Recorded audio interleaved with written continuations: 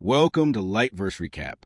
You're listening to Naruto, the Wind Calamity written by Devil_Hex, brought to you by Lightverse Recap.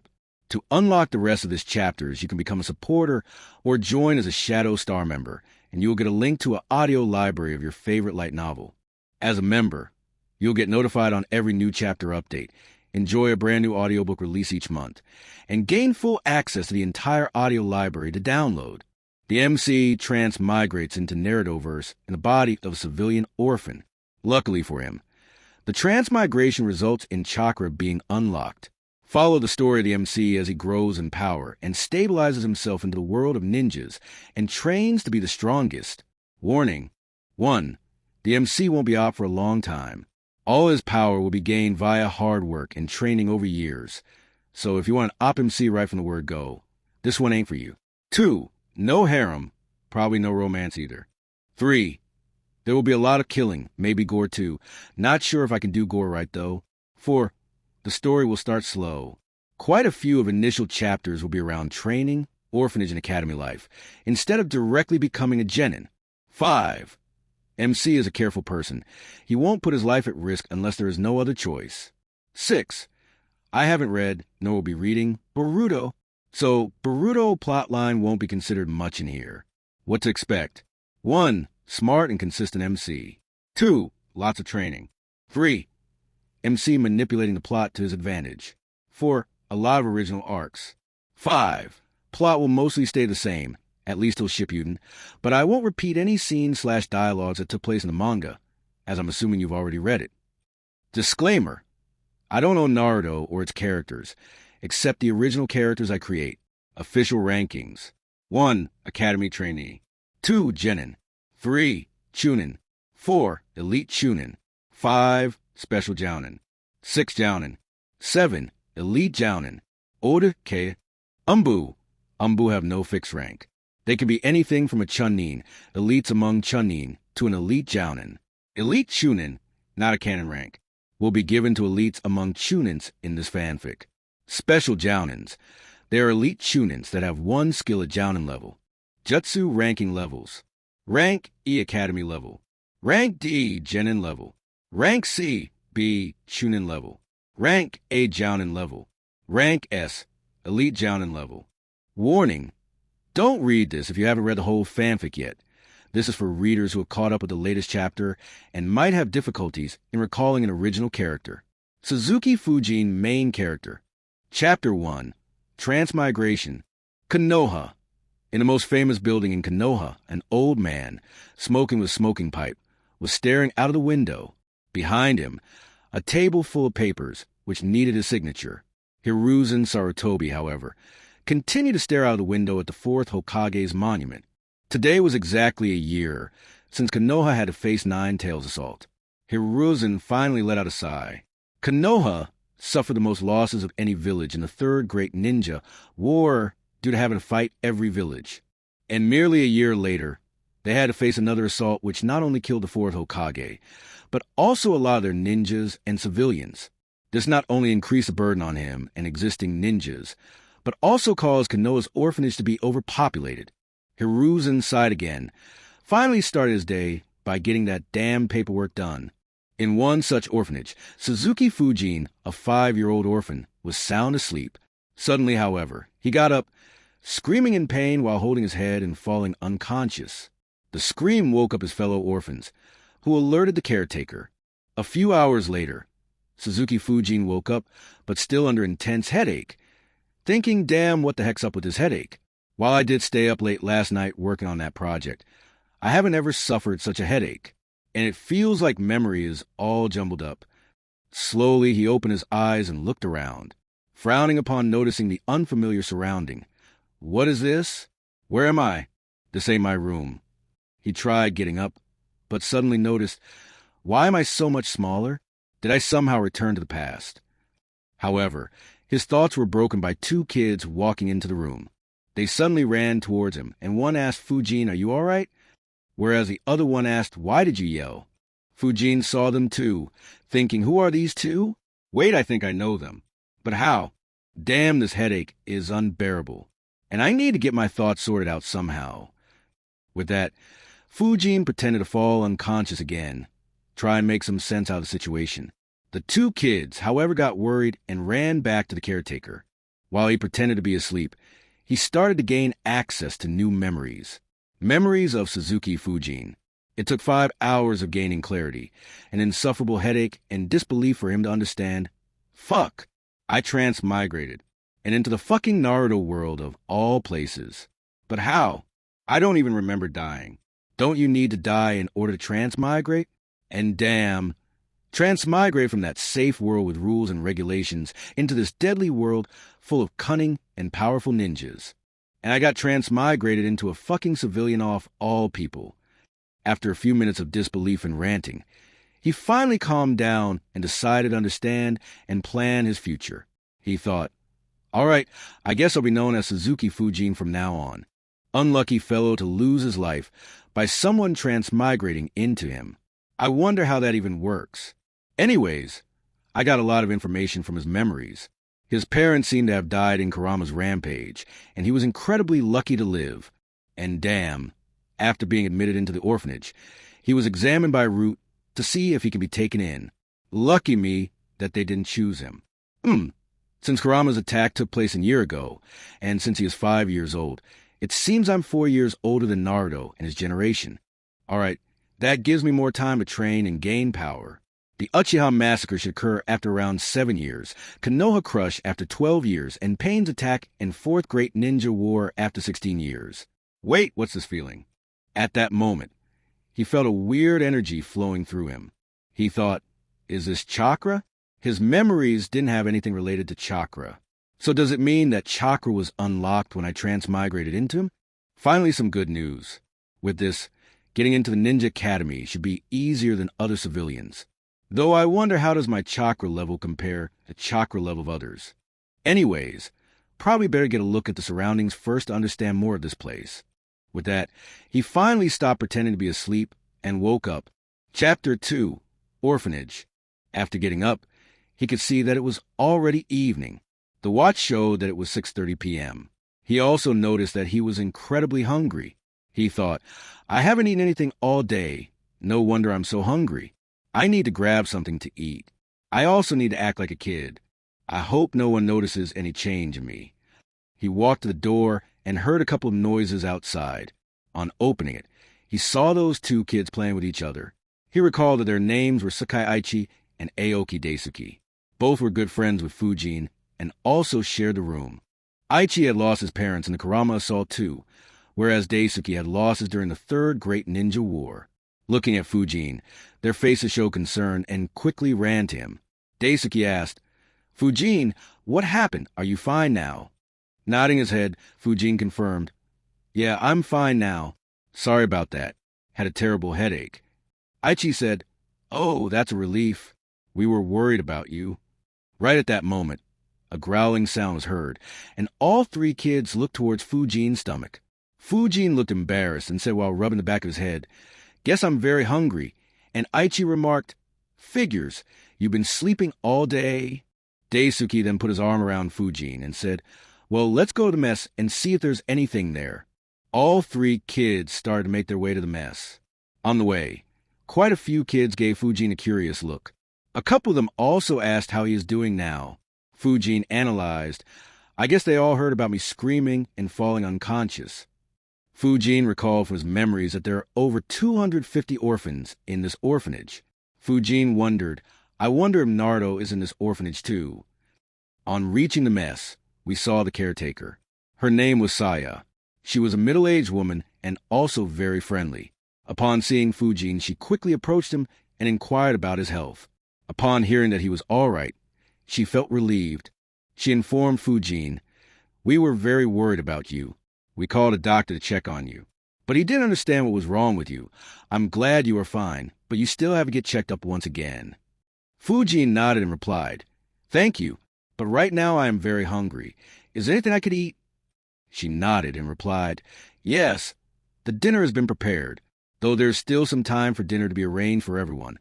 I'll arrange the food for you. Then Saya prepared a plate for Fujin, while Daisuke and Aichi went away to play.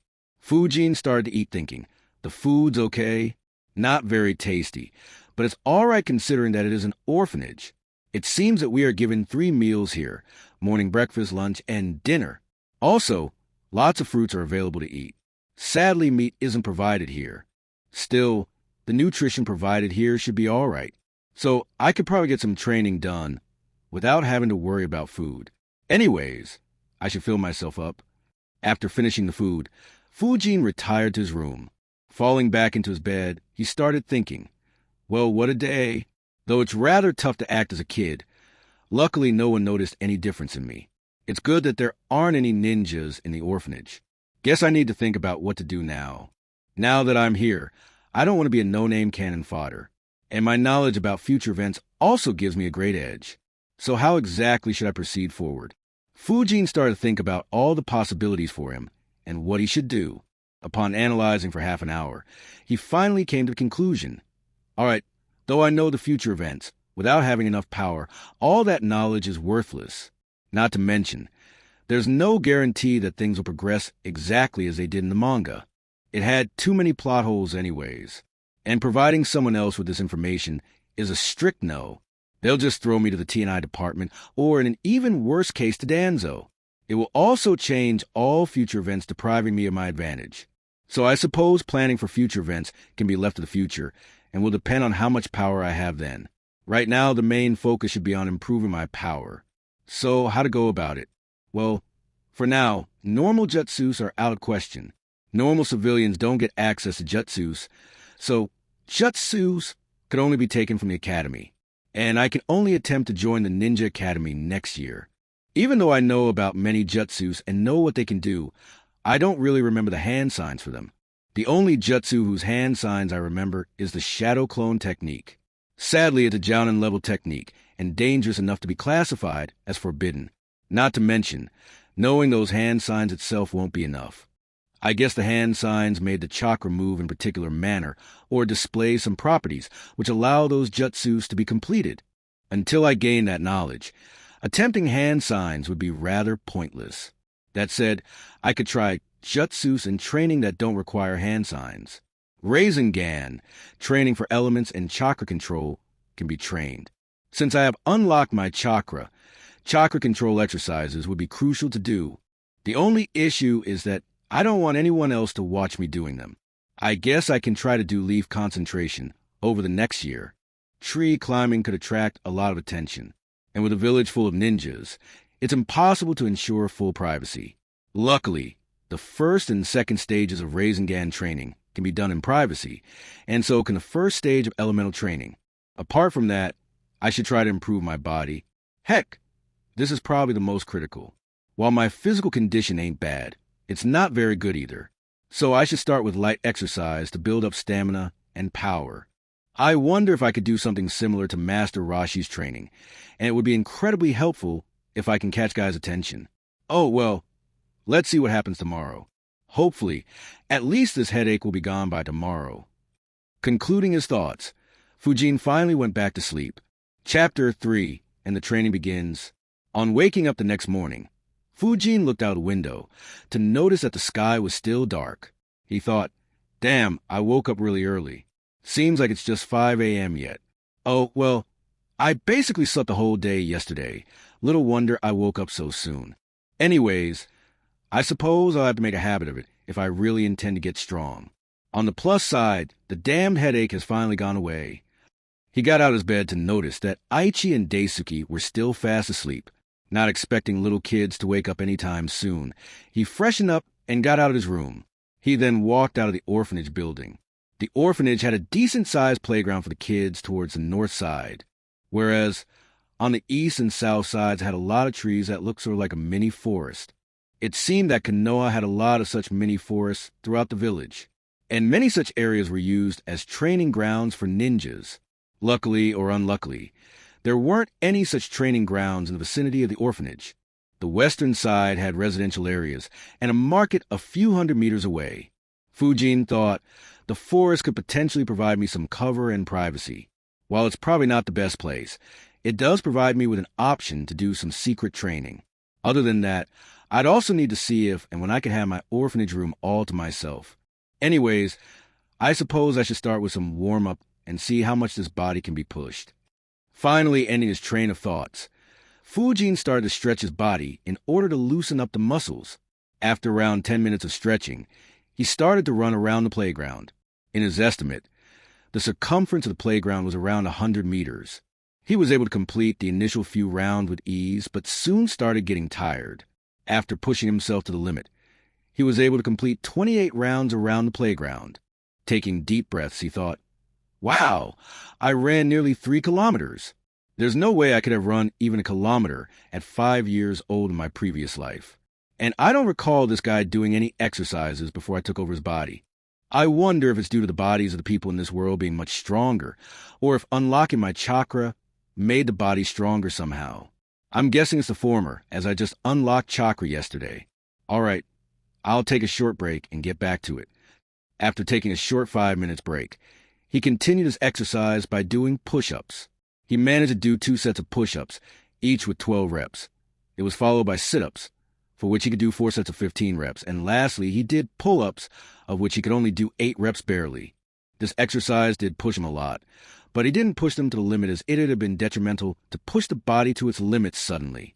Done with the exercise, he returned back to the orphanage, had a bath, and put on new clothes. He returned to the room to see that it was 7:30 a.m., and his roommates were still fast asleep. He thought, "Interesting, I wonder when they wake up and if the time they wake is consistent. If they wake up only at 8, when breakfast is provided, then it could potentially give me the opportunity to practice leaf concentration early morning without letting anyone know. I should observe them for the next week to confirm it." He sat down in his bed and took one of the leaves he had brought up while coming back from his morning exercises. Staring at it, he thought, there are 5 basic natures that can be mastered: fire, wind, lightning, earth, and water. In order to know my nature affinity, I'll need that chakra paper. But either way, all 5 natures can be mastered by every ninja. In the 4th Great Ninja War, Shikamaru had every ninja perform the Earth style, Earth Wall Jutsu. This implies that the most basic jutsus of the 5 natures could be used directly without mastering the element like how Naruto did. However, it would be even better if all 5 natures are mastered. That would allow more powerful jutsus of all those elements to be used. Given how proficient Hiruzen was, I guess he had mastered all 5 elements. I do wonder what my nature affinity is, though, as that element will become much easier to master. If I were to choose, my first preference would be lightning. It provides deadly attack. If I could somehow replicate the way the Reikids use the lightning to boost their speed, power, and defense, then I'd easily reach Kaga level in strength. The next preference would probably be water. While I ain't a fan of water nature, Konoha should have the legacy of Tobirama and his water-style jutsus. If access to them is gained, it can boost my power to Kage level 2. The remaining 3 have their issues. While wind style is very deadly and versatile, there isn't a single Kage level character who reached that stage thanks to his wind style jutsus. The only one I can remember is Danzo, and he was just ridiculous in that fight against Sasuke. Then again, becoming the first ninja to become Kage level by using wind style sounds fun. Earth style has good jutsus too, and is probably the best nature after lightning, but almost none are used by Konoha ninjas, so getting access to them will be tough. While for fire style, though fire style had a few jutsus that seem to be very powerful, it seems that almost all of them are very easy to dodge. The only top-tier fire jutsu I remember is Amaterasu, which I sadly can't use. Only Madar's Majestic Flame Destroyer seemed deadly and could be used by all, but I'm not sure if it will be available with Konoha or not, and whether a normal ninja could release that huge flame that Madar did. Still, I should be open-minded, as there may be many more jutsus here than shown in the Naruto series. Either way, there's not much of an option right now. Of all the 5 natures, I only know the proper training method for wind nature as it was covered properly. The training for remaining natures will just be a wild guess for me, so probably best to delay their training till the academy starts. Until then, I'll master the wind nature, irrespective of whether it's my affinity or not. Fujin then channeled his chakra and tried to cut the leaf into 2. The training continued without any success for half an hour, when a bell rang throughout the orphanage. The bell signified that breakfast was available. Aichi and Daisuke woke up as soon as the bell rang. Looking at Fujin sitting on the bed, Daisuke said, "Morning, you woke up early?" Fujin replied, "Morning, I had slept too early. Probably that's why." Aichi then said, "Good morning. It's nice to see you ain't screaming today." Following which, both Daisuke and Aichi laughed at Fujin's expense. Fujin showed an embarrassed expression, replied, "Yeah, whatever. I'll head down for breakfast. Make sure you two sleepyheads come down before it's all over." On hearing this, both Aichi and Daisuke ran to grab their toothbrush. Over the next week, the same pattern followed. Fujin woke up early, did morning exercises, and noticed his two roommates only woke up when the bell rang. And whenever he had the opportunity, he tried to cut the leaf. He also added practicing punching and kicking in his morning exercises. He noticed that Aichi and Daisuke were mostly out playing with everyone else, so the room was empty most of the time. This was especially true after morning breakfast, around 10 a.m. to noon, and a few hours before dinner, around 4 to 6 p.m. With that information, he finally started practicing the leaf concentration exercise in order to improve his chakra control during that period. Here, a leaf was placed on the forehead, and all his chakra is directed onto the leaf, using it as the focal point. Along with improving chakra control, it also aided in improving concentration. Fujin recalled Naruto remembering its importance while mastering Rasengan. Fujin not participating in playing with other kids was suspicious, but thanks to the fact that the orphanage was already overcrowded, no one paid much attention to him. The screaming and falling unconscious event was long forgotten. Only his two friends were upset that he didn't play with them much any longer. In order to prevent any more suspicion on him, while doing the leaf concentration exercise, Fujin used to sit on the bed in such a manner that his back faced the door.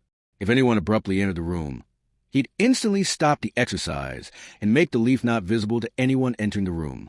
Luckily for him, there wasn't much interference. Chapter 4, Progress. Over the next 6 months, Fujin followed the same routine, his physical fitness, concentration, and chakra control steadily growing. He also noticed that it also resulted in a significant increase in his chakra reserves. Sadly, with nothing to compare, he had no idea how good or bad his chakra reserves were. On the physical side, he was able to run almost 50 rounds of the playground now.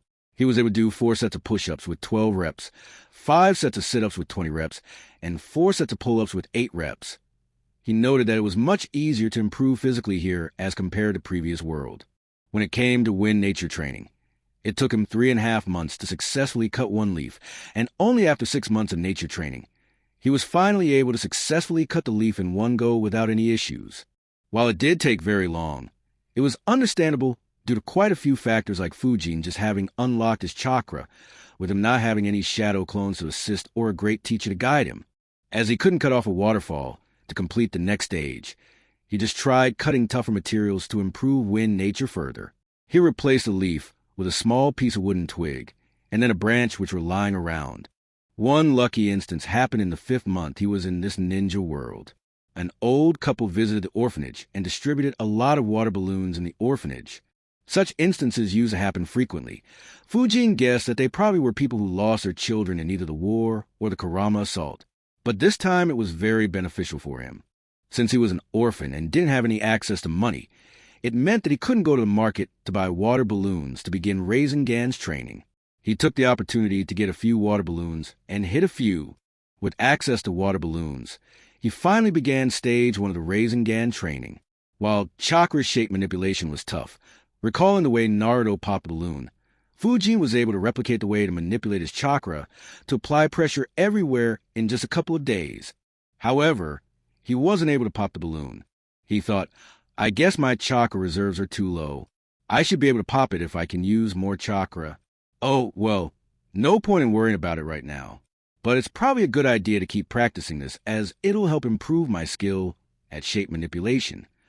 A couple of months later, Fujin became 6 years old and eligible to attempt entering the Ninja Academy.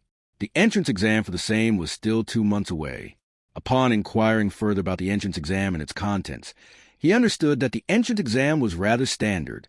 It was mostly centered around the physical fitness of the candidates, and they inspected their chakra to decide whether the candidate has a potential to be a ninja or not. Fujin was rather confident in clearing both, so he wasn't much worried. He just continued his usual routine, though he added throwing wooden shurikens to his training routine. In the afternoons, he started to go into the mini forest. He marked tree stems and tried to hit them accurately with wooden shurikens. This was done in case they added shuriken, throwing to the entrance exam. Sadly, the orphanage didn't have any shurikens to borrow, and being an orphan meant that Fujin had no money to buy them. So the wooden shurikens were made from small branches of trees in the forest by using wind nature to cut them. The carving of wooden shurikens also helped to increase chakra control while using wind nature. Still, the shurikens weren't perfect, but that was the only option he had for now. Fujin also had another idea. He thought, I have all the basics down, so passing the entrance exam shouldn't be much of an issue. However, I wonder if I should start attempting to improve my physical capabilities by aiding them with chakra. I know that chakra could be used to boost speed by concentrating chakra into the legs. Similarly, the power of punches could be increased by gathering chakra in your fists. I need to experiment on whether I could do more push-ups and other exercises if I do them while using chakra to assist those exercises. With those thoughts, Fujin began his experiment. He noticed a significant rise in speed and power when using chakra to perform those activities. However, there were many issues. The first being that it was too inefficient and a lot of chakra was being wasted. The second issue was that it required a lot of chakra, something his current reserves couldn't handle. So Fujin decided to modify his morning exercises. He decided to keep doing what he's been doing so far, but once he was done with it, he repeated his exercise, only this time doing them with the aid of chakra, and this benefited him immensely, increasing his physical capabilities and his ability to use chakra, and also noticed a rise in the speed at which his chakra reserves grew. He began wondering why his chakra reserves suddenly started growing at a faster rate. Upon analyzing, Fujin came to the conclusion, I think that it is rising due to the fact that I've been exhausting my chakra on a daily basis. Each time I do that, it probably increases my chakra reserve slightly. If my analysis is right, then currently I have two means to increase my reserves. The first is to increase it with a combination of physical exercise and meditation, and the second method is by exhausting my chakra to its limits over and over. I wonder if there are any other means as well. Chapter 5, Academy Entrance Exam. Around 2 months after Fujin turned 6, the Academy entrance exams were conducted. Waking up early, Fujin freshened up and prepared to leave for the academy. For the first time in 10 months, Fujin hadn't done his morning workout. He waited for Daisuke and Aichi to get ready, as they too were planning to participate in the exams. In all, around 7 boys and 2 girls from his orphanage were taking the academy exams this year. They all left together, along with the caretaker Momonosuke from the orphanage. On reaching the academy, all the kids were surprised at the vast number of children that had gathered to take the exam. A girl named Naomi exclaimed, "What? There are hundreds of participants here." Momonosuke said, "Probably over 1,000. Last year, there were over 1,600 kids attempting the exam. However, only around 360 were selected." As all the kids looked at him, Fujin thought, I didn't expect this. So many participants and so many selected? I guess Konoha is trying to fill the void left by deaths during the Third War and the Kurama Assault. Oh, well, it doesn't really affect me in any way. On looking around, Fujin saw some groups within the crowd that wore Konoha headbands. Momonosuke, looking at Fujin, commented, "They are trained ninjas from various clans in our village and are probably accompanying their children. Probably all of them will pass the exam." Hearing that, all the kids tensed up a bit. Looking at that, Momonosuke chuckled and attempted to cheer them on, but you shouldn't worry so much. The majority of participants aren't from clans, so you have a good chance to pass. Just give it your best. The other kids nodded nervously.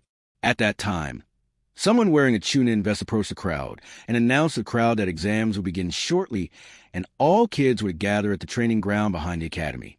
After coming to the back of the academy, Fujin's whole group took a look at the Hokage rock, which had the faces of all 4 Hokage carved in it. Everyone was awestruck by it. Fujin thought, while I did see it from a distance, up close it looks magnificent. I do wonder if it serves a bigger purpose than just something that looks good, though.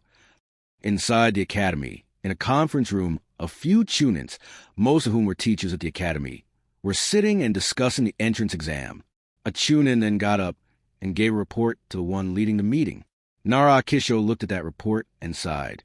Post the third Great Ninja War, the third Hokage had assigned him to supervise the entrance exams, and he was told to pass as many students as possible as Konoha had lost thousands of ninjas during the war. He was promoted to a special jounin post-war due to his contributions. He sighed again and thought, what a drag. Looking at the report, he found that this year, 2,147 children were participating in the entrance exam, around 30% more than the previous year. He thought, oh well, first let's just eliminate the physically unfit ones, and gave the assigned Chunin the signal to start the exam. Doi Masashi was the one assigned to the first phase. He announced loudly, everyone, the first phase of the exam will begin. You have to run 5 laps on the path marked in the training ground. Each lap is around 500 m. Everyone will be monitored during this run. I will run in front of you, and you will have to follow me.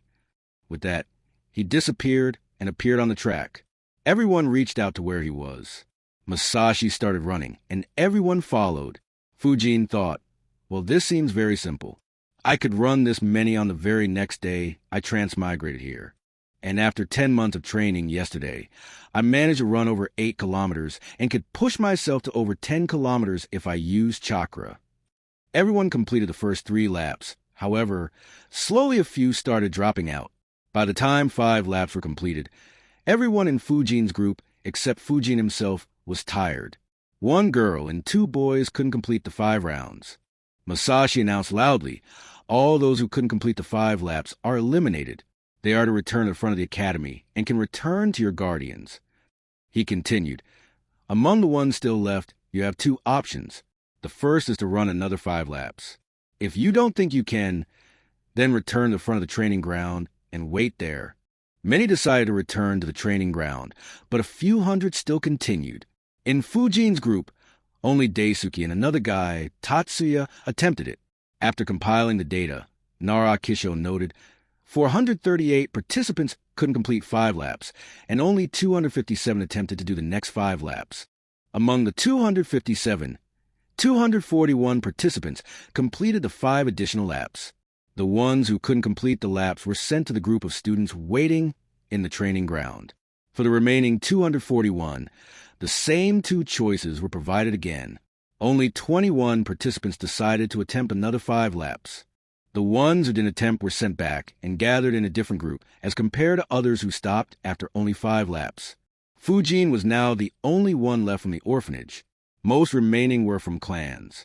All 21 were able to complete the additional 5 laps, and they were placed together in different groups. Now the training ground was separated into 3 different groups. Fujin was glad that they weren't asked to do 5 more laps, or he may have had to back out. After that, more physical tests were conducted, and more participants were eliminated. Naruto noted, all the 21 and 220 participants from the 2 groups passed, but many from the first group were eliminated. Only 636 from the first group were still remaining. After the first phase was done, the participants were given a break and provided breakfast. After breakfast, the examiner for the second phase appeared. Fujin noted that he was from the Hyuga clan. He announced, in each of the groups, the ones who have unlocked chakra step forward. All except one from Fujin's group moved forward. In all, there are almost 100 kids who had unlocked their chakra. Everyone who was from a ninja clan had their chakra unlocked. Fujin sighed in relief as he saw a lot of civilian kids step out too. So him unlocking chakra won't be very eye-catching. The Hyuga activated his Byakugan and examined the chakra of the ones who stepped forward. He had to check for the amount of chakra and its quality. All 20 from Fujin's group passed. Of the remaining, 64 students passed too, whereas others were disqualified. Then, a few Chunins then moved around and helped all the remaining students to unlock their chakra. Fujin was surprised. Wow! I didn't think they'd help everyone unlock their chakra. Konoha must be really desperate. That said, it's obvious that not all the kids here will pass. So the direct effect of this move will be that there will be a lot of civilians who will have access to chakra. I wonder if these people serve some purpose. And how many more such people exist in Konoha? While the process of unlocking chakra was ongoing, Naruto was observing the situation. Looking at him, The examiner for the second phase, Hyuga Hachiro, walked to him. The Hyuga said, "I'm surprised that the third ordered all these kids to unlock their chakras." Nara Kisho nodded and replied, "Yeah, he doesn't have much of an option. We lost too much in the past few years. In the past couple of years, he ordered the training of the reserve genins to replace the dead. However, even that's not enough.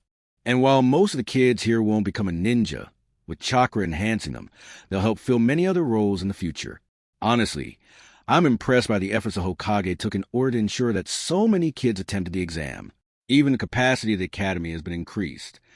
Hyuga Hachiro replied, "Yeah, we just need a few years without any major conflict." Kisho dejectedly replied, "Yeah, but these exams are going to be a pain in the ass till then." Hyuga Hachiro laughed, seeing the Nara's annoyance. The process of unlocking and examining the chakra went on for a while. It was evening when it was completed. In all, around 430 kids passed. The remaining 447 kids failed and were asked to return to their guardians. The ones who passed were gathered together in the training ground. A few kids then saw that an old man with a smoking pipe was walking towards them. Fujin looked to his left. "Oh, finally I'm going to see someone from the story. To think that the first person I recognized would be Hiruzen himself." Chapter 6, Speech and New Apartment. On seeing the third Hokage, everyone got respectful and serious. Most kids were surprised that he came to meet them. He looked at the kids and smiled gently. He began his speech. "Congratulations to all of you for passing the entrance exams." And took a pause. All the kids were very happy and excited to finally enter the Ninja Academy. The surrounding Chunins asked for silence to be maintained and to let Lord Hokage speak. Fujin, however, thought, "Here it is.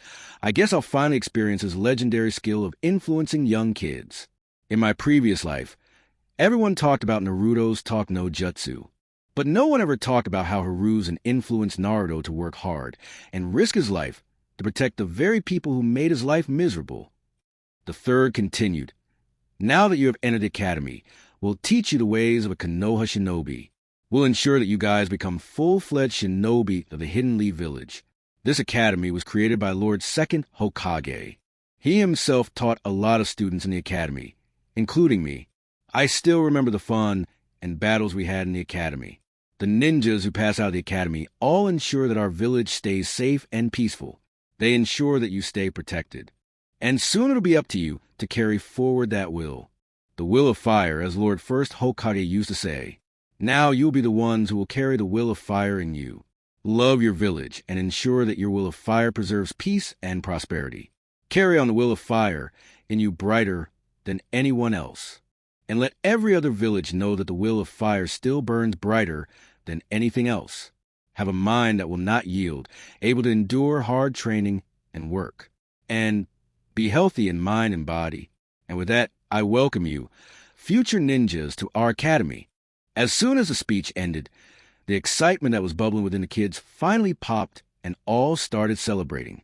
The day was finally called off and everyone started to return home. After reuniting with his fellow orphans, Fujin found out that only 4 kids passed. Even Aichi failed.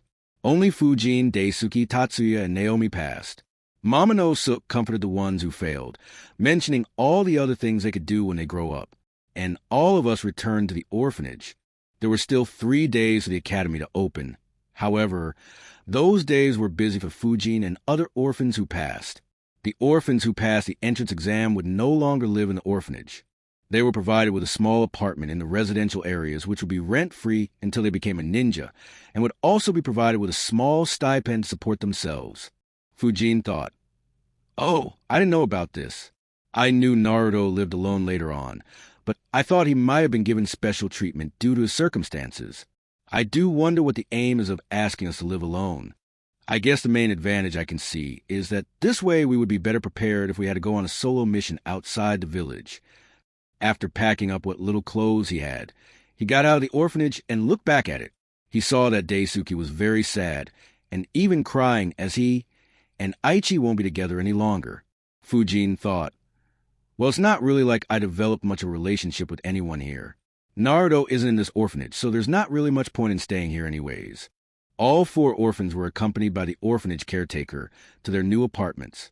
after dropping the other 3 off. Fujin was the last one to reach his apartment. He thought, so this will be my new home for the next few years. The apartment was properly cleaned and very neat. While the rooms were small, they were more than enough for him. It had a small living room, a bedroom, a very compact kitchen, and a washroom. There weren't many gadgets in the home apart from a fridge, cooking stove, and other stuff needed for cooking. There was also a sofa in the living room and a bed and an alarm clock in the bedroom. He also saw a first aid kit. He thought, oh, well, this is pretty neat. The bed's better than the one at the orphanage. Also here I should have much better privacy. So I can use the whole day to train in some way or another. I do wonder what food will be available here. They did say that someone would come here around noon and deliver the food for the day as well as the stipend. Anyways, finally getting access to money will be convenient. I ran out of water balloons a month back, so Rasengan training has been on hold. I need to buy them. Also, I should definitely try Chiraka ramen. Like heck, anyone who watched Naruto wouldn't want to try it. I also need to fill up the fridge. We won't be provided with breakfast from now on, so I should at least buy some eggs, bread, and milk. Ending his train of thoughts, Fujin set up an alarm for 11:30 a.m. and began practicing leaf concentration. At 12:15 p.m., there was a knock on the door. Fujin opened the door to see an academy teacher who was monitoring the exam yesterday. He introduced himself as Adachi Genki and said that he'll be Fujin's class teacher for this year. He asked whether Fujin was comfortable here and if there were any issues. On confirming that everything was all right, he said, "That's very good to hear. I saw your performance yesterday. You did very well. Keep it up." Fujin replied, "Thanks." After that, he provided Fujin with a stipend and then provided him with a few ration bars. Fujin looked at those bars and asked, "What's this, sensei?" Genki smiled and replied, "These are ration bars. You'll consume one for lunch and dinner. There's enough here for a week. From here on, though, you'll have to collect the ration bars yourself in the academy every Sunday." Fujin looked plainly at his sensei as if to say, "Really? Freaking ration bars." Genki saw the look and said dismissively, "Don't look down on them, kid. That's the food of ninjas. They were created after doing a lot of research. Even the legendary Sanins, Tsunade and Orochimaru, worked on this. They provide a ninja with proper nutrition. So take pride that you're eating food specially made for ninjas." Fujin saw his sensei explaining to him as he would explain to any small kid. In order to not make his sensei suspicious, he acted like a kid, first showing confusion, and then being a bit prideful that he was eating food made for ninjas. Genki smiled and took his leave. On his departure, Fujin sighed. He wondered, which moron is responsible for providing food to orphans? Seriously? A ration bar? No wonder all Naruto ate was ramen. Oh, well, whatever. It should provide the necessary nutrients, and is easy to preserve for a long time. And I definitely need to learn some cooking. No way in hell am I eating ration bars for years. He then counted the stipend given to him. There were 1,000 ryo provided to him. He thought, well, I know that ryo is a currency here, but I don't know whether this is a lot or not. I just kept training, and didn't even ever go to the shopping area near the orphanage. I really need to go out and understand the prices here. I also need to find out the cost of shurikens, kunai, senbon, swords, explosion tags, scrolls, and other important stuff. Though I suppose there's no need to worry about that just yet. The most immediate thing to buy would be chakra paper. He ate a ration bar. While it didn't taste bad, it didn't taste good either. He noted that orphanage food definitely tasted better. After that, he left his apartment, locked his door, and went out. After asking for a bit, he found the marketplace. There he went around checking the price of various things. He found out that 1 dozen eggs cost 24 ryo, 1 liter of milk cost 9 ryo, and a packet of bread slices cost 5 ryo. 1 kilogram of meat cost 60 ryo. Various vegetables and fruits cost in the range of 10 to 20 ryo. He thought, I see, the 1,000 ryo are more than sufficient if used just for this stuff. He looked around and also found a weapon shop. A set of 6 shurikens cost 2,000 ryo, whereas kunai cost 1,000 ryo each. A set of 6 senbon cost 1,000 ryo, and swords were much more expensive, their price varying depending on the quality. He thought, these are expensive. I'd have to save for a long time to afford these. After that, he asked the shopkeeper whether they had chakra papers. The shopkeeper nodded, and Fujin bought one for 100 ryo. Finally ending his short trip, he bought a dozen eggs, 1 pack of bread slices, 1 liter milk, a few fruits, 12 water balloons, 3 rubber balls, items for daily use like soap, toothbrush, and paste, and so on. He spent around 80 ryo on that journey, and he wouldn't have to worry about breakfast for the next few days. On reaching home, he channeled his chakra through the chakra paper. The chakra paper split right through the middle. He sighed. It ain't lightning. Well, whatever. Wind is pretty good too. Also, I've already started training in it. The next day, the training continued, but in the evening, after asking a few strangers, he finally reached Ichiraku Ramen. Tucci became the second canon character Fujin saw. He ordered miso ramen, which cost 45 ryo. After eating it, he thought, wow, it tasted delicious.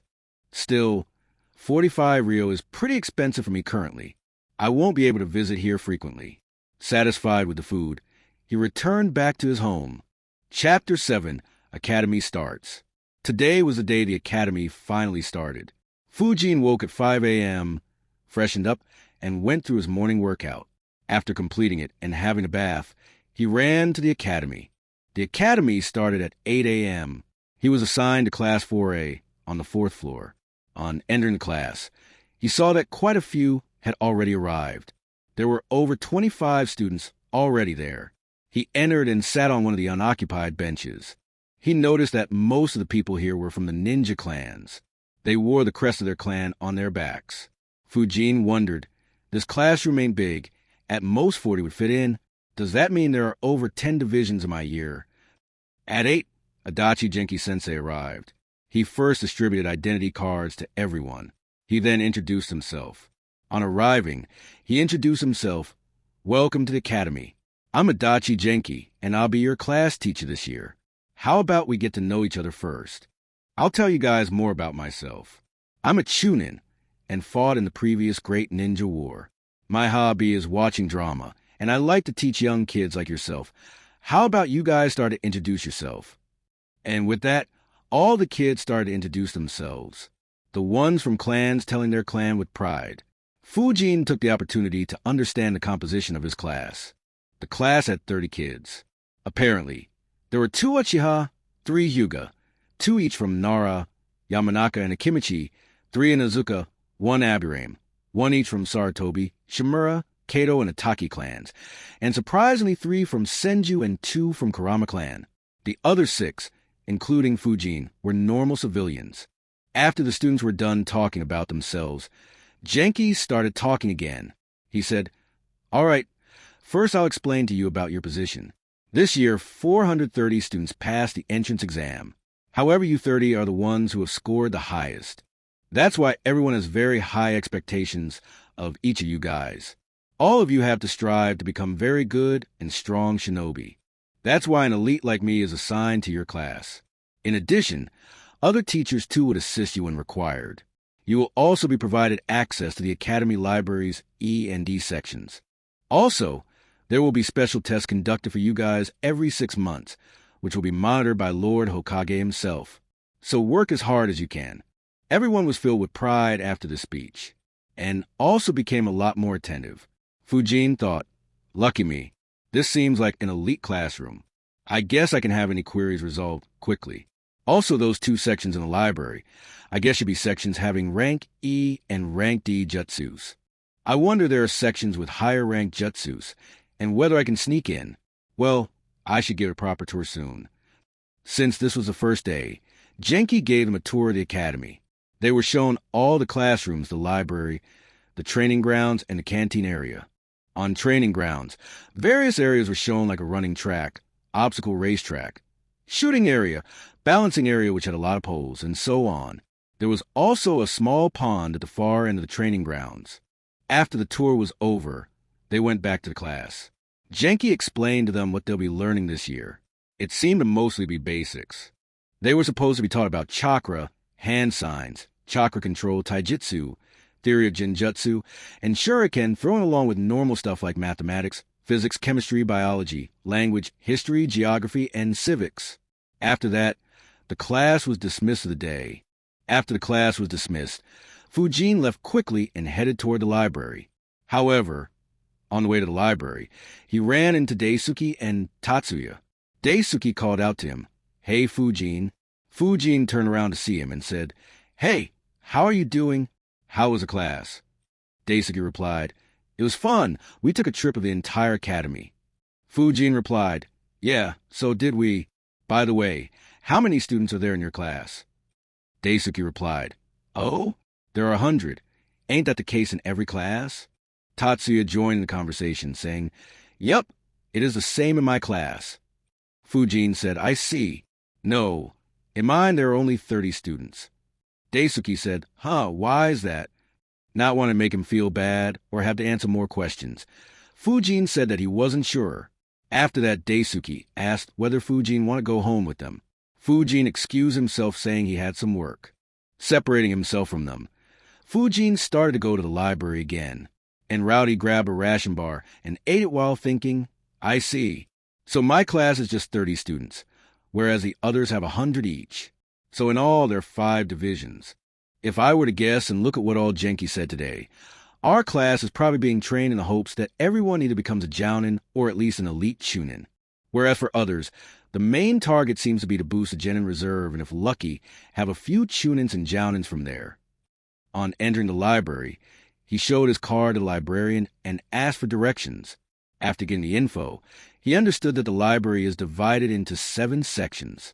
It had a general section having non-ninja related information, Section 0 where there was basic information related to ninjas, and sections E, D, C, B, and A. Sections A, B, and C were restricted for me right now. Fujin thought, "I see, makes sense. There isn't any S section, but that's understandable that they won't put that high-level jutsus out in the open. To be honest, I'm surprised that there is Section A. Anyways, let's go explore it." Fujin skipped the general section and started from Section 0. He skimmed to the titles of various scrolls to get an idea of what was there. He found a lot of basic, but important stuff. Information related to chakra theories, chakra control, manipulation, nature manipulation, fuinjutsu, genjutsu, and taijutsu were all mentioned here. So, was a lot of historical information. He then went on to sections E and D. Most of the scrolls were just rank E and rank D jutsus. He thought, "Wow, I didn't expect this. There are literally hundreds of different jutsu scrolls here. A lot of wind-style jutsus are available too." And Section E has a scroll called Introduction to Fuinjutsu, whereas Section D has a better book on the same. This would be very helpful. It took him more than a couple of hours to just skim through the titles of various scrolls. After that, he went back to Section 0 and grabbed a scroll named Introduction to Hand Signs and went to an isolated corner and sat there. There were very few people in the library, so there wasn't anyone to disturb him. Fujin thought to himself, "All right, I have seen through the majority of the stuff. Now that I finally have some resources, I need to do planning as to what I should do at least for the next couple of years." Chapter 8, Plans. In a corner of the library, a small kid was staring at a scroll he had opened in front of him. However, unknown to anyone who watched him, his mind was working on something else entirely. Fujin thought, "All right, let's first start with what I can do right now. My chakra control is pretty decent thanks to the daily leaf concentration exercise. I should attempt something along the lines of tree climbing soon. My chakra reserve also has been developing consistently thanks to a combination of physical exercises and meditation, and also due to consistently straining my chakra to its limits. My chakra shape manipulation is going well too. Once my chakra level increases, I should be able to proceed further. So my plans for chakra control, chakra shape manipulation, and increasing chakra reserve should be good enough. Though there's no harm in getting more means of increasing my chakra reserves. The most important thing I have in my arsenal is my wind nature manipulation training. I have already completed leaf cutting months back, and though I didn't attempt waterfall cutting, I have progressed further as I can now cut branches with rather ease. This much should be more than enough to perform many wind-style jutsus.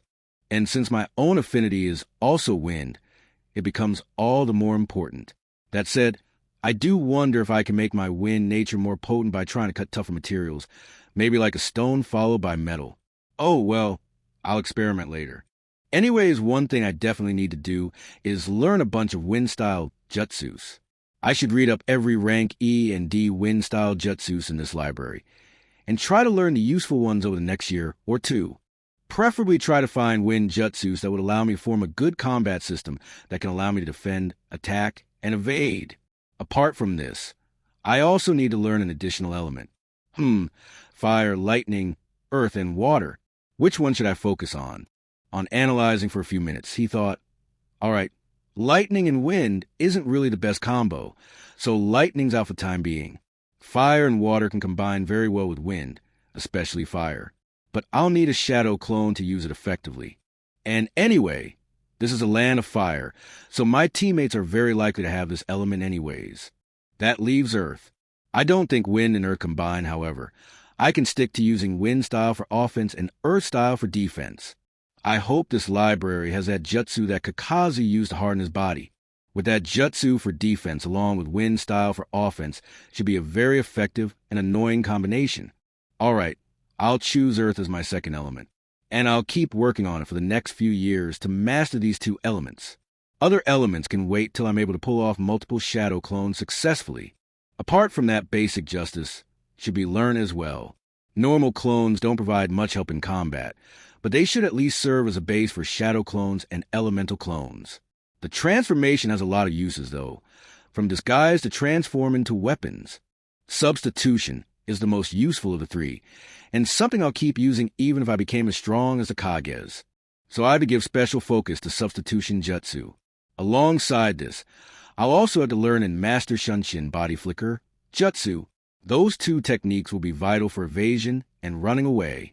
Perhaps more than wind-style jutsus, these two will be more critical to master first.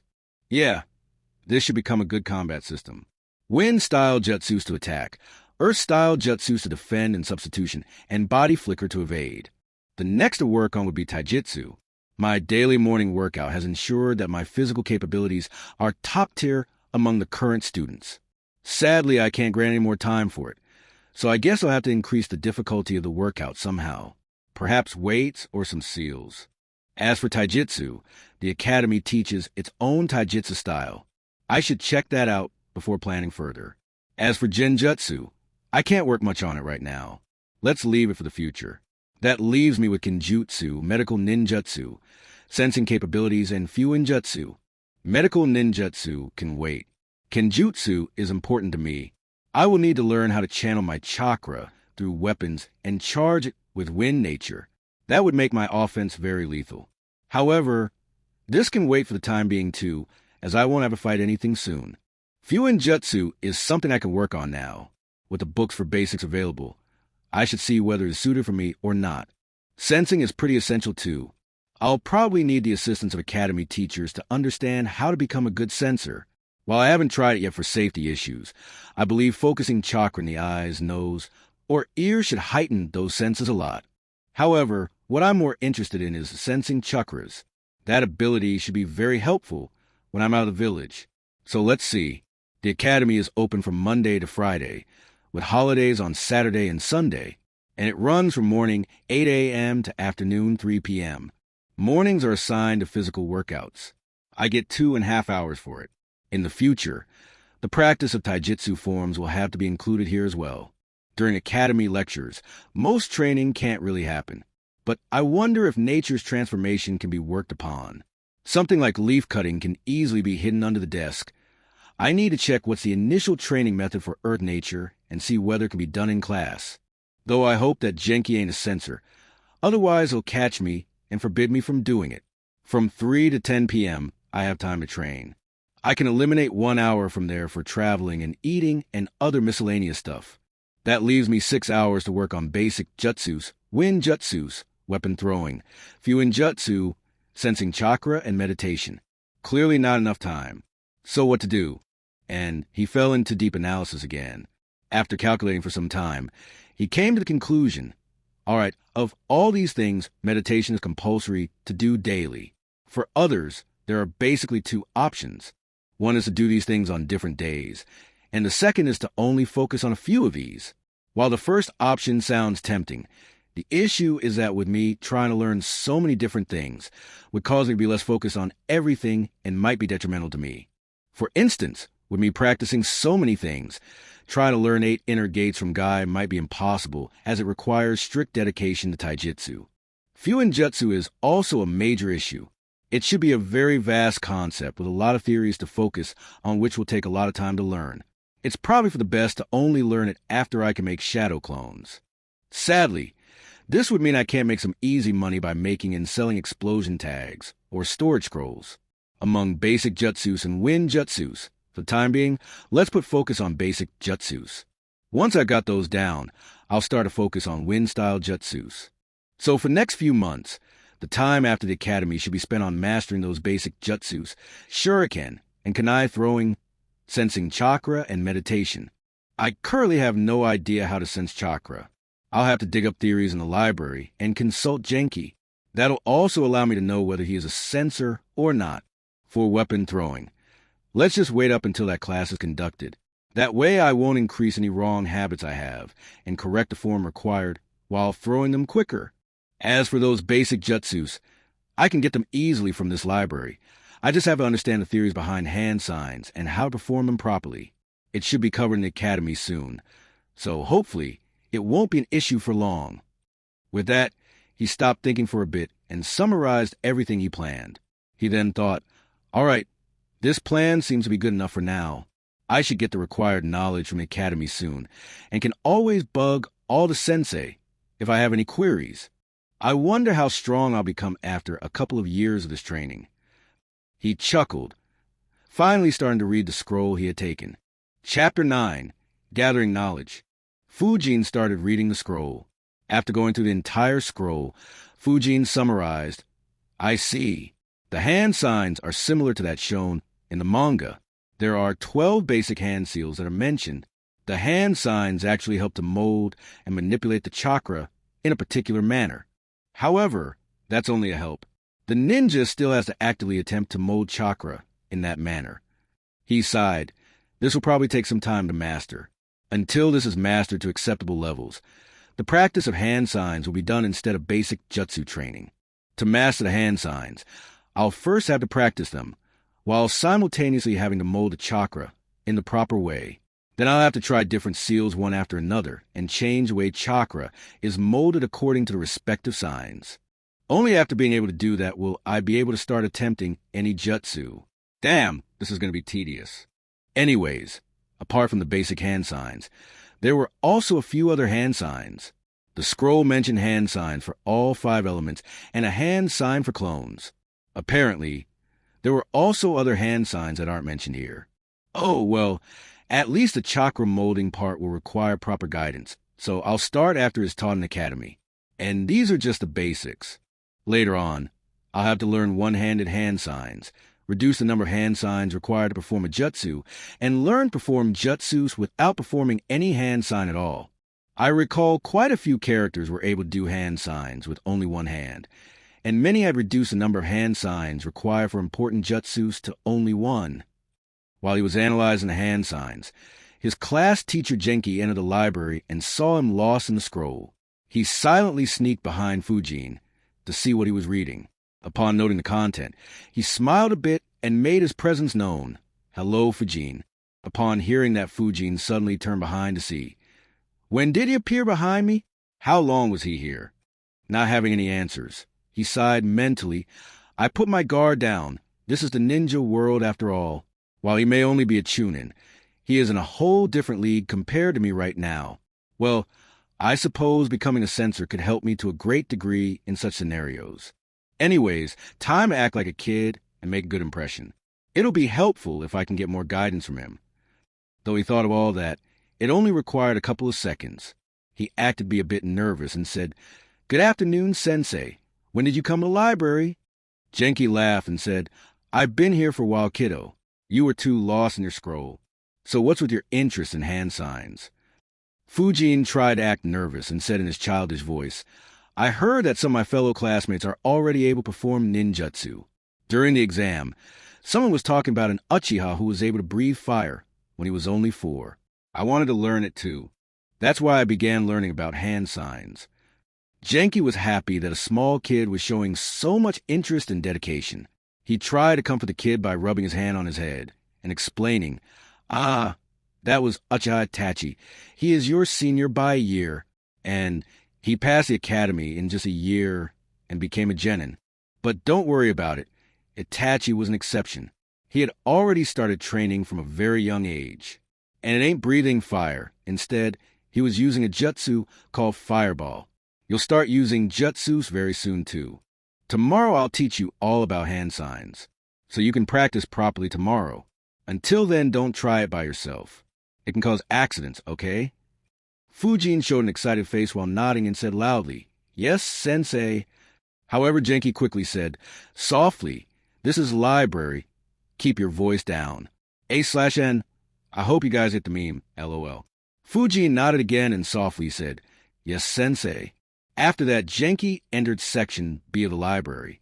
Fujin thought, "Oh, Chunins are allowed in Section B? Then again, I'm not sure if this is for every Chunin or just a few. He did say he was an elite. So I guess he is an elite Chunin, who is probably close to becoming a special Jounin, or a Jounin. Well, whatever, at least my current impression should be very good. So that's some good news." And Fujin finally returned back to the scroll. He started to try and understand how chakra is molded with each hand sign and got engrossed in it again. After some time, he heard a door open. Fujin looked up to see Genki exit Section B.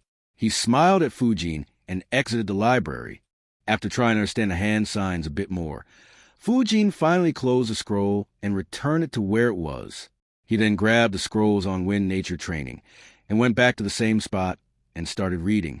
After reading it, he thought, this was a bit disappointing. All that is mentioned here is the leaf cutting exercise. Waterfall cutting ain't mentioned. Then again, it makes sense as not everyone will have Yamato make a bridge for them, and not everyone has Naruto's chakra levels in order to make that many clones. The remaining content is mostly about the benefits of leaf cutting exercise and precautions to take. The only useful thing is a deeper explanation of the hand sign for Wind Nature transformation. He then got up and exchanged a scroll for Earth Nature training. This one was a bit more comprehensive. Fujin thought, all right, this one's more helpful. Apparently, there are two basic ways to master Earth transformation. The first one is to crush a stone. This was similar to leaf cutting. And the second one was to mold clay into various shapes, harden it, and so on using only chakra. It makes sense. Most Earth-style jutsus I remember were basically just moving a part of the ground above the surface. So clay molding will be very helpful. As for stone crushing, after crushing stones, I could try crushing boulders to increase the mastery of Earth Nature, whereas for clay molding, I could just increase the amount of clay. He then placed the scroll back, went to Section E, and grabbed a scroll on the basics of Fuinjutsu. Upon reading it, he analyzed. All right, this doesn't sound too hard, though I guess the difficulty should increase a lot for later versions. But yeah, this sounded to be too time-consuming. Best left for later. He kept the scroll back and started searching Section 0 for sensor training. He found many that were based on improving the senses of smell, or sight, or hearing. After searching a lot, he finally found the one he was looking for, sensing the chakra of anyone in your vicinity. On reading it, he found out, I see. So every ninja has a chakra field around them, though not everyone is able to use it properly. However, sensors can not only use their chakra field, but also expand their chakra field for hundreds of meters, and exceptional sensors can even expand it for a few kilometers. On the other hand, if this chakra field is retracted, then that can help in hiding from enemy sensors. As for training to be a sensor, the greatest obstacles are the other senses of a ninja. So while training, it is advised to shut down the sense of sight, smell, and hearing. Interesting. I wonder if I can shut down just two of them in order to train the remaining one. Good hearing, smell, and eyesight will be very helpful in this profession. The basic method is still meditation, but sort of done in reverse. Instead of meditating to cut myself off from my surroundings, I'll have to meditate in order to perceive my surroundings. Sadly, though, I have no idea how to shut down my sense of smell, and also don't have any gadgets to stop hearing. So I'll require help here. I guess I'll somehow have to give Genki hints that I want to be a censor. Sigh. He finally kept the scroll and left the library. It was already evening. He thought, Wow, I didn't notice the time at all. I guess I was in the library for over 6 hours. The library didn't have any windows at all. Makes sense. They don't want anyone sneaking into the library. Probably the walls are fortified with the help of few injutsu to prevent Earth-style users from breaking in. He went towards his home, and on the way, bought a small pack of clay for 5 Rio. Chapter 10, Learning New Skills. The next day, again Fujin was the last one to arrive. He came in merely a couple of minutes before 8 a.m. Looking at everyone, he chuckled. Look at these kids, coming early to sit on the first bench. He went and sat alone on the last bench and removed a stone and placed it in the desk. Genki arrived at 8 and started the class. The first hour apparently was a lecture. He was talking about the history of the village, the pride that one should have in being a Konoha shinobi, and all such stuff. Fujin classified this lecture as a brainwashing session. Fujin observed the classroom. The 2 Naras were half asleep. The Akimikis were probably thinking about food. The 3 Inazukas were too distracted with their dogs.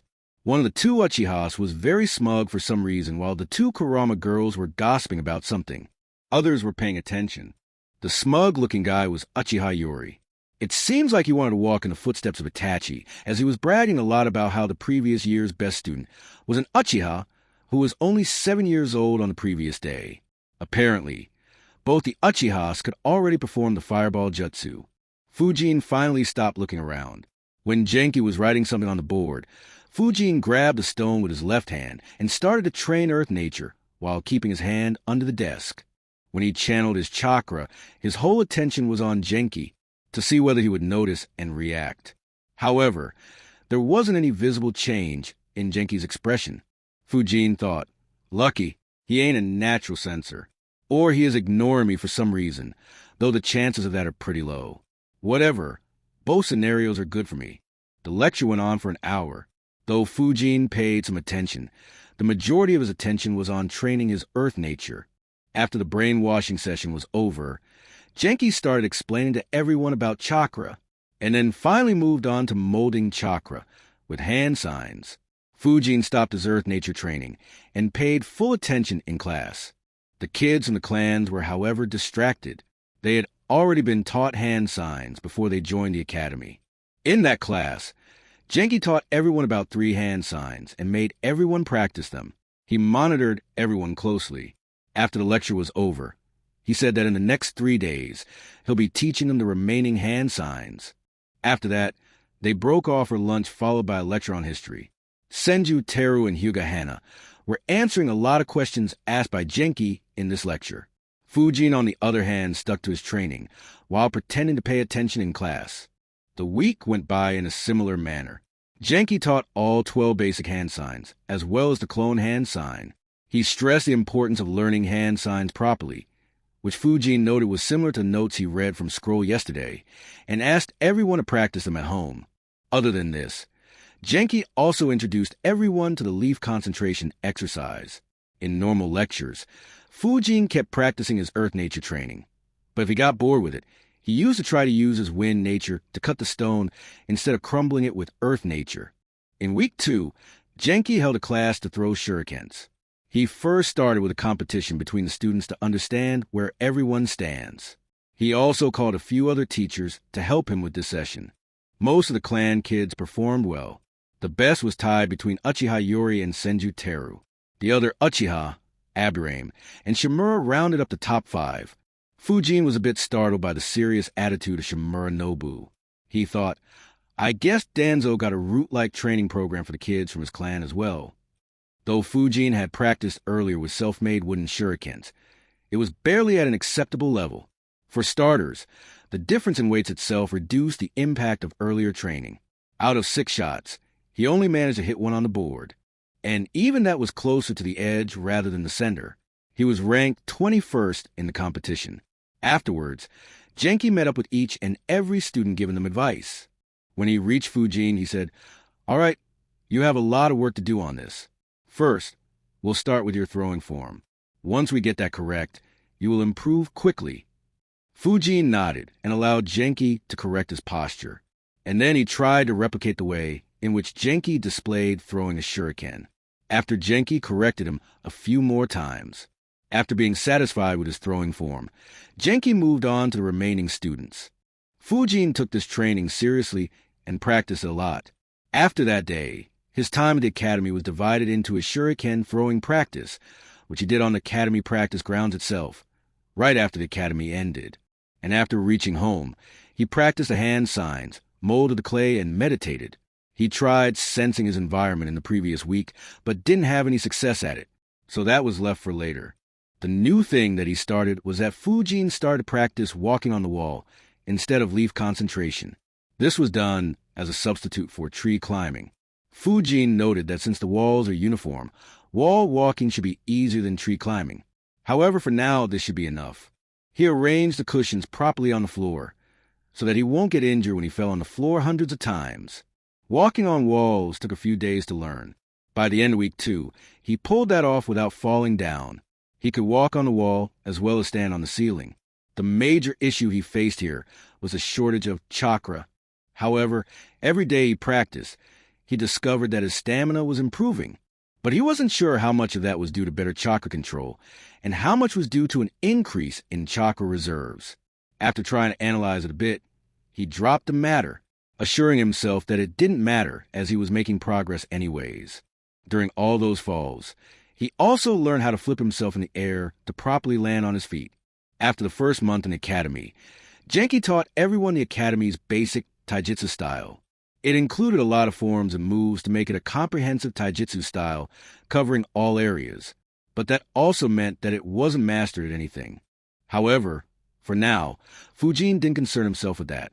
This taijutsu style was obviously way superior to everything he could do in taijutsu.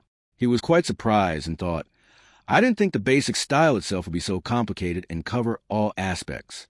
It makes me wonder how much better Senju and Uchiha taijutsu styles are. And Hyuga taijutsu is obviously superior to even them.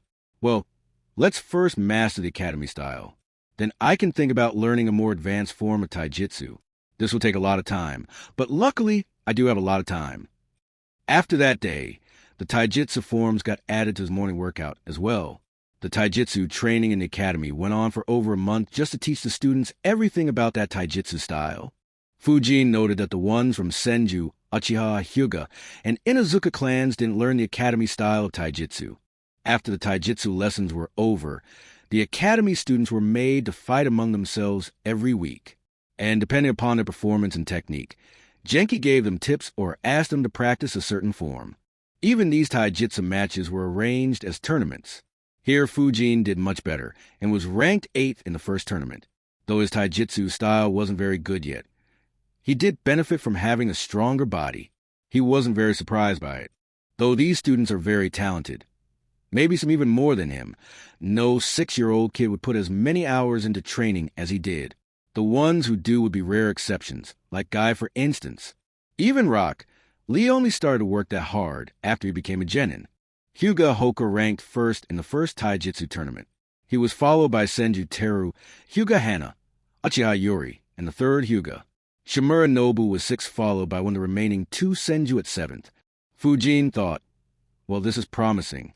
Unlike them, I haven't had any proper training yet. As I train further, I should grow stronger and a lot faster than these guys.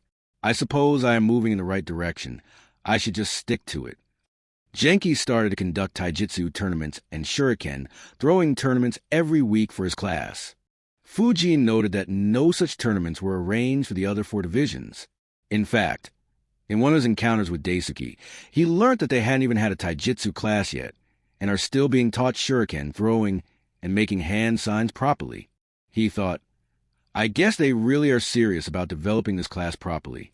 From what I heard, this was done last year as well, though they were incredibly lucky to have a Tachi in last year's class. If they have similar expectations from this year, then they will be very disappointed. Then again, I suppose they won't expect the talent of a Tachi's caliber so regularly. Ending the train of thought, Fujin looked forward towards the future, a bit excited to keep improving himself. Chapter 11, Improvements. The academy life continued in this manner for the first 6 months.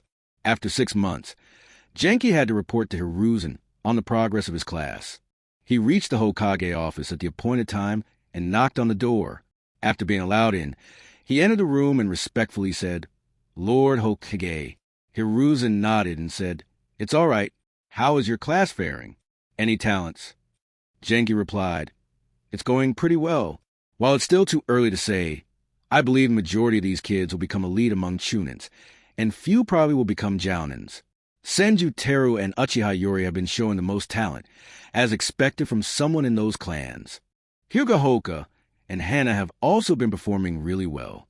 Shimura Nobu is also pretty good. The remaining three from Senju, Uchiha, and Hyuga clans and the lone Aburame are decent as well. Among the civilians, we had a surprise. The orphan, Suzuki Fujin, has been progressing pretty fast. I've spied a little on him. He is very diligent and works very hard. He is definitely someone we should nurture for the future. There's another among civilian kids, Aoki Nori, who is performing very well. The other kids are doing okay. On average, the talent in this batch is higher than the previous one," he said enthusiastically. But then he sighed and said, "Sadly, there's no one like Itachi in this class." Hiruzen nodded and said, "That's all right. We can't get someone like Itachi every year.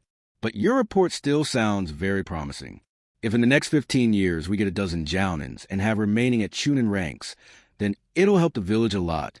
You've done a good job. Keep it up. You'll be responsible for raising this batch into good shinobi for our village." Genki nodded his head and respectfully said, "Yes, Lord Hokage," and exited the room. After he left, Hiruzen thought, "Looks like we will be having another good crop of shinobi. Still, to think we'd have another diligent orphan. I wonder how his story would turn out to be." The praise that Genki had for Fujin wasn't undeserved. Fujin improved a lot in these 6 months. A lot more than Genki gave him credit for. After all, Evie couldn't know the fact that even at home, Fujin spent most time training in a very planned manner. The most important improvement was in Fujin molding the chakra with hand signs. The speed had finally reached an acceptable speed, and he was able to do 6 random seals one after another consecutively. He decided that it was finally time to start learning the basic jutsus. In earth-nature transformation, he managed to crumble the rock. The clay molding was also coming along well. He could now manipulate the clay freely, and could partially harden it, but couldn't harden it entirely. Fujin noted that his progress with earth nature was much slower than wind nature, but that was understandable as his affinity was wind. Fujin also managed to create deep cuts in stones using his wind nature. In taijutsu, he also adapted to the academy style very well. He frequently sparred with Teru, Hoka, and Yori in the academy, and now ranked within the top 4. Senju Teru in particular was kind of becoming a sparring partner to Fujin in the tournaments. He also noted that his stamina was very high among his classmates, with only Teru being able to match his stamina. He wondered if this was only due to having a more trained body, or was his chakra also higher than others. After all, it made sense for Teru to have higher chakra level thanks to him being a Senju. Shuriken throwing was coming around properly too. He was able to hit all 6 shurikens on the target with his right hand, though not all used to hit in the dead center yet. But left-handed throwing still needed a bit of practice, as he could only hit 4 out of 6 with it. He decided to practice till he can consistently hit the dead center with both hands. Then he can try to hit the target while running around. In the weekly shuriken throwing competitions, Fujin slowly climbed into the top 10. Probably the most surprising thing would be that he was able to pop the water balloon around 4 months after the academy had started. He moved on to the rubber ball, but that was very difficult for him. He felt like it'd be years before he could pop it successfully. The class went on in a similar manner. The enthusiasm of a new academy had died down, however. Competition between students had increased a lot. Smug Uchiha Yori had turned into a grumpy Uchiha Yori. Though he was good, he obviously was no Itachi. In terms of shuriken throwing, he was matched equally by Teru, and others were slowly managing to hit correctly with all 6 shurikens as well. Whereas in terms of taijutsu, both Teru and Hoka were better than him and Fujin, and Hana were at a similar level as him. And even in lectures, Hana and Teru used to outdo him. In all, Teru was obviously better than him, and Hana was around the same level. Fujin wondered, does this kind of jealousy unlock Sharingan? Or does it have to be a major impact like the death of someone? Well, I do hope he unlocks his Sharingan, though. It would be helpful to get some experience by sparring with someone with a Sharingan. Those thoughts aside, Fujin had trouble of his own. His physical workouts in the morning were becoming stale. He had grown comfortable with them and didn't know how to make it harder without increasing the time of workout. Well, saying that he didn't know any method would be wrong. He did know one method, which was adding weights. However, he didn't know if restricting his body with weights when he ain't even 7 years old would create any problems or not. He had found out about the prices of the weights. After 6 months of saving, Fujin had saved up over 1,200 ryo and could afford to buy the lighter weights. After thinking about it a bit, he decided to consult Genki. Unlike other things, there wasn't really much to hide about his physical workouts, as he used to do it in the open anyways. Anyone who did a little investigation would have found it out. So one day, after the lectures were over, he asked Genki for help. He explained his problem to his sensei properly. After thinking for a bit, Genki demonstrated to him a few slightly more difficult exercises. He also helped out to design a new workout plan for Fujin. After seeing the new plan, Fujin thanked his sensei politely for it while thinking, this is really helpful. I should have asked him earlier. He actually seemed enthusiastic to help me. But then again, I'm pretty sure that even this will become comfortable for me after a few months. Hence, after thanking him, he asked again, Sensei, will it be fine if I make the exercises difficult by wearing weights? Genki was surprised by the question.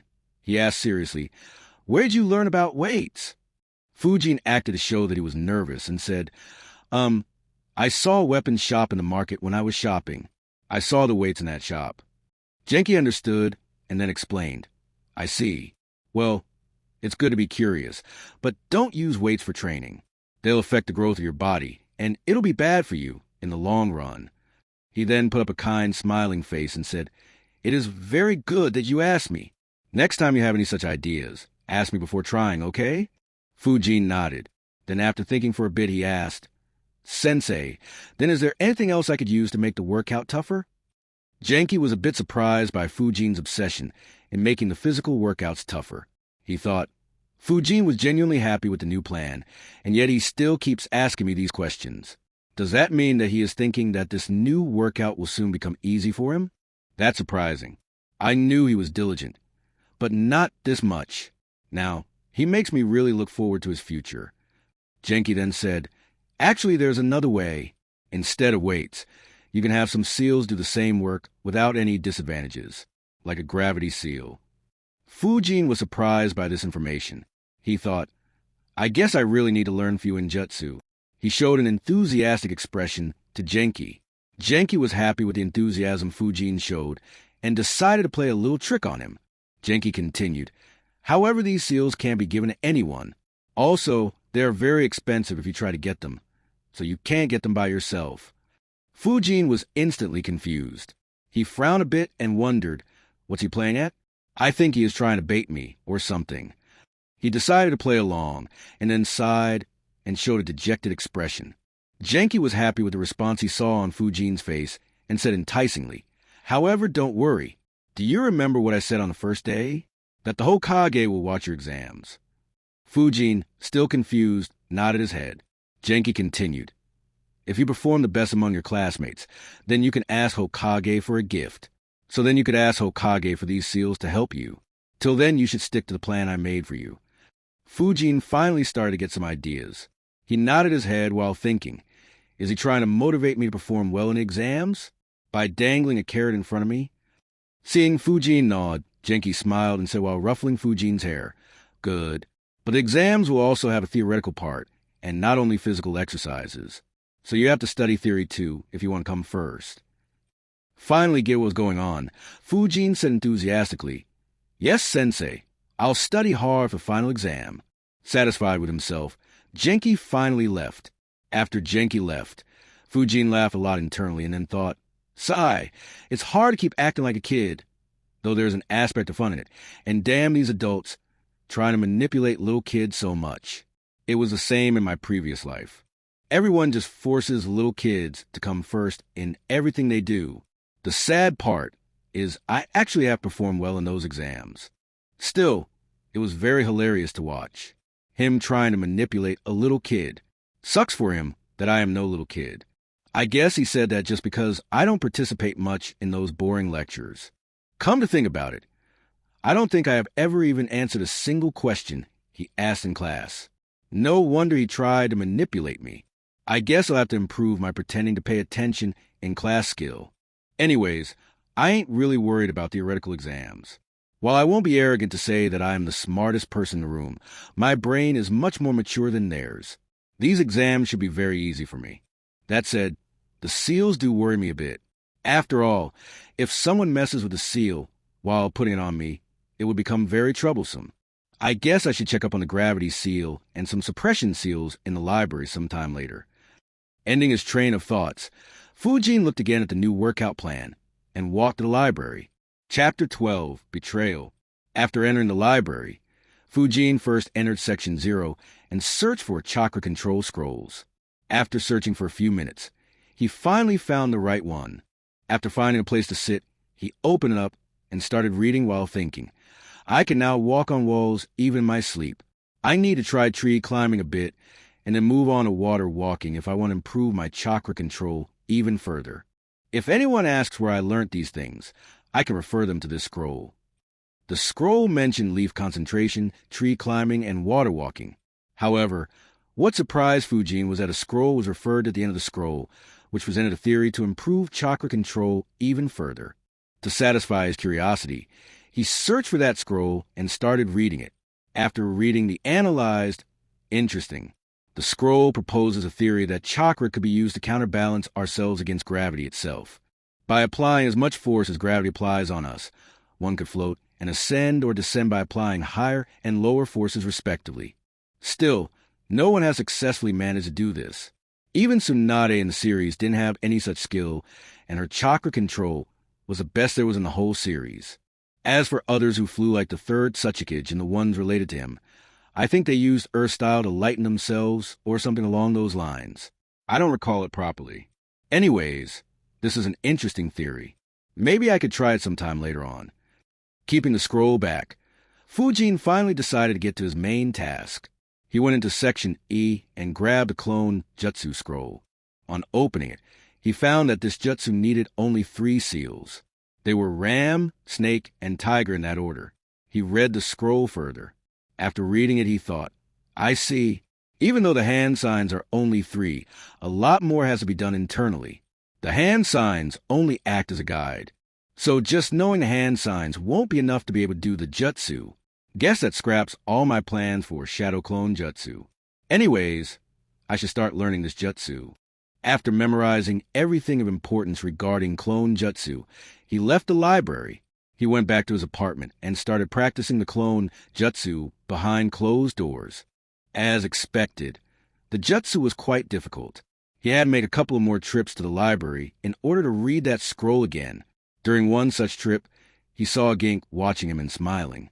He thought, I guess he misunderstood that I'm visiting the library to learn more about the history and other stuff he covers in class. Well, whatever, it's not a problem for me. He also temporarily scrapped his after-academy routine and focused entirely on the clone jutsu. Only after he ran out of chakra would he take a break and meditate. It took 3 days for him to be able to make his first clone, and he was horrified by it. His thoughts were, I never thought I'd make worse clones than Naruto. Only after a week was he finally able to create a decent clone. He practiced it for another week to get a hang of it and could do it at a much faster pace. After that, he started to learn the transformation jutsu. Transformation was going to be a critical technique for him. He planned to disguise himself in order to train outside to ensure that he didn't attract much attention to himself. It also doubles up as training for infiltration missions. In case anyone did catch him, he can use that excuse to get away. It took him a week to pull off transformation jutsu properly to a certain extent. He had transformed into his classmates. However, it wasn't entirely perfect. There were still a lot of imperfections, and that was only in terms of appearance. He hadn't managed to transform his smell and chakra as mentioned in the scroll. He thought, this is tough. Just getting the appearance right is very difficult. I guess I may be able to change the smell after a while, but perfectly replicating someone's smell will be difficult. Then again, if I recall right, Even Naruto in Chunin exams wasn't able to replicate smell, as Kiba was easily able to identify him due to his smell. So I guess it is rather difficult to pull off. Even the ones who pass the academy aren't expected to learn how to change the smell. I guess I can work around this by transforming into people from my previous life and using perfumes to mask my smell. That way, at least disguising as a stranger will be doable. He continued with his practice. However, the next morning when he woke up and started his morning workout, he noticed that the environment in the village seemed very tense. Despite it being so early, quite a lot of people were awake, and many ninjas were running around. And most of those ninjas had very solemn faces. Fujin wondered what happened. After the class started, he noticed that a few of the kids from the clans looked a bit tense. He approached Senju Teru and asked why they were so tense. Teru was surprised a bit and asked, "Didn't you get the news?" Fujin was now really curious. He asked back, "Nope, what news?" Teru stated seriously, "Yesterday night, one of the legendary Sanins, Orochimaru betrayed Konoha and ran away from the village. He is now a missing nin." Hearing that, Fujin became very serious. After a few seconds, he replied seriously, "Yeah, that's some bad news.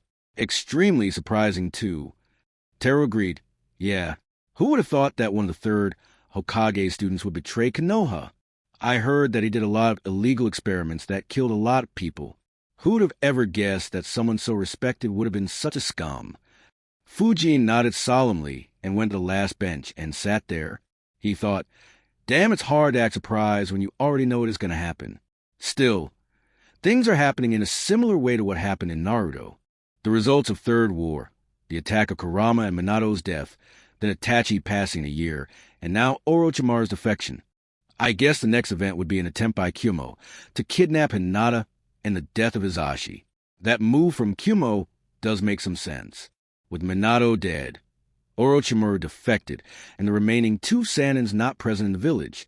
Then again, giving Hizashi to them was really spineless of Hiruzen. Well, whatever. I don't really have any power to interfere or all the information about Konoha's and Kyumo's military. Then again, even if I did have the power, I'd have probably ignored it as it doesn't have anything to do with me. Anyways, Orochimaru leaving is definitely some good news. If I had to pick the ones I totally want to avoid before I become strong enough, then Danzo and Orochimaru would be the ones to top the list. With Orochimaru gone, half the danger is eliminated. Now I just need to hope that I don't catch Root's attention. Otherwise, life will get a lot more troublesome. That said, I do wonder if, like in Naruto, here too Hiruzen let Orochimaru go, or whether Orochimaru was able to retreat by himself. If it's the former, then that's a huge blame for Hiruzen. How many people died due to Orochimaru just because Hiruzen was too soft to kill his disciple? Heck, even all the deaths caused by Kabuto's impure world resurrection in the Fourth Great Ninja War can be blamed on this bad decision by Hiruzen. Fujin sighed after having that thought. While Fujin wasn't disturbed and even happy that Orochimaru had defected, almost everyone else in the ninja world was tense. In the Hokage's office, Hiruzen was present with a solemn face. Apart from Hiruzen, Hamura and Koharu were also very worried. Danzo was present too. Danzo criticized the Hokage. "Hiruzen, you've grown soft. You have let such a huge threat to the village get away." Before Hiruzen could reply, Koharu chided, "I agree. Orochimaru has knowledge of a lot of secrets of Konoha. If he were to leak anything to our enemy villages, then it'll be a nightmare for us." Hiruzen sighed and replied, "It's unfortunate that he chose to defect, but I'm sure that he won't do anything that'll be detrimental to Konoha." Danzo sarcastically spoke, "Yeah, just like you were sure that he won't defect from Konoha. Not only did he escape from you, but he also killed close to a couple of dozen of our ninjas that were chasing after him. And there's no saying what else would he do." Hamura tried to calm the situation down. "Well, we can keep arguing about this later. The question right now is what to do right now. With a number of secrets he was privy to, even the various clan heads are very tense." Danzo stated, "We have to mark Orochimaru as a missing nin, increase his bounty, and also send a squad to chase after him and eliminate him." Hiruzen countered it, saying, "Sending any squad behind him will probably just get them killed, and we are very short on manpower as it is." Koharu questioned, "But we can't leave him unchecked, can we?" Danzo and Hamura agreed with Koharu. Hiruzen then said, "I'll send Jiraiya to chase after him," while thinking, hopefully, he'll be able to convince Orochimaru to return and get back on the right track. Danzo questioned, "Won't he fall prey to his emotions just like you did?" I suggest sending root ninjas alongside Jiraiya. Hiruzen, however not trusting Danzo's intentions, just dismissed it, saying they'll just get in his way. The discussion between the four old teammates continued for a while. In the afternoon, there was a council meeting. All the clan leaders were very tense during this meeting. Orochimaru had worked with all of them at some point and knew many of their clan's secrets, which would be bad for them if leaked to enemies. A few even blamed Hiruzen for having a soft side for his students. The council concluded by labeling Orochimaru as a missing nin, increasing his bounty by 50%, and sending Jiraiya to hunt down Orochimaru. The various clan leaders were doubtful whether Jiraiya would really hunt Orochimaru. However, they didn't really have any other option. Every other hidden village was surprised and shocked by this news. In Sunagakure, Raza thought, first Minato and their Jinchuriki's death and now Orochimaru's defection? Are they falling apart? TCH, it sucks that we were hit so badly in the previous war, and recovery is so slow due to that bastard daimyo. Otherwise, I'd have definitely taken advantage of the situation. In Kirigakure, Yagura received the reports as well, but he was too busy with Kiri's internal problems to pay much attention to this incident. In Iwagakure, the council debated this matter at length. A few suggested that they should use this opportunity to take revenge for what Minato did to them, while some were cautious, wondering if Konoha was playing some sort of game. In the end, when the discussion came to an end, they asked Inoki what they should do. Inoki said, "There's no point in hurrying to do something right now. Even without Minato and Orochimaru, Konoha is still very strong. And in any case, there's no way that Brat A won't do something. Let's just watch what he does and how Konoha responds, and then decide what to do." On hearing Inoki's decision, one thought ran through everyone present in the council meeting: fence-sitter indeed. In Kimogakure, though, the fourth Reikage thought very hard about this incident. After discussing with his council, he decided to see if he could take advantage of Konoha's misfortune. Chapter 13, Academy Exams. While the whole ninja world discussed Orochimaru's defection, Fujin didn't bother with it and kept his focus on his training. After 2 weeks of training for transformation jutsu, it had finally improved to an acceptable level, though it still had a lot of space for improvement. After that, he began training for substitution jutsu. This one was much tougher than the other two. It took nearly twice the time to learn this jutsu and master it to an acceptable level. However, it wasn't what Fujin had thought it to be. He thought, the technique is basically just misdirection. The main focus here is noticing your opponent's focus, and the instant he loses focus a bit, replace yourself with an object quickly enough so that the enemy won't notice you. It ain't an instant switcheroo, so it won't work against someone much stronger than you or someone having a Sharingan activated. The object actually has to be very close to you. Otherwise, the jutsu will become much harder to be performed. Sigh! That makes sense. Instant switcheroo would have been too overpowered considering that every academy kid learns this technique. It does have a lot of variations, though. Genjutsu, transformation jutsu, can be used to fool the enemy better. Chakra threads could be used to bring an object at a distance closer to you. It also states that a lower form summoning jutsu could be used to instantly summon the object around you while you hightail out of there. Still, though it ain't as overpowered as I thought, it is still very useful. The subtleness of misdirection would be a very important skill to have as a ninja. It could be applied in a heck of a lot of scenarios. I should still master it to the point of being able to do it without hand signs. But body flicker just has to be focused much more now. I will also have to learn some wind and earth-style escape jutsus. For nearly 2 months, Fujin kept on attempting these jutsus till he ran out of chakra. This process of training till he ran out of chakra had a marvelous effect on his chakra reserves. They increased considerably during these 2 months. He also searched the library for scrolls on increasing chakra reserves. He found 2 scrolls very easily. One explained that chakra increased as one experienced physical and spiritual growth, i.e., it could be increased over time by doing physical exercises and meditation. Another compared chakra reserves to muscle. Just like how physically straining your muscles would increase muscles, chakra reserves would increase by straining it. So to increase the reserves, one had to keep using his chakra till he ran out of it.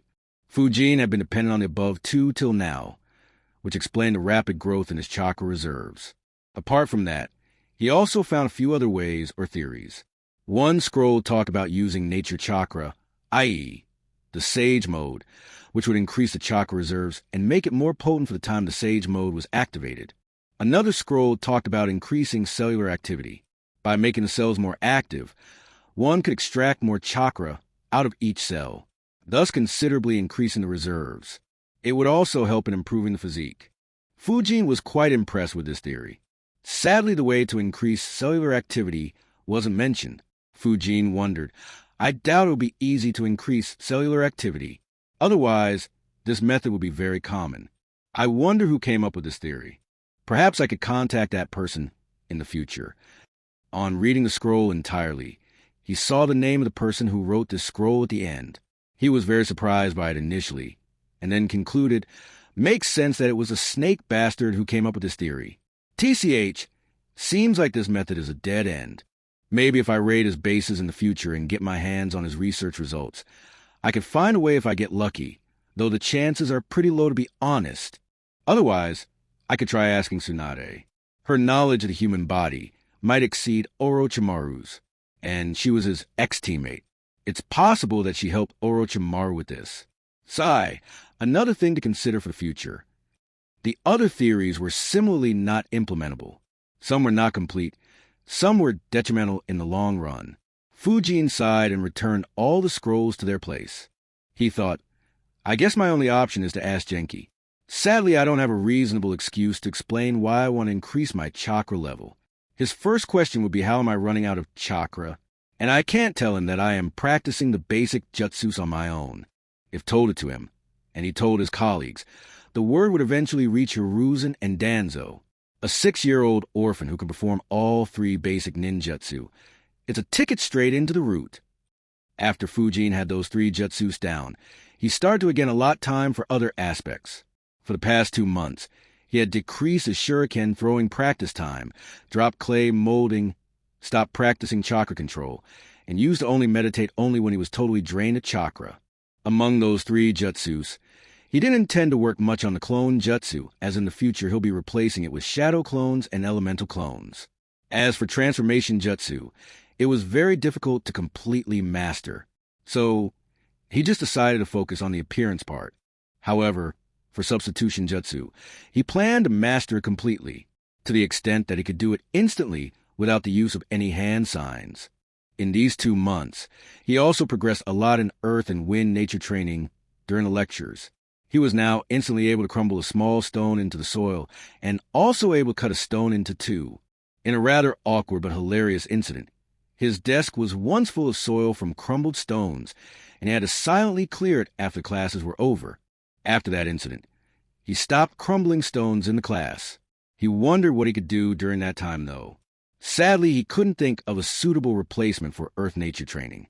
So he just decided to further focus on wind nature and started carrying a small metal scrap into class and started to try to cut it. Over the next few months, he started to go out of his home and roam the streets of Konoha while using transformation jutsu to disguise himself as a random teenager. He identified a lot of isolated places in the bunch of mini forests within Konoha and started practicing tree climbing.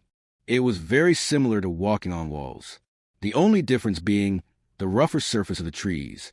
He managed to do it within an hour and moved on to water walking. Apart from that, he also read up on the gravity seal and a few suppression seals in the library. Another month went by in a similar manner, leaving less than a month for final exams. Fujin finally wondered whether to start preparing for exams. He thought, still 25 days for written exams.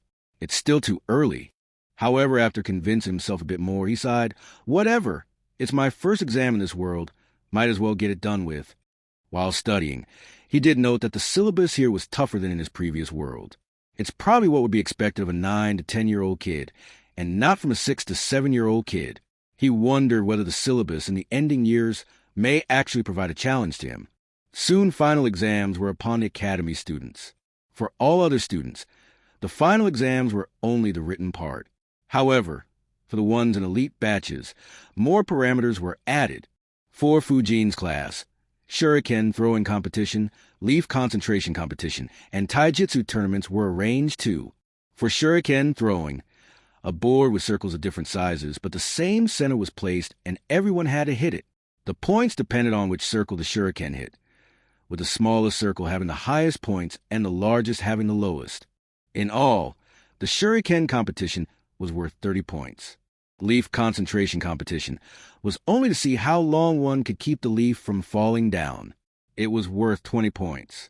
The one who held it for the longest would get the full 20 points, and the points of others would depend on how long they kept the leaf from falling as compared to him. For example, if the one who held it for the longest held it for 30 minutes, he would get 20 points, whereas if someone else held it for only 21 minutes, he'd get only 14 points. The taijutsu tournament was straightforward, with points depending on rank. It was worth 50 points. And the written exam itself was worth 100 points. The exams finally happened. Fujin did get a laugh out of how serious everyone was about the exams. In written exams, Fujin was confident that he answered everything right, though he wasn't sure how everyone else performed. 2 days after the written exams, the other competitions were beheld. He guessed that they wanted to grade the written papers first, so that Hokage can reward the winner right there. They started the day with leaf concentration. Fujin, as he had already started to practice water walking, was quite confident in this competition. The competition started. The first guy dropped his leaf in merely 2 minutes. He was from the Inuzuka clan. More than half of the class dropped out within the first 4 minutes. Fujin could hear their groaning and upset voices from them. After 10 minutes, only 9 students were still competing. After 15 minutes, the only ones left were Suzuki Fujin, Hyuga Hana, Senju Teru, Shimura Nobu, and Uchiha Yuri. Right around that time, he heard Yuri groaning. He knew from the exercises conducted in class that at max the others could go 20-odd minutes. Senju Teru dropped the leaf during the 19th minute. Nobu dropped it in the 21st minute, whereas Hana continued to the 22nd minute. Fujin decided to build up a decent lead for the points he'll be losing in the taijutsu tournament. Wanted to stop around half an hour. He continued up to the 33rd minute before intentionally making a mistake and dropping the leaf. Though he had outperformed his classmates, he wasn't that worried about attracting a lot of attention, as last year, Itachi didn't drop the leaf for freaking 2 hours, and there were rumors that he didn't drop it, but was asked to get up. On opening his eyes, he saw a few kids looking at him enviously, and Yuri nearly fuming at how outmatched he was in this competition. The next one was the shuriken throwing competition. Yuri, Teru, Nobu, Fujin, Hoka, and a couple more scored perfectly in this competition. Looking at Yuri's fallen face, Fujin noted, "This competition is indeed unfair for him. From what I've seen, Yuri is able to hit a still target while he is moving very accurately, while he can also hit a moving target on a consistent basis, though not dead center. Sadly for him, the exam wasn't that difficult, and hence many others were able to match him. If not, only Teru and maybe Nobu would have been able to match him." In the taijutsu competition, Hyuga Hoka ranked first, followed by Teru and Hana. Fujin was ranked 4th, and Yuri and Nobu were 5th and 6th respectively. Fujin defeated Yuri in the quarterfinals. Admittedly, Yuri's technique was superior to Fujin's. However, his physique was much weaker. However, in the semis, Fujin lost to Hoka, and in the fight to decide rank 3, he lost to Hana. He noted, "Damn, these Hyugas are tough to fight. Heck, pure taijutsu competition against them is completely unfair." Even Teru, though he fought well with his Senju style, in the end, he still lost. "If I meet these Hyugas in Chunin exams or somewhere, I'll be sure to pack a shitload of explosion tags to fight from far away." Hiruzen had visited to spectate the taijutsu completion. Fujin did note that everyone was much fiercer during the taijutsu competition, especially Hana. He wondered if that was because it was the exams, or because the Hokage was spectating. With all the exams completed, the teachers allowed the students a small break while they readied the final scores of everyone.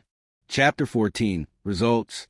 While the teachers were calculating the final scores, all the students were waiting around on the training grounds. Fujin internally laughed while noticing, "Wow, some of them are so nervous. It's so cute. Haha. Only the two yawning Naras and Teru looked calm. After adding up the scores and cross-checking, the teachers finally came back, led by Hokage himself. Hiruzen gave another inspiring brainwashing speech while praising everyone for their efforts and the display of their talents. After his speech, Genki walked forward and displayed the results on a board. As Fujin expected, he was the one ranked first. The scores of the top 5 were: Fujin, 100 plus 20 plus 30 plus 44 is equal to 194. Hana, 100 plus 13 plus 29 plus 46 is equal to 188. Teru, 96 plus 12 plus 30 plus 48 is equal to 186. Nobu, 98 plus 13 plus 30 plus 40 is equal to 181. Yori, 95 plus 09 plus 30 plus 42 equals 176. Fujin, looking at his rank, was very satisfied. It was as he expected. However, on taking a deeper look and checking scores in each individual category for him and others, he was a bit shocked. Damn, I'm ranked one only due to the leaf concentration competition. If I didn't build a huge lead there, then Hana would have outranked me and Tara would have been tied with me. I didn't expect anyone else to get a 100 in written exams. He exhaled a long breath of air in relief. I guess I've been incredibly lucky with the marking system of the leaf concentration competition. Chakra control is where I am much superior than these kids from clans. But sadly for them, their specialties weren't marked in this manner. Yori and Teru could have easily scored much more if the shuriken competition was made more difficult. Similarly, they have been much superior than everyone if ninjutsu was tested. After all, Fireball Jutsu is a rank C jutsu. I am sure Genki would have noticed this too. So next year, the marking scheme might be different. Perhaps other exams will be marked similar to the best scorer as well. He concluded his thoughts with, even though I ranked first, I still have much to work on. I shouldn't slack off. Instead, I should be intensifying my training. I'm sure these guys will be trained hard by their clans during the vacation. After coming out his thoughts, he noticed those around him. He noticed that Hana and Teru were looking at him with very aggrieved looks, as if he had done them a huge injustice. After a second, he realized that they were probably mad due to the results of the leaf concentration competition. He just decided to ignore them. After displaying the results, Hiruzen wanted Genki to announce the prize. However, after looking at Genki, Hiruzen felt as if Genki was looking very grumpy. He began to guess what made him so irritated, wondering if he could get to hear an interesting story. He decided to ask him later. Genki was very irritated. He thought, this brat. For 10 fucking months, he didn't answer a single question in class. Always seemed half distracted. Who knows what the fuck he does with his left hand always under his desk. The one time I tried to check, all I found was a lot of soil under his desk. And now, he scores a perfect 100 on written exams? Don't tell me that after he goes home, all he does is study. Right then he felt like the Hokage was looking at him.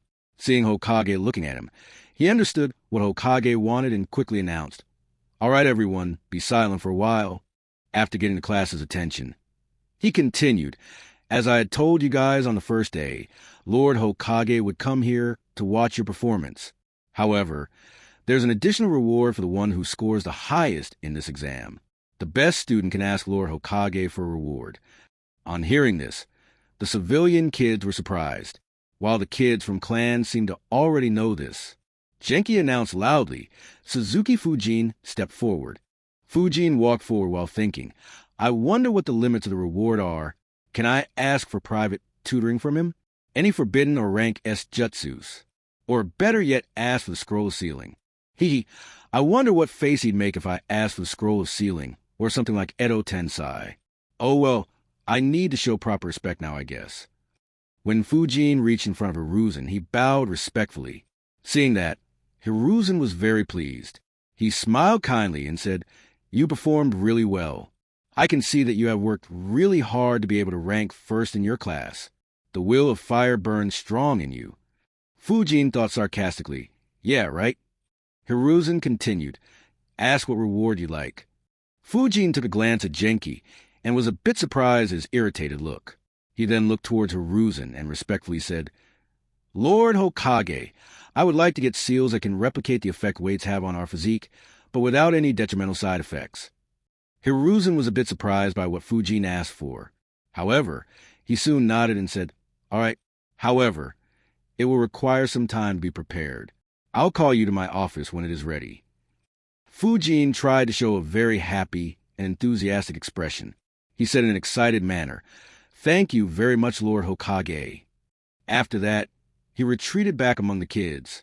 The exams were finally over. Fujin, who had already grown used to the new routine provided by Genki, would finally have better means to strengthen his physique. However, before they were dismissed, Genki announced that they would have a class tomorrow. Hearing that, most of the kids groaned. Students from other divisions already started their vacations 2 days back. Genki, however, tried his best to assure everyone that this would be the last class. The next day, everyone was present in the classroom. Genki arrived and the class greeted him. A few were still upset at being called for class. Genki started by saying, "Before we start, I have to say that I am very proud of your performance yesterday. Keep up your hard work, and soon you all will be splendid shinobi." Hearing that calmed down the upset ones. He continued, "I hope that you guys continue your training on vacation as well. As for today's class, don't worry. It'll be very exciting for you. I will be talking about what options are available to you guys in the future. That is, what type of ninja you can become." After that, Genki started telling them what all options are there in the future. He started with the easiest one to understand, the medic nin. He explained what a medic ninja does and emphasized their importance in the squad. He even mentioned Tsunade in order to increase the interest of his students. He followed it up with various other possibilities like assault ninja, tracking ninja, sensor ninja, hunter nin, infiltration ninja, communication ninja, and so on. He explained the benefits of each and every one of them, as well as their restrictions and limitations, as well as the risks associated. He also gave a good role model for each option. He also explained about specializing. He explained, Genjutsu, Taijutsu, various elemental ninjutsu. A ninja can become very powerful if specialized in one of these. But a basic capability for rest is important too. Otherwise, you'll have a lot of weaknesses. He explained more about them. The lecture continued for 2 hours straight. Around 10 a.m., Genki finally ended his lecture. He said, "All right, with this now you are officially on your vacation." Fujin was very happy with this lecture. He thought, "Finally, I got a chance." Many students got very excited and started celebrating. However, Genki raised his voice and continued, "But think about what we talk about today. Discuss it with your parents and decide the optimal way for you to train. If anyone has any doubts, they can consult me. I'll be in the staff room till noon." With that, he finally ended his class. Many students just ran out of class. Fujin instead went to the shuriken training ground and started practicing. After half an hour, he decided to visit Genki. On reaching the staff room, he knocked and entered after being permitted. Genki was the only teacher present. It made sense as vacations had started. Looking at Fujin, Genki was still irritated a bit. However, after a few seconds, he let out a sigh and thought, "Forget it. I guess he is just too reserved to actively participate in class." Fujin was puzzled by looking at Genki's sigh. He called him to get his attention. "Sensei," Genki replied, "So, what queries do you want to clear?" Fujin replied, "Sensei, could you update my workout routine again, and also tell me more about those seals and how to use them?" Genki nodded and took a look at his workout routine again. After considering the addition of seals, he made a few changes to the routine and asked Fujin to follow them. He said, "All right, follow this plan, and if you get comfortable, you can increase the pressure that seals can put on you. However, don't increase the pressure a lot or you can get injured and won't be able to practice for weeks." Fujin nodded. "Thank you, Sensei." However, he still stood there and asked something Genki would have never guessed. He said, "Sensei, I thought about the roles you mentioned during the lecture, and I'm really interested in being a censor. So can you tell me how I should train for it?" Genki was really surprised by this request. Not able to understand the reason, he asked, "Why do you want to become a censor?" Fujin replied confidently, "Sensei, if an enemy sneaks up on me or my team in the future, being a censor will help me save all of us. Also, I'll be able to detect enemies from far away and prevent us from falling into any ambush. That's why I want to become a censor." After finishing, Fujin smirked internally. Genki was a bit surprised by the answer. All the stuff that Fujin just said was what he himself had said in class. He thought, no wonder he scored full in written exams. But still, something doesn't add up. He seems a bit too interested in becoming a censor. It's not something that can happen in merely 2 hours. It's as if he knew about censors beforehand. He asked, "Since when did you want to become a censor ninja?" Fujin wasn't ignorant of the fact that Genki could have found his request a bit suspicious. He acted to show that he was nervous and said, I wasn't aware of censor ninjas until the day's lecture." He then sheepishly rubbed the back of his head while saying, "However, I was thinking along those lines from the day you snuck up on me in the library. If it was an enemy, he could have killed me without me even knowing what happened." Genki was stunned by the reply. I never thought that a simple incident like that had such an impact on him. And that was merely his first day. Sigh. Whatever. I guess I'm the one to blame for this obsession of his. He then replied, "I am not a censor, so I won't be able to help you with this." Hearing that he saw a dejected look at Fujin, Fujin was thinking, "Oh, please, not another trick again. I don't want to wait till next year's final exam." However, Genki had good news for Fujin. He continued, "However, I have a good friend who is a censor and is in the censor division of Konoha. I'll ask him to train you over the vacation. I hope you don't have any other plans for the vacation." Fujin put up an excited expression while thinking, "Oh, I do have a lot of plans, not just for the vacation, but also for the next year or two," and said, "No, sensei," in an excited manner. Genki smiled and said that he'll pick up Fujin tomorrow at 8 a.m. Fujin then took his leave. Chapter 15, Censor. The next morning, Genki showed up at Fujin's house at 8 a.m. After picking him up, they went to a training ground. Fujin saw that a middle-aged man, probably in his late 20s or early 30s, was waiting. He noticed that the man had a Yamanaka crest on him. He thought, should have guessed. In Konoha, they're the best censors. Genki approached him and said, "Yo, this is the kid I was talking about. Fujin, he is Shin. He was my classmate. He is a special jounin. He'll be giving you tips on how to become a censor. He may seem grumpy at times, but don't worry, he is a very kind person." Fujin nodded. "Good morning, Shin sensei." He noted that Shin, who was already looking a bit mad at Genki's introduction, seemed even more grumpy after he greeted him. Shin angrily said, "Damn you, Genki. Not only do you give such a shit introduction, but now are also trying to pull me into being a sensei." He then looked at Fujin strictly and said, "Kiddo, don't ever call me sensei." Fujin wondered, why is everyone so strange? While Genki asked mockingly, "Damn, why do you have to be so grumpy so early in the day?" Fujin acted to show he was nervous and asked, "So what do I call you?" Shin thought for a few seconds and then put up a smile on his face, with his eyes almost sparkling, and said, "Call me Shinaniki." His face looked borderline creepy. Fujin's expression immediately became entirely plain and almost blurted out, "Why don't I call you old geezer?" Genki face-bombed and scolded, "Stop being creepy. Let him call you sensei." Shin sighed in disappointment and replied, "All right, leave it." Then looking at Fujin, he said, "All right, kiddo, first let's see how talented you are in becoming a censor. If your talent is very poor, then I won't be teaching you, and you shouldn't waste your time on it either."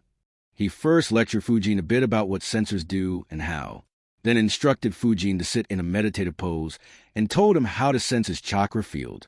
It took nearly half an hour for Fujin to sense his chakra field. The instructions were very helpful. Shin then tested Fujin's chakra field a bit. After some testing, he concluded that Fujin's chakra field had a radius of 7.3 meters. Shin commented, 7.3 meters, not bad. An average ninja has a chakra field of 4 to 5 meters. In my Yamanaka clan, we train our youngsters in becoming a censor if their chakra field exceeds 7 meters, while for other Konoha shinobi, the minimum requirement is 5.9 meters. However, that is just the bare minimum. Quite a few in the Yamanaka clan had their chakra field exceed 10 meters before they started training to become a censor. I myself had a radius of 10.6 meters. So while you can become a censor, you'll have to do a lot of hard work. So, are you sure you still want to train to become a censor? Fujin processed all the information quickly and nodded. Shin said, "All right, I'll guide you. However, the process of training to become a censor is quite complicated. We will need proper training facilities. I'll take you to the place where Konoha censors are trained. You will start visiting there daily at 10:30 a.m. from tomorrow onwards." Genki nodded at his former classmate. He looked at Fujin and informed him, "Lord Hokage will have your seals ready by tomorrow. Report to his office tomorrow at 6 p.m. Genki nodded and said, "Thank you, Sensei." He then accompanied Shin to the training facility. The location was slightly away from the residential areas. It was in the middle of one of the many mini forests in Konoha. Fujin memorized the location and then took his leave. The next day, Fujin reached the training facility at 10:28 a.m. He saw that Shin was already there. On entering, Fujin saw that there were a lot of rooms in the facility. The facility was mostly empty, with very few people actually being there. However, Fujin noted that quite a few rooms were occupied. Shin said, "These rooms isolate everything outside it, and also have seals that can eliminate all sound and smell in the room. So you'll have to entirely depend on your ability to sense." Fujin paid attention while Shin was explaining it. He thought, "I see, this makes sense. I suppose this is where most of Konoha's censors train. I guess other trainees are occupying other rooms. I don't recall properly, but I think Konoha also had a facility that aided it to monitor the whole border of the village to look for intruders or something along those lines, though it was only shown in Shippuden and not in Part 1. I wonder if that facility is also in here, or is it somewhere else?" Shin led Fujin into one of the rooms. The room was very dark. All the walls were painted black. The room was pretty big, too. On entering, Shin explained to Fujin how to train to be able to sense with only the help of his chakra. He said, "A blindfold will be placed on you, and after the seals are activated, all sound and smell in the room will be eliminated.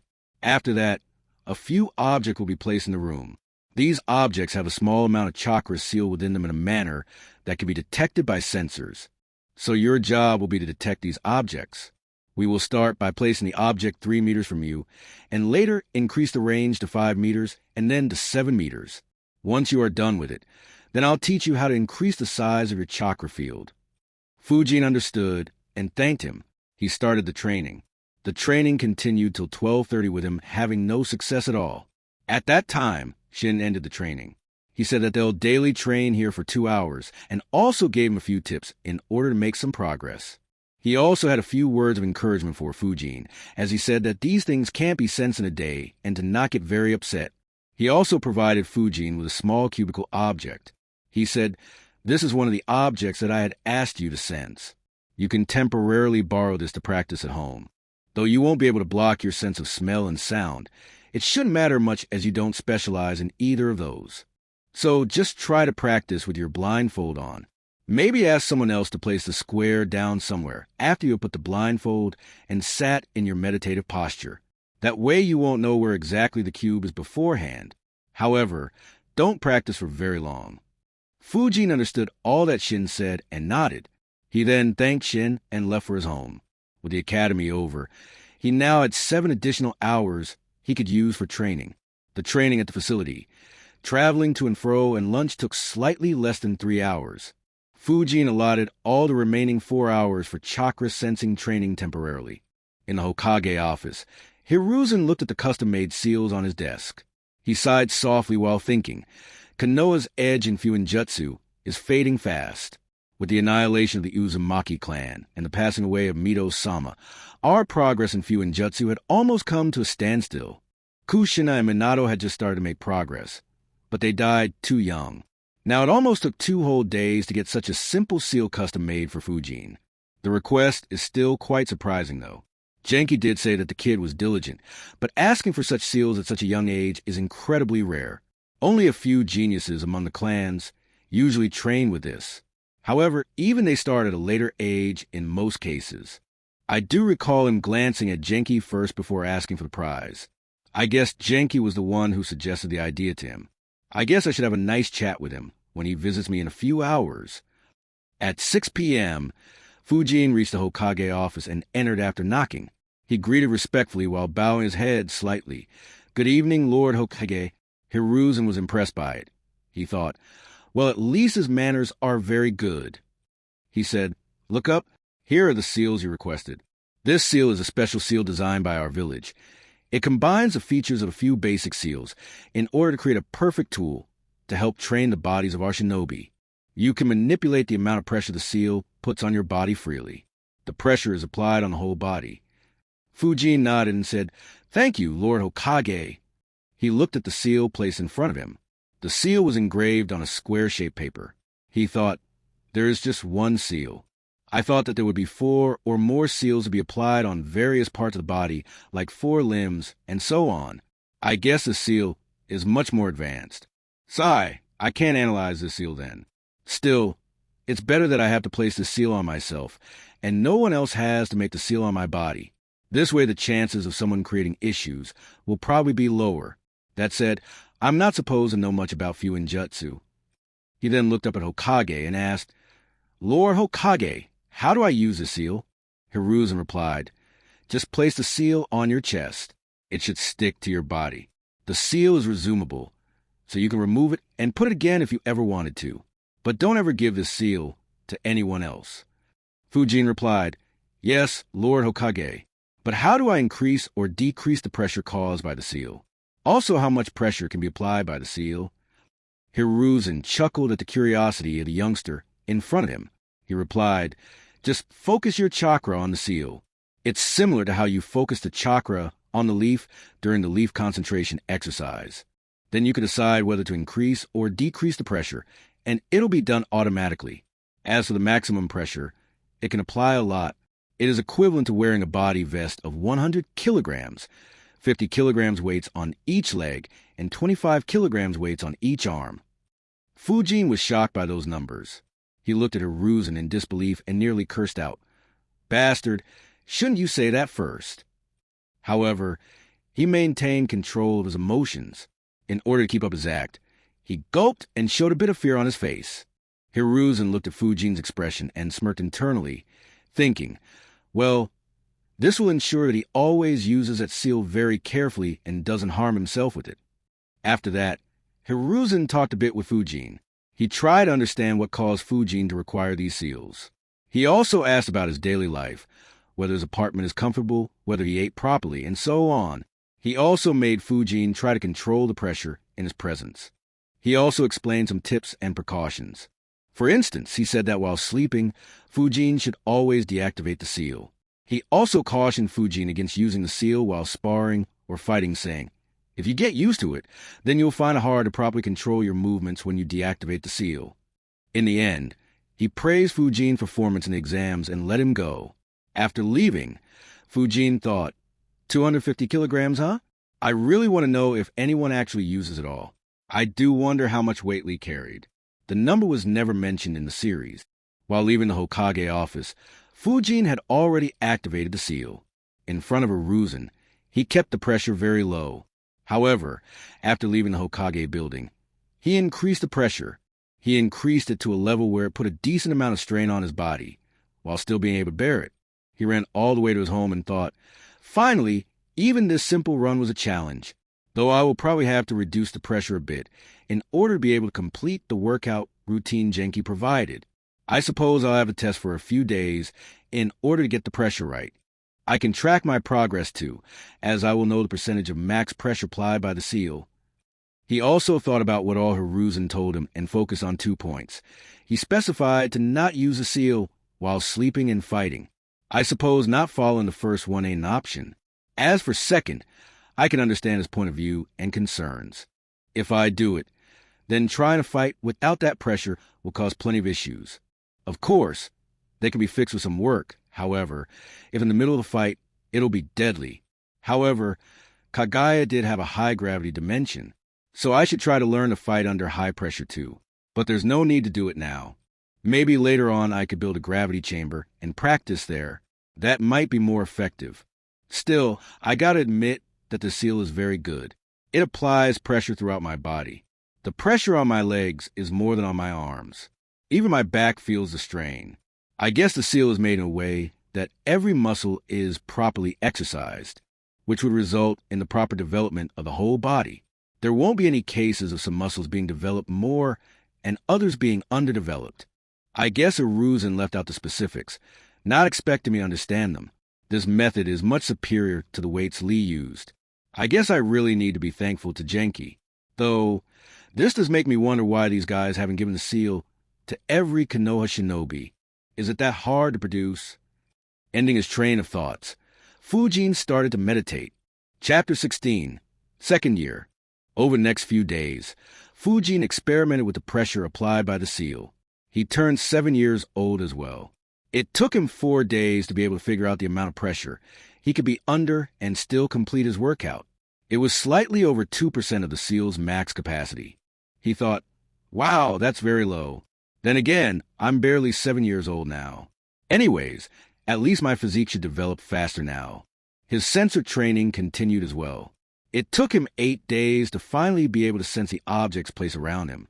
Yamanaka Shin was a bit disappointed by the progress. He sighed and thought, 8 days.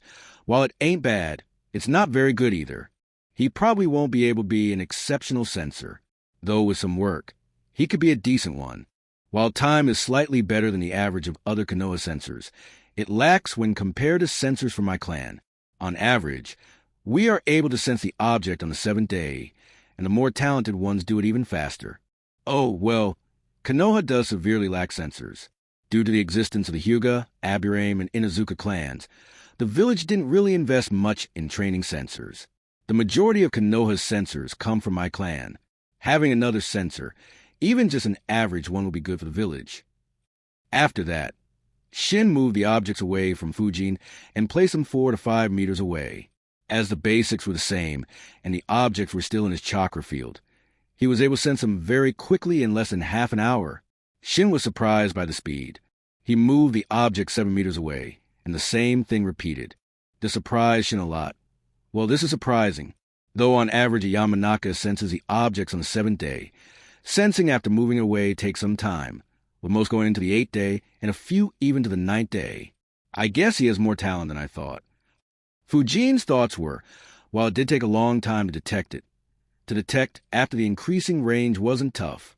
The principles were the same, and the object was still in my chakra field. I guess the next training would be to increase the size of my chakra field. He sighed slightly, thinking, I hope the training for it isn't as boring as this one. After the training was done, Shin said to Fujin, not bad, you have progressed faster than I thought.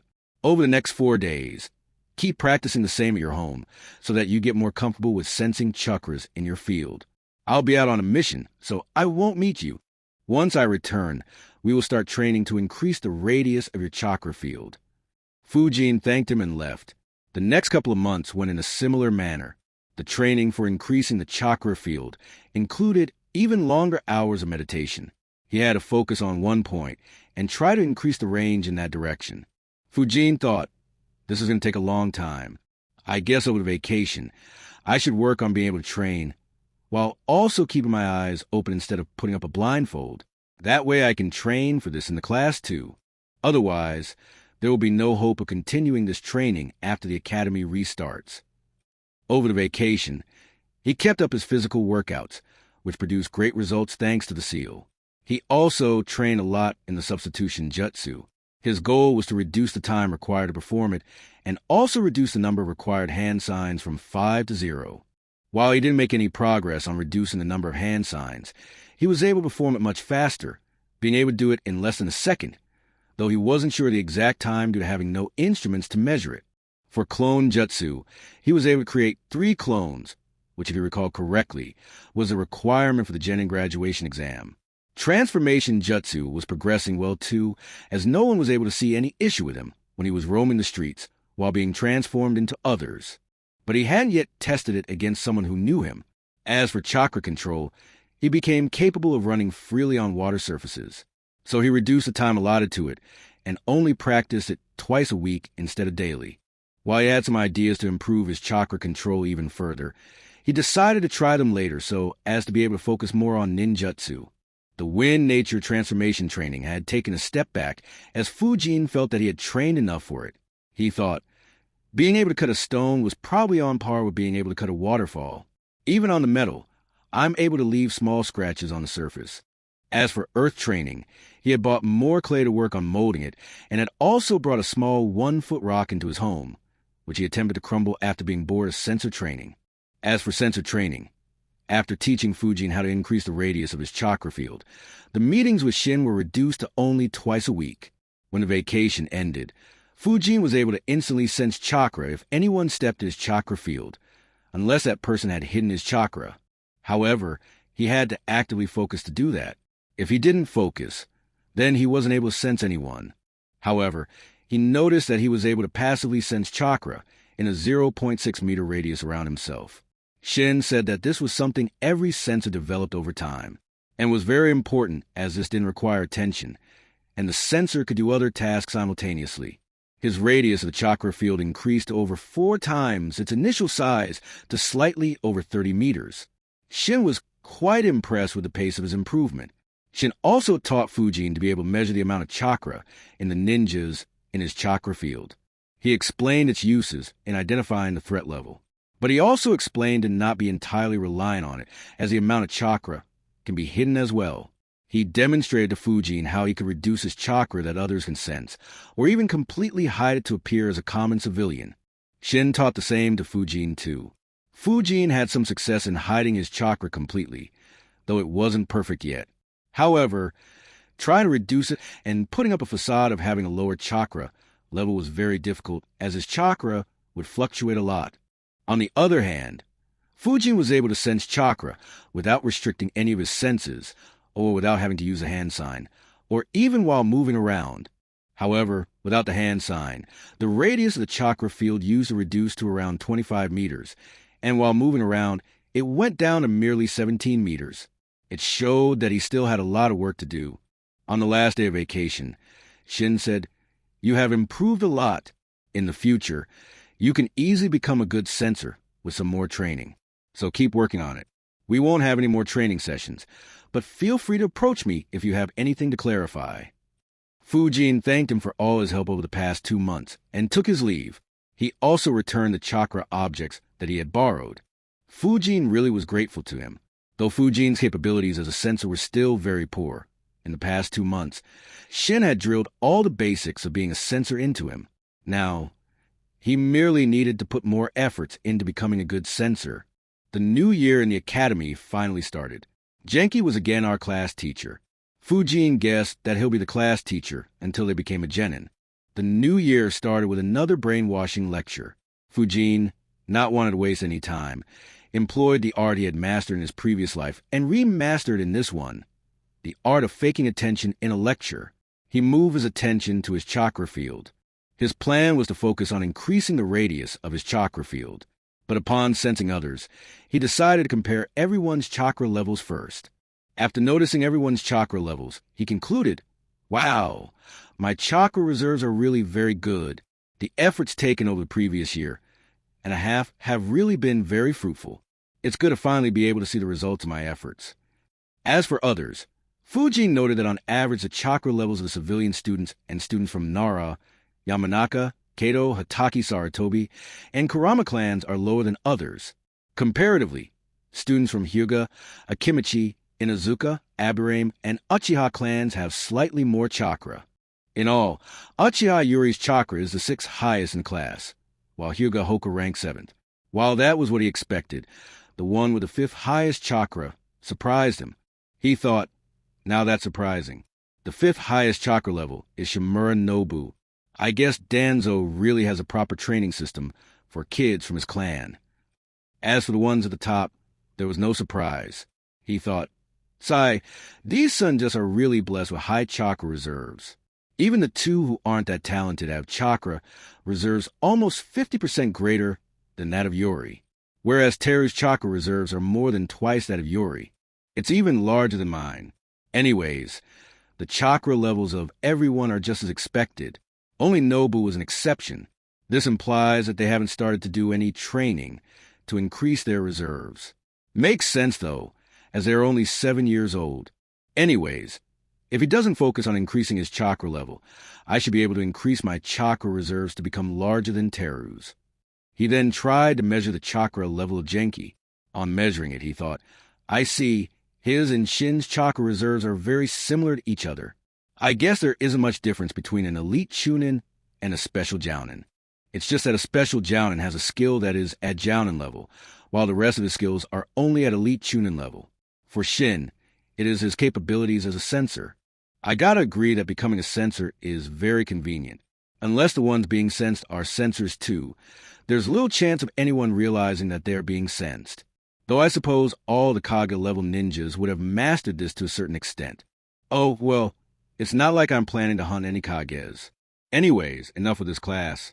I should check the ones from other classes, especially the ones who will be becoming genin this year. While the 25-meter radius of my chakra field is pretty insignificant in an open field, in a compact building, it covers a lot. With those thoughts, he started to focus on chakras outside his classroom. He first observed the classroom in which he had seen Daisuke run into. Noticing the chakra levels of the students there, he observed that they were really low. He then focused on a room where he knew the classes for senior most batches happen. He measured their chakras. He observed that there were a few with really pitiful chakra levels. He guessed that most of them won't become genin. On average, however, their chakra level was only 20% higher than Teru's, though there were a few having much higher chakra levels. Fujin guessed that those kids were from the Senju clan too. Fujin concluded, I see. I suppose by the end of this academic year, my chakra reserve should become high enough and could be considered genin level.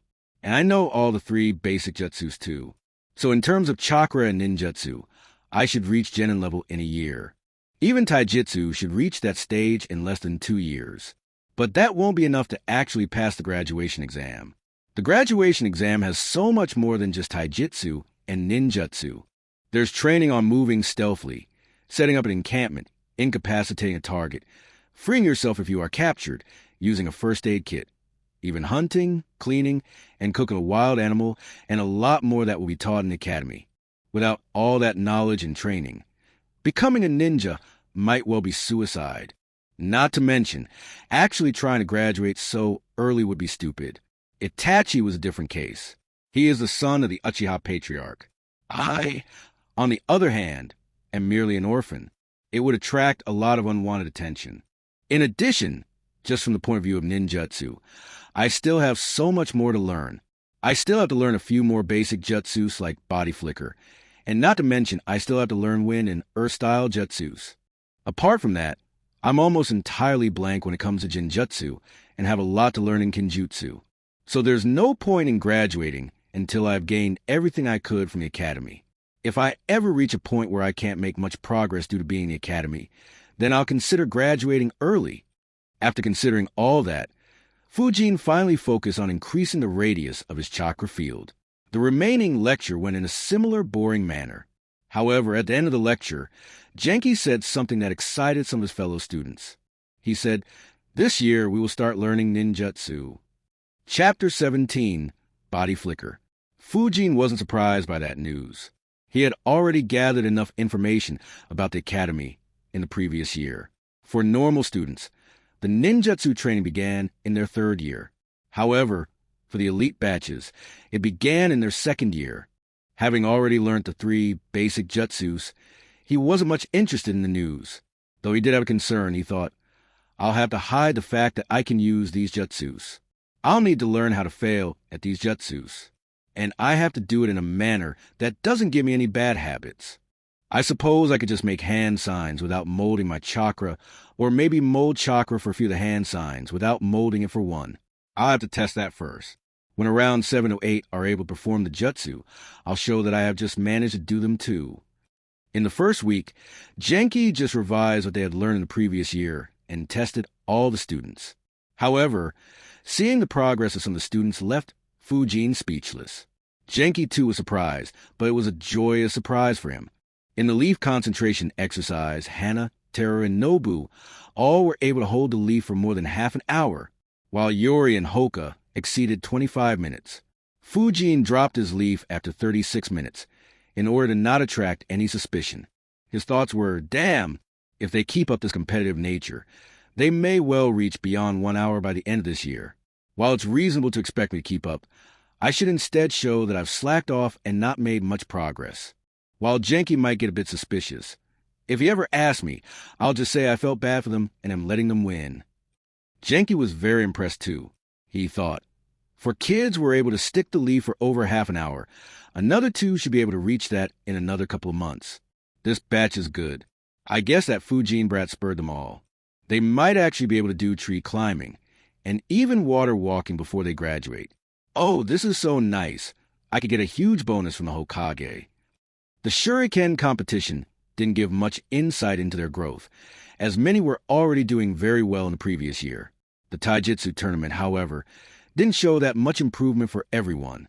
Among the ones at the top, only Yori and Nobu made significant progress. Fujin guessed that it was only because of his performance in the leaf concentration exam that made everyone focus a lot on it. However, the Inazukas were performing much better than last year, and were very aggressive too, due to the poor scores of all three Inazukas in the exams. They were given some special training by their clan in order to not embarrass the clan any further. In one of the spars, one Inazuka kid screamed, "I'll defeat you no matter what. There's no way I will go through that training in my clan ever again." Hearing that, the other two Inazuka students winced. Fujin, getting a hint of what would have happened, thought, this world is in severe need of laws punishing child abuse. Sadly for that Inazuka student, he still got mercilessly beaten into ground by Nobu, which made everyone feel pity for the poor kid. The Taijutsu tournament, however, did provide Fujin with the opportunity to finally test his progress, and he was very pleased with the results. After deactivating the seals, his body moved a lot faster, and his blows carried more weight. He tied against Teru in their match. After the first week was done, Fujin entered the library and went into Section D. He thought, I've probably tried the substitution, jutsu, over 1,000 times. I'm still not able to reduce the hand signs needed for it. Honestly, jutsu is almost completely useless against ninjas if you have to make those hand signs. Even a random genin would be able to identify the jutsu and be on alert, though I guess it might still work on normal bandits. Anyways, I guess I'll need a few years to be able to reduce the number of hand signs needed. So let's just move on to a new jutsu. He quickly started searching for the jutsu he wanted to learn. He was quite excited to learn it, as it was one of his favorites. On finding it, he read out softly, the body flicker jutsu. He found a place to sit and read the scroll. After reading and analyzing it, he concluded, this jutsu can be called both easy and complicated at the same time. It's easy as there is only one hand sign required, the tiger seal. So the way of molding chakra is very simple. And it's complicated, as actually performing this technique is quite difficult. I would have to focus a lot of chakra in my legs to be able to move at such high speeds. According to the scroll, initially, I'll only be able to flicker a few meters away. Only when I'm able to flicker 100 meters away would I be considered to have learnt this jutsu. It is also mentioned to use something like smoke or leaves just before using this jutsu, so that the enemy doesn't understand the direction in which you flicker to. Also, it is very important to ensure not to run into someone or something while using this jutsu. I suppose my being a sensor might help a bit in this regard. However, there's no such thing as the maximum distance one can flicker away. Instead, it is the amount of time you can sustain this jutsu. I thought that I'll need to learn to be able to flicker many times consecutively if I want the help of this jutsu to be able to escape. However, instead it is the amount of time you can maintain this jutsu. So if I'm able to flicker 100 meters away in a second, and am able to sustain this jutsu for 10 seconds, I'll be able to run a kilometer away. But this is good, I suppose. It's more convenient than having to flicker again and again. After learning the whole process from the scroll, Fujin left the library. He transformed into a random 13-year-old stranger in an empty alleyway, and then ran into a nearby mini-forest.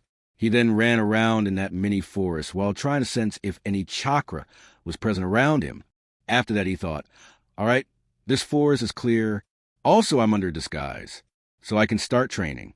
While the forest isn't the best place to train body flicker, but since the amount of distance I can flicker initially will be low, there shouldn't be an issue. Though I'll need to train in open spaces once I start to flicker long distances away. And he started training for this jutsu.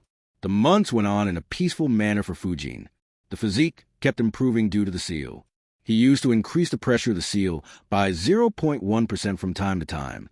In the academy, Genki started ninjutsu with the transformation technique. Fujin had experimented and found it easy to fake hand signs without molding his chakra. However, he felt that was wasteful, so he tried another trick.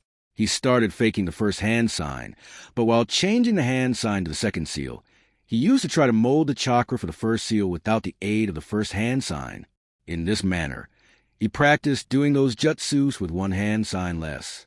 As expected, Teru and Yuri were the most talented in ninjutsu. They competed for the top 2 spots. Nobu, no matter how hard he tried, only ranked 3rd. Hoka, Hana, and the Aburame kid competed for ranks 4 to 6. Fujin ranked 10th in transformation jutsu, 7th in clone jutsu, and 8th in substitution jutsu. It took him a month to be able to do the body flicker jutsu despite learning the way to mold chakra within just 3 days. Even then, he was only able to flicker for a few meters. Over the next month, instead of trying to increase the range, he instead worked on increasing the speed of performing the jutsu and also managed to pull it off without using any hand signs. In a single month, he probably practiced that jutsu thousands of times to be able to do that. Next, he worked on increasing the range of the jutsu. It took him 4.5 months in all to reach 100 meters with body flicker. He then started focusing on sustaining the body flicker for a longer period. Sometime around this time, the incident of Kyomo trying to kidnap Hinata and the death of Hisashi happened. Both Hoka and Hana were very solemn the next day. In order to properly measure his progress, he bought a stopwatch. After 6 months, he was able to 400 meters away in less than 4 seconds. After that, he thought, my original plan was to start with elemental jutsu by now, but body flicker does have more applications I want to explore. Sigh, let's stick to it. Mastering body flicker to a high degree will be extremely essential later on. He continued with his body flicker training. By the time the exams for second year were up, Fujin had managed to sustain his body flicker for 12.76 seconds and managed to cover 1.9 kilometers. He could also change the direction midway, though he couldn't do it very frequently, and could also perform flicker while in a forest and having to avoid running into a tree. He was extremely pleased with his progress. Over at the academy, he had managed to reduce the hand signs required for transformation and clone jutsus by 1, and for substitution jutsu. He was close to reducing it by 2. His chakra field had increased a lot during this year. Its radius had increased to 180 meters. Without the hand sign, it reached 162 meters, and while running at normal speed, it could reach 135 meters. His chakra reserves, too, had grown exponentially. Physical training and meditation itself were a huge boost. On top of it, he had practiced body flicker till he dropped on a daily basis. He had performed body flicker for tens of thousands of times over the past 9 months. His reserves now exceeded Teru's. On comparing it with the senior-most batch, he noticed that his reserves would be well above average in that class, probably entering the top 10. Only 2 students, probably from the Senju clan, can exceed him considerably. Even then, he was sure that in another year, he would surpass their current chakra level. He thought, I guess it's time to ask Hiruzen for the Shadow Clone Jutsu. A/N. I would like to clarify the Shadow Clone Jutsu a bit. Shadow Clone Jutsu isn't forbidden jutsu. It's merely a B-ranked jutsu that jounins can learn easily. In Naruto, it was shown that a genin Konohamaru was able to perform shadow clones and use Rasengan on one of the pains. Even Kiba, while being a chunin, was able to perform a shadow clone. The jutsu in the Forbidden Scroll of Sealing was the multi-shadow clone jutsu. This is the one that Naruto spams and Kakashi had used to scare/bluff away Gado's thugs. So I'll follow this pattern. Someone with genin level chakra can create 1 to 2 shadow clones. With chunin level chakra can create 3 to 5 shadow clones, and with jounin level chakra can create more than 5 shadow clones. The increase in his chakra level could be seen when he was finally able to burst a rubber ball, finally making progress in stage 2 or Rasengan training. However, he was only barely able to burst it. He still needed more chakra to be able to actually perform Rasengan. His skill at throwing shurikens had increased too. He was now able to hit the board while running around, and was also able to hit a moving board. In order to allow students to practice that, a board used to be suspended from a tree branch and moved. It worked like a pendulum. However, he still struggled to hit a moving board while he was running himself. Fujin decided that after he managed to do that, he'll start practicing hitting his clones with shuriken, as that would replicate battle scenarios even better. Something that Fujin gained while practicing in the many forests in Konoha was shurikens and kunais lying around. He had found 23 shuriken and 11 kunai. However, 7 shurikens and 4 kunai were very badly damaged, leaving him with 16 shurikens and 7 kunai. He handled them with extreme care, not touching any directly, in case they were coated with poison. He thought, well, this is convenient. Though these are used weapons, they are still very usable. However, I need to wash them properly in order to remove any sense of previous users, and in case there's any poison applied to them. Still, I've been in these forests for so long, and only found so few of these. I guess everyone collects them back after using them, as they aren't cheap. Maybe others like me roam around trying to find them too. He sighed.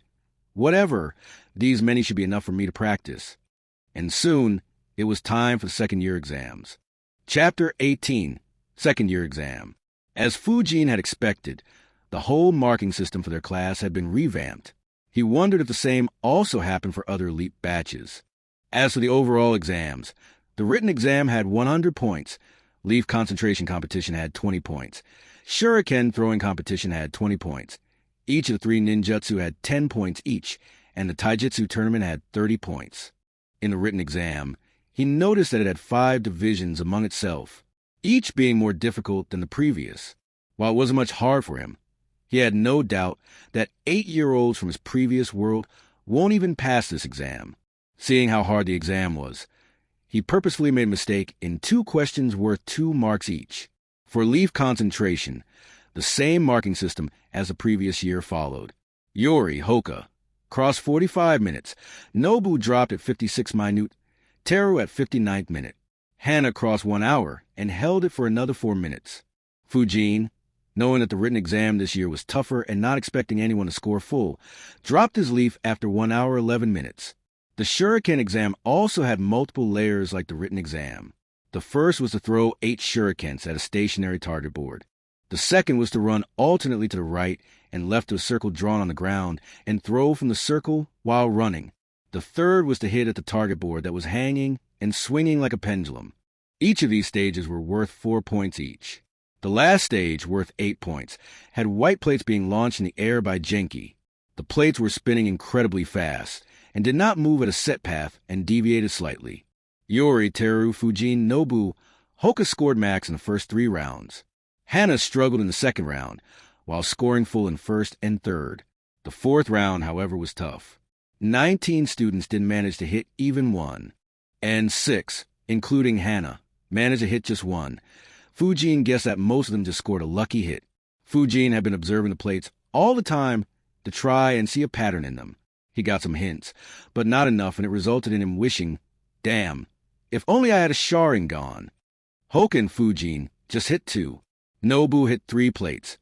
Teru managed to hit 4, and Yori managed to hit 7 of the 8 plates thrown by Genki. Fujin was quite impressed by Yori's performance, especially considering that he hadn't yet awakened his Sharingans. After the competition, Yori returned to his smug self. In ninjutsu exams, transformation and substitution, jutsu were analyzed and marked by Genki. For clone jutsu, they were marked depending upon the maximum number of acceptable clones anyone made. Teru made 5 clones, and looking at his chakra, Fujin was confident no one else would exceed him, so he created 4 clones. Fujin hid his skills in this exam as he knew that Hana wasn't very good in this aspect, and no one apart from him would come close to a score in written exams. The taijutsu tournament was similar to the previous year, only major differences being the Inazukas performing much better and Fujin having a much stronger body. Right now, he could have the seal apply 5.3% of its max pressure. It had improved his physique a lot. He trashed through the majority of his opponents. This time, he ran into Teru in the semifinals and managed to beat him, while Hoka beat Hana in his fight. Yori beat Nobu for rank 5, whereas Teru beat Hana for rank 3. Against Hoka, the fight was very intense. To Fujin's surprise, his advantage in physique wasn't that great. In the end, he still lost to Hoka. He thought, is he too using seals or something similar to strengthen his body? His performance in ninjutsu isn't as good as his taijutsu, and it's better to not talk of his performance in written exams looking at previous year's scores. Sigh, I guess all he does is train in taijutsu. And my main focus has been on ninjutsu. Little wonder that I can't beat him. After the scores were tallied, the results of the top 5 were Fujin, 96 plus 20 plus 14 plus 23 plus 29 is equal to 182. Teru, 81 plus 17 plus 16 plus 30 plus 28 is equal to 172. Nobu, 86 plus 16 plus 15 plus 28 plus 25 is equal to 170. Hana, 91 plus 18 plus 12 plus 21 plus 27 is equal to 169. Yori, 79 plus 14 plus 19 plus 28 plus 26 is equal to 166. After looking at the results, Genki thought, this is pretty similar to last year. Only difference is that instead of the leaf concentration competition, Fujin built his lead in the written exam. How much does this kid study exactly? The last 20 marks were quite tough to get. As for the rest, Teru was the one who performed the best overall. Except for the written exam, he is in the top 3 of every exam. Leaf concentration competition is still dominated by Fujin, but with the performance of the others, I can start tree walking exercises next year. In the shuriken throwing competition, Yori was in a league of his own. Same with Hoka in the taijutsu tournament. Though that seal did help Fujin a lot. I guess I should suggest to Teru's parents to get that seal for him as well. It will help him a lot. In ninjutsu, Teru, Yori, and Nobu are all excellent. Just that Teru has more chakra than the other two. And I'm pretty sure that they do no more jutsus as well. This class has performed really well. The top 8 to 12 students are all very good. Lord Third should be very happy with their performance. After he was done thinking, he put up the results on display. Looking at it, everyone had mixed reactions. Since the exam markings were made to ensure that the ones who performed well stand out, the ones who didn't work hard scored very low. A few still struggled to hit a stationary target board with shuriken, so there was no way they could do much in the remaining 3 rounds. There were a few who didn't manage to learn even one ninjutsu properly, and the majority didn't get all the 3 ninjutsu down. There were only 12 students who could do that. The written exams were very tough too. The last 20 marks were very difficult to get, and even the 20 marks before that were significantly difficult. Fujin did note the disappointed expressions of the ones who scored very bad. It reminded him of how much worse the life of the kids here was when compared to his previous world. And even then, these were considered to be very good conditions. At least they didn't have to fight in a war. Among the toppers, Yuri was upset thinking, why am I still ranked only 5th? Still, I have at least shown everyone how good the Uchiha are at shuriken technique. But that's not enough.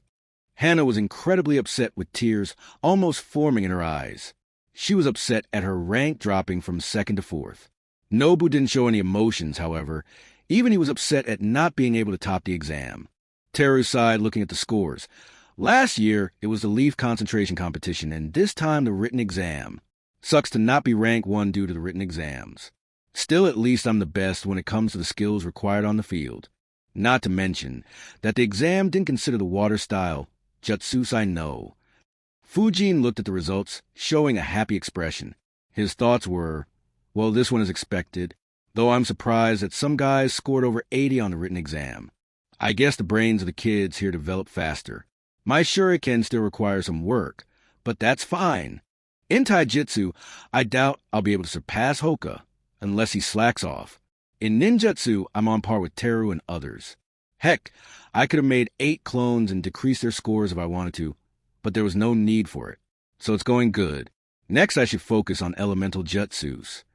However, then he frowned mentally thinking, still, the performance of the kids in this exam has been so good that I'm worried they may make a few of us graduate early. I'm glad that Genki hasn't started teaching about all the other important stuff yet. I guess his plan was to allow everyone to learn ninjutsu and fighting skills first, so that they can keep improving it over the years. Though with the pace at which he has been going, it makes me wonder if he wants to make us graduate early or teach us more complicated stuff. Genki looked at the expression of all his students and sighed. He noticed that only Fujin had a happy expression. Nobu was expressionless, as always, and Teru just looked a bit down.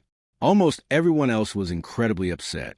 He sighed, "I got excited and made the marking system really in favor of the geniuses. Last year's results made them more competitive. However, this year's might have a detrimental effect.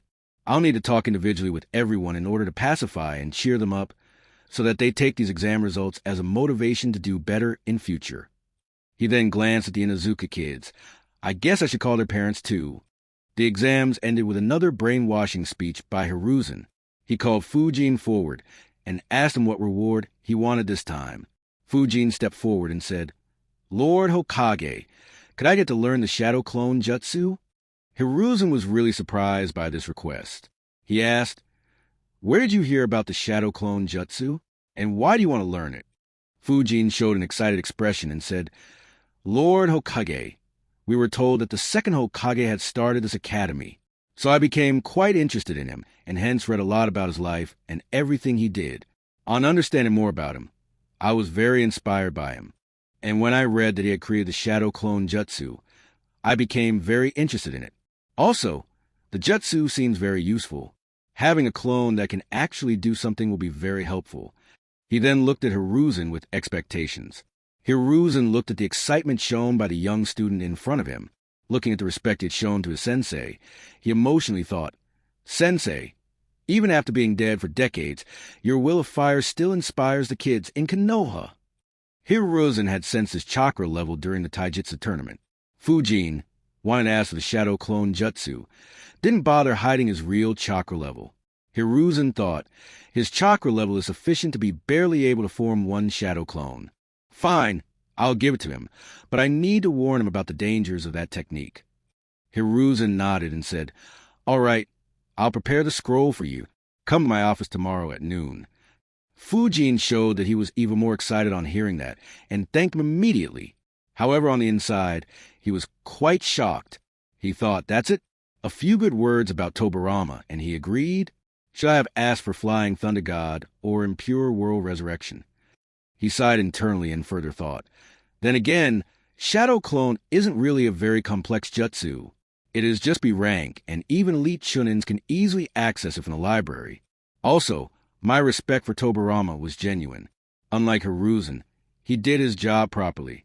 Though how he died in war despite, knowing Flying Thunder God is a mystery to me. So Hiruzen wouldn't be able to pick up on anything. And Tobarama creating that jutsu is written down in scrolls about him in the library. So I guess there wasn't much to be suspicious about. With those thoughts, he walked back to his fellow students. Genki then announced about meeting with everyone personally tomorrow and gave everyone a time slot. He asked them to bring at least one parent along. Chapter 19, Shadow Clone Jutsu. The following day, Genki was very busy with the counseling of all his students. Fujin was the first one in at 8 a.m. as Genki had set the schedule according to their ranks. Seeing Fujin, Genki's thoughts were, this kid has done well, but he is only an orphan. I don't think he has any idea how vast this world is. Even though he ranked first twice consecutively, there is still a lot he needs to do. I need to ensure that he doesn't get arrogant and lose his way. Fujin first greeted him. "Good morning, Sensei." Genki replied, "Good morning. Congrats on your performance yesterday." Fujin smiled and replied, "Thank you, Sensei," and took his seat. Genki smiled and then quickly got serious. He said, "So this meeting is in order to review your performance until now and to see what you should do in the vacation and in the next year. Of all the students in this class, I have interacted with you the most. So don't worry and listen to my advice properly. Feel free to ask all your doubts." Fujin nodded. Genki continued, "Your performance has been very good so far, with you ranking first in both years. That is very obvious. However, in both exams, it was only due to you scoring very well in one exam that you ranked first." Fujin nodded seriously, while thinking, I'm not even 8 years old yet. Should you be having such a serious talk with me? Are 8-year-olds supposed to understand this? Genki, on the other hand, thought, the kid didn't get upset? He is more mature than other kids his age. Genki continued, so you will have to put more focus on other areas. Tell me, what do you do after the lecture is over? Also, what do you do on weekends? Fujin had already guessed that such a question might be asked, though he thought something like this would have been asked long back. He replied, "Sensei, I mostly study what you taught in class, try to understand it. Then I train on the ninjutsu you taught us, or I do leaf concentration exercises. And before sleeping, I meditate. On the weekends, I study a lot, and also train on my sensor skills." What Fujin said was a properly thought-out answer he had prepared long back. Showing a major focus as studying would explain why his scores in written exams were so high. The listener would think that he spent most of his time studying. He said that he spent very little time on ninjutsu, which would justify his slightly lower scores there, while his meditation along with morning exercises would be the reason for the high growth in his chakra levels. The answer also showed that he was a very diligent student. Genki wasn't surprised with the answer. He had guessed that it would be something along these lines, considering Fujin's performance. He said, "I see. Now let's look at your performance this year. You have done very well in the written exam, chakra control, and taijutsu. However, your ninjutsu needs a lot of work. So over the next 2 months, you should focus on improving the 3 ninjutsu I taught. Also, even after the 3rd year begins, spend more time on learning ninjutsu and less time on studying. After all, in the future, when you do missions, it'll be a lot more important than what you read." Fujin nodded, inwardly surprised, thinking that's a first. No adult has ever told me to study less, especially not a teacher. Genki was satisfied with his words being listened to seriously. He had a little gift in order to get Fujin to work more on ninjutsu. He said, "I know that you have asked Lord Hokage for shadow clone jutsu, so do learn it properly. In the future, it'll be very helpful. However, I have a little gift for you." Saying this, he put a paper in front of Fujin. On seeing that paper, Fujin sighed internally. "I wasted my 100 ryo," and then asked curiously, "Sensei, what's this?" Genki replied, "This is chakra paper. It'll tell you what your chakra nature is. Here, pass some of your chakra through it." Fujin did it. The chakra paper split into 2. He gave Genki a puzzled look. Genki then explained a bit more about chakra paper and said that Fujin's chakra nature was wind. Fujin nodded excitedly despite already knowing it. Genki said, "The way to train your wind nature is that you should take a leaf and try to cut it with your chakra alone. It may take a few months to do it. Once it is done, you can then use wind-style jutsus." Fujin nodded again. Genki also informed Fujin that Yori and Teru could already perform elemental jutsu in order to rouse his competitive spirit. After some more discussion, Fujin took his leave.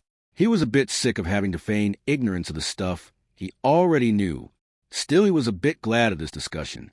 He would have a proper excuse if anyone in the future asked him about when he trained in wind style. Sadly, he'll still have to repeat this again today.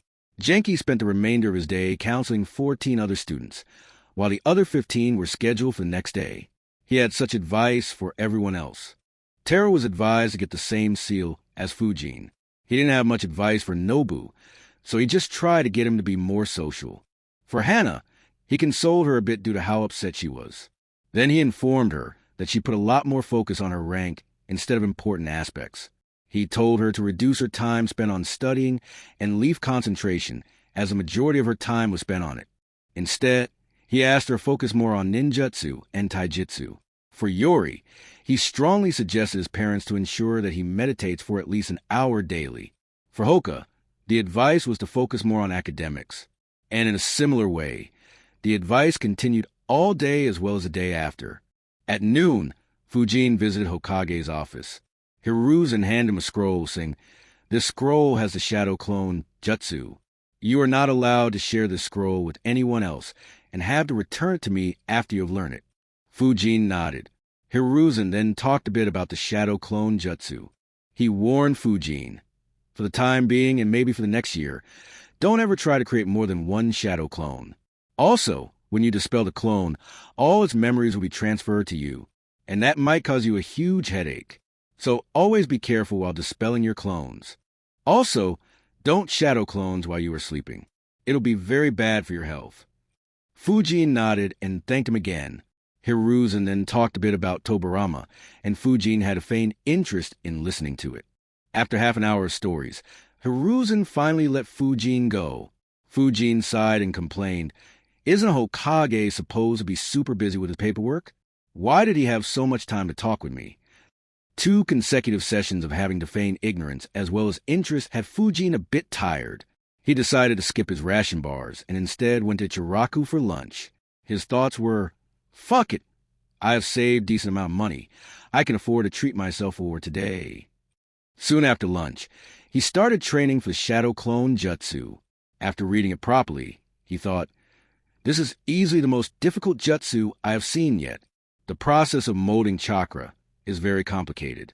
Makes me wonder how that brat learned it in less than a day. However, this shadow clone is a bit more flexible than the one in Naruto. Chakra doesn't necessarily have to be distributed evenly among my clones. It is up to the caster's will and capabilities in deciding how much percentage chakra must each clone have. He could create them with equal chakra to hide himself, or give it more or less chakra, depending on the need. Another difference is that dispelling the clone won't return all its chakra to the original body. Instead, there is some chakra loss that happens during this process. As the jutsu is mastered, this loss reduces. However, it won't ever go down to 0. So in the future, I need to be careful in the amount of clones I make. Otherwise, I could run out of chakra very quickly. On finishing his analysis, he began learning shadow clone technique. Knowing the basic clone jutsu helped a bit. The training continued for a while. Fujin noted that this training drained his chakra very fast. He could only practice for an hour before he was out of chakra. So from the next day, he practiced shadow clone jutsu as soon as he got up, then around noon, and finally again in the evening, getting 3 hours of training done while doing either physical exercises or meditation for the remainder of the time. He also carried a few leaves with him. On the 9th day, he was finally able to make a clone. Fujin noted that while molding the chakra is more difficult, its execution was much easier than the body flicker jutsu. After another 6 days, he was finally able to create an acceptable clone. It was entirely identical and took half of his chakra. However, on sensing, Fujin noted that some chakra was lost while creating the clone, resulting in the clone having slightly less chakra. This wasn't acceptable. However, he decided to test the clone first. He asked the clone to go into the bedroom and write any random number somewhere and then dispel. The clone went into the bedroom and wrote 8,196 on a scroll there. On dispelling, Fujin got all the information and checked if it was true. He thought, all right, works. He made another shadow clone. This time, he stabbed the clone's arm with a kunai, causing the clone to dispel. He waited for a few seconds and then concluded, all right, I just got the memories of the clone. The pain wasn't transferred to me, so this jutsu should be safe to use in battle. He then formed the clone again, and this time had the clone do the 3 basic jutsus. The clone could perform them as well as he could. He couldn't test body flicker at his home, so he decided to leave it for later. He then had the clone perform a shadow clone. The clone managed to do it, but within a second, they were both dispelled. Fujin sensed that their chakra was very unstable. On thinking, he came to the conclusion the clones were dispelled as they didn't have enough chakra. Even though a ninja can make a shadow clone with a small percentage chakra, the shadow clone still needs to have some minimum chakra level. And my single clone probably barely exceeds that limit. Wait, does that mean after using a few jutsus, my clone will disappear even if it has some chakra, just because the chakra isn't enough? This conclusion had him on alert. He quickly rushed into a mini forest nearby. After transforming and confirming no one was around, he made a shadow clone. The clone, knowing the plan, started performing body flicker again and again within the main body's chakra field as the main body kept a track of its chakra level. The clone had around 49% of Fujin's chakra. When it fell down below 41%, the clone dispelled. Having his theory confirmed right, Fujin sighed. I guess it is impossible to have a clone assist me in ninjutsu training. Though to be honest, it's kind of pointless too, as I can't last long on ninjutsu training without having my chakra depleted. After spending half a minute grumbling about his low chakra reserves, he decided, well, whatever, this was expected. Hopefully someday in the future, I'll be able to use clones to train. Let's just learn this jutsu properly and be done. In the next 5 days, he had learned the shadow clone to an acceptable level. Now no loss of chakra happened while forming the clone. As for the chakra loss while getting chakra back from the clone, it was around 5%. Fujin noticed that it was reducing quickly.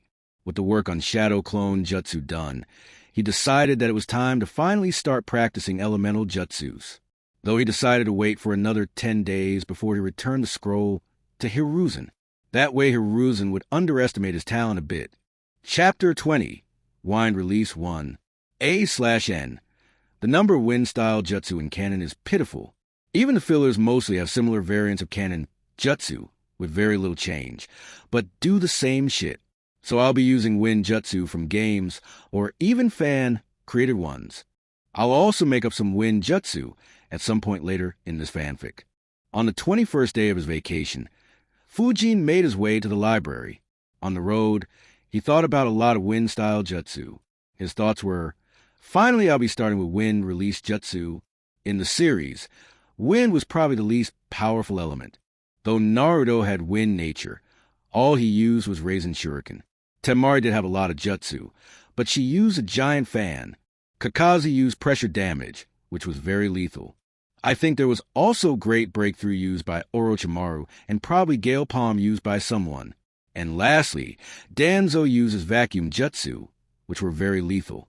Sadly, other than Temari, no one else specialized in wind jutsu, and the number of wind jutsu were very low too. Luckily, this world does have a lot more wind release jutsu. I might be able to form a comprehensive battle system through it. Last time I just read their names. This time I'll be reading their scrolls too, and then decide the set of jutsu to practice. Still, I wish I could got to read the descriptions of higher rank wind jutsu as well. It'd have been very helpful in order to decide. On reaching there, he went through entire sections E and D and made a list of all available wind release jutsu. They were Gale Jutsu, E. Wind Clone, E. Wind Levitation, E. Projectile Control Jutsu, E. Wind Retrieving Jutsu, E. Gale Surge, D. Breakthrough, D. Dust Cloud, D. Slashing Wind Skill, D. Wind Explosion, D. Propelling Winds, D. The first question for Fujin was, why was Wind Clone merely a rank E jutsu? On reading the scroll, he understood why. Wind Clone was extremely simple. Elemental clones were like normal clones, just that they were made of elements. That's why they could perform attacks. They got dispelled upon getting hit. Since the material needed for a wind clone was basically the air around, it was extremely simple to make it. However, it was still quite useful, and something he definitely was going to learn. He continued reading the rest of the jutsu to understand what they did. He first read all the Ranki jutsu. After reading them, he analyzed these jutsu aren't lethal. Actually, they don't have much use in battle either compared to other jutsu. Instead, I think that they are the means to improve control of the wind element. I think they will be very important in the future when I will be learning more complex and powerful wind jutsu. Wind levitation is basically using winds in order to raise inanimate objects in air. The weight of the object that can be levitated and the height to which it can be carried, as well as the time for which it can be levitated, depends on the user's control over the wind element, as well as their stamina and focus. Projectile control jutsu uses wind to control the projectiles launched around the user. So a shuriken or a thrown kunai or senbon can be manipulated to change direction with the help of winds. Wind retrieving jutsu uses winds to pull objects towards a user. It's similar to Nagato's universal pull, except it's done with the help of winds, and power depends entirely on the user. And Gale Jutsu just creates a small wind flow in a direction. It doesn't cause any harm, but has a couple of good uses. For example, it could be used to cover up any footsteps left behind, or change the direction of winds around you to restrict the directions your scent can be carried to. Besides, it probably also serves as a base to all wind jutsu that involves blowing out air. On concluding his analysis, he sighed, thinking, I'll have to learn all these jutsu, not for combat, but to improve my control over wind. That said, wind clones, levitation, control, and retrieving are excellent jutsu for pranking. I wonder if the ones who made these were pranksters or something. While thinking about it, an incredibly evil idea popped into Fujin's head. An idea that would have made the lives of Konoha citizens a living nightmare. He thought, I wonder what kind of shit Naruto would pull if he knew these four jutsu. He sucked as a student, maybe as a ninja too, but he was easily tier S in terms of pranks. Damn, I'm so tempted to teach him this stuff. I'd get enough content to laugh for a lifetime. Fujin had a laugh at that idea. Calming himself down and getting these distracted thoughts out of his mind, he started reading the rank D scrolls. After finishing them all, he concluded with a single thought. Damn, wind release is extremely powerful. That thought wasn't due to the jutsu being overpowered, but instead due to the growth potential of the wind jutsu. Some of those jutsu, if mastered and used correctly, could end up becoming as good as rank B or even rank jutsu. He then analyzed each jutsu. Dust Cloud Jutsu is basically just a smokescreen. It should work well with me being a sensor and not needing eyesight to track the enemy. Also, it is very simple, so if I have time, it's worth learning. Slashing Wind Jutsu is the one Temari spammed in the Chunin exam. While it packs good power, it requires a fan to use. It's not really my preferred weapon, so I'll probably skip this one. Breakthrough Jutsu is a powered-down version of Great Breakthrough Jutsu. No harm in learning it. I can later replace it with Great Breakthrough, and then maybe with Pressure Damage. Gale Surge is a defensive jutsu. The user sends air around the user in an outward direction. It could protect me from projectiles and could also disturb the enemy's rhythm, though its range is too short at merely 3 meters. Propelling winds is a movement technique. Small blasts of winds are released from hands in order to help evade. This jutsu is pretty simple. I am not really a fan of it. However, I have some ideas in the future that could require this jutsu as the base. Wind Explosion jutsu seems very versatile. Chakra is infused into wind to form into a ball like Rasengan, and it explodes on impact. Though it isn't as powerful as a Rasengan and only causes slight damage, it is a very interesting jutsu. I wonder if a combination of this jutsu and wind clone jutsu exists. It could make wind clones extremely lethal. Having analyzed all the jutsu, he had to make the tough final decision of deciding which jutsu to learn. He thought, all of these jutsu have good uses. However, will I be able to learn all of them? He was lost in his thoughts, not able to reach a conclusion. He decided to calm himself a bit and analyze further. As for how many of these jutsu I can learn will depend on my speed of learning these jutsu. And just learning is rather pointless. I'll need to master them. For now, let's eliminate the ones I don't want to learn. It will be Slashing Wind Jutsu. He sighed. This is the only one I don't want to learn. I want to learn all the other jutsus. Never mind. Let's list them in the order of importance. Ranky jutsu are important to be able to get a better control of wind nature, so they are compulsory. Among the remaining, Wind Explosion Jutsu would probably be the most useful considering its future potential. Next would be Wind Propelling Jutsu. While in itself ain't that good, however, if in the future I'm able to create small blasts of wind willingly around my body to propel myself, then that might become a deadly fighting style. Breakthrough Jutsu will be next as it forms the basis of a few stronger jutsu. Also, it provides an AoE option. Gale Surge and Dust Cloud will be the last ones. Gale Surge provides offense in one direction, but it is very temporary. And Dust Cloud just provides cover. I suppose that's enough calculations. I still have a few years before I may have to fight. So let's just try these jutsu. Hopefully a year will be enough for it. Next year I would like to learn a few Earth Release jutsu, and probably 1 or 2 Genjutsu. I suppose this year I should also start with Kenjutsu. Maybe a sword or 2. They go really well with the Wind Release. And in his train of thoughts, he read the scroll of Wind Release. Wind Clone Jutsu properly. After getting the basics down, he left the library and on arriving in a secluded mini forest, started training for it. However, what happened really surprised him. It only took him one try to be able to do the Wind Clone Jutsu. He was left speechless by the ease of it. After calming himself, he analyzed. The jutsu is very similar to normal clone jutsu, and I have already learned even shadow clones. Not to mention, my affinity is wind nature, and I have already trained a lot to master this element.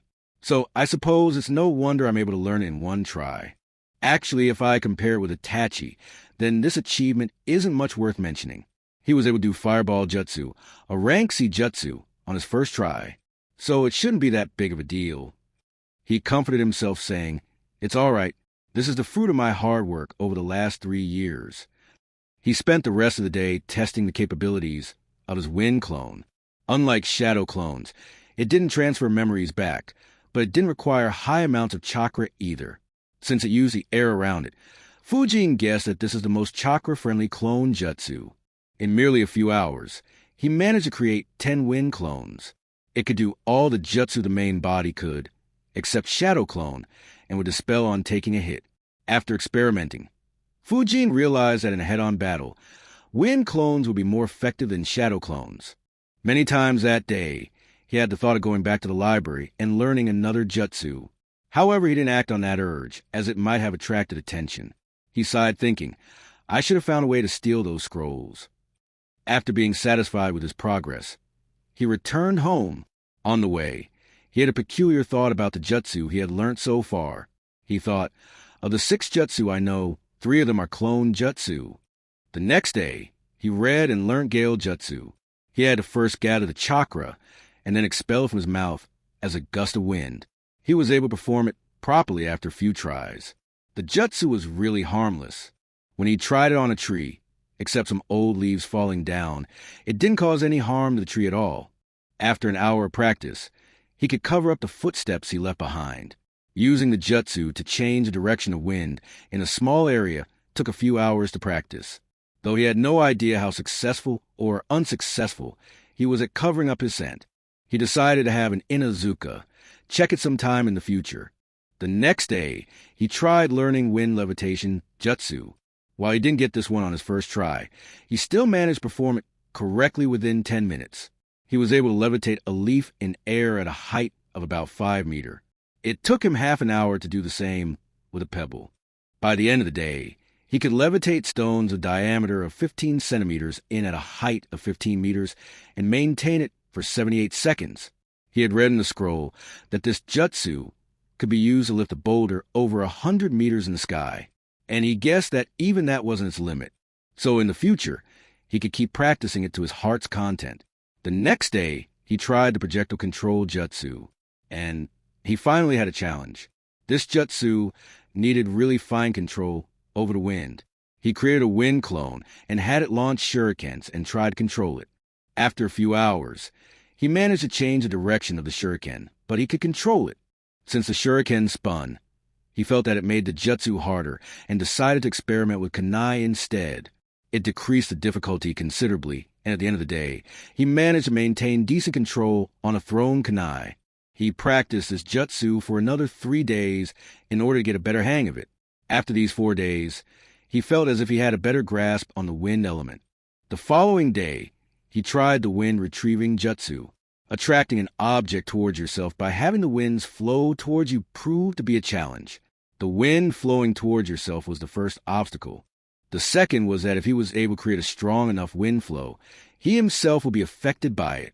That issue made Fujin wonder if he could create wind paths around himself to perform this jutsu. He left that thought for the future. It took him 3 days to learn this jutsu and be comfortable with it. He returned the Shadow Clone Scroll to Hiruzen after that.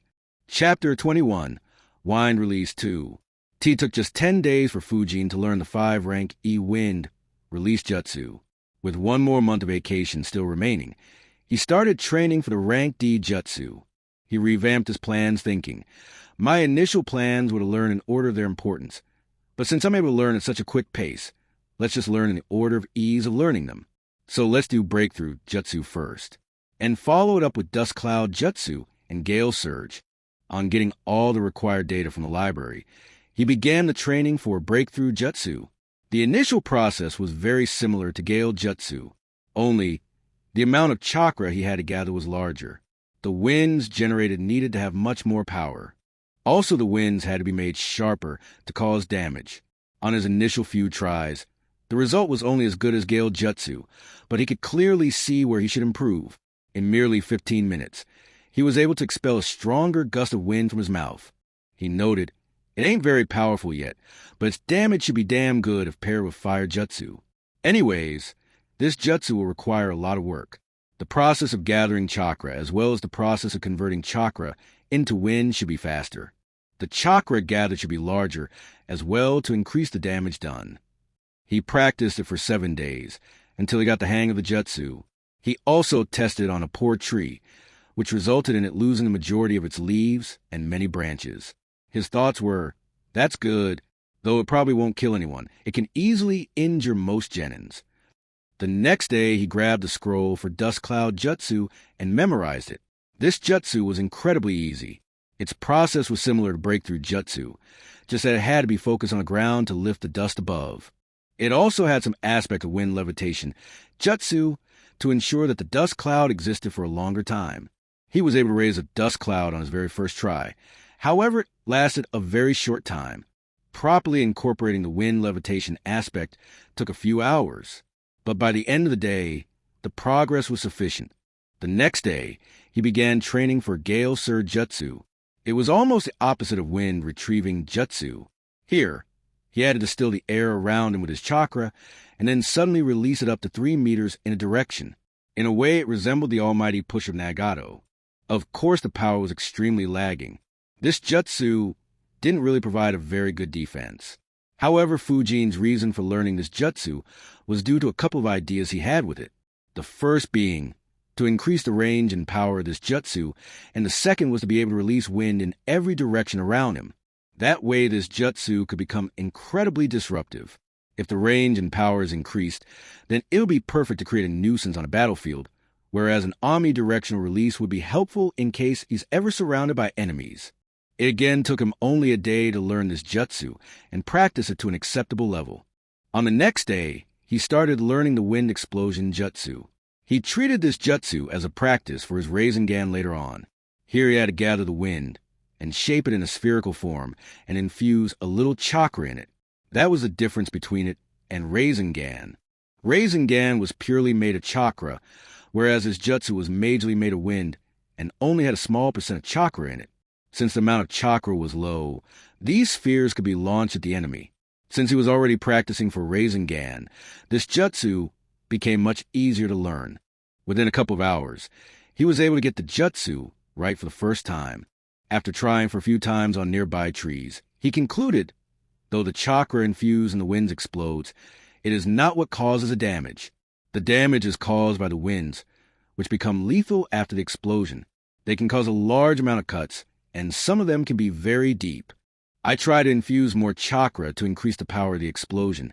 However, it didn't work as the wind sphere couldn't move as fast or as long distance. Even if I increase the amount of winds to maintain the ratio of chakra to wind, the sphere still becomes very bulky and no longer has the same speed. He sighed, "I guess upgrading it would be a very complex task. Anyways, I should instead try to change my point of view.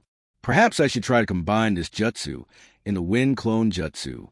If the wind clones can explode in this manner, then it will transform into a killing strike." The practice for wind explosion jutsu continued for a week. After the first day, Fujin stopped improving the wind sphere. Instead, he focused on increasing his speed of forming the sphere and the speed of launching the spheres. His goal was to be able to launch these explosive spheres one after another without any breaks. That way, though it won't be a killing blow, it'll still cause a lot of damage to anyone who couldn't dodge or block these spheres. It could also cause death due to having lost too much blood. However, he was still quite far from reaching that stage. On the following day, he started learning the propelling winds jutsu. Here the task was to gather the chakra in his hands and burst it in a direction. That burst would apply an opposite force on him and move him in the opposite direction. This technique could be used to change directions quickly. However, in terms of movement on land, this technique was quite inferior to body flicker. Its advantage lay when the user's feet weren't on ground, as this jutsu was very convenient to use while in air. Thanks to all his training over the past month, creating bursts was very easy. The issue was in controlling the amount of movement he had. Also, his footwork needed a lot of adjustments. To employ this jutsu, one had to be very light on his feet and allow himself to be pushed back by the burst. While he could control the amount of force of the burst, the force applied back changed in accordance to how much pressure was applied on his feet. That was incredibly hard to control. On the third day of its training, he managed to bypass this issue by using two tactics. The first was he would slightly jump in the direction where he wanted to go and then use the burst to push him there. The second was to use the burst and then force his feet off the ground instantly, which would make him move out of the way. However, The control for the second one was lacking a lot. It would cause him to flip in the air a couple of times, which could be dangerous in a fight if the enemy followed and persisted with his or her attack. He trained to improve his control over this jutsu for 6 days, after which he was happy with his progress. That night after dinner, he decided to sit down and think about his current status. He thought, in the last 32 days, I have learned 5 rank E Wind Release Jutsu and 5 rank D Wind Release Jutsu, including the 3 basic ninjutsu, body flicker and shadow clones. I now knew 15 jutsu in all. He analyzed his jutsu further and concluded, my wind clone jutsu makes a normal clone jutsu redundant. I should completely drop its usage. Gale jutsu, too, doesn't need any more work. It can cover footsteps adequately and in fights. Breakthrough jutsu is much better. That leaves 13 jutsu. Even though I have learnt them, if I talk about truly mastering a jutsu, then I have probably mastered just 1 jutsu, which is body flicker jutsu, on which I spent 10 whole months. Next, I should focus on mastering these wind release jutsu, especially perform them without hand signs. Even though the body flicker jutsu took 10 months to master, if I have learnt anything in the last 1 month is that either my talent in wind nature is extremely high, or these wind release jutsu were very easy, so mastering them shouldn't take very long. I could also upgrade my substitution jutsu by substituting with my wind clone rather than nearby logs or other objects. Other than that, I could also try to combine wind clone and wind explosion jutsu. Similarly, I should experiment by trying to use body flicker and wind propelling jutsu simultaneously. If body flicker jutsu could freely change directions, then it would be extremely lethal. And I still have to learn to strengthen my weapons using wind chakra. After thinking about these ideas, Fujin decided to think how he could get his hands on rank C jutsu. He thought, I'm not sure if I can get access to rank C and rank B jutsu anytime soon. I could ask Genki, but even if I am successful, I don't think he'd give me more than 2 or 3 jutsu, and that'll also attract a lot of attention. I could ask Hiruzen for access to higher sections in the library after the 3rd year exam, but I'm doubtful that he'd agree. Even if he did agree, I will probably be monitored when I enter the library, and if they see me reading those high-ranked jutsus, they may have someone keep an eye on me. That would mean that I can't practice ninjutsu secretly like I do right now. And if they sent someone good enough to avoid me from sensing him, that would mean my skills would be known to Hiruzen and soon to Danzo. He sighed, leave it, let's follow stability. There's no point in taking such a huge risk. If I master all my current jutsu and also a few earth-release jutsu and can't progress any further, then I can consider graduating early. Over the past year, he had thought quite a bit about graduating early. His thoughts were, initially I thought that graduating early would attract a lot of attention. Perhaps it still would in Naruto's generation. But right now, graduating early seems to be highly supported and even encouraged by teachers. In the last 2 years, there were many who graduated after their 4th or 5th year in the academy. A few even graduated after the 3rd year. I guess the village wants to have new ninjas join their ranks as soon as possible, which is why it may be encouraged right now. Though if someone graduates at 6 or 7, then it'll still attract a lot of attention. During this vacation, Fujin had almost entirely focused on ninjutsu. His routine was workout in morning and then ninjutsu training the whole day.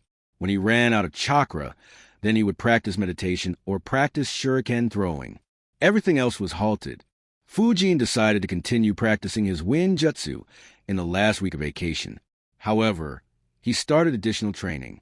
He started trying to hit his wind clones with shurikens in order to improve his skill at it. Though he wasn't sure whether to be upset about his shuriken throwing skills or be happy at his clone's speed and maneuverability, as he didn't manage to hit his wind clone even once. However, he did improve at a rapid pace. Chapter 22, Fuinjutsu. The 3rd year started after the vacation.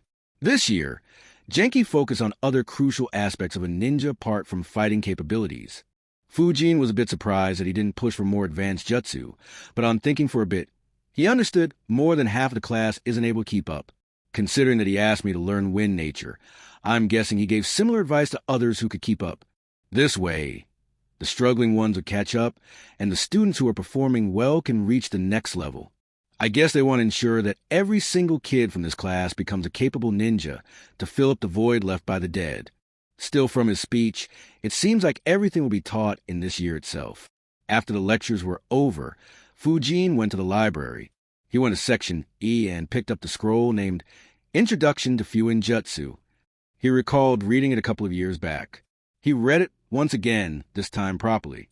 On reading, he analyzed Fuinjutsu contains two parts. The first is the writing part. However, this has two parts as well. First, the language. Fuinjutsu has special symbols which I have to understand before attempting to make seals. I will need to learn to draw each symbol properly, as well as infuse my chakra in the mentioned manner. Any mistakes would make the seal fail, and could cause unintended complexities if the seal did something else. This is actually very similar to hand signs, just that the number of symbols is much higher. The symbols serve various functions. The main function I can see is its ability to produce an element. There are symbols for each of the 5 elements, and symbols which can suppress or enhance them. There are also symbols to control time and space. A simple storage seal has a lot of space symbols, whereas a complex one will not only have space symbols, but also time symbols to ensure that time slows down in that storage seal. The second was the logic part. This part is very similar to coding on Earth. Since I know coding, this part is easier for me. However, it ain't much of an advantage. Coding is pretty easy to learn. I'm sure the brighter kids from my class could pick it up within a week or 2. After the writing part, the next part was to mold my chakra to create what the seal is used for. For a simple sealing scroll, I would have to create that storage space with the help of the symbols and also set up the conditions for activating the seal. Sigh, this is pretty complicated. Anyways, let's start. I should start with the symbols, but there are hundreds of them. It'll take months if I try to learn them all. So I'll just pick a seal and learn its symbols. That way I can monitor my progress. After analyzing all the seals in the scroll, he decided to learn the most used seal, the storage seal. It used 16 types of symbols. Majority of it were different types of space symbols. A few increased the amount of space in the seal. Some restricted the space in order to maintain the boundaries. Some ensured that the space stayed stable, and so on. He drew the required symbols perfectly on a spare scroll, and also took down notes related to it. He had seen a few others do the same in the library, so he wasn't worried about getting into trouble, though he was very surprised at Konoha's magnanimity. Once that was done, he left the library. He went to the market and transformed in an alleyway. After searching for a bit, he found the shop he was looking for. There he bought the special ink required for Fuinjutsu, as well as special scrolls the same. The scrolls were made of a special material. It was much sturdier and could apparently last for centuries, if not damaged by external force. It could easily bear the chakra applied to it, while seals were inscribed on it. The special ink, on the other hand, would make infusing chakra much easier. Try and make the symbols with normal ink was a lot harder to do. However, there was another substitute for this special ink. That was the blood of a ninja. These items were quite expensive, though. The scrolls cost 60 ryo each, and a small bottle of ink cost 100 ryo. He bought 5 bottles of ink and 5 scrolls to practice. He sighed, thinking, I hope these last a few months at least. I only have 4,370 ryo left with me. He then went home, and on reaching there, he made a shadow clone. A couple of months of crazy physical training, high amounts of meditation, and constant ninjutsu training, till he dropped due to lack of chakra, had resulted in a high rate of growth of his chakra. It had increased by around 25%. It implied that he could now make 2 shadow clones if he wanted to. However, both will barely have any chakra to do anything. If he made 1 shadow clone with exactly 50% chakra, then that shadow clone could last till his chakra dropped to 32% of Fujin's max chakra. So effectively, it had more than double the shadow clone's usable chakra. Fujin and his clone started to work on the first symbol. After trying it for half an hour, Fujin confirmed, As I thought, the amount of chakra needed to practice this is quite low. This is good news for me, as my shadow clone will last a lot longer. Calculating for my clone's remaining chakra, I'd say he'll be able to last 4 hours while practicing these symbols. After an hour's practice, he dispelled his clone. On dispelling it, he got all the memories from the clone, along with a minor headache. He created another shadow clone.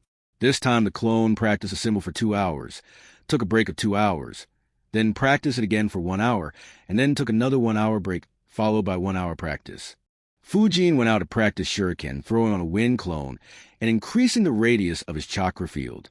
He didn't practice any ninjutsu, as practicing it with only half his chakra wouldn't last very long. After 7 hours, he dispelled his clone. This time the headache was a bit worse, but still bearable. However, recalling Hiruzen's instructions, he decided to sleep. He was very happy with what he had done today. After waking up early the next morning, he thought, "Excellent. The experiment was successful. Now that my shadow clone can last 7 hours and practice these symbols for 4 hours, I can leave my shadow clone at home and it can keep practicing Fuinjutsu while I'm at the academy. I guess my chakra needs to increase by another 20 to 25% so that my clone could practice for 7 hours straight. Still, I need to decide what the clone should do in the 3 spare hours." He thought for a bit, and then it clicked him. Yeah, why not? I should buy a few cooking books for the clone to learn. In the past 2 years, I have learned to make various breakfasts, but I didn't learn to make a proper lunch or dinner as I didn't have much spare time. This seems the perfect opportunity to learn it. All right, today, after the academy, I'll buy the books. Happy at the possibility of finally being able to eat delicious meals, he decided to analyze his daily routine. So with this sorted, I will continue to do my physical training in the morning. During lectures, my clone can practice Fuinjutsu, while my main body pays attention for important lectures and work on my chakra field in the remaining time. After the lecture is over, I'll have to return home, dispel the clone, and take a short, probably an hour's sleep. Then I can practice my ninjutsu and shuriken throwing. And the year continued in this manner. Genki taught a lot of practical knowledge that was needed for ninjas, and Fujin continued his hard training. Fujin did note that the class was a bit more serious this year. He thought, I guess his one-on-one talks had a good effect. After 6 months, Fujin was able to do the rank E wind release jutsus with no hand signs. Only the wind clone needed a single hand sign. Among rank D, he could do wind propelling jutsu without hand signs. However, the rest required 1 or 2 hand signs. 23 days before the exams for the 3rd year were up, he managed to do all but 2 without hand signs. Only Dust Cloud Jutsu still required a couple hand signs, and Wind Clone still required 1 hand sign. Similarly, Shadow Clone 2 had dropped to just 1 hand sign, the Clone Seal, which he wasn't able to do without hand signs. His Breakthrough Jutsu and Wind Explosion Jutsu now were able to do much higher damage, and all the other Wind Release Jutsu had been mastered to a certain extent. It took his clone 3 months to master those 16 symbols, and another month to successfully make a storage seal. It took another month of practice to be able to do it comfortably without any mistakes. He had spent 4,000 ryo on the materials till then, leaving him only with a little over 2,000 ryo with him. He had created 5 proper sealing scrolls. Each time when he bought the materials, he had bought it from different shops under different disguises. Of the 5 shopkeepers he met, he had observed that one of them seemed greedy and with loose morals. He thought, I can't continue the expenditure on Fuinjutsu. Probably another 4 months before I'm totally broke, so I'll have to sell my scrolls. Trouble is, whom to sell. I can't give out my identity, and I'm not sure if any shopkeeper will agree to buy without knowing the seller. Sigh, I'll have to approach the one with low morals and greedy nature. Luckily, one of the shopkeepers fits the bill, unless he's put up a facade, so I should take some precautions. Preferably, I should send a clone under transformation jutsu. Chapter 23. The first deal. Over the next few days, he had his shadow clone spy on the shopkeeper. Genki's training for stealth was really helpful during this period. His name was Jing. He was probably in his 40s. The clone observed his actions, his movements to see whether he is a hidden ninja. He had already tried to sense his chakra. It was merely civilian level. Fujin wondered if at some point in the past, Konoha conducted a drive to unlock chakra of a lot of people. He also observed his dealing with other customers, where he keeps his inventory, where he keeps his cash, and so on. The spying was quite successful, as on one lucky instance. He heard Jing bargaining with his supplier on the price of some of the items.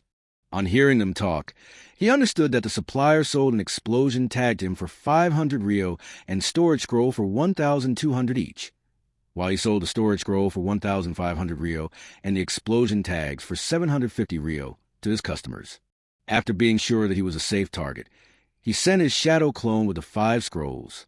His clone took the appearance of a middle-aged man and approached Jing when no one was in his shop.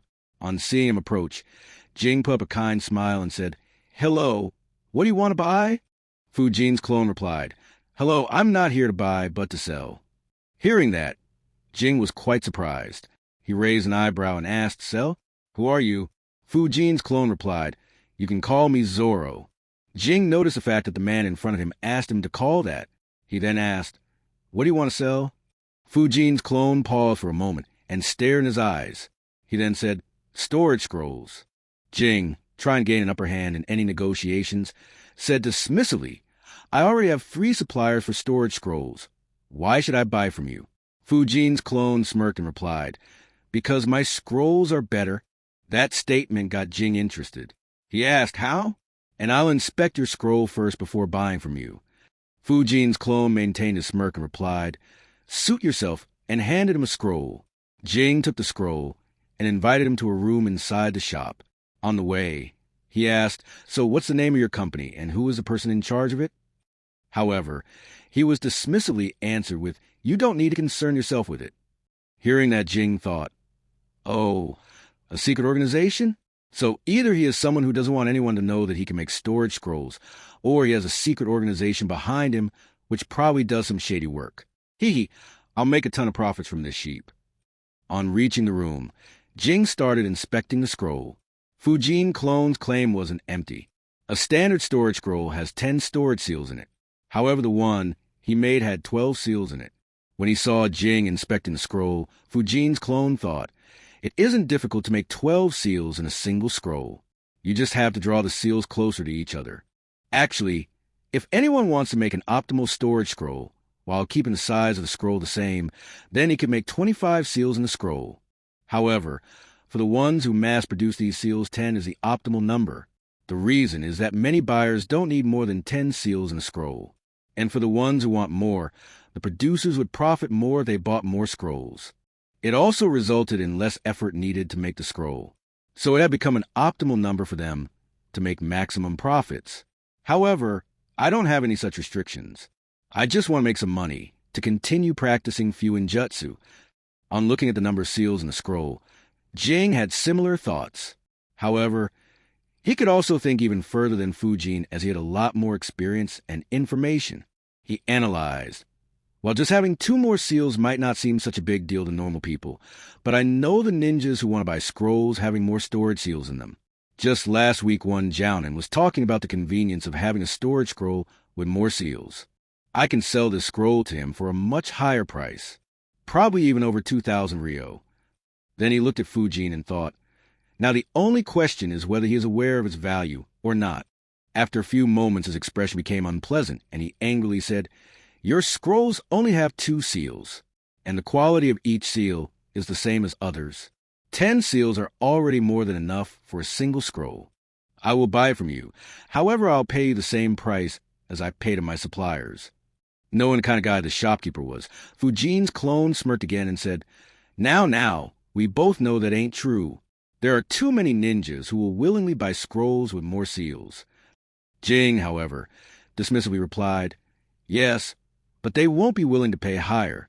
Still, seeing that you could add 2 more seals, I'll pay you a bit more. Instead of 1,000 Ryo, I'll pay you 1,100 Ryo." Hearing that, Fu Jin's clone scoffed and said, "Do you think I live under a mountain? The standard scrolls are supplied for around 1,200 to 1,250 Ryo.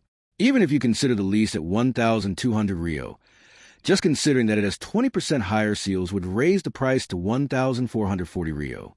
Not to mention the fact that some ninjas might be willing to pay more." Hearing that put a lot of pressure on Jing. He internally sighed at the numbers thrown by the other party. The haggling continued for a few more minutes. Jing took advantage of the fact that the opposite party wasn't willing to reveal his origins and used that point to decrease the buying price to 1,150 Ryo. After the haggling was over, Fu Jin's clone thought, "Sigh, that was some intense haggling. This fellow is much better at haggling than me. But either way, while he may think that he made a profit, just being able to sell these scrolls for over 1,000 Ryo each is more than enough for me." He then smirked internally, thinking, well, I still have one more advantage to play. While he may be a better haggler, I have the advantage of being the lone supplier of the 12 sealed storage scrolls. I am so interested in looking at his final decision. After deciding the price to be 1,250 Rio, Jing asked, so Zoro, how many scrolls do you have to sell? Fujin's clone didn't reply. Instead, he placed 4 scrolls in front of him. Looking at that, Jing was at a loss of words. He thought, just 4? So, including the one I inspected, there are only 5? What is he playing at? Seeing that the seller wasn't saying anything further, he showed an enraged expression and asked angrily, only 5? You wasted all my time for only 5 scrolls. Fujin's clone calmly replied, the boss has sent a few like me to other shopkeepers to sell it too. Depending upon the price each shopkeeper gives for these scrolls, the future sales to those shops will be decided. After hearing that, Jing's expression was really a sight to see. Fujin's clone had a laugh internally. It was the first time in their negotiation that Jing had lost his composure. Fujin's clone's thoughts were, well, I don't necessarily need a higher price. Doing this would cast much lesser doubts on me. Also, the existence of a boss behind me will keep this fellow from going overboard. Jing, however, got lost in his thoughts. Damn, what to do now? By buying 1 scroll for 1,150 Rio, I probably won't get any more scrolls from him in the future. But if I pay high and others still pay higher, then I still might not get any in future. Still, though, a boss and more people like him? Are they trying to change the whole storage scrolls market? He thought for a bit more and then asked, will you be selling all your scrolls to only the one who buys it for the highest price, or others as well? Fujin's clone replied, we will be selling it to many shopkeepers. Only the amount of scrolls we sell to them would depend on the prices they offer. Of course, the ones who offer lower than average might not get any, but I'm not privy to the exact plans. Jing analyzed for a minute and then sighed. He thought, buying for a low price would mean killing the goose that drops the golden eggs. But how much should I buy it for? I don't want to pay a lot for it. Otherwise, my profits won't be enough. Let me go with 1,500 Rio. That should be enough to earn higher off them than normal storage scrolls. He then offered a price of 1,500 Rio per scroll. They completed their deal and talked a bit about how and when future deals would happen. Fujin's clone walked out of the shop with 7,500 Rio.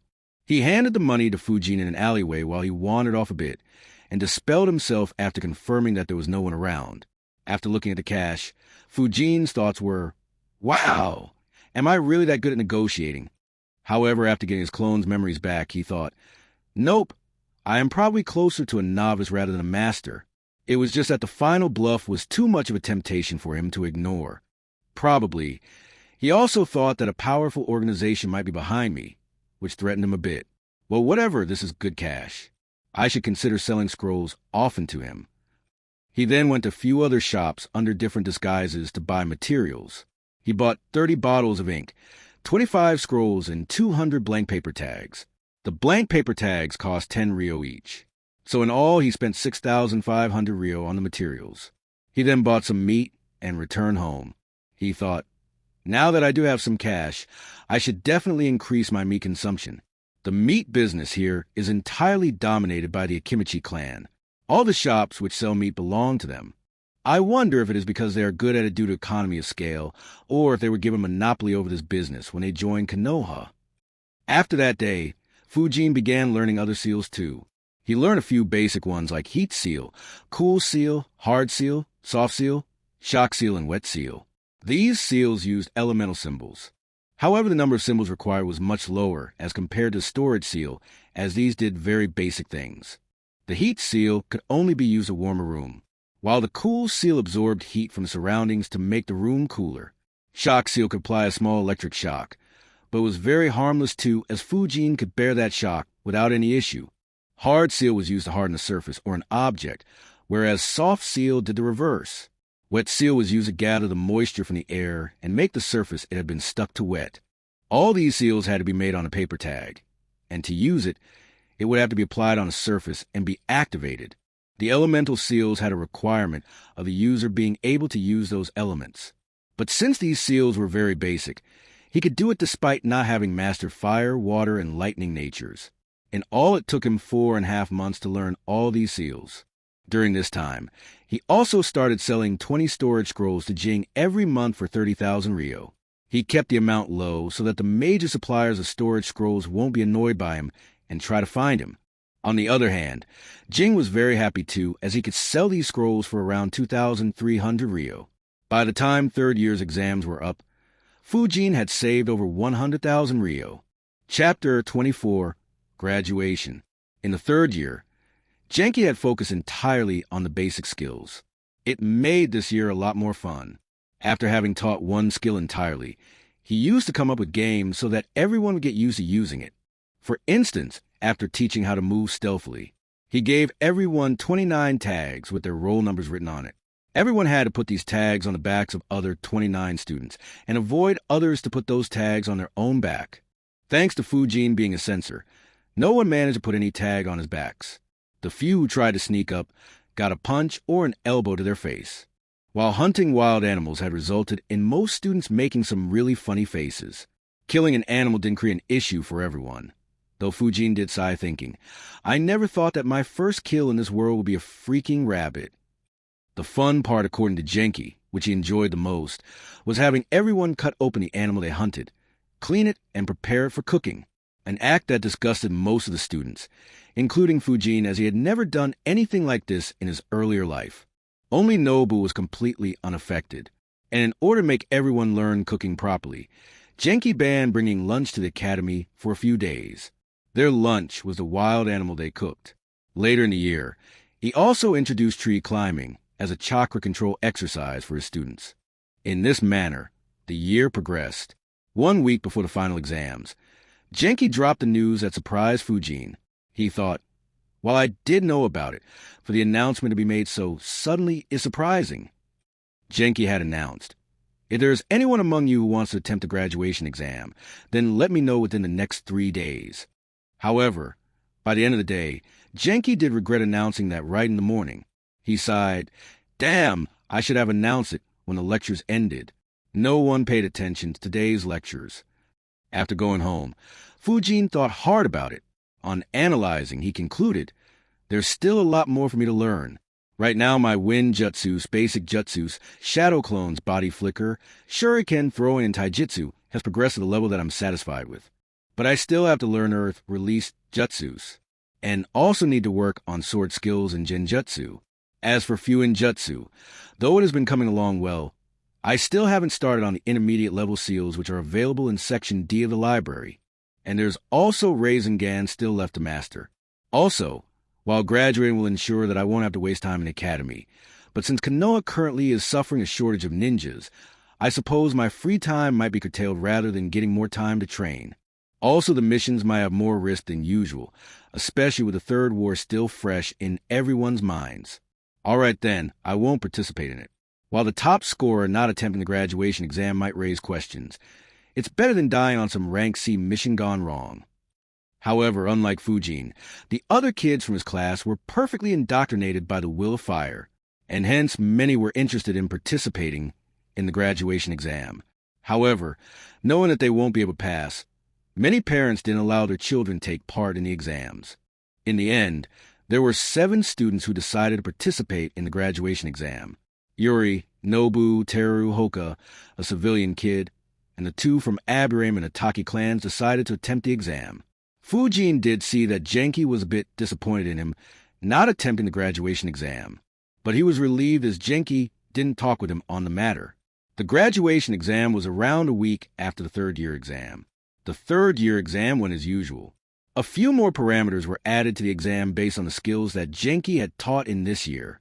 This year, the reward from the Hokage was also dependent on the graduation exam performance.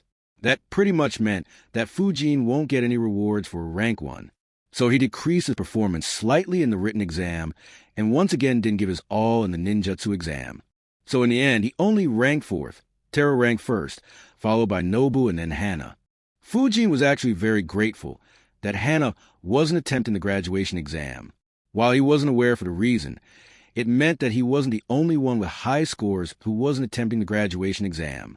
Unknown to him, however, Hana was extremely upset that her parents didn't allow her to become a ninja so soon. A week later, the graduation exam was conducted for the students from the elite classes. The exam was very similar to normal exams, only it was more comprehensive. The main addition to the exam was a 50-point exam that provided students with various scenarios that they would face and asked what they would do in those scenarios. Except Nobu, everyone else struggled in this exam. In Taijutsu, only Hoka and Tera performed above par, while Yuri and Nobu were barely average. In ninjutsu, however, Teru, Yuri, and Nobu displayed why exactly they deserved to be genins. Yuri perfectly displayed 2 rank C jutsus, Fireball Jutsu and Phoenix Sage Fire Jutsu. Teru was able to perform jutsus of 2 different elements. He was able to perform 1 rank C Water Gunshot Jutsu and 3 rank D jutsus, Ground Shaking Jutsu, Headhunter Jutsu, and Stone Shuriken Jutsu. Nobu showed off his variety by performing 1 rank E jutsu of each of the 5 elements. In addition, he was also able to perform higher rank jutsus of fire nature, which was his affinity. He performed 2 rank C jutsus, Fire Dragon Jutsu and Flame Bullet Jutsu. After all the tests were conducted, the performance of all students were analyzed. From Fujin's class, only Teru, Yuri, and Nobu graduated and became genins. Due to his better performance than Nobu and Yuri in Taijutsu, he ranked first in his class. From the batch, which was 1 year senior to Fujin, 11 students graduated and 28 of their seniors graduated as well. However, Fujin was oblivious to all these developments. As soon as the summer vacation began, Fujin went back to his ninjutsu training. He was satisfied with his progress in Wind Release and decided to start training Earth Release jutsus and hence visited the library. A/N. This is probably the last time during the academy when it'll be theory heavy. But since the previous feedback mentioned that there was too much theory, I won't go into the explanation of each and every jutsu. If Fujin or someone else decides to learn them later, I'll explain the jutsu then. He looked at every Earth Release jutsu in Section E and Section D and made a list. The first thing he noticed was that Konoha had a lot more Earth Release jutsus as compared to Wind, though it wasn't really surprising considering the low number of Wind Release users. The list of Earth Release jutsus he created was Rock Throw Jutsu E, Rock Shield Jutsu E, Stone Bracers Jutsu E, Swift Earth Jutsu E, Earth Release Transformation Jutsu E, Trapping Jutsu E, Mud Moat Jutsu D, Earth Clone Jutsu D, Rock Thorn Bed Jutsu D, Stone Shuriken Jutsu D, Headhunter Jutsu D, Pebble Barrage D, Ground Shaking Jutsu D, Earth Tremor Sense Jutsu D, Earth Mound Creation Jutsu D, Mud Interceptor Jutsu D, Earth Military Movement Jutsu D, Stone Breastplate Jutsu D, Mud Weight Jutsu D, Earth Release Camp Jutsu D, Earth Release Note Jutsu D. His first thoughts were, no Earth Wall Jutsu? That a rather simple jutsu, to be ranked higher. Even the Iron Skin Jutsu of Kukuzu isn't here. I hope it is there in higher sections. He then began reading each and every jutsu and started analyzing them. It took him around 2 hours to go through each and every one of them. He concluded, the Earth Release Jutsus are more comprehensive than the Wind Release Jutsus. The only point where it is bad is that the offense is lacking a bit. Surprisingly, many of the jutsus in this list have a similar potential like Wind ones. However, there is one big drawback. Most of the Earth Release jutsus, especially the ones with high potential, will be severely restrained if the fight is over a water body.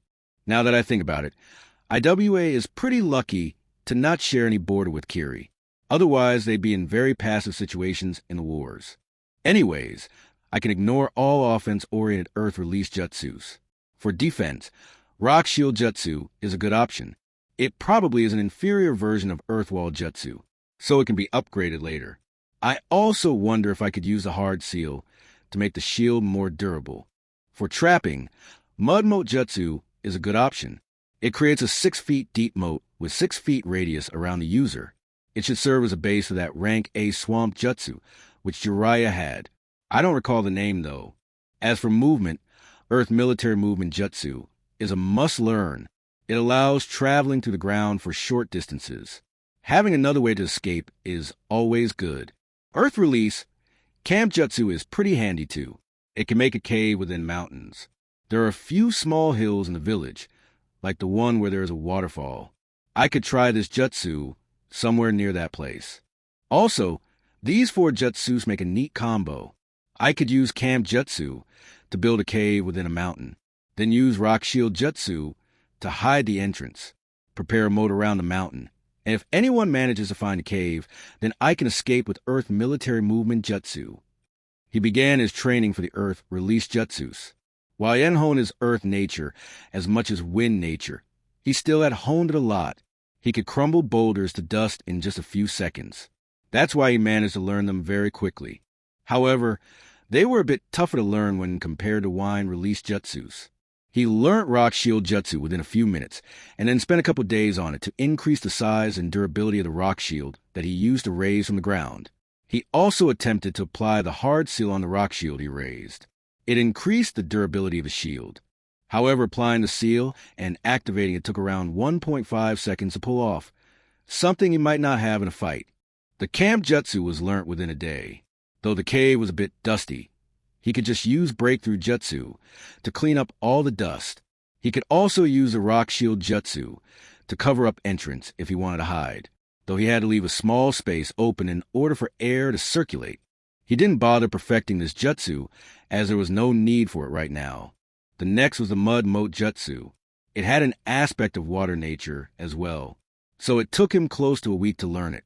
He would need to improve his water nature if he had to improve this jutsu further. So he decided to leave this matter for his future self. And lastly, he practiced Earth military movement jutsu. This one was quite difficult to learn. The jutsu involved moving to the ground like he is swimming, so he had to soften the ground a lot to be able to do that. It took him 11 days to pull it off successfully for the first time. It took another 2 weeks for him to be able to move around more freely. He was only limited by the amount of oxygen he had underground. The softening of the ground resulted in some oxygen entering underground. However, it was very limited. He stopped when he was able to move 100 meters underground. He thought, all right, the Earth release jutsus have been learned, though I still need to work more on rock shield jutsu and Earth military movement jutsu. However, I can do that slowly over the next year. Next, I need to learn chakra flow. He went to the library to learn about it. Chapter 25, Chakra Flow. He visited the library and searched in all 4 sections he had access to. Surprisingly, he didn't find a single scroll on what he wanted. He thought, this is surprising. Does it mean that they are kept in a higher section, or do they don't provide that technique for normal ninjas? While leaving the library, he analyzed for a bit more. Yeah, that might be the case. Infusing chakra into weapons isn't that big of a deal. If I recall right, most samurai were able to do it. However, in Konoha, Asuma was the only one I recall to do it, and Danzo too was able to do it, but his method was different. Anyways, I suppose I'll have to try it myself. I don't think Genki or his friends might know this. On the way back to the mini forest, he thought of various ways to do it. His first thoughts were, let's just try to flow my chakra through kunai like I try to do it when trying to cut a leaf. Only, instead of try to cut the kunai, I'll try to make its edges sharper. He then tried to implement that trick. However, he had many troubles in doing it. He had instantaneous success in what he was trying to do, as he was able to imbibe his kunai with his chakra on his first try. However, the chakra amount that got imbued was very low, and even after trying to infuse more chakra in it for 2 days, he didn't improve much. Also, while kunai's sharpness and penetrating capabilities improved, it wasn't much, and he didn't make any improvements over the couple of days. He thought, what a bummer. This seems to be a dead end. I guess having a chakra blade might aid, but something seems wrong. Perhaps I'll improve if I stick to this. However, it'll probably take years. I need to think of another way. He thought for a few hours, and then it clicked him. He decided to go the Hunter x Hunter way. He thought, yeah, that's right. I could try the similar way as in Hunter x Hunter. I'll first try to release my chakra and coat it all over my body, and then try and extend that coat to cover a kunai I'm holding. While the method is very inefficient, it should allow me to learn it faster. Once I'm able to do it, I'll have to practice doing it without coating my body and directly infusing chakra into the kunai. Coating the entire body with chakra wasn't something any ninja preferred to do. The reason was simple: insufficient chakra. Doing it would exhaust the chakra of the user very quickly. From what Fujin could recall, apart from the Jinchurikis, only the Reikids coated their body with chakra. Others would at most coat a body part or weapons to enhance them. Fujin began training in the new way, and it was very exhausting. In merely 7 minutes, he ran out of chakra.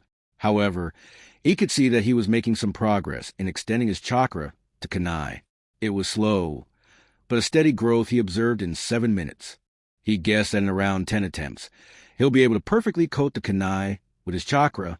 However, with the chakra exhaustion, he could probably only train around 3 or 4 times in a day. Not to mention, there was much more to do after coating the Kanai with his chakra. Not wanting to waste weeks on this, he decided to buy soldier pills. After resting for a couple of hours, he went to his home to get cash and then left to buy the pills. He transformed in an alleyway and went to a shop that sold soldier pills. Soldier pills were extremely useful for a ninja. When he read it the first time, he was a bit amazed by it. A top-quality soldier pill could provide around 30 times the chakra of an average jounin. And it didn't do it right away, but provided the chakra in small parts, every hour, consistently over 3 days. It also released enzymes which stimulated the ninja to stay awake for 3 days. That's why someone who consumed a soldier pill could fight for 3 days straight. Unknown to Fujin, there were also better soldier pills, but they were custom-made for top ninjas and not available for everyone. Fujin decided to buy soldier pills of medium quality. These were mostly used by chunins. Fujin's own chakra reserve now was much higher than average fresh genin. It was probably better than an average genin. In the next year, his chakra reserve should grow to the same level as the weaker Chunin Academy teachers. Despite not yet having Chunin-level chakra reserves, he still decided to buy medium-quality soldier pills because of how exhausting the training was. He bought 5 pills for a total of 10,000 ryo. The prices did make him curse out, and also thank the fact that he had started learning Fuin Jutsu. The next 3 days, he trained a lot. On the first day itself, he was able to coat his Kanai with chakra. He then charged it with wind nature, and that had an immediate impact on the Kanai's sharpness and penetrating power. The chakra extended Kanai's range by 5 centimeters. He experimented a bit with his new ability. He thought, "Excellent, I can cut through branches like I am cutting through thin air. While I can't cut a tree, it's because the size of Kanai is too small. With a sword, even that shouldn't be an issue." The Kanai is also able to penetrate deep within a boulder. I recall Naruto and Asuma being able to penetrate through a boulder in one of the fillers, so I could try that. Honestly, if an enemy underestimates me and tries to block the Kanai, then he'll be very badly injured.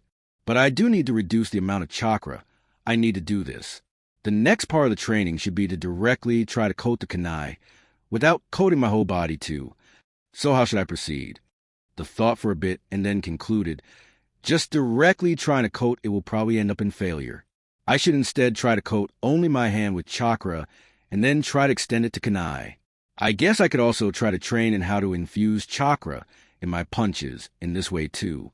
While it won't be Tsunade level, the power of chakra infused punches should completely outmatch the power of normal punches. He then proceeded trying to coat only his fist with chakra. It took a few hours to be able to do that. He thought, okay, this wasn't so hard. He then tried to extend that chakra to Kanai. While he was able to extend it, the amount of chakra he could now extend to Kanai was much lesser. He thought, I see, since I'm just coating my fist, that's why the amount of chakra I'm extending is much lesser.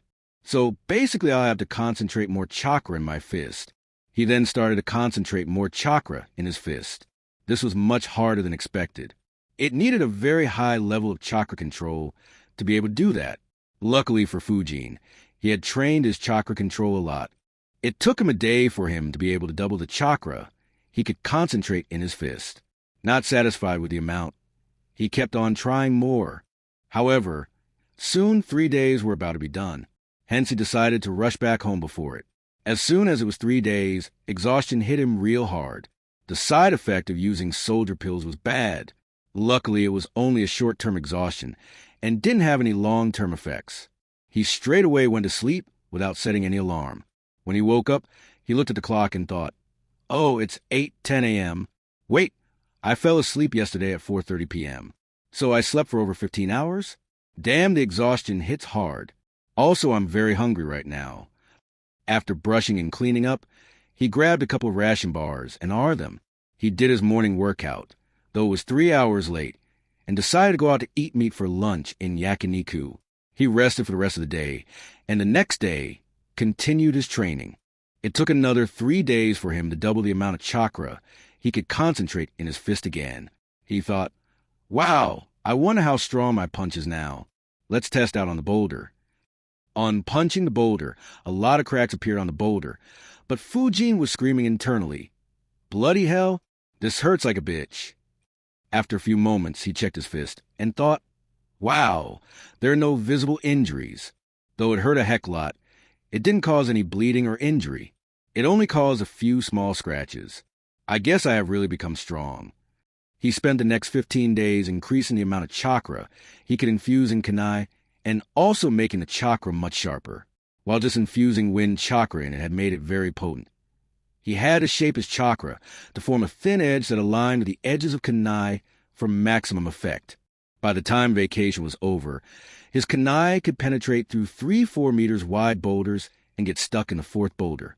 And the range of kunai, due to chakra flow, was increased by 15 centimeters. However, he noticed that once he was able to increase the amount of chakra infused in kunai and make it much sharper, it started to deteriorate the condition of his kunai. 2 days before the vacation was over, the kunai with which he was practicing crumbled. He sighed, thinking, well, it was a kunai I picked up in the forest. I wonder if a new kunai will last longer. I guess I'll need to buy a few kunai later on. I should also check on the prices of chakra blades. The day before the academy started, he visited the best weapons store in Konoha to look for chakra blades. He hadn't transformed this time and just went in as an enthusiast. The reason was that he wanted to show an interest in it, and the fact that the shopkeeper was a retired ninja whose chakra was almost twice that of Genki. The prices, however, shocked him. He thought, what the fuck? A small chakra knife cost 2 million ryo? Heck, why didn't Kakuzu steal Asuma's chakra blades instead? And though they don't have any chakra swords, the details in the book say that the cheapest one cost 7.5 million ryo. The prices got him thinking, damn, what should I do? The costs are too high. If I focus a lot on Fuin Jutsu and sold a lot of seals, I might be able to make that much in a year or two, but it'll attract a lot of attention. Not to mention that the chakra swords have to be custom made, so trying to get it with a random disguise will most probably not work. I really doubt that the village won't pay any attention to such a big purchase. If I wait till I can earn by doing missions, I doubt I can earn this much till I am able to do rank A missions. That's a long time away. He thought for a bit more, and then it clicked. That's right, I do have the option of asking for it as a reward from Hiruzen. This year, I'll train a lot to dual-wield swords, and even show off my training a bit to show everyone how interested I'm in swords. And Genki knows that my nature affinity is wind, so they will get the hint. Though there are 2 main problems. The first being that pretty much everyone will know about it.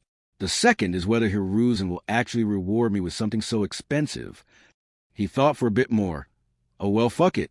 I can bypass the first issue by asking Hiruzen to hold on to my swords. When I'm confident that I can take on Jounins, I'll ask him for the swords. As for second, if he refuses, then I will ask him for smaller chakra blades. With all the crap he talks about the Will of Fire, it'll be damn fun to see how he will refuse a young kid twice. Sadly, I have built a rather mature and a bit nervous image, so I can't throw tantrums if he refuses me twice. Though I'll definitely have my revenge if he says no twice despite boring me for hours year on year with his brainwashing speech. If he declines, then in the future, I'll fund Naruto's pranks by supplying him with various seals. Then I'll enjoy watching the mess he makes of Konoha. With those thoughts, he laughed like a devil. If Hiruzen was aware of Fujin's thoughts, he'd have probably shivered. Chapter 26, Getting AC Rank Jutsu. The next day, the 4th year in the academy started. Not having paid any attention to the graduation exam and want to get the information, he decided to go a bit early to the academy. He reached the class at 7:45 a.m. On reaching, he saw that 24 kids were already there, and there were 3 new faces. He looked around the class and didn't see Teru, Yuri, and Nobu in the class. He then went to Hoka, sat beside him, and asked, "Morning, what happened in the graduation exam?" Hoka's mood first soured as he hadn't passed, but on realizing, he looked at Fujin in disbelief. "You don't know?" Fujin shook his head. Hoka continued, "Have you been leaving under a rock?" Fujin replied, "Nope, just under trees." Hoka gave him a deadpan expression. Fujin asked again, "Well, are you going to talk today?" Hoka then showed a sad face and answered, "I failed. Only Teru, Nobu, and Yori passed." Fujin, having expected that, nodded. He then asked about what happened in exams. Hoka gave a summary of what all happened. Despite already knowing the possibility, he sighed at the fact that those three could perform rank C jutsu. He thought, "Sigh, I guess being a top clan or being backed by a crazy old fellow has its benefits." Fujin then asked whether those three formed a genin squad. However, Hoka replied, "No. Teru and Yuri were placed together in a squad with someone a year older. No idea where Nobu went, but I haven't heard about him after the exam." Fujin thought, "I see. I guess Danzo inducted him into the route. Though I am surprised that he didn't take Nobu when he was 3 to 4 years old itself." He then asked, "So what's up with the three new guys?" Hoka dismissively replied, "No idea." Seeing Hoka unconcerned about the new guys, Fujin thought, he isn't the right guy to ask this. He is very aloof if it doesn't involve taijutsu. But this much information is enough. I wonder if I could use this info to get a few C-rank jutsus from Genki. After the talk, Fujin decided to continue sitting there for the rest of the day. While he didn't make much of a relationship with his classmates, due to constant spars, his relationship with Hoka and Teru was better than others. Surprisingly, today, Genki didn't enter class alone, but was also accompanied by an old man. When he entered, everyone stood up and greeted him, as he was the headmaster of the academy. One entering, he first made some small talk, then he started talking of Will of Fire, and finally, he asked the students to try to graduate this year. Fujin was quite surprised with this. He only had one thought, "Wow, they're really desperate." After he left, Fujin thought, "I guess not participating this year is not an option. Then again, I have learnt most of the things I can. Only Genjutsu and learning swords are left, and the second book of Fuinjutsu is still left. Still, if they are this desperate, I might actually have a shot at chakra swords." After that, the headmaster introduced the three new kids. He said, "Since 3 of your classmates have already become genin, we have transferred 3 students from other divisions to your class, so be friends with them." The 3 kids introduced themselves to the class. They were the top 3 among the remaining 400 students of their year. Some students were happy to have new classmates. Some felt like they didn't need anyone else to join in. So the reaction was mixed. Fujin's thoughts were, "I see. So in this way, they ensure that the other students don't become too pressured due to few of their classmates becoming genins. The 3 kids will ensure that the absence of the ones who graduated isn't always felt, but they will still serve as a benchmark for the rest. Also, the new kids in this class will have to work much harder. If they keep up, they'll become quite strong in the future. It's a pretty smart move." While Fujin was acknowledging the ingenuity of the move, one person in the class was extremely unhappy, and almost crying too. That person would be the class teacher. Genki thought, "I taught everything I had to teach to all these kids last year itself. All I had to do was to wait until they absorbed everything and pass the graduation exam. But now I have to teach these new kids everything again." While he was depressed and lost in his thoughts, he had a thought that horrified him. "Wait, so if this year more students pass out, does that mean more students will join the class and I will have to teach them again?" His shoulders dropped on having that thought. He really was depressed. He sighed, "This is what I signed up for."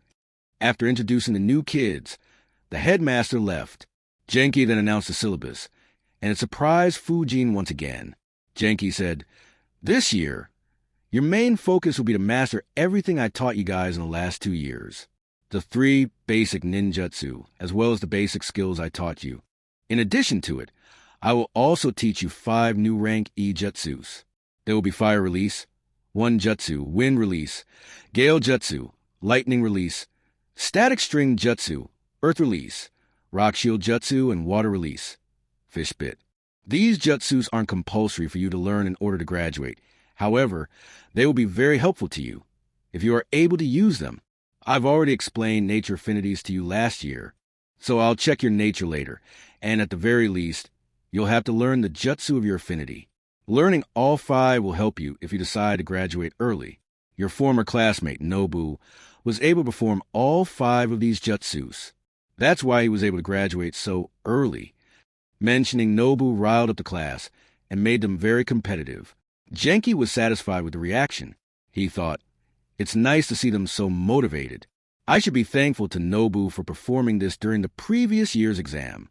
Else I might not have decided to do this. Fujin thought, well, this is surprising. I didn't think Genki would teach jutsus of all the 5 elements, but it isn't much of a concern for me. I already know 2 of those 5 jutsus.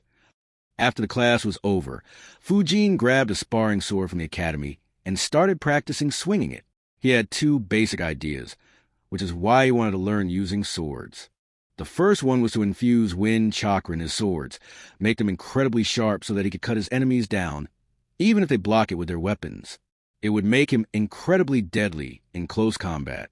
The second idea was to shoot out slashes or thrusts at mid-range, similar to what Zoro and Mihawk did in One Piece.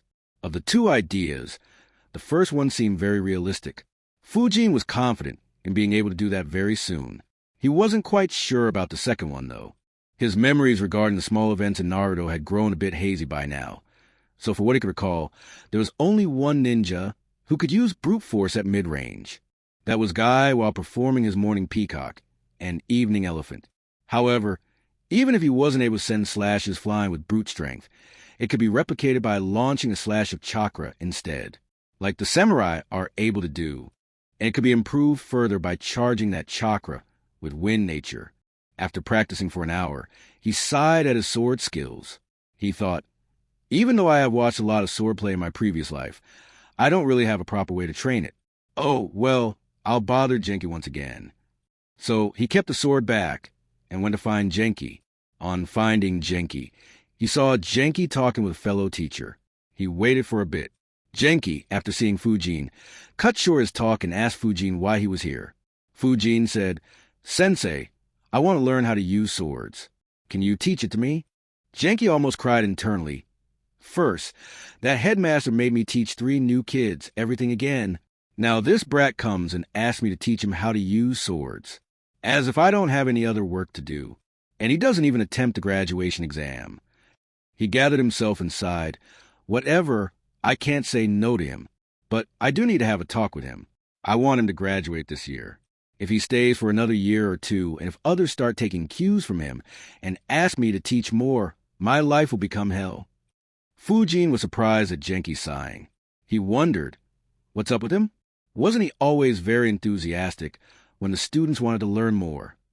Genki then replied, I don't use swords much, but I have a couple friends who do. I'll arrange some sessions for you with them. While he was saying this, he thought, I am so glad that I made so many good friends on whom I can offload my students. Fujin nodded and thanked him. Genki then asked a few more things, and then moved on the topic to graduation exams. He asked, Fujin, what are your thoughts on graduation? Fujin sighed internally at the question. There really is no other option this year. He put up a thoughtful expression and said, I will be attempting it this year. Last year I wanted to attempt it too, but I got a bit scared as it was informed to us at the last moment, and I didn't know what to do. He then showed a slightly yearning and slightly sad expression and said in a sad voice while looking down, but after hearing that Yuri, Teru, and Nobu were all able to perform rank C jutsus, I guess it was a good thing I didn't attempt the exam. I would have made a fool of myself if I did. Fujin maintained that expression, while hoping that Genki takes pity and gives him some rank C wind, release jutsus. On seeing Fujin's expression, Genki felt some sympathy for him. He thought, an orphan with no clan becoming a ninja is pretty difficult. Not having the resources that a clan provides puts them at a huge disadvantage. I myself struggled a lot due to coming from a civilian family. He sighed a bit and decided, all right, I should cheer him up and give him a rank C jutsu. The Great Breakthrough Jutsu is a very basic one for wind users, and I'm sure that Lord Hokage would agree too. But first I need to check up on his progress. He tried to cheer Fujin up a bit and then asked, We checked your nature affinity more than a year back.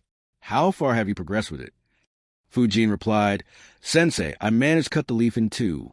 I learned Gale Jutsu from the library. I can also do breakthrough jutsu, but I'm still improving it. Genki was a bit surprised at the answer. I didn't expect him to come so far, and even practice jutsus by himself. Then again, he was very diligent. Also, Ranki and D jutsu aren't hard to perform. But since he has learnt these two, great breakthrough jutsu should become easier for him to learn. He then said, That's good. Can you show me how well you can do them? Fujin nodded, and they went to the training grounds. Fujin first performed Gale jutsu properly. Though he could perform it without hand signs, he made all the hand signs while showing it to Genki. Genki nodded and said, That's good. Show me breakthrough jutsu. Try it on that tree. He pointed to a nearby tree. Fujin once again made the hand signs, but he made them at a slower speed. He also controlled the power of the jutsu. It only broke off a few leaves and a few twigs. After performing the jutsu, he thought, Well, this much should be enough. If I had gone full power and turned this tree into a naked tree with plenty of deep cuts, a certain someone would have gotten very interested in me. Genki was impressed with Fujin's performance. That's good, though the power is a bit lacking. It's sufficient considering that he is only 9 years old and didn't have anyone to teach him, but his talent in ninjutsu is definitely not as good as the three who passed. Genki thought a bit more on whether he could help Fujin more, but he couldn't come up with anything. He concluded, Oh well, even if he doesn't become a ninjutsu expert, he still is a censor.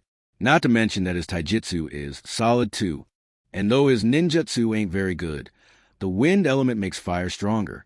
So he will have a lot between his sensor skills and wind jutsus. He will provide a lot of utility to his squad. So becoming a special jounin within a decade shouldn't be an issue for him. He might even become a jounin if he grows well. On concluding his thoughts, he said, Nice work, Fujin. Both the jutsu have been learnt very well, though you should work on increasing their power. Fujin nodded and said, Yes, sensei. Genki continued, Don't worry about rank C jutsu. I'll see if I can get one for you. Fujin quickly thanked him. The next day, Genki, after taking Hiruzen's permission, handed the scroll for great breakthrough jutsu to Fujin. He said, This jutsu is the next stage of breakthrough jutsu.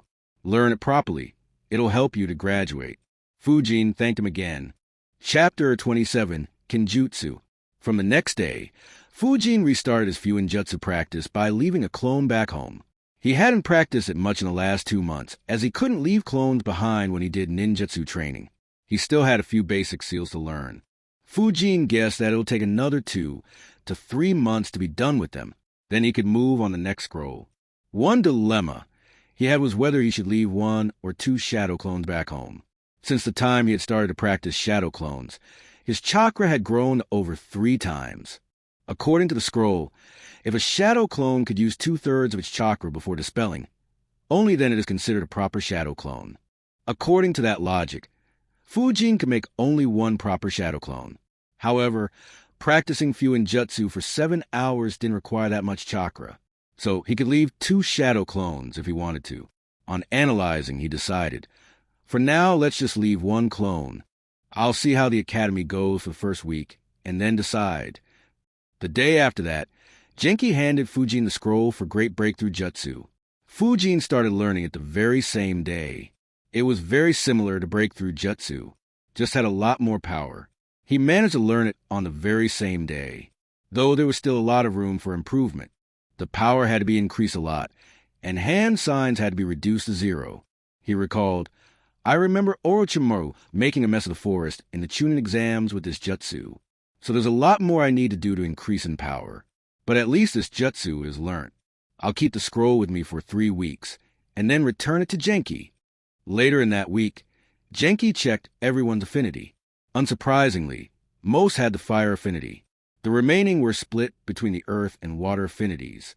No one had the lightning affinity, and Fujin, whose affinity was already known, was the only one to have the wind affinity. Genki also explained the jutsus to class. The lightning one basically just formed strings of lightning that could shock anyone it touched. But it lacked power and was pretty harmless overall. The water one involved spitting out 1 small jet of water. Fire release. One jutsu, however, surprised the whole class. While it was a simple jutsu that involved producing a heat ray with one finger, it was the most basic jutsu from a set of 6 jutsus. Each of the 6 jutsus built up on one another, and the last one was a very powerful rank A jutsu. This information got Fujin very interested in the technique. Right now, he had the knowledge of only 1A rank jutsu. Having another he could learn would increase his fire power a lot. However, he controlled his desire for the jutsu due to 2 reasons. He hadn't yet trained his fire nature, and this jutsu didn't seem like it could be enhanced with his wind-released jutsus. In all, the 5 jutsus could be used alongside the basic skills Genki had taught. Fire release. One jutsu could start fires. Fish spit jutsu could douse it. Gale jutsu could cover tracks. Rock shield jutsu could defend and create a cover to hide. And static string jutsu could paralyze small animals for a minute or 2. So they were pretty handy. Next week, Genki announced, "Today we will be learning about swordsmanship. I have invited a guest teacher to guide you." Genki had thought about this after Fujin asked him to teach him how to use swords. He concluded, swordplay training can be done by everyone, so it won't be fair to only arrange it for Fujin. If someone of the 30 students have innate talent for swordsmanship, then it'll be a good find. Even if no one has interest in it, just learning how to use another weapon would be helpful for them. I'll just talk to Lord Hokage and try and arrange someone for this job. Fujin was surprised by the announcement, but on thinking more, he realized that it was very reasonable. Everyone went to the academy training grounds. On entering, they saw Genki talking with a tall, muscular guy who carried one sword on him. Genki introduced him. He will be teaching you how to use swords. His name is Nakaya Michi. He is a chunin like me. Everyone greeted Michi respectfully. Michi first started by giving a background of swordplay. He gave a rather passionate speech about being a swordsman. He talked about the first and second Hokage using swords. He also talked about treating the sword as an extension of your body. Fujin was getting serious guy vibes from this guy. After 15 minutes of his speech, he then got to the basics of swordplay. He taught how to hold the sword, what stance to take, how to swing it, and so on. Fujin paid a lot of attention to his instructions. However, not everyone was interested in it. The students from Nara, Akimichi, Inazuka, Aburame, and Hyuga clan showed zero interest in it. After a week, Michi asked who all were interested in pursuing swordplay seriously. Aside from Fujin, only one civilian kid and one from the Hatake clan decided to practice it seriously. Michi talked to all 3 of them to understand more about them and why they want to pursue swordsmanship and to what degree they wanted to learn it. On asking that question to Fujin, he replied, "I want to develop my swordplay as much as I can and make it my main mode of combat in close distance." Michi then praised and asked, "That's a good attitude. You'll be a fine swordsman one day. But do you have any ideas on how to proceed ahead in using swords?" Fujin wasn't sure what all options were available in Konoha, so he shook his head and said, "No, I am not aware. Can you tell me what all paths are available?" Michi replied, "Well, in Konoha, we have a lot of dances that go along with swords. For example, I know the dance of Crescent Moon, which is one of the strongest kenjutsu in Konoha. There are many basic styles that you would need to learn before you can do this kenjutsu." Fujin blinked and replied with question, "Dance?" Michi laughed out loud and then replied, "Well, they ain't exactly dances. They are just movements that have to be done in a particular pattern. That pattern helps you create some effects which are very lethal in a battle. Like some movements create after images, or make you disappear, or make it seem like you ain't moving. But since those movements seem like a dance, it was termed as such." Fujin put up his thinking face and thought, "Well, I obviously know that. However, the dance, while having good effects, is in itself very restrictive. A good opponent can easily disrupt those movements. Baki could straight up defend it by having stronger defensive means. That's why that hate guy died so easily. Though if someone learns all these styles, they could come up with a very advanced kenjutsu style, but that'll easily take a decade or more. Not the kind of time I have. I just want a straightforward approach with swords. High offensive power, enough proficiency to defend with the swords, and my agility to dodge or chase if need be. With wind chakra flow, just this much would be extremely lethal against any normal ninja." Now how to convey this to him. I can't just say that your styles are weak. I can't just say that if Madara asked you whether you can dance, and if you showed him your dance of Crescent Moon, then he might bang his head on the ground and go back to his grave. Wait, that doesn't sound like Madara. No, he might instead drop a few meteors. Yeah, that sounds like him. He then answered, for now I don't want to learn the various dances. I just want to learn how to do a strong frontal assault with swords. He then paused for a few seconds and said, I don't know if it's possible or not, but is there any way to make the swords more lethal or send flying slashes? Fujin had to be very careful here. After all, the library had no mention of chakra flow, so he had to present it as his own idea. Michi was initially a bit disappointed with Fujin, as he didn't want to learn the various sword styles of Leaf, but he was very surprised when he heard the question. Did this brat think about chakra flow by himself? Also, aren't those samurais able to send chakra flying in the form of slashes? This kid has a very innovative way of thinking. Sadly, I myself haven't learned chakra flow or samurai saber techniques. He was a bit distressed over it. Now, what to do? It's super embarrassing to tell him that I don't know it. Dance of Crescent Moon doesn't require chakra flow. Also, learning it will take a lot of effort, which is why most of us don't learn it. He thought a bit more and finally sighed and said, what you are talking about is chakra flow. We send chakra through our swords to make them stronger. However, it is a very complicated technique, and very few in Konoha know it. So don't worry about it right now. As for flying slashes, samurais are able to do it. However, their techniques are secret, so learning it will be difficult. Fujin showed disappointed expressions. He thought, wow, this guy is useless. Couldn't he at least get someone who knows that to teach me? Looking at Fujin's disappointment, Michi consoled him, saying, but you don't need to worry. Those are very level concepts, and you could have an opportunity to learn them in the future. For now, I'll drill all the basics in you. Fujin nodded at him, thinking, Sai, my expectations have grown a bit too much. This guy doesn't really owe me anything to do that. I guess having a class teacher who was so helpful increased my expectations a lot. He then thought for a bit more and concluded, well, if Hiruzen denies me chakra blades, then I could ask him to arrange someone to guide me in samurai saber techniques. Even though Michi said that those techniques are secret, it's highly unlikely that no one in Konoha knows it. Also, now that Michi has mentioned it, I do have an excuse to explain from where I learn about it. After that discussion, Michi started teaching the basics to all the 3 students. Later that day, Fujin bought a sword for himself. The sword was normal, but its quality was better than a normal kunai. It cost him 22.5k ryo after some bargaining. The reason to buy it was because he couldn't practice chakra flow with the sparring swords in the academy. Chapter 28, Genjutsu. The year continued in such a manner. Michi did drill a lot of basics in Fujin, which Fujin absorbed like a sponge. As for the 5 basic elemental jutsus, Fujin didn't bother to learn them for now. From the second week, Fujin started to leave 2 clones back home to learn Fuinjutsu. This doubled his speed of learning Fuinjutsu. However, in order to not mess up his brain, both clones practiced the same symbol or seal. 1.5 months after the 4th year began, Fujin was done with the basic Fuinjutsu. In this period, he also noted, since both my clones practice the same seal, it doesn't double my speed of learning. After dispelling both of them, I get the perspectives of the clones. Hence, the base form is much stronger, but it comes at the cost of the learning speed. In all, I think that my learning speed has increased by around 60%. He analyzed for a bit more and concluded the optimal use of shadow clones will be when each of my clones learn different things. However, the one attempt I did caused me an insane headache.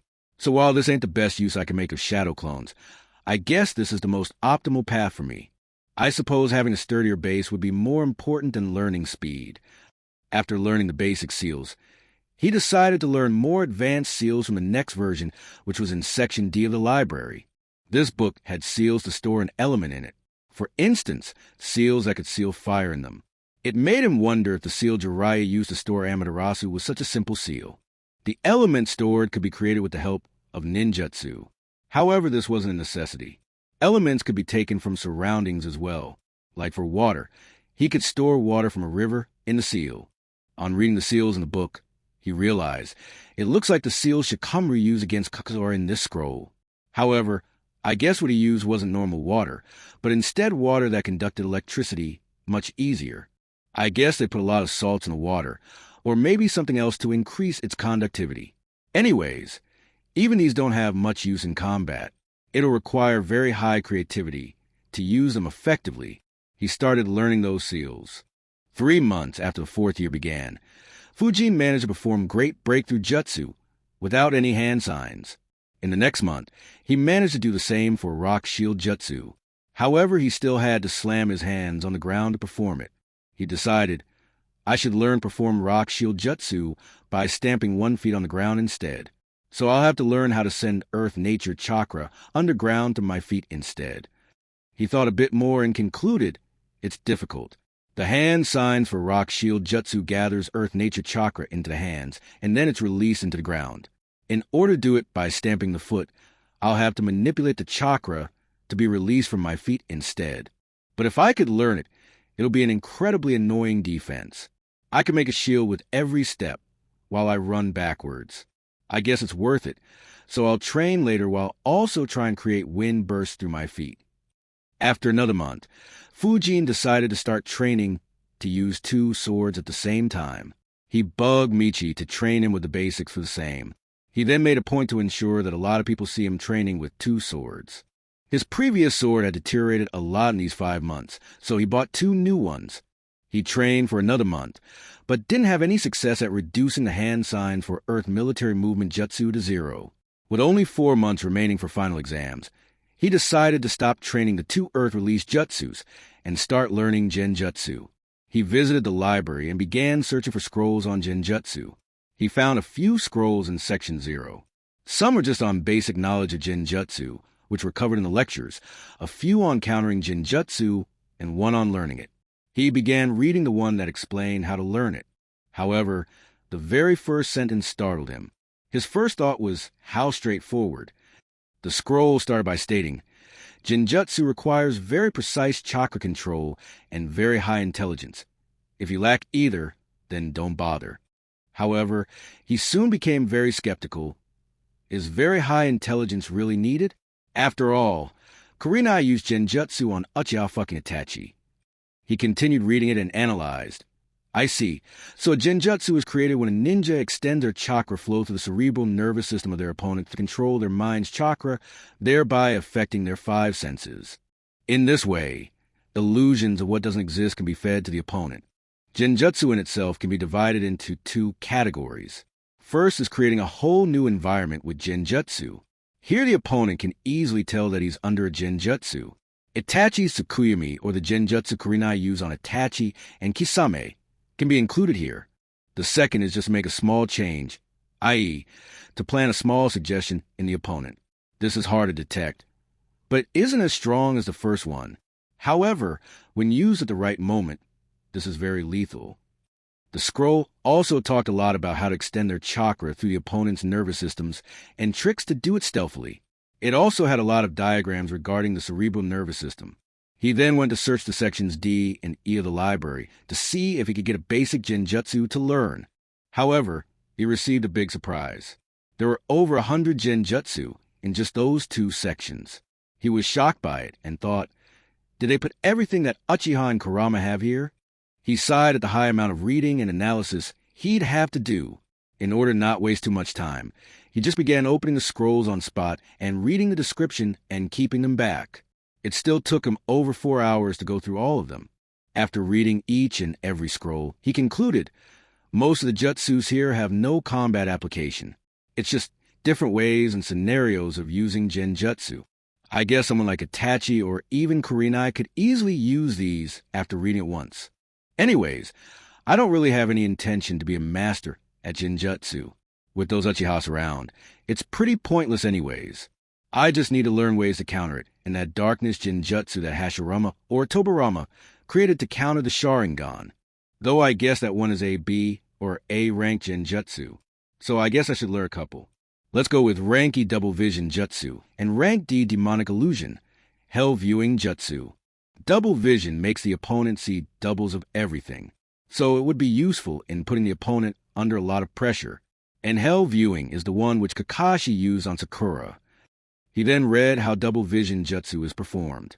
He also read a few scrolls on countering genjutsu, and then followed the usual protocol and reached a mini forest. Genjutsu training couldn't be performed solo.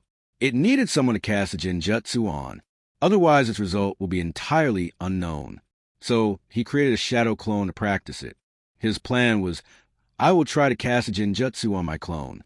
Once the clone dispels, I'll get all memories of what was experienced by the clone, as well as my ability to cast a genjutsu. Also, the clone will try to resist the genjutsu and will try to release it. This way I can train in both casting and countering genjutsu at the same time. To counter genjutsu, a ninja had two ways. The first being to stop his chakra flow and disrupt it, and the second being to inflict pain upon yourself to break out of the genjutsu. Stabbing yourself with kunai, or biting the tongue, or any other means were fine too.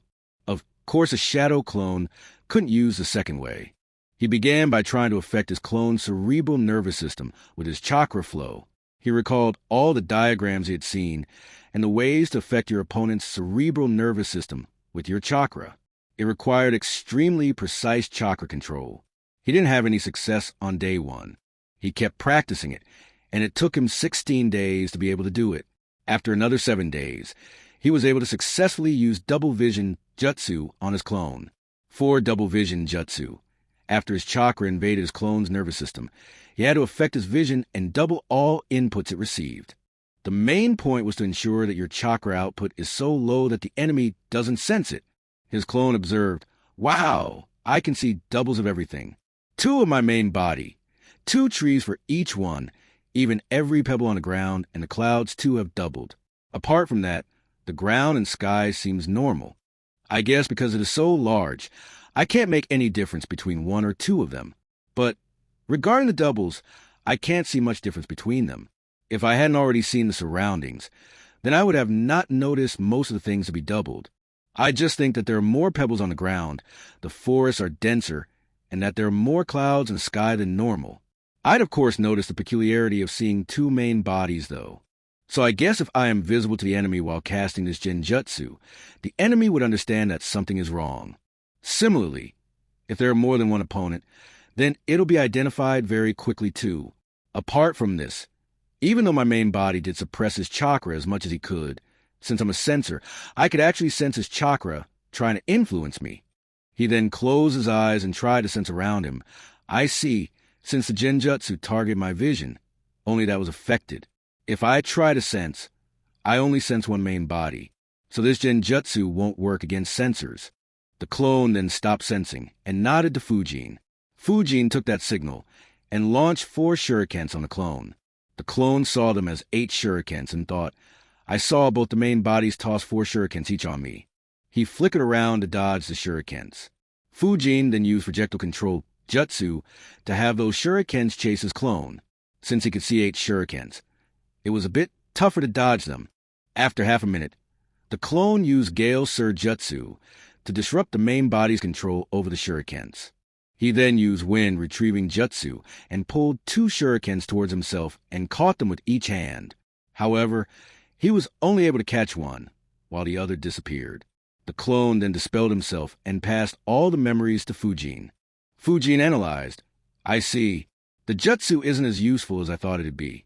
The only use is when an enemy is all by himself, and I hide around him and target him with shurikens. Even that will only work if I get him to an unknown place where he won't observe any difference in his surroundings. Also, it won't work against sensors. One very important piece of information I got is that I can sense an enemy trying to influence me through genjutsu. The question is, did that happen because I am a noob when it comes to genjutsu, or can every sensor sense this passively? If I can, then this will become an excellent way to counter genjutsu. All I have to do is disrupt my chakra before the enemy completes his genjutsu. Of course, there will be limitations for this. I don't think this way would work against Sharingan, as it performs genjutsu with only eye contact. However, I could sense genjutsu cast by others easily and disrupt it midway. Who knows, perhaps with practice, it might even counter the Sharingan. He then resumed his practice. Only this time, his clone would stop and disrupt his chakra after the genjutsu was casted. The clone managed to get it done within a day. On the next day, His clone would attempt to disrupt his chakra as soon as he felt Fujin's chakra invading his nervous system. Surprisingly, that only took a few hours to learn. Happy with the progress, he decided to move on to the next jutsu. Chapter 29, Combat Practice 1. Fujin started to learn demonic illusion, hell-viewing jutsu. This jutsu was more advanced than the previous one. In its simplest form, it affected the opponent's vision and showed him a view that the caster wanted to show him. Alongside that, the caster also had to affect the opponent to trigger fear and dread. This jutsu could be improved by influencing the opponent's sense of smell and hearing too. Fujin recalled, the genjutsu that Kakashi casted on Sakura had Sasuke asking her for help, so I guess he controlled her hearing too. I am not sure if he influenced her sense of smell too, then he could have added a stench of blood. He began practice for this jutsu. He practiced triggering his clone's fear and dread, and then influencing his sense of sound and smell. It took 7 days to get all these 3 down. He then had to work on creating an illusion. However, he hit a roadblock. So what exactly am I afraid of? He thought for a bit. The only thing I fear right now is Danzo forcefully inducting me into root. But even then, it's not something I dread. I guess it's my good luck that I don't have any mental demons. He thought more, and then it finally clicked him. He casted the genjutsu on his clone. His clone allowed the genjutsu to be cast. Nothing happened for a few seconds, but then the clone saw something. There was a small black dot over the horizon, and it kept getting bigger. He soon noticed what it was and thought, fucking tail beast bomb? As soon as he saw it, he felt fear and dread. However, having experienced it for a few days, he understood that Fujin had triggered his fear and dread. The tail beast bomb hit him, and the illusion was over. The clone then dispelled himself to pass the memories back to Fujin. Fujin thought, that went well. I guess right now, my biggest fear is die like cannon fodder, without being able to do anything about it. He then thought a bit more about the illusion. The illusion was pretty well. However, the shape of the tail beast bomb wasn't stable. That has to be improved. Also, the ending was abrupt. While a weaker opponent, like Sakura, might fall unconscious, a hardened ninja would definitely not be unconscious after the illusion. So perhaps it could be expanded further to give me more time to deliver a killing blow. Perhaps after the explosion, I could induce the smell of soil and blood and maybe show the opponent an image of his own dead body, make them think they died and are now a soul or a ghost for a few seconds. He continued working on improving his illusion. It took a week for him to be satisfied with the illusion he created. After he had learned those 2 genjutsu, less than 3 months were left for final exams. Fujin was progressing very well on all parameters. However, there was one important aspect that he hadn't focused on yet. He thought, all right, everything's going well. My chakra level is already on par with the weaker academy teachers. My ninjutsu and taijutsu too have probably surpassed genin level. Fuinjutsu is going well. I should be done with the current scroll in another 6 months. In kenjutsu, the basics have been learnt well, and my chakra flow has become much smoother. I can easily cut through a tree with my sword. Heck, I can cut a boulder too. And I have started with genjutsu too. However, I severely lack combat experience. In fact, it won't be wrong to say that I have no combat experience at all. After all, there's no danger to life or even any permanent injury in the taijutsu tournament. We aren't even allowed to throw shurikens at each other. Another important thing is battle and survival instincts. To be able to make a move purely on instinct in the middle of a fight, or to be able to sense if my life is in danger, is something that is incredibly important for any ninja. Otherwise, just a sneak attack with a shuriken is enough to kill anyone. Luckily, my instincts are much stronger due to me being a sensor. However, it ain't enough. So over the next 3 months, I need to spar frequently with my shadow clone. He thought a bit more and decided, to start with, let's use wooden weapons. After I'm comfortable with it, I can move on to real ones. On the next Saturday, he went to a mini forest. After confirming no one was around, he made a clone and decided to spar. Both he and his clone were armed with 24 wooden shurikens, 6 wooden kunai, and 2 wooden swords. They stood face to face, 10 meters apart. Fujin picked up a pebble and tossed it into the air. The pebble hitting the ground was a signal to start the fight. Since the clone was made after all the planning was done, there was no need for any dialogue. As soon as the pebble hit the ground, Both Fujin and his clone jump backwards and launch great breakthrough jutsu. Both the jutsus clash with each other, creating a lot of sharp winds that broke a lot of branches. After launching the jutsu, both flickered away to stay out of the range of the jutsu. Once the wind started dying down, Fujin and his clone started observing the patterns within the winds. Fujin soon spotted an opportunity and thought, "There!" Quickly, he threw 3 shurikens in the winds. Due to the flow of the winds, they changed direction and were headed straight to the clone. The clone noticed that and flickered 50 meters to his left. Fujin noticed the clone flickering and observed properly that direction and tossed another 3 shurikens out. Next, he performed projectile control jutsu and controlled all 6 of his shurikens to target his clone. Looking at the 6 shurikens heading at him, the clone kept using body flicker to dodge and waited for the right moment.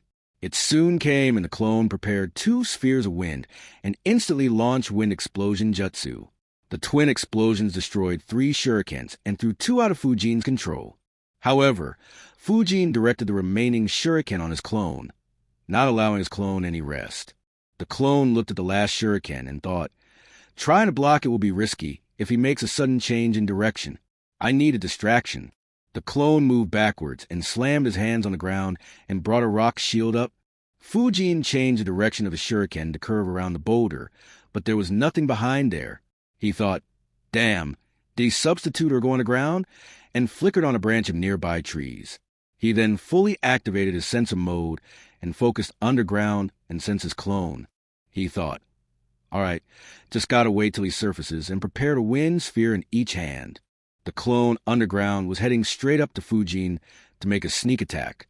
However, he sensed himself being sensed by Fujin and also the chakra buildup for wind explosion jutsu. "Damn, can't launch an attack now. I need to get out of the ground. My speed underground is much slower. But I don't think I can dodge his wind explosion jutsu." The analysis was done within fractions of a second, and the clone decided to leave the ground directly. Fujin, sensing his clone, flickered close to where his clone would surface. As soon as the clone's head popped out, Fujin launched both the spheres and started preparing more. The clone, whose head was barely above the ground, thought as expected and created a rock shield that he had already prepared. He had put much higher chakra into the rock shield, due to which the shield was much larger and sturdier. The wind spheres clashed with the rock shield and exploded. The winds eroded the surface of the shield, but couldn't break through it. As soon as he saw the rock shield appearing from the ground, Fujin, who had already prepared 2 more wind spheres, flickered to get a better shot at the clone. Even before the rock shield was entirely erected, he was already adjacent to his clone and only around 10 meters away from him. The clone couldn't see Fujin flickering due to the rock shield. However, on seeing that he was so close to himself, he fired a couple shurikens on Fujin. Fujin saw the 2 shurikens shooting toward himself and thought, "Tisse, I don't want to engage them," and sent a wind sphere to counter them and launched the second one on the clone. The clone, however, flickered away and Fujin chased after him.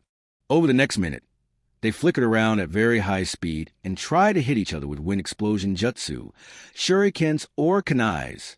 However, neither were successful. The clone found an opportunity to surround Fujin with 6 shurikens, and in the only direction that he could escape, the clone fired a couple of wind explosion jutsus. Fujin thought, "Damn, escaping normally will be risky. Let's go underground," and he entered the ground using Earth military movement jutsu. However, remembering his clone's earlier predicament, he didn't close the distance, but instead went in the opposite direction and kept sensing his clone and the wind spheres. He thought, "All right, I now need a distraction for getting out of the ground." He prepared great breakthrough jutsu. As soon as he got his head out of the ground, he saw the clone launching 2 wind spheres at him while manipulating 6 shurikens too. However, Fujin blew it all away with great breakthrough jutsu. The clone itself was in the range and escaped underground. Fujin tracked his clone while thinking, "I guess he'll try something similar as I did. I wonder if I could disrupt his underground movement." He then approached the place which was directly above the spot where his clone was and punched hard using chakra-infused punch. The ground cracked a bit. The clone underground felt the vibrations due to that punch. However, it didn't cause any damage.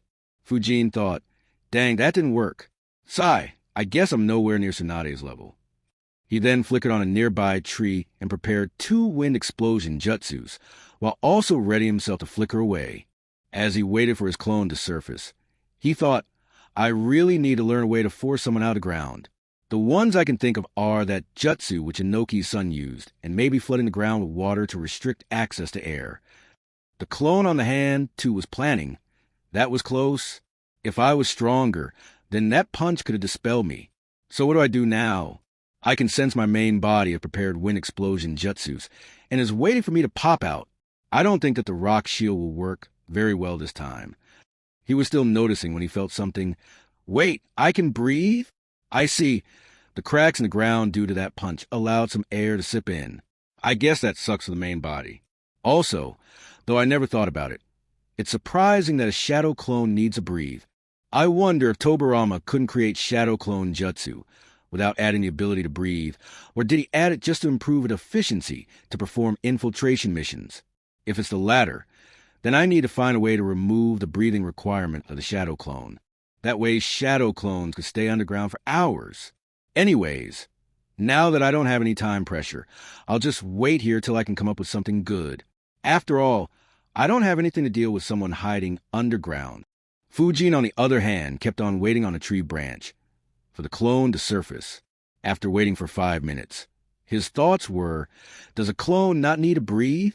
Surely those cracks can't provide air all the way down, can it? Sigh, I really can't do anything. Only Mud Mode Jutsu can have a chance, but its range is too short to work. I wonder if my clone has some strategy or is just wasting time. He kept sensing the clone for another 5 minutes, and finally had enough and dispelled the clone. On getting the clone's memories, he sighed at the clone's tactic to wait patiently underground. Sigh, that's my clone, all right. I remember that one Counter-Strike game I played in my previous life.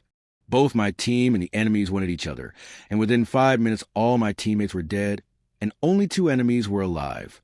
They thought they won, but then realized that they still had one more to kill. Poor guys tried to find me for 5 minutes straight, and finally when they entered the cave I was hidden in, I killed them. A/N. This was my first attempt at writing a fight. Please let me know how it was. Tips/criticisms are welcomed. Chapter 30, Combat Practice 2. Fujin began analyzing his spar. While ignoring the ending, the spar went quite well. However, it was mostly a mid-range fight. I used Great Breakthrough Jutsu and Wind Explosion Jutsu for offense, Projectile Control Jutsu to control the battlefield, Rock Shield Jutsu for defense and Body Flicker Jutsu, and Earth Military Movement Jutsu for dodging. Wind Clones was another jutsu that could have been used, but we didn't due to the confusion it'd have created. Other jutsus didn't work in this fight. Actually, I did try to close the distance.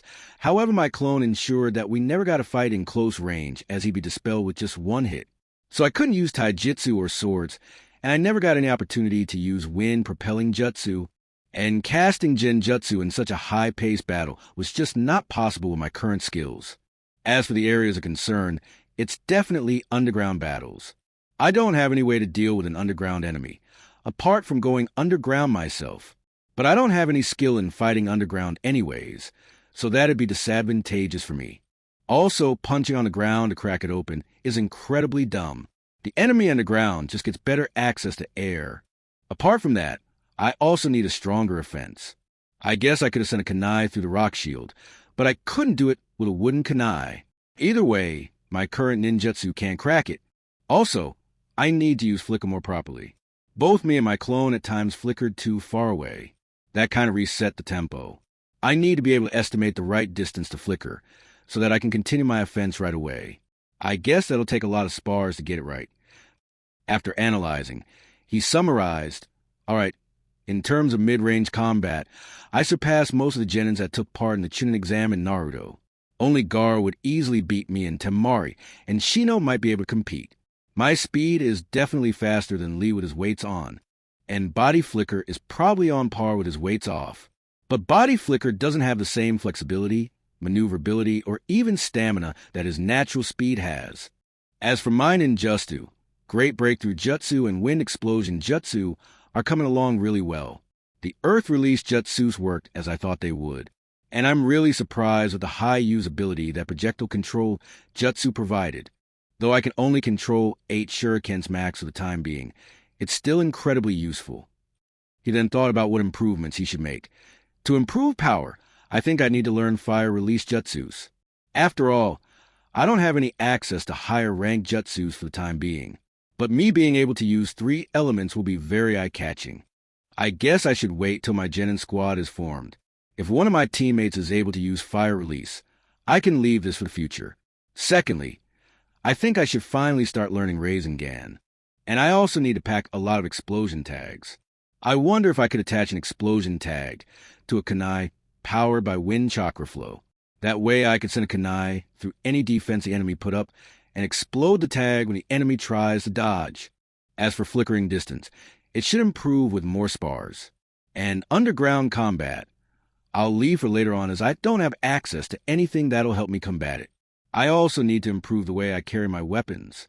I should try to inscribe some storage seals on the weapon pouches. Maybe even go a step further and make a wristband with multiple storage seals to get what I want instantly. Anyways, I also need to test out close-range combat and see how it goes. He finally stopped analyzing and made another shadow clone. This time the rules were to fight in close range. So great breakthrough and breakthrough jutsus weren't allowed, and staying underground for more than a few seconds also wasn't allowed. Flickering was restricted to 10 meters. Both Fujin and his clone stood 20 meters apart, and Fujin tossed a pebble in the air. As soon as the pebble hit the ground, Fujin rushed towards his clone.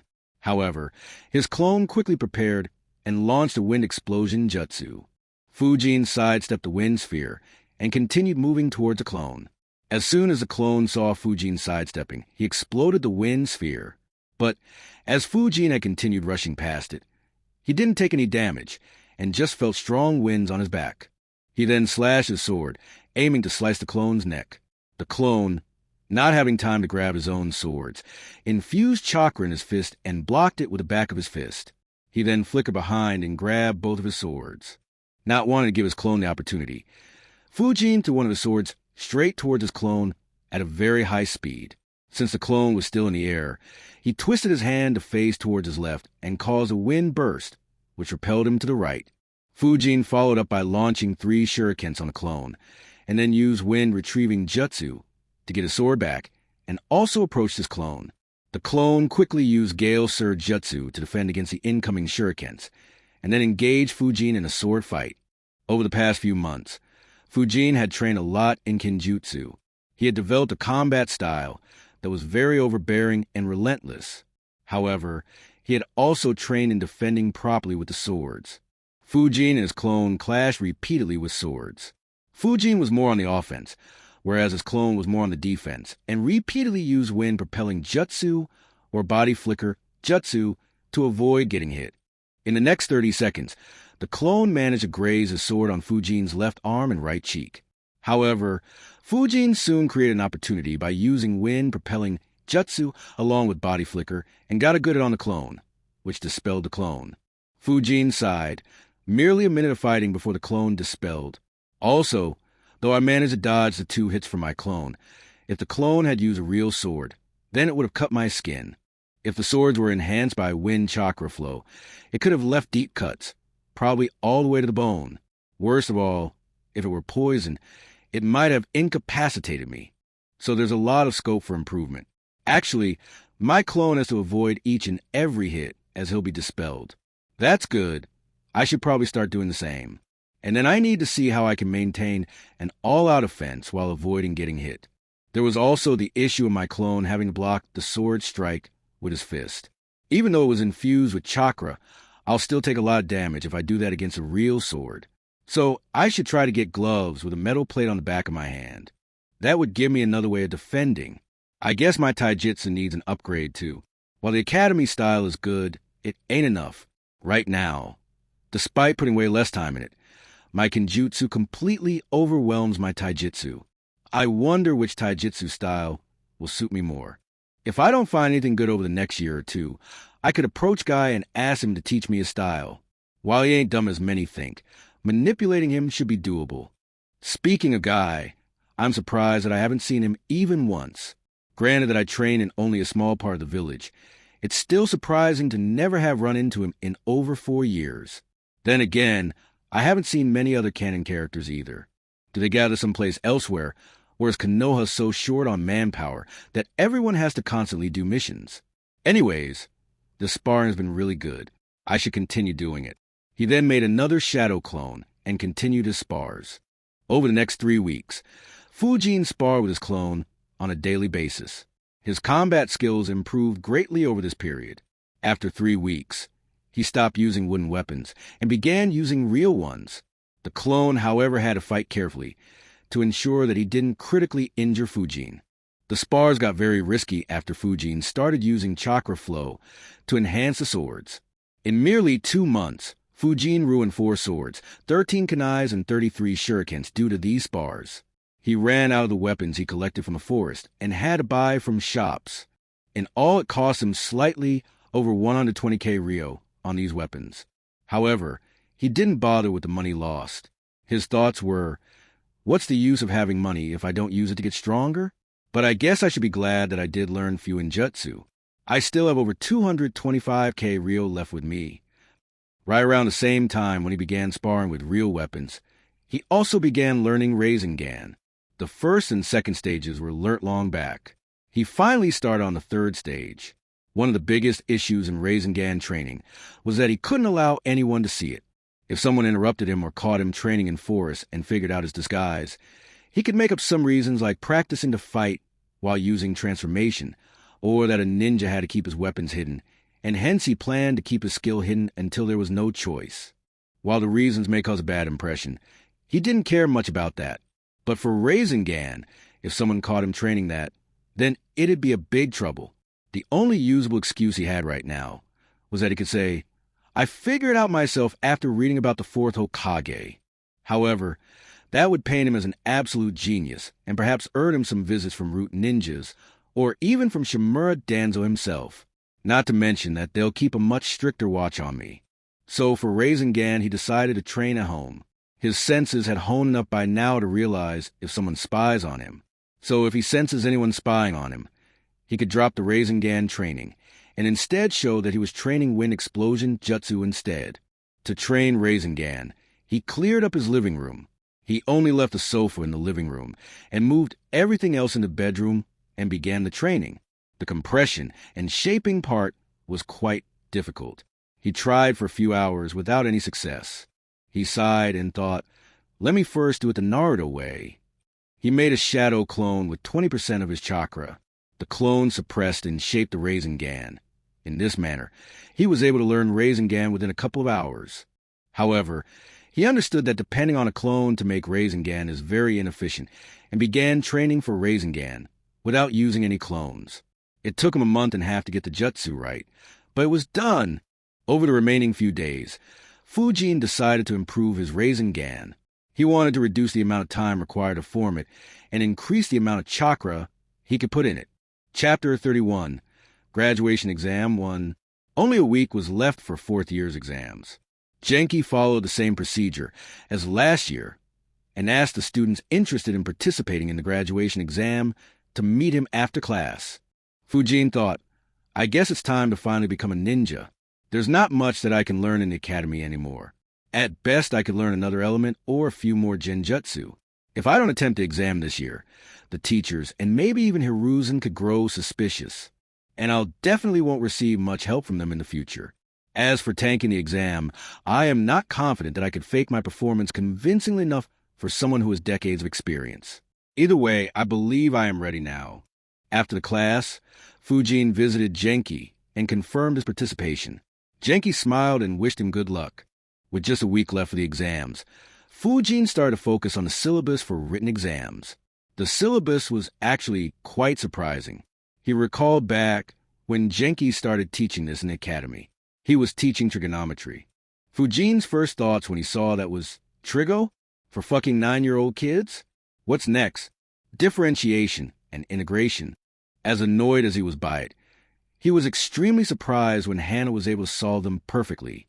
He mentally screamed, how the fuck can 9-year-old kids learn Trigo so easily? He sighed at how much smarter the kids here were and continued with his studies. He also wanted to be perfectly prepared while going on missions. He stopped learning new seals and instead had his clones focus on making a few essential objects for him. He bought 2 ninja waist bags, 2 ninja leg pouches, and a couple of metallic wristbands. He then had his clones make storage seals on these items. The Fuinjutsu scroll in Section D of the library expanded a bit on the storage seal. It explained ways to increase or decrease the size of the storage space, as well as manipulating its shape. It wasn't very difficult, as it only increased or decreased the number of space symbols involved. So the seal itself was still very basic. However, this was very useful for Fujin. In the interior of the ninja waist bags, Fujin managed to draw 7 storage seals. For ninja leg pouch, he was able to draw 4 seals. These had a lot less space as compared to the seals he made on scrolls. However, considering that their purpose was to enhance the capacity of the bags and pouches, it was very handy. For the leg pouch, 2 seals could store 6 kunais each, and other 2 seals could store 24 shurikens each. He then created various triggers to refill the pouch from weapons in the storage seals. This way, his weapon supply would be much larger. For the waist bag, the seals could store a lot more, but he hadn't yet decided what to fill in here. He did have some ideas like a first aid kit, ninja ropes, scrolls, seals that stored elements, more weapons, explosion tags, soldier pills, ration bars, and so on. For the wristbands, he made 1 small seal on each of them. When he wears the wristbands, these seals will be directly under his palms.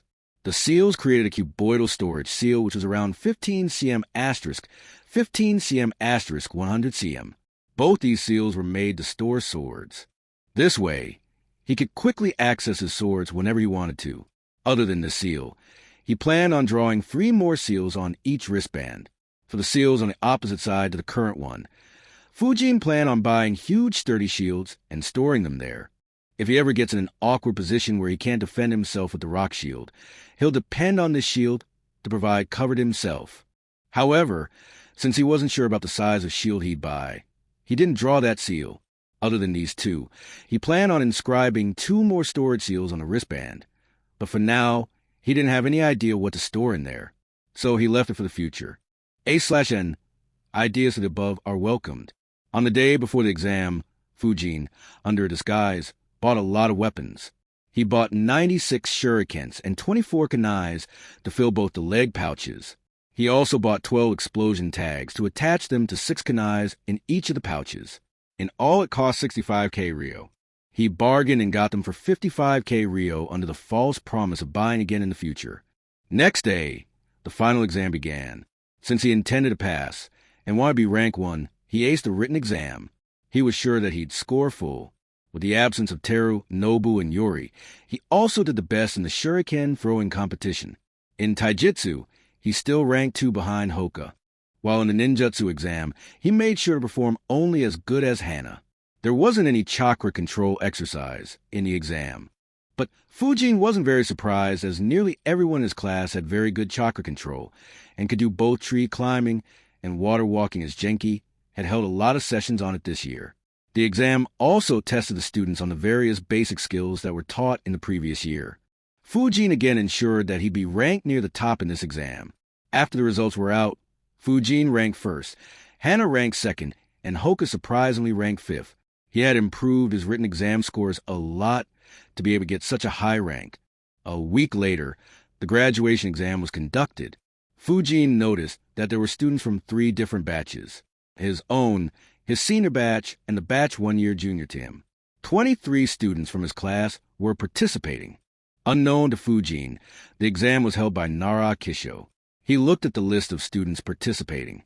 There were 68 participants from the 5th year, 35 from the 4th year, and 8 from the 3rd year. He sighed, thinking what a drag this exam would be, and instructed to begin the exam. The first exam was a written test. Fujin looked in the paper, expecting some more theory questions. However, he was surprised when he read them.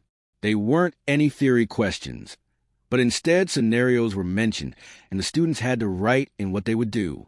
After reading all the scenarios, Fujin sighed, just basic ninja protocols, and confirming that the students are properly indoctrinated. To think that I actually expected something good. He answered as any ready-to-graduate academy student would answer. The exam was an hour long. Once the hour was up, the papers were collected and sent to Nara Kisho.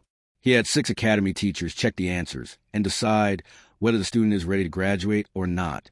It took half an hour to completely check them, and then they provided the results to Kisho. One of the teachers said, "Sir, we've completed checking.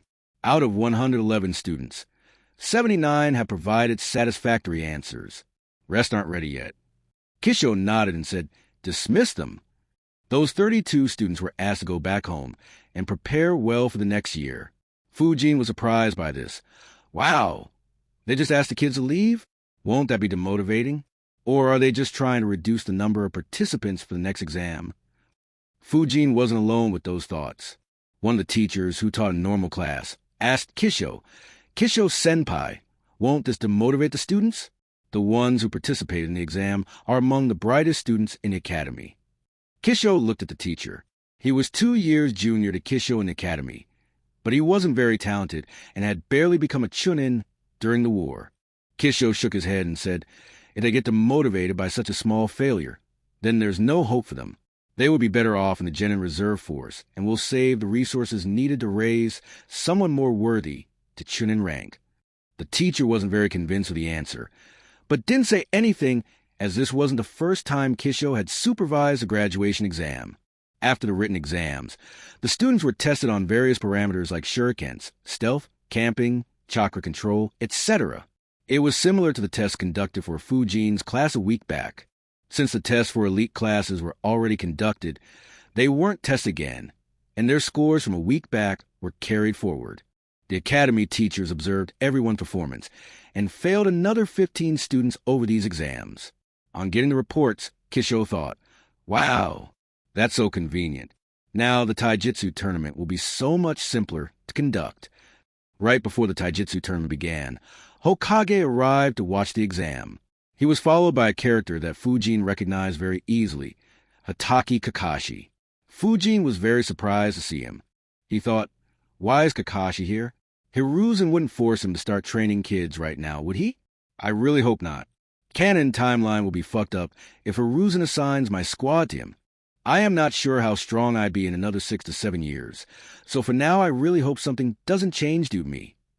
Next was a taijutsu tournament between the 64 remaining students. Kisho arranged for a knockout tournament, so one student could fight for a maximum of 6 times. Fujin breezed through to the semifinals. In the semifinals, he had a fight with a Hyuga who was a year older than him. Fujin fought very hard against him, but was still at a lot of disadvantage. While he did get a few critical hits in with one strong punch on his right rib, another on his nose, and a strong kick under his left rib, in the end, he still lost the fight. Fujin was initially a bit irritated at the loss.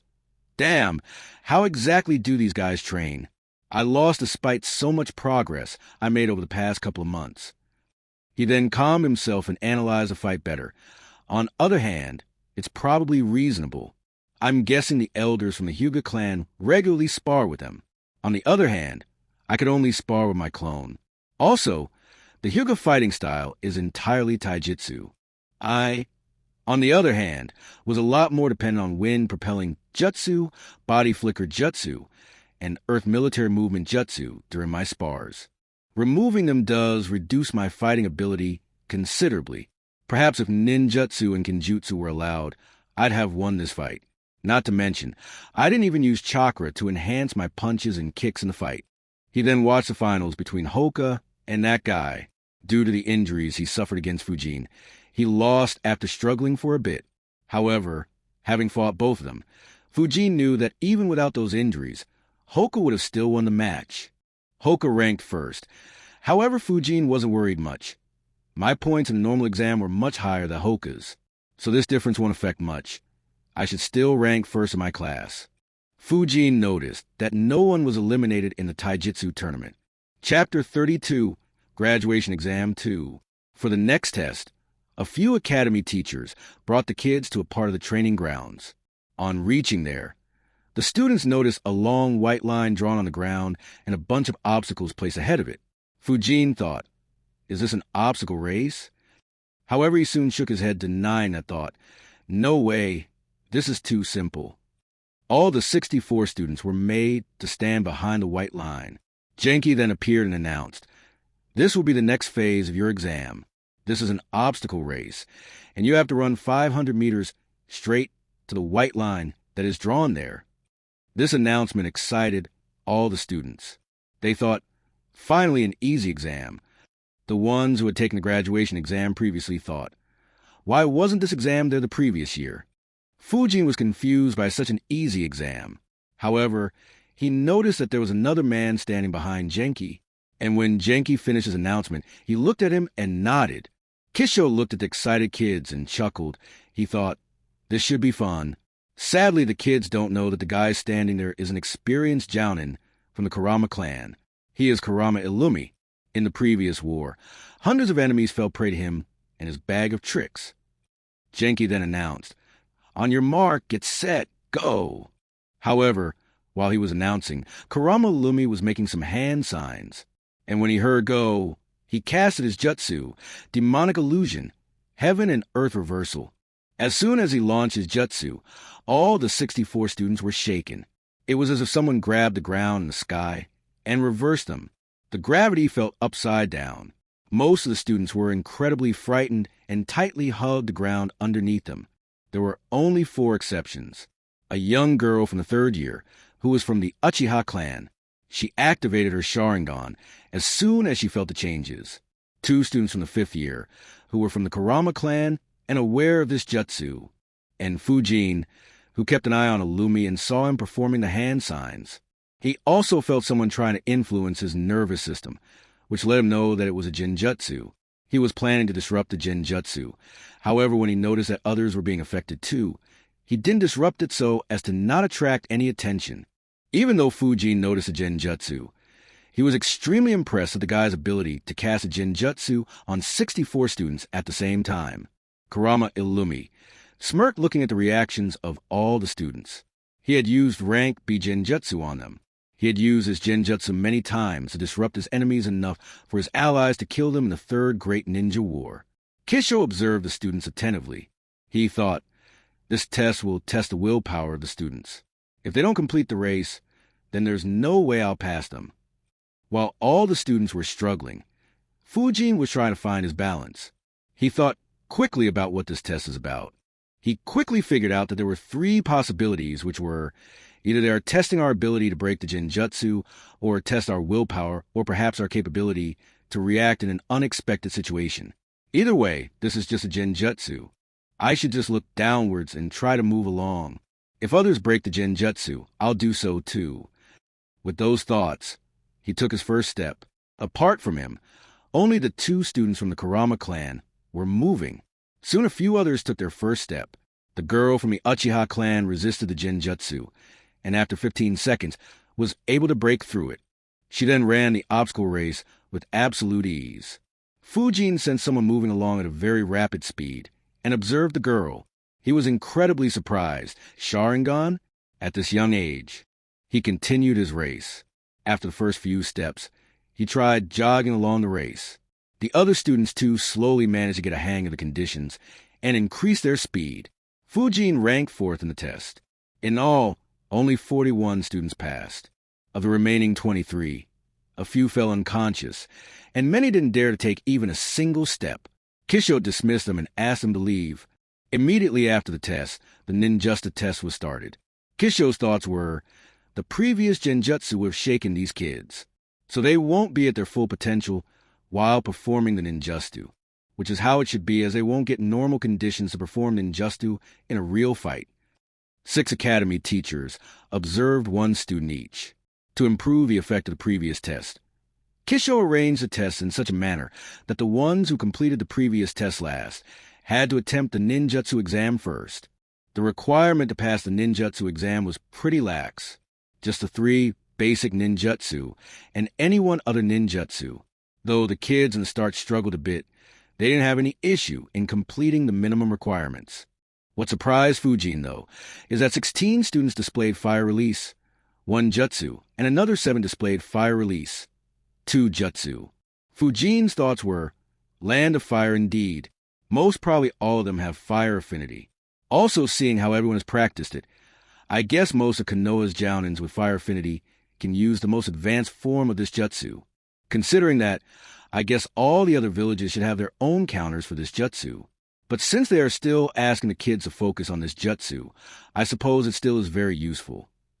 Apart from it, the majority of the kids displayed the jutsus their clan specialize in. When Fujin's turn came, he performed the 3 basic ninjutsu, then performed Wind Clone Jutsu, and created 8 clones. He then showed his Wind Explosion Jutsu, and finally displayed Great Breakthrough Jutsu. Of course, he only displayed 1/4 of their power, used hand signs, and performed them a bit slowly. While not too outstanding, he still outperformed his classmates. What surprised Fujin the most is a performance of the Uchiha girl. She announced that she'll first perform Fire Release 3 Jutsu. Fujin became very interested when she announced it, as he wasn't aware of what the stage of the jutsu could do. Right after she announced it, 2 academy teachers stepped forwards and held a metallic string between their hands. Fujin was a bit puzzled. Isn't this the same thing they did for Fire Release 2 Jutsu? Just that instead of 1 teacher, 2 stepped up. After making the hand signs, she raised both her arms and pointed her index and middle finger out. Heat rays were released from both her fingers from both hands, and in a few seconds, they cut both the metallic strings. Fujin thought, that's it? It's the same as Fire Release 2 Jutsu, just that in that, they could release the heat ray through only 1 hand. There's basically no increase in the power of the jutsu, just the quantity. Still very weak for a rank C jutsu. Strange. Does the jutsu suddenly get much stronger in the later stages? She continued her test by displaying Fireball Jutsu and Fire Dragon Jutsu. Her performance was very good. In Fujin's opinion, in terms of ninjutsu, her performance was only second to a student from the Hatake clan from the 5th year. After the exam was over, the teachers began tallying the score. Nara Kisho passed his work to his subordinates. His job was over when he decided to pass these 41 students. Kisho reported to Hiruzen, Lord Hokage, all these 41 kids have passed my exam. Overall, there is 1 from the 3rd year, 9 from the 4th year, and 31 from the 5th year. They should make splendid shinobi. Combined with the 94 that passed from the senior most batch, this year's results have been very good for us. Hiruzen nodded and said some kind words to the Nara shinobi. After tallying the scores, they were displayed for all the students to see. Fujin was still ranked first in his class. He was followed by Hana and then Hoka, whose rank increased due to superior performance in the graduation exam. After that, all the 41 students were gathered before Hiruzen. Hiruzen smiled and began giving another speech on the will of fire. Only this time, he was much more passionate, spoke with more fever, and his speech was more intense than any of his earlier speeches. Even Fujin was a bit dumbfounded on how someone can brainwash so openly, with such vigor, and be extremely proud about it. However, as the speech ended, Fujin smirked internally thinking, Will of fire, will of fire, will of fire. Let me now see how much will of fire you actually have. Ha ha. After the speech, Hiruzen said, Hatake Rei, Suzuki Fujin, Uchiha Mieko stepped forward. All the 3 kids stepped forward and stood in front of Hiruzen. He said, All 3 of you have worked very hard and performed splendidly. Speak, what reward would you like for your performance? As soon as he said that, Hatake Rei stepped forward. It was seen as rude by many, including Fujin and Mieko. While Fujin didn't mind it, Mieko did pout. However, Rei's next words made everyone understand why he stepped so hurriedly. He said, Lord Hokage, my mother is very sick and the doctors we visited couldn't cure her. Could you please arrange a good medical ninja to treat her? While everyone now understood why he was so restless, it did pop another question in their mind. Fujin's thoughts were, isn't he from the Hatake clan? Sure, Sakumo is long dead. But their condition shouldn't be that desperate, should it? Also, shouldn't they have enough money to arrange it anyways? Unless it requires someone like Tsunade to deal with it, then I can understand. But even then, I don't think Hiruzen can call Tsunade back anyways. Kakashi was visibly confused too. Only a few teachers and Hiruzen knew the truth. Hiruzen thought, Sigh, the Hatake clan has really deteriorated after Sakumo's death. Sadly, Kakashi hasn't paid much attention to the clan. This kid suddenly began performing really well this year, and hence I had looked into his background. His father died in the 3rd Ninja War, and his mother was only a civilian who wasn't even from the Hatake clan. Therefore, she hasn't been paid any attention by the clan. She fell sick half a year back and became the motivation for this lad to work hard. Though I do want Kakashi to lead a squad of genins, this was my main purpose to bring him here today, for him to take reins of the Hatake clan and bring it back to prosperity. Hiruzen nodded and said, I'll arrange the best medics to treat your mother. He then smiled and said, keep training hard. Ensure that the will of fire in you burns brighter than ever. Hatakire excitedly said yes and promised to keep training hard. Kakashi observed the young kid and decided, I need to take a proper look at what's going on in the clan. Hiruzen secretly paid attention to Kakashi's reaction and was very satisfied with it. He could see the Hatake clan making a comeback soon. Chapter 33. I really am a ninja. After having Hokage's word to treat his mother, Rei stepped back. Mieko stepped forward and said, Lord Hokage, I don't want any reward. This surprised everyone. Even Hiruzen was surprised, but he hid it and calmly analyzed, is this a way the Uchiha are retaliating for their constant monitoring? He then tried to convince her a couple of times, but she declined to get any reward. Hiruzen sighed and looked over at Fujin and thought, the Uchiha matter makes me feel my age. Well, at least he should have a reasonable request. This day should end properly. Fujin, on the other hand, was dumbfounded by both his fellow toppers. He thought, what the fuck? One begs for his mother's life, and the other refuses to accept any reward? Why do they want to make my life harder? He then calmed himself and muttered to himself, sigh, whatever. It doesn't matter. The Tao of shamelessness must live on. He steeled himself and stepped forward. He put up a smile and an excited expression while thinking, this is it. For this moment I carried 2 swords in person for 5 whole months. He bowed and said, Lord Hokage, for my reward, I want 2 swords made entirely of chakra metal. He then looked at the Hokage with excited and hopeful expression, while hoping that somehow his eyes sparkled like an anime. Majority of the students weren't aware of chakra metal. However, almost every teacher knew it, and they were absolutely shocked by the request. Genki, who was standing close by, had his jaw dropped after hearing what Fujin said. If Fujin had seen him, he would be sure that he could fit an egg in Genki's mouth. Kakashi's eyebrows twitched at request. He thought, talk about extravagant. Even my father's blade wasn't entirely made of chakra metal. The one who was shocked the most, however, was Hiruzen. Despite wearing Hokage's hat and having excellent control over his emotions, Fujin could still see his shock. Of course he totally ignored it. He thought, whether Hiruzen is happy or so shocked that he dies of a heart attack is none of my business. Wait. If he dies right now, then it'd be very bad. But, yeah, I don't think just this much shock will be enough to kill this old freak.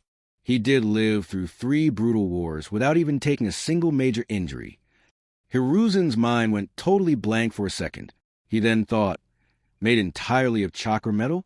Even the ones they sell in Konoha only have around 15% chakra metal. Rest is made of other common materials.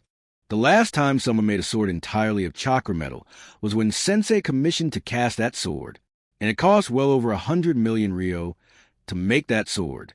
Of course, this kid is probably not aware of that fact, and I can fool him, but that's still worth tens of millions of ryo. He then looked at Genki to see if he knew what's going on. However, he was clearly shocked too. In fact, he didn't even notice the Hokage looking at him. Hiruzen thought, now what to do? I can't directly say no. That would be too demotivating. Also, it won't look good for me to deny him. If I do, I'm 100% sure that Danzo will spread rumors saying that the Hokage lies to Academy students. Hiruzen thought hard for another few seconds and came up with a reasonable excuse.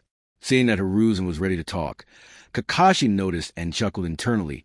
It took Lord Hokage 13 seconds to answer. That kid sure is something. Hiruzen finally sighed and said, sadly, I can give you what you want because no one makes swords made entirely of chakra metal. Fujin wasn't aware of the fact that chakra blades weren't entirely made of chakra metal and thought that Hiruzen is just making an excuse. He showed a dejected expression and said, a couple of tanto made of chakra metal then? Kakashi's eyebrows twitched again at Fujin's new request. He did struggle to keep his laughter in after seeing Hiruzen's expression. Genki, on the other hand, was even more shocked. Hiruzen replied again, sadly. Even they aren't made entirely of chakra metal. Fujin was almost pissed at hearing that reply, but he calmed himself and thought about what Hiruzen had said. A few words stuck in his mind. Aren't made entirely of chakra metal. It then clicked him, wait, in my previous world, didn't such production involve a lot of alloys or other materials? Even gold jewelry wasn't 100% gold. Is that what he is referring to? He then asked, Lord Hokage, what do you mean by aren't made entirely of chakra metal? Do they only put a little bit of chakra metal and then something else in the sword? Hiruzen nodded nervously, not liking where the conversation was headed to. Fujin then excitedly began saying, Lord Hokage, then. However, he was cut by Hiruzen. He asked, Fujin, can you tell me why exactly you want a sword made of chakra metal? While asking this question, he was desperately thinking, I need to change the topic quickly. I can't let him continue talking about this. Fujin, upset at being cut, said, I was told that they assist in chakra flow. I like using swords and want to be better at it by using chakra flow. Hiruzen narrowed his eyes and asked, How do you know about chakra flow? Fujin did get a hint that Hiruzen was aiming to change the topic. However, he wasn't much concerned. He could always innocently get back to the topic. Hiruzen might be 100 times better at negotiating. However, being a 10-year-old kid had a lot of advantages.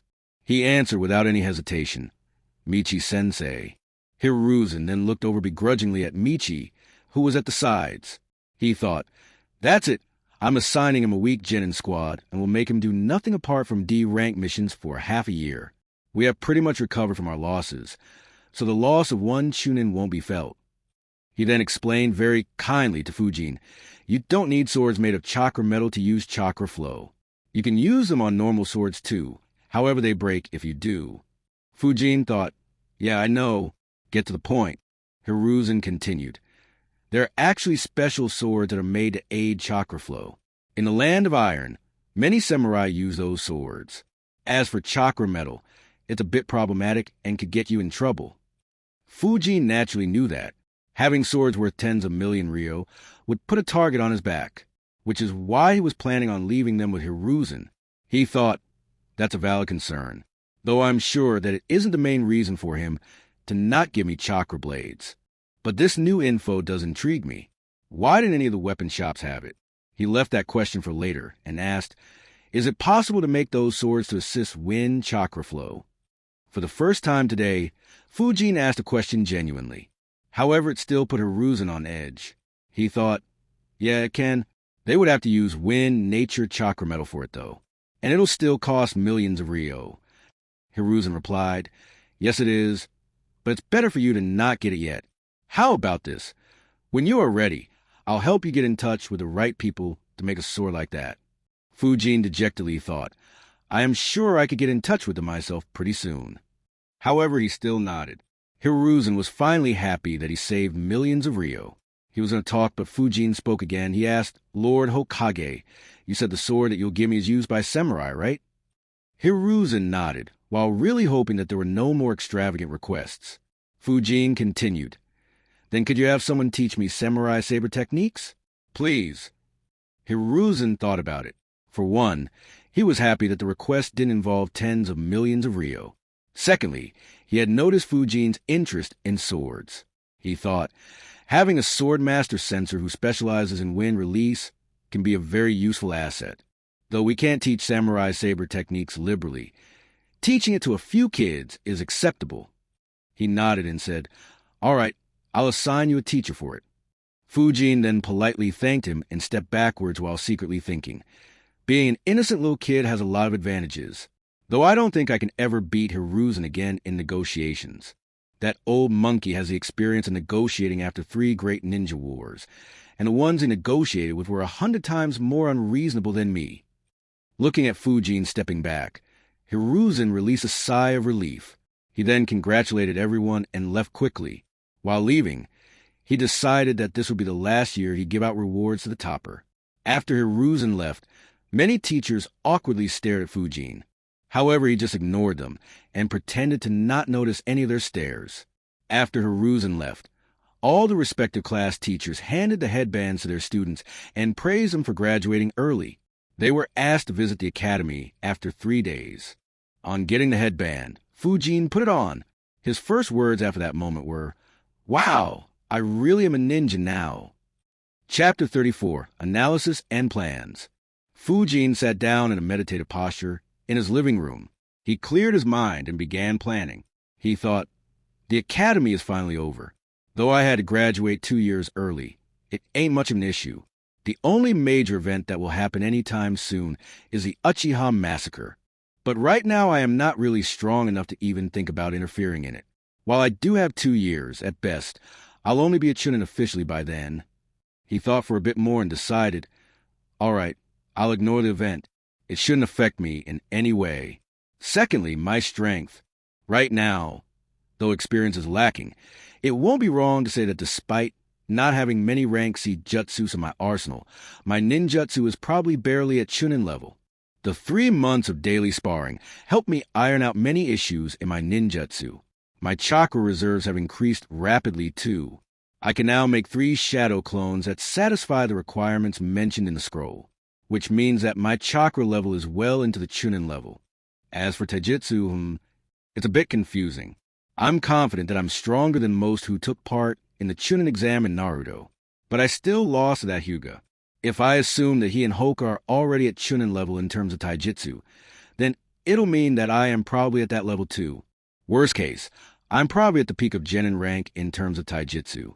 I really need a better taijutsu style. Only good thing is that my physique is very good for my age. My kenjutsu should be sorted when I learn samurai saber techniques, so it'll be a lot more lethal than my taijutsu. But kenjutsu has its own weaknesses. Holding 2 swords would mean that I can't make any hand signs. And techniques like Rasengan and Wind Explosion that need hands can't be used. But I guess getting a mid-range slash might compensate for it, to some degree. Anyways, I should think about it more after I learn samurai saber techniques.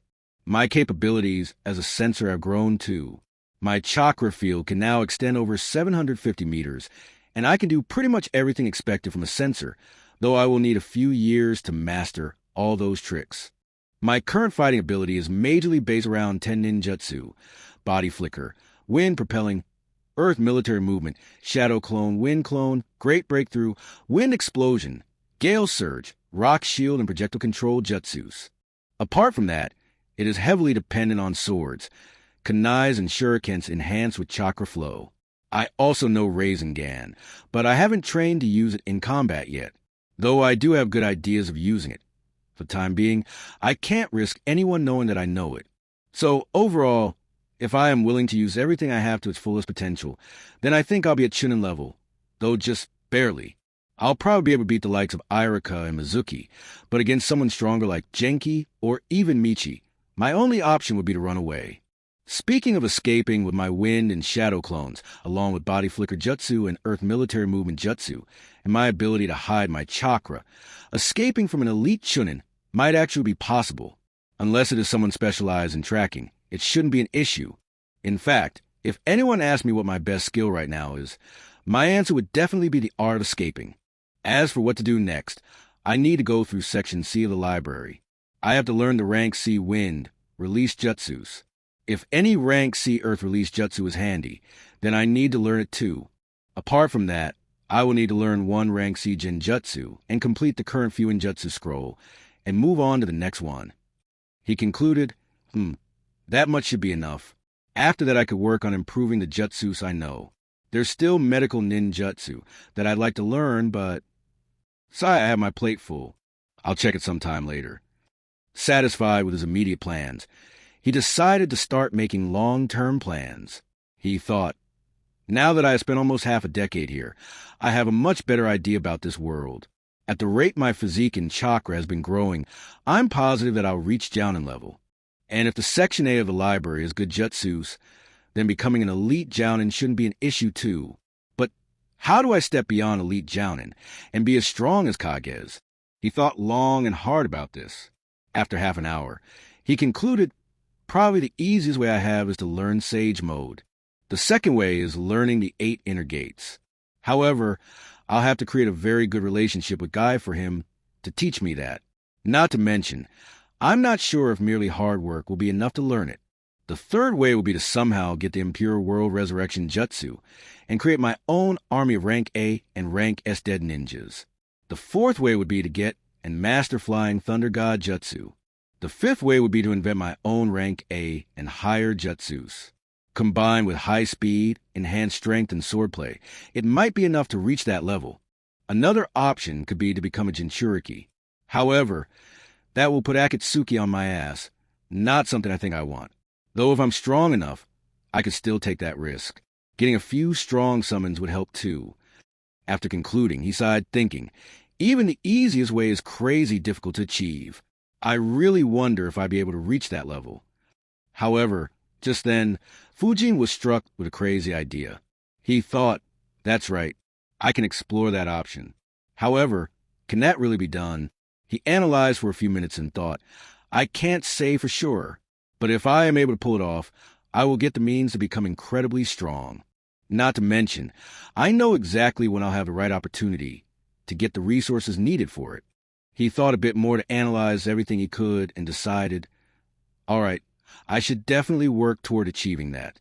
If it works, then entering Kage level won't be an issue. Even if it doesn't, the work done for it won't exactly be a waste. The idea lifted his spirits. With not much time left in the day, he decided to have his dinner and meditate before going to bed. Chapter 35. Genin's squad the next couple of days were very hectic for Hiruzen. Grouping the fresh Genins and assigning them their sensei involved a lot of paperwork and analysis. A lot of discussion had to be done with the academy teachers, as well as with the decided sensei.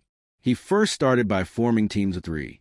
He thought, in all 135 students became Genin this year. Over 200 from 6th year failed, and they will be added to the Genin reserve forces. As for the ones that passed this year, the 94 from the 6th year don't have much hope. We had already graduated the talented people from their year earlier. Even if just a quarter of them became Chunin, then that will be enough. So I will just assign Chunins to guide them. As for the 41 who graduated early, all have good potential. They all should at least become Chunin, and around half have the potential to become a special Jounin. So I'll have to arrange 14 Jounin sensei for them. Even though Konoha's numbers have almost recovered, we are still weaker than before the Third Great Ninja War when it comes to high-end power. So we need to train all 41 of them with the intention of raising them to Jounin rank. Even if not everyone becomes a special Jounins, becoming an elite Chunin will be sufficient. As for becoming Jounin, it's hard to say. I'm confident that Uchiha Mieko will become a Jounin, just like Senjutaro from the previous year. Just like him, she has the potential to become an elite Jounin, but I can't comment on others. Sigh, I hope that we get at least 10 to 12 Jounin from this batch. The QB attack killed a lot of our Jounins. He then called the academy teachers to begin forming the teams and got busy with required paperwork. After the academy teachers prepared a rough draft, however, there were a few disagreements like every year. They approached the Hokage to discuss it. Hiruzen said, so which of the top teams you formed? Genki replied immediately. According to their performance, Hatakire, Uchiha Mieko, Suzuki Fujin, Hyuga Hoka, and Hyuga Hana showed the highest potential. However, Rei's performance was high due to his conditions back home. Now that his mother has been treated, we can't be sure if he'll train with the same gusto. And the 2 Hyuga can't be on the same team. So I propose forming a team of Uchiha Mieko, Suzuki Fujin, and Hyuga Hoka. However, soon another teacher, who was a class teacher to Hatakire, spoke. I disagree. In a mere half year, Rei has made huge progress. In fact, his talent can be considered even above Mieko. He should be placed within the top squad. I suggest making a squad consisting of Mieko, Rei, and Fujin. Another teacher commented, actually, Fujin is just a civilian orphan. His future won't be as smooth as the children from shinobi clans. Even his great breakthrough, Jutsu, was provided to him by Genki. So I think that a squad of Rei, Mieko, and Hoka might be more optimal. Genki rebutted him. I disagree. Even though Fujin is just a civilian with no background, his performance has been the most consistent in my class. He deserves to be on that squad. Not to mention, he is also a censor and has wind affinity. Being a censor, he'll complement the Byakugan, and his wind release jutsus would assist Mieko's fire release jutsus and make them more lethal. Also, Both him and Hoka kind of have a rivalry in taijutsu, so their teamwork would be much better. He secretly thought, not to mention that they're so aloof that they barely had any other friendships. So I have no idea whether they can cooperate with others. The previous teacher was about to rebuke him again, but... However, he was cut by Hiruzen. All right, that's enough. I have decided. The squad will be made up of Mieko, Fujin, and Hoka. Rei's class teacher was visibly upset over this. He was about to speak when Hiruzen said, "Their Jounin sensei will be Senju Renjiro." The teachers were confused by this revelation. One asked, "But Lord Hokage, we hadn't selected him to be a sensei, had we?" Hiruzen shook his head and said, "No. This change was due to Fujin requesting guidance on samurai saber techniques. Renjiro had trained under a samurai. Also, he is an expert in fighting against Sharingan and uses water and earth jutsus. So it'll provide Mieko an opportunity to understand how she can be countered and would help her develop more. And Hoka could learn water release jutsus from him. And his taijutsu is strong enough to handle Hoka's obsession with it." He then looked at Rei's class teacher and said, "Sadly, Hatake Rei doesn't practice his clan's kenjutsu, or else I'd have put him on the squad instead of Hoka." Everyone was satisfied with this explanation. They moved on to the remaining students. It took over 13 hours for them to form all the squads and decide their sensei. Once that was done, Hiruzen sent a Numbu to deliver the news to all the ones selected to be a sensei. If they had any issues, they could approach him the next day. The next day, many approached Hiruzen to meet him. At noon, Renjiro visited him. On entering, he greeted Hiruzen and said, "Old man, I didn't agree to becoming sensei to snorty little brats. Besides, I've already raised one genin squad." Renjiro was a bit close to him while growing up, which is why Hiruzen didn't mind his words. Hiruzen looked at Renjiro. He was dressed casually, and hence Hiruzen could see all the on his face and arms that he had taken over his career. Hiruzen sighed and said, "You've been doing missions almost nonstop since the end of the war. This assignment is for a couple of reasons. One, for you to get some rest. And secondly, as one of those genins wants to learn the samurai saber techniques." Renjiro looked skeptically at Hiruzen and asked, "You do know that I can't teach it lightly to anyone. So, is there any reason for me to teach it to him?" Hiruzen sighed and said he ranked first in his class and asked for this as his reward.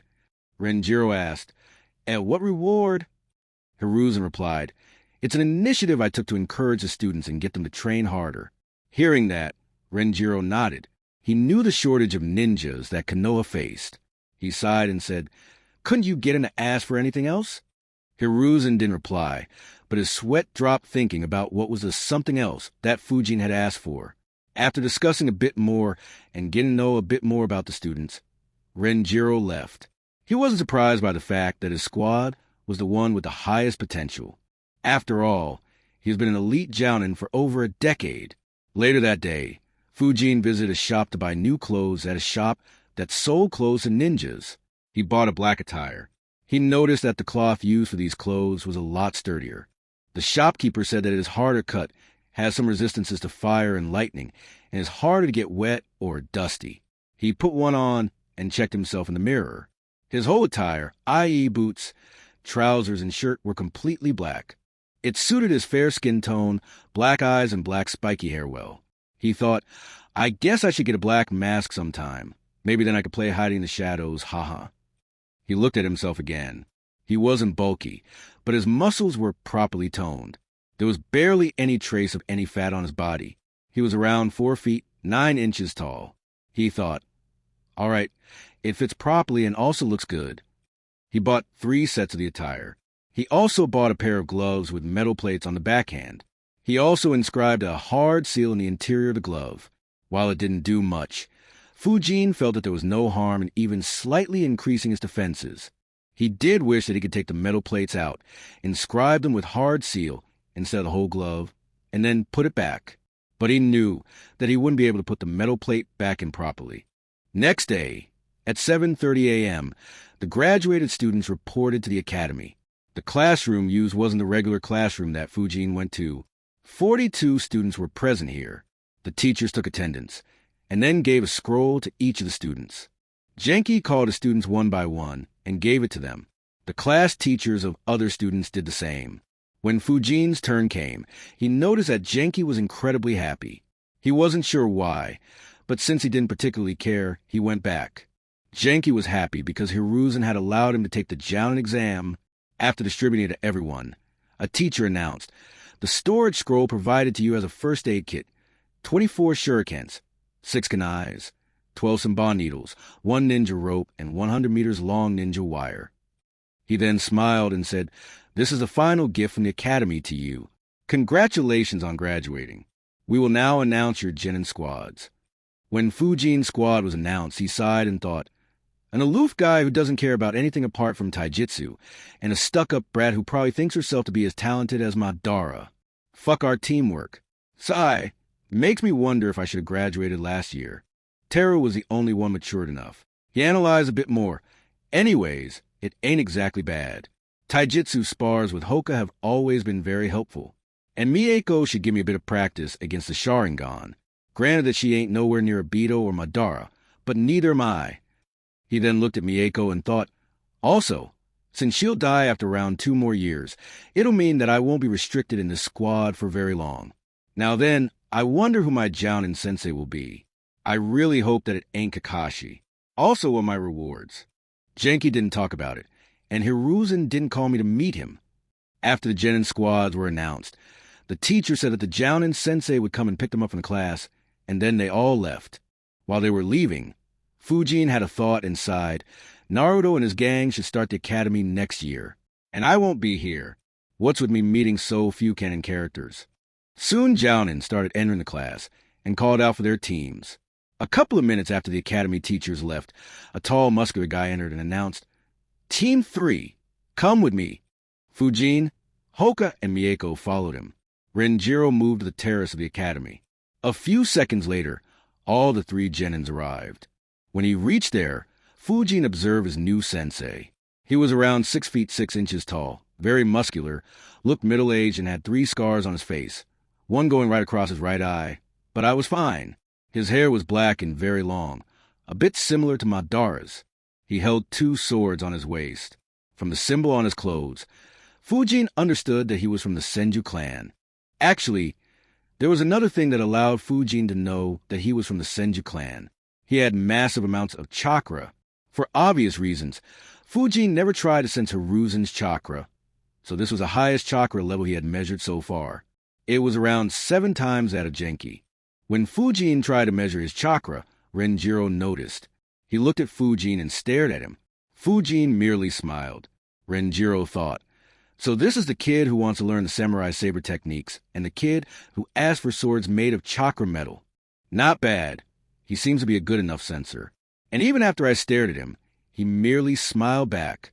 I wonder if that makes him foolish, brave, or just shameless.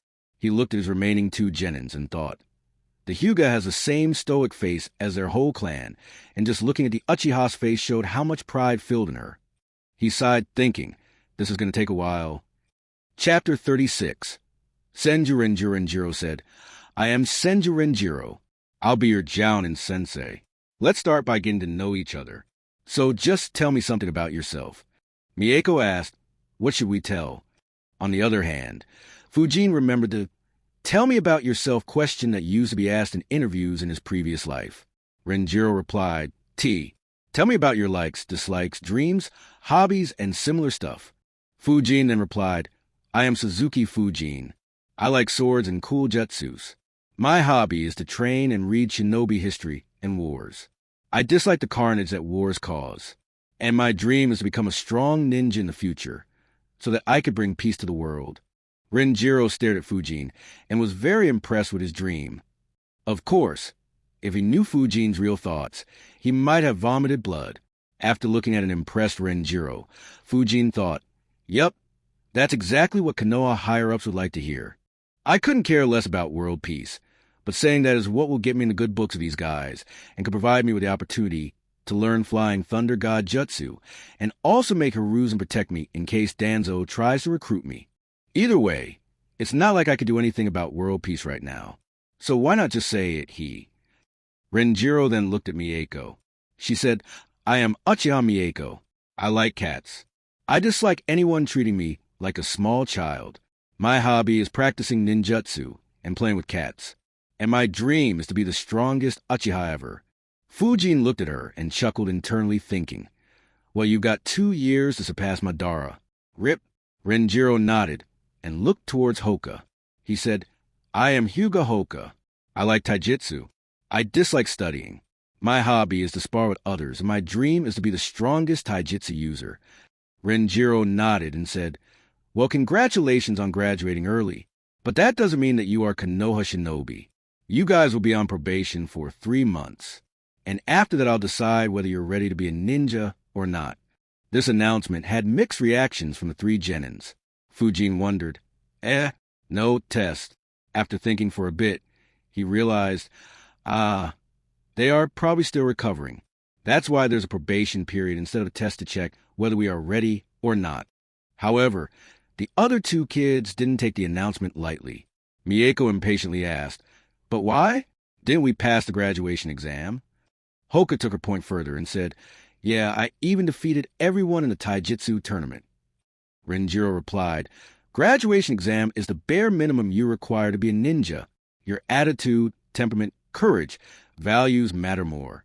And I'll be the one to judge that. Mieko and Hoka were still unsatisfied and wanted to complain more.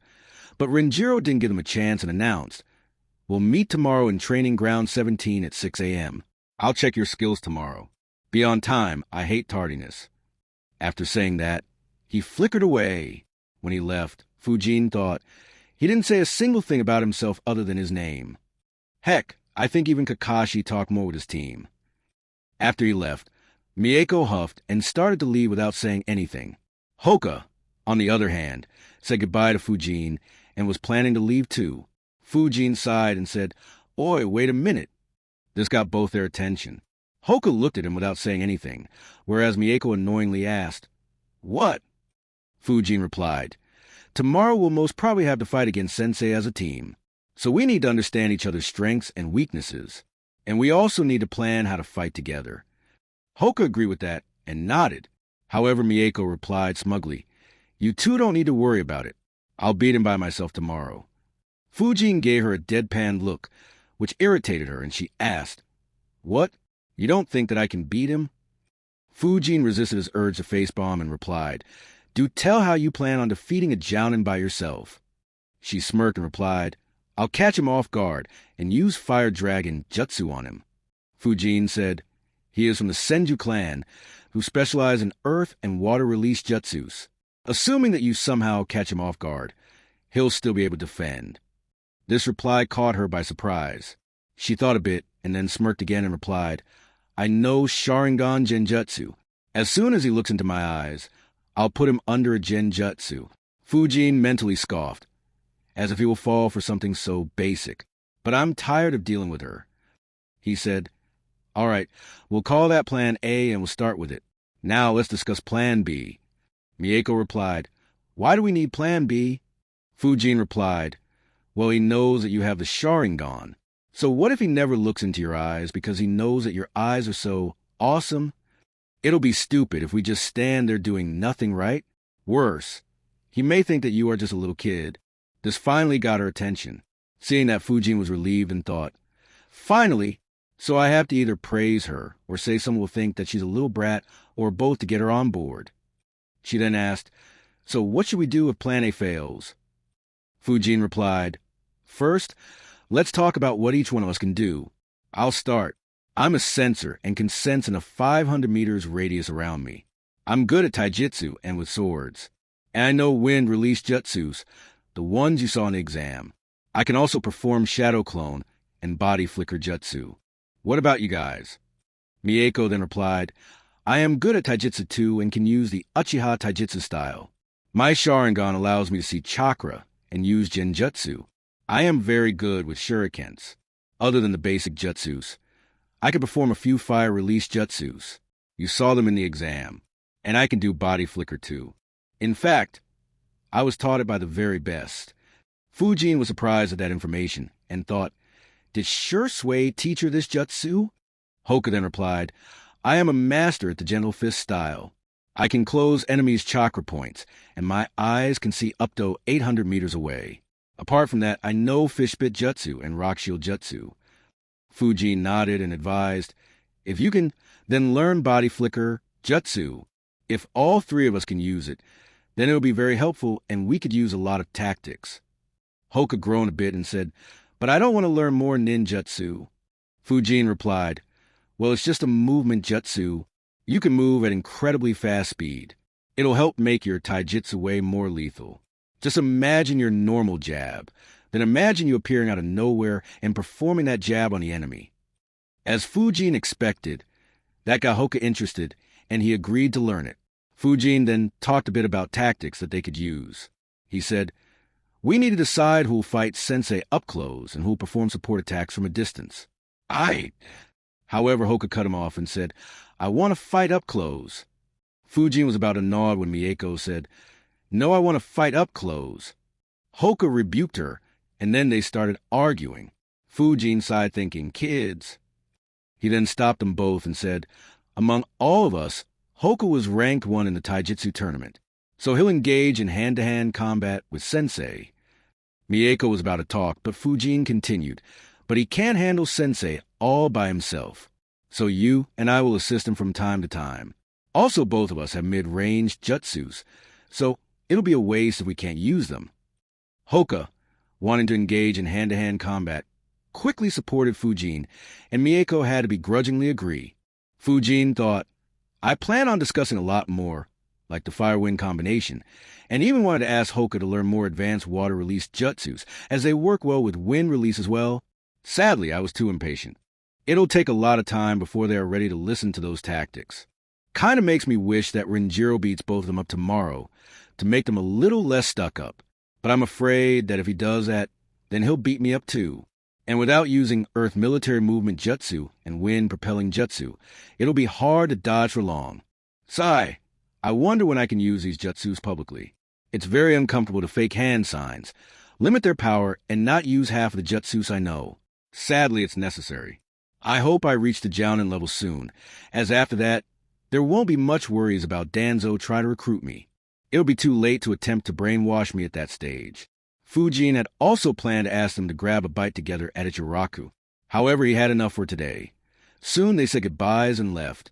Fujin went over to the library. Now that he had become a genin, he was allowed to access the Section C of the library. However, that's not what he was here for. Becoming a ninja allowed him to see a certain book. He went to the librarian and showed his card and asked, "Can I see the bingo book?" She was surprised by a 10-year-old kid asking her that question. However, since he was a ninja, she nodded and asked, "Would you like to see the smaller one or the bigger one?" Now it was Fujin's turn to be surprised. He asked, "What's the difference?" She replied, "Well, the smaller one only has names, bounty, affiliation, and some basic information, whereas the bigger one has more in-depth information." Hearing that, Fujin asked her to show the bigger one. She nodded and brought it to Fujin. When Fujin saw the book, he was shocked. His first thought was, "It's freaking huge." He opened to see it. Apparently, every page covered the data of only one ninja, and the book had 2,197 pages. After analyzing, Fujin thought, well, it makes sense, considering that there are over 100k ninjas in this world. He then mentally thanked the ones who made such a good index. Everything was arranged properly according to the village and alphabetically as per their names. There were also lists that arranged the ninjas as per their rank in their village and in the descending order of their bounties. After searching for a couple of minutes, he found the name he was looking for, Senju Renjiro. He began turning the page, but while doing that, a thought occurred to him. It's funny that I thought my biggest advantage in this world would be information. But considering how vast this world is, I don't think I have the information on even 1% of the ninjas. Heck, apart from Tsunade, I didn't even know any living Senju. Anyways, this data is very detailed. I am surprised that we can read it for free, but it makes sense, I suppose. This data is compiled by the ones who make the bingo book, and since it's already out in the open, why not just let all your ninjas read it for free? He opened the page and began reading, and he was very surprised by what he read. His bounty was 45 million Ryo. It was even higher than Asuma's during Shippuden, and was put on him by Kirigakure. He thought, not bad at all. I guess Hiruzen did appoint someone very competent as my sensei.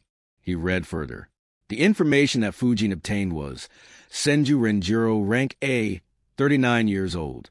He became Genin at 8, Chunin at 10, Jounin at 16, and Elite Jounin at 28. He specializes in water and earth-release ninjutsu, but can use jutsu of other elements too. He's an excellent swordsman who was trained in Way of Swords by a samurai. He fought in both the Second and Third Great Ninja Wars. In the Third War, he had served as Orochimaru's deputy on the Kiri front. Later on, when Orochimaru had to join a different battlefield, he became Konoha's commander on the Kiri front. Due to his skill with the sword, his proficiency in water-release jutsus and a summon, a sloth, he was very effective against Kiri ninjas. He killed 13 Kiri Jounins and over 50 Kiri Chunins over the course of the war. His biggest accomplishment was killing one of the 7 ninja swordsmen of the Mist in that war.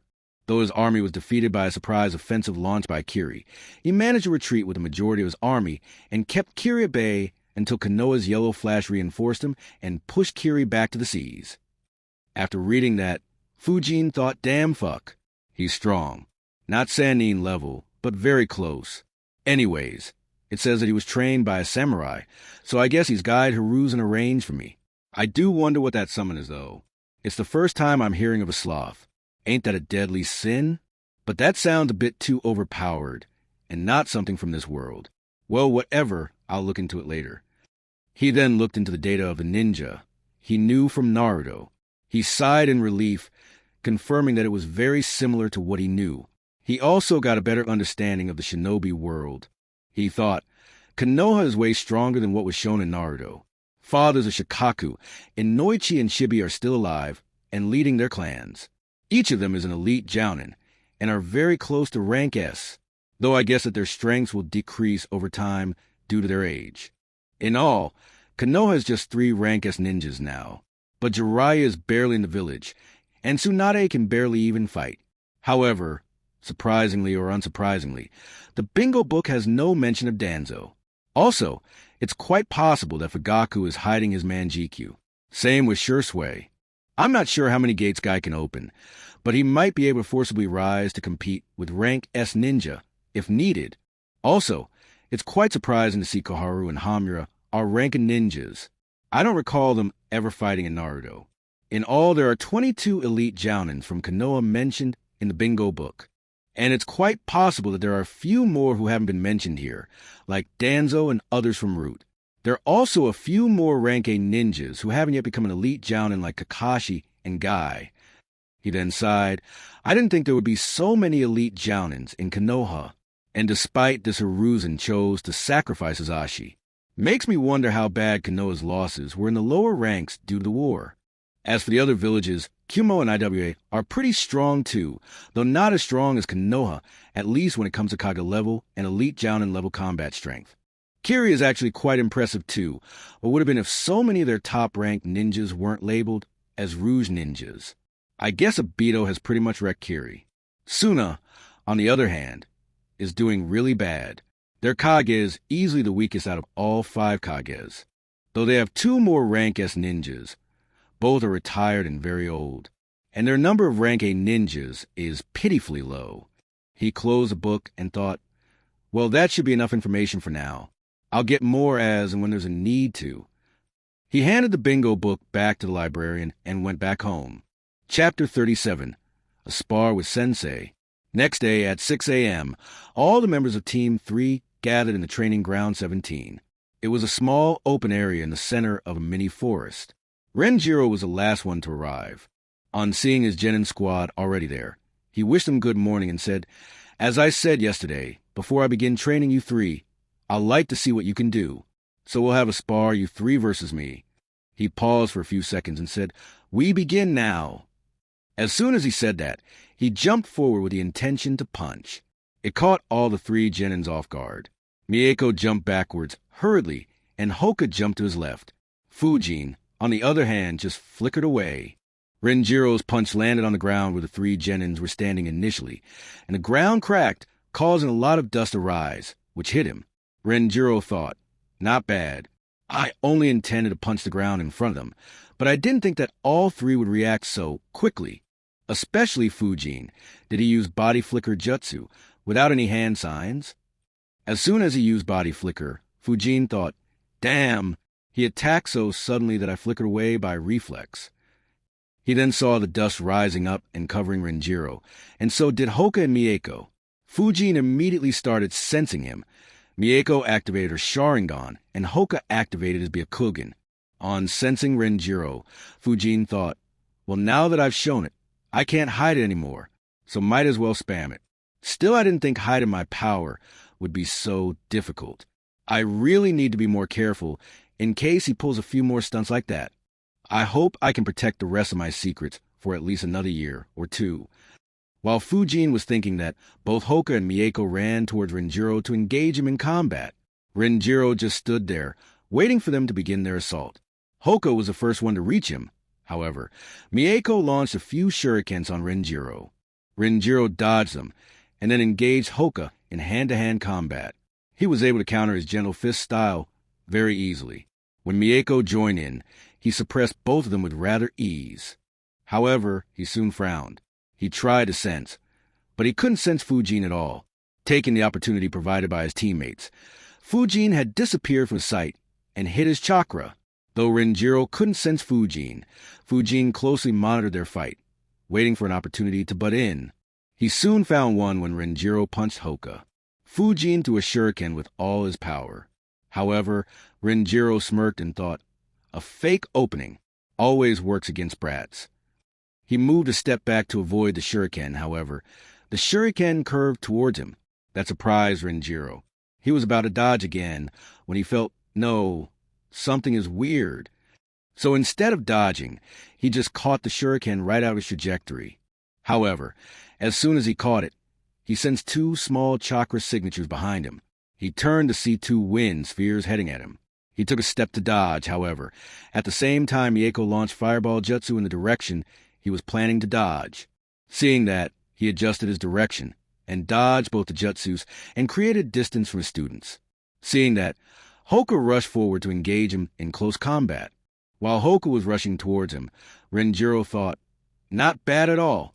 This doesn't seem planned, and their teamwork still needs a lot of work, but they are able to take advantage of the opportunities created by each other. Not to mention that I felt wind on that shuriken, which means that Fujin used projectile control jutsu on the shuriken. And instead of pressing forward on a hopeless assault, he took the advantage of that fireball to disappear again. He engaged in another round of combat with Hoka and Mieko. Fujin, who was secretly observing the combat, thought, an elite jounin indeed. That opening was a bait to understand my location. Not to mention, he grabbed the shuriken out of thin air. Though, I wonder what he would have done if I had infused that shuriken with wind chakra. Anyways, I wonder if I can fool him using a shadow clone. Fujin kept hiding and made a shadow clone.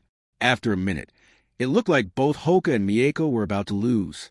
So the clone interrupted Renjiro by launching two wind explosion jutsu on him. He followed it up with shurikens. Renjiro dodged everything and moved towards Fujin to engage him in close combat. However, the clone flickered and moved behind Mieko and Hoka. Seeing Renjiro approaching, Hoka began moving forward to engage him. However, Fujin sensed a huge chakra built up by Mieko and shouted, Hoka, move aside! That shout alarmed Hoka, and he turned to see that Mieko was weaving hand signs and had gathered almost all of her chakra. He quickly got out of her way and created distance by running to his left. Mieko actually was very frustrated by this fight. Poor girl had been trying to use Sharingan Genjutsu on her sensei since the start of the fight, but not once did he look at her eyes. Due to her frustration, she launched Fire Dragon Jutsu and nearly poured all her chakra in it. Fujin's clone sensed that and used Great Breakthrough Jutsu.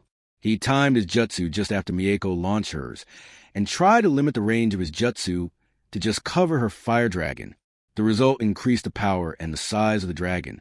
Not wanting to take that jutsu head-on, Renjiro flickered away. The power of this jutsu really surprised Hoka and Mieko, especially Mieko, who was awestruck by it. Fujin was still keeping an eye on Renjiro. He noticed that Renjiro had flickered without using any hand signs, and had flickered just enough distance to barely dodge the jutsus. He thought, sigh, that's the first time he has used a ninjutsu. Anyways, it seems like this fight is pretty much over. Hoka has taken quite a beating. So has Mieko, and she is out of chakra too. Only I am still fine. Sadly, there's not much me and my clone can do. Not having a good long-range jutsu sucks though. Despite being perfectly hidden, there's not much I can do. Right then, Fujin suddenly used body flicker jutsu purely with his instincts. However, right when his feet left the ground, a hand came out of the ground and caught his right leg. This caused him to fall forward at a very rapid speed. Luckily for him, he managed to put his arms forward, ensuring that his face didn't get badly damaged. Soon, another hand clutched the back of his neck and pinned him to the ground. He realized that it was Renjiro's chakra signature and thought, what the fuck? I didn't sense him at all. He soon got his clone's memories. His clone had been dispelled, and Hoka and Mieko had been defeated. He thought, a clone? But when? On thinking a bit, he realized, was it when the dust provided him cover? But I had almost immediately begun sensing him. Was that fraction of a second enough for him to make a clone and hide it, or his main body? And why didn't I sense him? I should be able to sense anyone sensing me. Heck, even if someone merely looks at me, I sense that too. Renjiro thought. He was able to see an attack coming? No, that doesn't seem right. My chakra control was perfect. It seems like he decided to move purely on his instincts. He then took his hand off Fujin's neck and said, that's enough. Follow me. Fujin followed Renjiro to where Hoka and Mieko were. Both were lying on the ground. He thought, poor kids. They really got beat up. Both their faces are swollen, and there are bruises even on their limbs. Renjiro, who had beaten up these two and dispelled Fujin's clone, dispelled himself. Fujin then looked at Renjiro and thought, did he beat these two up to curb their arrogance? Well, whatever. I hope they think more now. After getting his clone's memories, Renjiro looked at Fujin in a new light and thought, very good. He was successfully able to hide from my clone not only once, but twice. If not for the fact that his clone had only half his chakra, my clone might not have been able to identify him as a clone. He has a very good mindset. Unfortunately, he doesn't have any good long-range jutsu, which meant that him hiding such a long distance away was disadvantageous to him as well. Also, he gave up a bit too quickly after I caught him. Something I should correct, though I suppose it did save him from receiving a beating. A shame, really. Though he doesn't seem as arrogant as the other two, some beating would have been good for his development. Luckily for Fujin, he was totally oblivious of Renjiro's plans and thoughts. He looked at Hoka and Mieko and thought, but that still makes him much better than these two. Sigh, which genin engages a jounin in a head-on confrontation. But other than that, their skills are very good. Hoka is very good at taijutsu, and he is very fast too. And Mieko's fire release jutsus were quite strong for a genin. I'm still surprised by the combo attack of Fujin and her. While Renjiro was engaged in those thoughts, both Hoka and Mieko got up, though they still were groaning and looking at their sensei with a lot of complaints. Mieko also looked begrudgingly at Fujin, who seemed to be in a much better condition. Renjiro, of course, ignored those looks and said, you have 10 minutes. Sit here quietly and think about our little spar. I'll ask you some questions after 10 minutes, and I expect you to answer them. Fujin sat down and began to analyze the fight. Hoka and Mieko did that too. However, they were still looking at Renjiro angrily. All the three genins began analyzing and had the same first thought. An elite jounin is incredibly strong. While Fujin had to take some effort to dig up information on Renjiro, Hoka and Mieko got it very easily from their parents. Renjiro's exploits were common knowledge among the shinobi who fought in the Third Great Ninja War. That had made them a bit more respectful of Renjiro. After the 10 minutes were up, Renjiro asked, the first question for you, when did I make a clone? Fujin raised his hand and replied, most probably when you punched the ground and raised the dust cover. Mieko, who was thinking hard, replied, yes, I don't think there was any other opportunity for you to make a clone. Fujin could sense anger in her voice due to being beaten up. Hoka was still confused, though. He asked, but sensei, why couldn't my Byakugan see you? Renjiro replied, there are ways to hide even from Byakugan. Take this as a lesson that just because you don't see it doesn't mean you can relax and put your guard down. Hoka nodded with a conflicting expression. Knowing that the pride of his clan wasn't foolproof was a big blow to him. Fujin then asked, "But Sensei, how were you able to approach me from underground and still hide your chakra? Also, how did you keep a track of where I am without letting me sense you back?" Renjiro replied, "There are ways to hide from a sensor, also tricks to sneak up on a sensor. Just because you don't sense anyone doesn't mean that you should completely drop your guard." Mieko was the next one to ask a question. She asked, "Sensei, how did you fight me without even once looking in my eyes?" Renjiro smirked and said, "The Uchiha clan has been using Sharingans for hundreds of years. There are many ways to combat your Sharingan too. The one I showed you is just the most basic one." The answers made all the three genins fall into deep thought. Fujin especially was very worried. He thought, "Does that mean if someone was spying on me, I wouldn't even have an idea?" This thought worried him. However, he calmed down on thinking, well, he is an elite Jounin, capable of leading a whole battlefront. Surely Konoha won't send an elite Jounin to spy on nobody. I should still be safe. Renjiro cut the thought of his students and said, "Now all three of you will think and tell me why you lost. And tell me how you could have performed better. Hoka, you first, followed by Mieko and then Fujin." Hoka thought for a bit and said, "You countered my gentle fist, and I couldn't land even one hit on you. Also, my Byakugan couldn't see your clone. And you were also a lot faster than me or anyone else." Renjiro then looked at Mieko, who replied, "Your taijutsu is much stronger than ours, and you were always able to dodge all of our attacks, no matter how thorough we were. Also, you knew exactly how to counter each one of us." He then looked over to Fujin, who said, "Our teamwork wasn't proper. We barely ever even spoke to each other. I saw Hoka and Mieko tag team against you, but they weren't in sync with each other, and I, despite being hidden, couldn't help much from such a long distance. And we didn't have any plans to defeat you. Not to mention..." Fujin paused for a few moments and continued, "You were just too strong for us to handle." Renjiro nodded and thought, "Decent. Hoka's tactical thinking would have to be developed more, but the other two are much better." He then said, "All right, this is it for today. You can go home and heal yourself. We will meet here tomorrow at 5 a.m. You have one assignment for tomorrow. Write down your daily routine and bring it tomorrow. And Fujin, stay here. Hoka, Mieko, you two can leave." On getting permission to leave, they said goodbyes and left. Fujin did have to suppress his urge to laugh, as they both were walking very weirdly, though that urge went away very quickly as he had a horrifying thought. Wait! I was the only one not beaten up, so he didn't make me wait for... He quickly got rid of that thought. No way. He's a reputed commander from a great ninja war. He won't be so petty. He screamed internally, "Where the fuck are those human rights activists? Also, why the fuck didn't that old monkey make laws to prevent child abuse despite warming the Hokage seat for decades?" Fujin kept seeing his teammates walk away in a weird manner, while desperately hoping that his thoughts won't ever come true. Chapter 38, Light Morning Workout. In Training Ground 17, Fujin and his new sensei were alone. Renjiro asked, "Why didn't you use swords during the spar?" Fujin replied, "'Cause I don't have any. I checked the prices, and even the cheapest one cost 12k Ryo. Sadly, I can't afford them." The answer was within Renjiro's expectations. He nodded and said, "I'll be teaching you how to wield sword from now onwards. Don't worry about the swords. I have a few you can use. We will first test your skills, and also the size of the sword that'll suit you. After that, the third Hokage will order 2 custom-made samurai swords for you." Fujin nodded and thanked him. Renjiro took out a scroll, laid it on the ground, and rolled it open.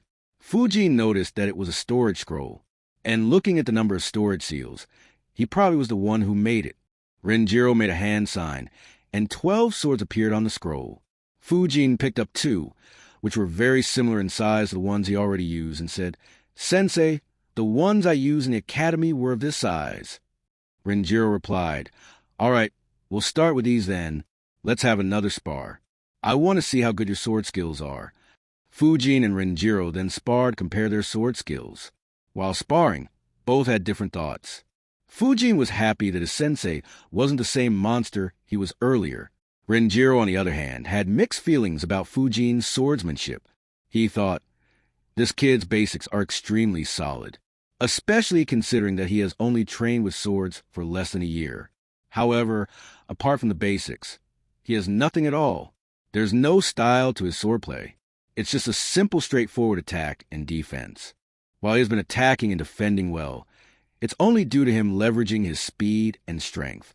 If I were to increase my speed and strength to match his, he most probably won't even last 5 seconds. The spar continued for a few minutes more before Renjiro halted it. He concluded, he's like an unpolished jade. Not having any other styles means that he doesn't have any bad habits. While in the long run it may be disadvantageous, but for practicing just one style, this will be very convenient. Of course, since he hasn't practiced any styles yet, I can't say how fast or slow he will be at learning the samurai saber techniques. Renjiro then suddenly increased his speed to match Fujin's and skillfully hit both his swords consecutively to create an opening, and then placed the tip of his sword very close to Fujin's throat. He said, "All right, that's enough. I'll teach you some new forms." He then displayed a few forms for Fujin and asked him to copy and practice them. The training continued for 3 hours, after which Renjiro dismissed Fujin. After dismissing Fujin, Renjiro reported to Hiruzen. On entering his office, Hiruzen asked him, "So, how were the kids?" Renjiro replied, "Very promising, old man. They are much stronger than an average genin. Hoka is already at chunin level in terms of taijutsu, and Mieko is the same in terms of ninjutsu, though her chakra reserves need to increase. Fujin's ninjutsu isn't bad either. Though his ninjutsu was weaker than Mieko's, he was more skillful with them, and his chakra reserves are higher than hers. The most surprising thing is that his tactical thinking is already on par with someone who has gone through many missions. And even though they didn't actively strategize, they were smart enough to take advantage of the openings provided by their other teammates. Even if I had conducted a test, they would have easily passed it to become genins." Hiruzen nodded and thought, just as their results indicate. Though Fujin's tactical prowess is surprising to hear, I guess that is why he was able to easily rank first in the written exams. He then asked, "What about Fujin's sword skills?" Renjiro shook his head and said, "I can't say yet. His basics are good, but whether he can learn further or not depends on his talent and the effort he puts in." Hiruzen replied, "All right, I'll leave it to you," and dismissed him. Next day, Fujin got up at 4:20 a.m. and thought, "I thought waking up at 5 a.m. was too early. Now this guy asked us to gather there at 5 a.m. Not to mention, that training ground is over 15 fucking kilometers from my home. Sigh, whatever. I guess I'll get a good morning run at least. Not sure if his training will be as intense as my morning workouts, so I can increase the pressure applied by the seal on my body during that run." Fujin reached the training grounds just before 5 a.m. and saw that both his teammates were already there. He wished them good morning and waited for Renjiro. Renjiro appeared right at 5 a.m. and said, "Morning." The kids wished him back. Renjiro began by saying, "From today onwards, we'll meet here daily at 5 a.m. Our mornings will begin with rigorous physical training." He then looked at Mieko and said, "Fujin's and Hoka's physiques are very well developed. However, Mieko, you don't have any seals on your body to help build your physical strength, do you?" Mieko shook her head. Renjiro said, "Today, you'll ask your parents to get that seal for you, and get the seal before this week ends." Mieko nodded and said, "Yes, sensei." He then looked at Hoka and Fujin and asked, "How much maximum pressure can your seals apply?" Hoka replied, "Maximum. It can apply 125 kilograms weight." Fujin replied, "Mine can apply a maximum weight of 250 kilograms. Hoka looked at Fujin with a bit of jealousy, as his seal was better. Renjiro then asked, "All right, and how much percent of the pressure do you two use?" Hoka replied, 30%, and Fujin replied, 13.5%. On hearing Hoka's reply, Fujin sighed internally. No wonder he can keep up so easily with me. Whereas Hoka's mood cheered up as he thought, "Even though his seal is better, I apply more pressure on my body." Mieko, on the other hand, was upset and annoyed, thinking, "No wonder these two move so fast. Why didn't anyone ever tell me about this method to get stronger?" Renjiro thought, "Really impressive. It seems that I can make their physical training more rigorous than I had planned." He said, "All right, let's begin with our training." And Team 3 began their first training session under their new sensei. Everyone was very enthusiastic. Getting personally trained by an elite jounin would be really helpful.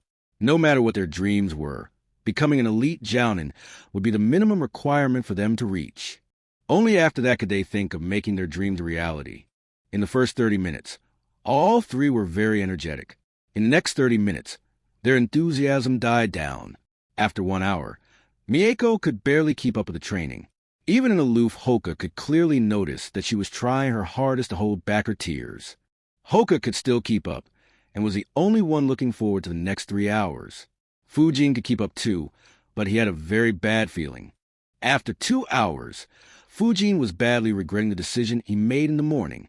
He thought, which fucking demon put the thoughts of turning up the pressure of the seal to fucking 25% for the morning run to this training ground? When the training finally ended at 9 a.m., Hoka and Fujin dropped to the ground. They could barely even move any muscle. Mieko had already dropped unconscious sometime earlier. Neither Fujin nor Hoka were aware when exactly, but Renjiro picked her up and laid her under a tree. Fujin would have screamed for child protection laws, but he was too tired to even think about it. He noticed that Mieko got up a few minutes after the training ended, and that felt very fishy for some reason. Looking at that sight, Renjiro chuckled internally. He said, "No need to overreact so much. It was merely a light morning workout. Now get up and move under that tree." They both barely got up and wobbled somehow to those trees and sat there while resting their backs on the trunk of the tree. Renjiro then tossed a couple of ration bars and a water bottle to all three and said, "You can rest here for the next hour. Eat those ration bars and hydrate yourself, preferably after half an hour. I'll meet you here again at 10. After speaking, he flickered away. As soon as he left, both Fujin and Hoka slid down and began sleeping. This pissed Mieko, who said loudly, "Wake up, you two. We can't sleep all day." That woke the two of them up.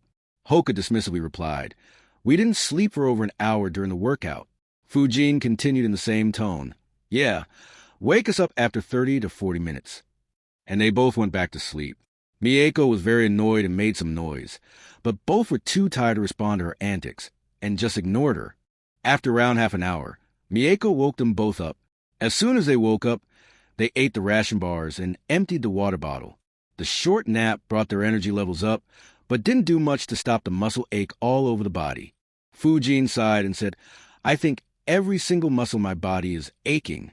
Hoka replied, "Yeah, same here. I don't think it's going to stop anytime soon." Fujin replied, "Especially if this has to be done every morning." That sentence scared both Hoka and Mieko. Mieko asked, "No way, right? Unlike you too, I didn't even last a whole workout. How will we do this daily?" Fujin chuckled internally and thought, "Poor girl. She is totally freaked out. Ha ha ha. Still, this sensei. I was upset at not getting a chance to meet Guy and hence not having any opportunity to learn from him. But with this, I don't think it was such a bad thing to not meet him. As insane as this workout was, Guy probably still beats this by a long distance. Otherwise, there's no way he'd learn the 8 inner gates all to the 8th gate." Hoka tried to console Mieko and said, "Don't worry. I have been doing such physical workouts for years. After some time, our body will get used to it, and the results will be worth it."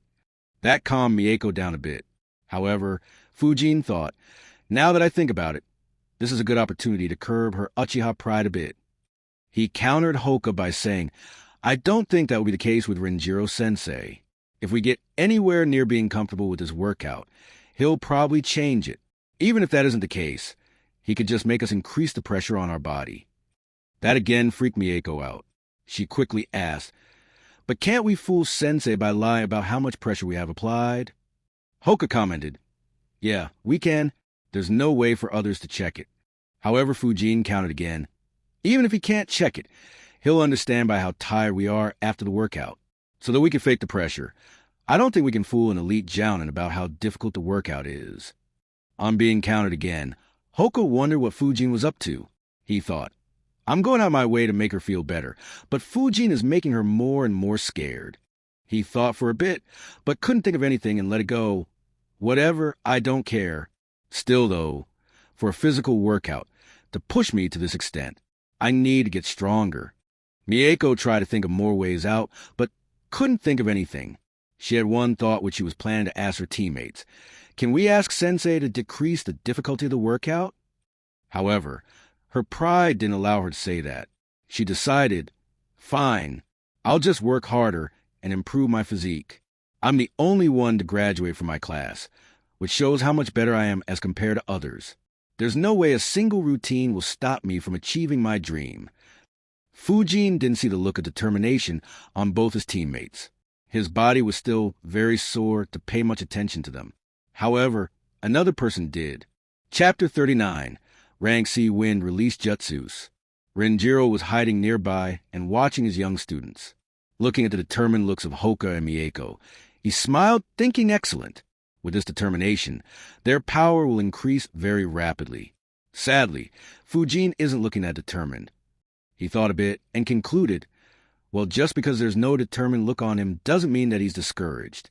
Though he did speak about future challenges, it didn't seem like he wanted to back away. Anyways, I should get a better idea after a few more sessions. If he isn't determined, then I have a few ways to make him determined. If Fujin knew his sensei's plans for him, he would have shuddered. When just 5 minutes of break was left, Fujin and Hoka got up and began stretching.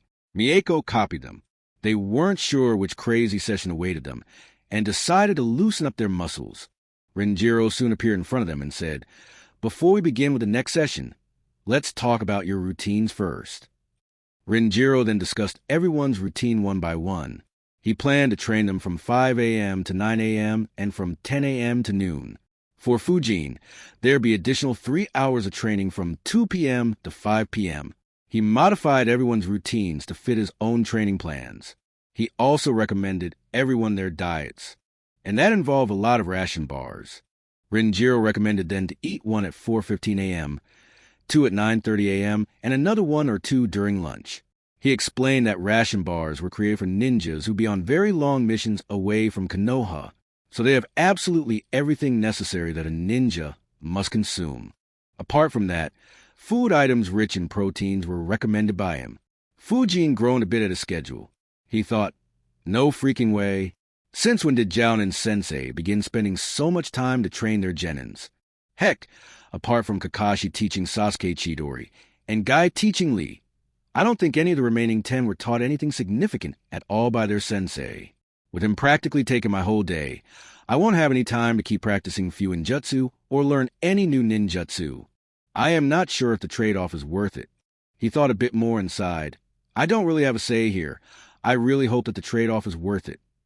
Renjiro began the next training session. Considering how tired the students were, Renjiro decided to let them have it easy. The session focused on teamwork and team formations. Nothing fancy, just the application of what they were taught in the academy. At noon, Renjiro stopped the training and gathered everyone. He then said, Fujin, for today, we'll skip your sword practice. I have another assignment for you. All 3 of you will visit the library and decide what you guys want to learn over the next year. We will discuss it tomorrow. And don't forget, we'll have daily training sessions here at 5 a.m. Fujin, Hoka, and Mieko nodded and thanked him. Hoka and Mieko left for their home, whereas Fujin went over to Yakiniku-Q for lunch. Fujin did train hard over the past 5 years. However, nothing came close to what he went through today. Despite the pain, he was actually looking forward to how much stronger this training would make him. After lunch, he went over to the library.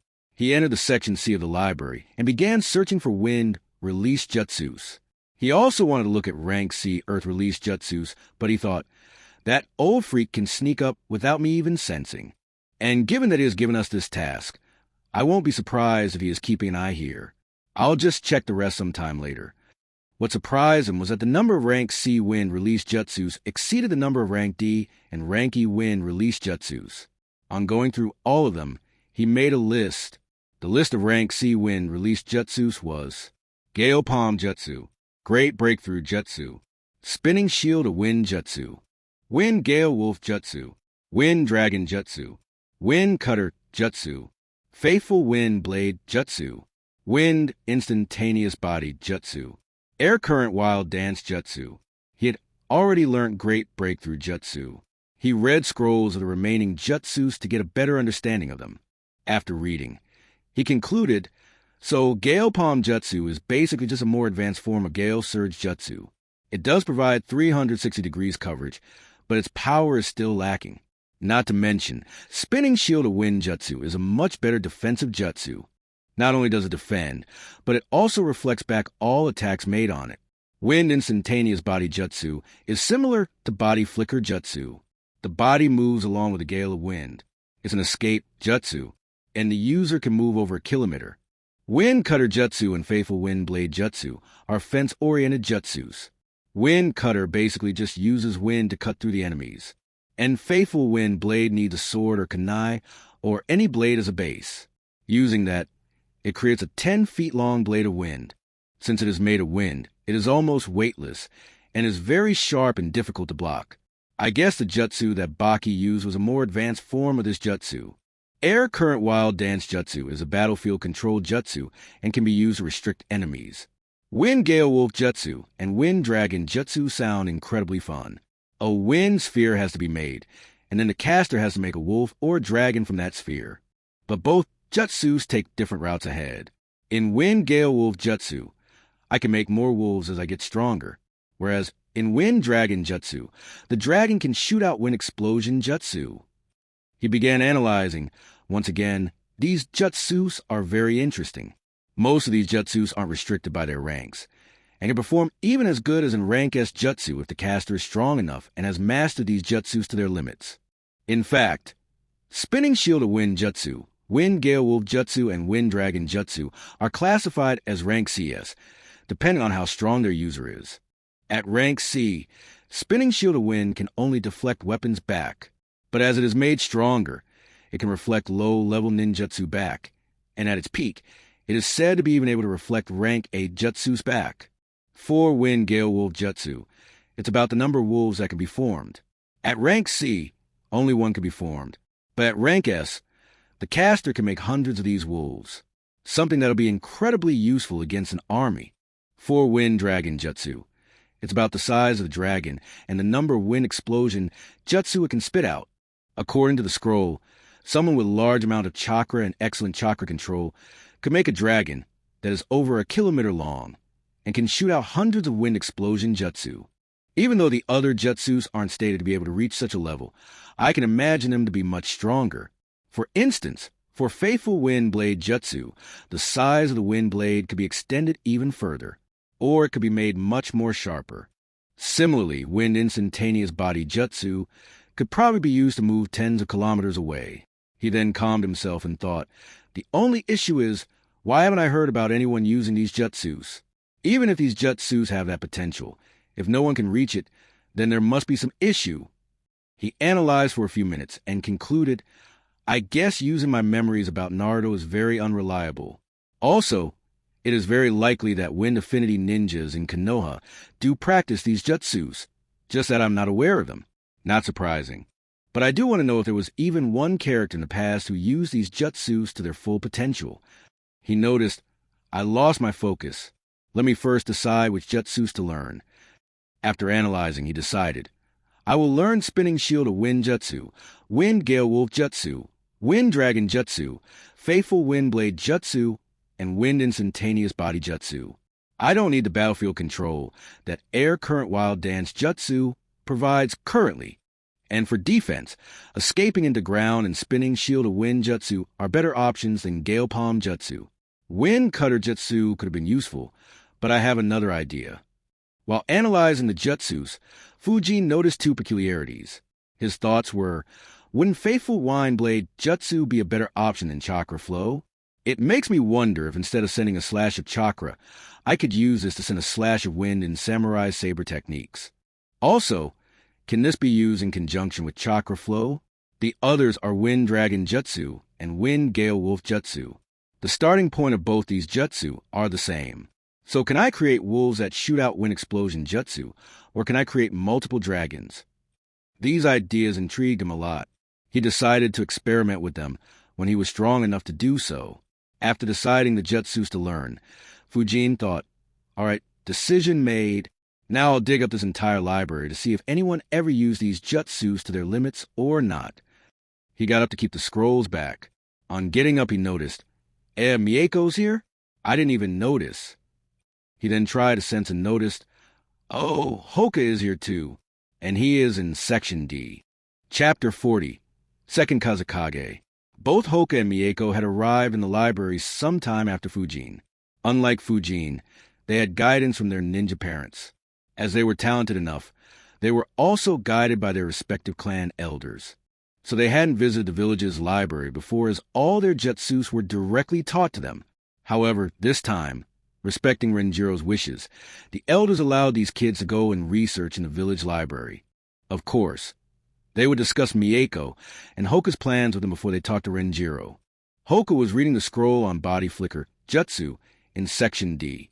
He thought, Sai, the library is full of ninjutsu. I tried reading scrolls on taijutsu, but they suck. Nothing comes close to our gentle fist style. Sai, I don't want to waste my time on ninjutsu. I'll just tell Sensei that I will learn body flicker jutsu. It was very cool when Fujin just blitzed everywhere. Also, if my enemy knows this jutsu, I won't be able to even touch him. Though father would probably still yell on me. Can't they get that I want to focus only on taijutsu? Mieko, on the other hand, had directly arrived in Section C and began looking for more fire-release jutsus. She thought, why did my father make me search through jutsus here? Couldn't they just teach me stronger jutsus? However, while searching, she found something that surprised her. She thought, Fire Release 4? Why is this jutsu in Section C? Shouldn't it be a rank B jutsu in Fire Release? 5 jutsu be a rank A jutsu? She took the scroll and began reading it. On reading it, she was very satisfied. She thought, finally, this jutsu finally has some power behind it. The Fire Release for jutsu was similar to Fire Release. 2 jutsu. Point 2 fingers and release a heat ray. However, in this stage the power was much higher. It was comparable to using a very hot kunai. Mieko thought, with this, I could compete with Hoka and Fujin in close combat. Getting hit by this will be very painful, and it'll be very hard to dodge in close range. Though I don't like to admit it, both of them are much stronger than me physically. And Hoka's gentle fist style is difficult to counter despite having Sharingan. With this jutsu, I could become as strong as them in close combat, and I am already superior to them in range combat. She looked for other jutsus, and decided to learn Flame Sphere Jutsu and Fireproof Jutsu, thinking, I don't have any defensive jutsus, so these might be a bit useful. Fujin ignored his teammates and began his search with the Kazekages. He wasn't aware much about the Kazekages. He thought, the syllabus didn't focus much on the past Kazekages. In fact, they didn't talk about which jutsus were used by any foreign Kage. I do recall Gaara, his father, and the 3rd Kazekage. However, not much was shown. Gaara manipulated sand, Raza manipulated gold, and his predecessor manipulated iron, and all their combat was based around that. I hope the 1st and 2nd aren't the same. Also, it isn't necessary for 3rd and 4th Kazekages to not know anything else. It took him a while to gather all the data on the 3 Kazekages. He had already read about Raza in the bingo book. Sadly, the bingo book didn't maintain information on the dead. After almost 2 hours of going through various scrolls and trying to summarize it, Fujin understood, I see. So the 1st Kazekage was a user of Magnet Release Kekiai Genkai. He was the one who created Sunigakure, and unlike Hashirama, he did it with an iron fist. Many tribes and clans in the vicinity were forced to join in or evacuate. It seems like he wanted to keep the position of Kazekage within his clan, as he had announced his 2nd son as a successor. Sadly for him, Tobirama killed all his 3 sons in a clash in the First War, and later on he was killed by the 2nd Tsuchikige's dust release in the same war. Not having anyone strong enough in the clan, they had to appoint a student of the 1st Kazekage as the 2nd Kazekage. At the same time, they began raising the 1st Kazekage's grandson for the 3rd Kazekage's position.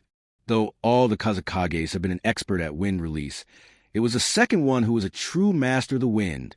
It seems that the legends from these scrolls came from him. In order to defend an important location, he had created a wind dragon so huge that its tail couldn't be seen at all. He could also create hundreds of wolves to attack enemy armies. He could fly, and had clashed with the 2nd Tsuchikage a few times. And it seems like all the Danzo's vacuum jutsus came from the 2nd Kazekage too. However, toward the end of the First War, Tobarama killed the second Kazekage, though, despite that, they didn't surrender and retreated back into their deserts, where no one dared to march on them. So, how exactly did Konoha get these jutsus?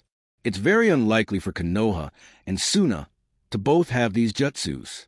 So, either Suna or, more likely, Konoha stole it from the other. Fujin thought a bit and reached three conclusions.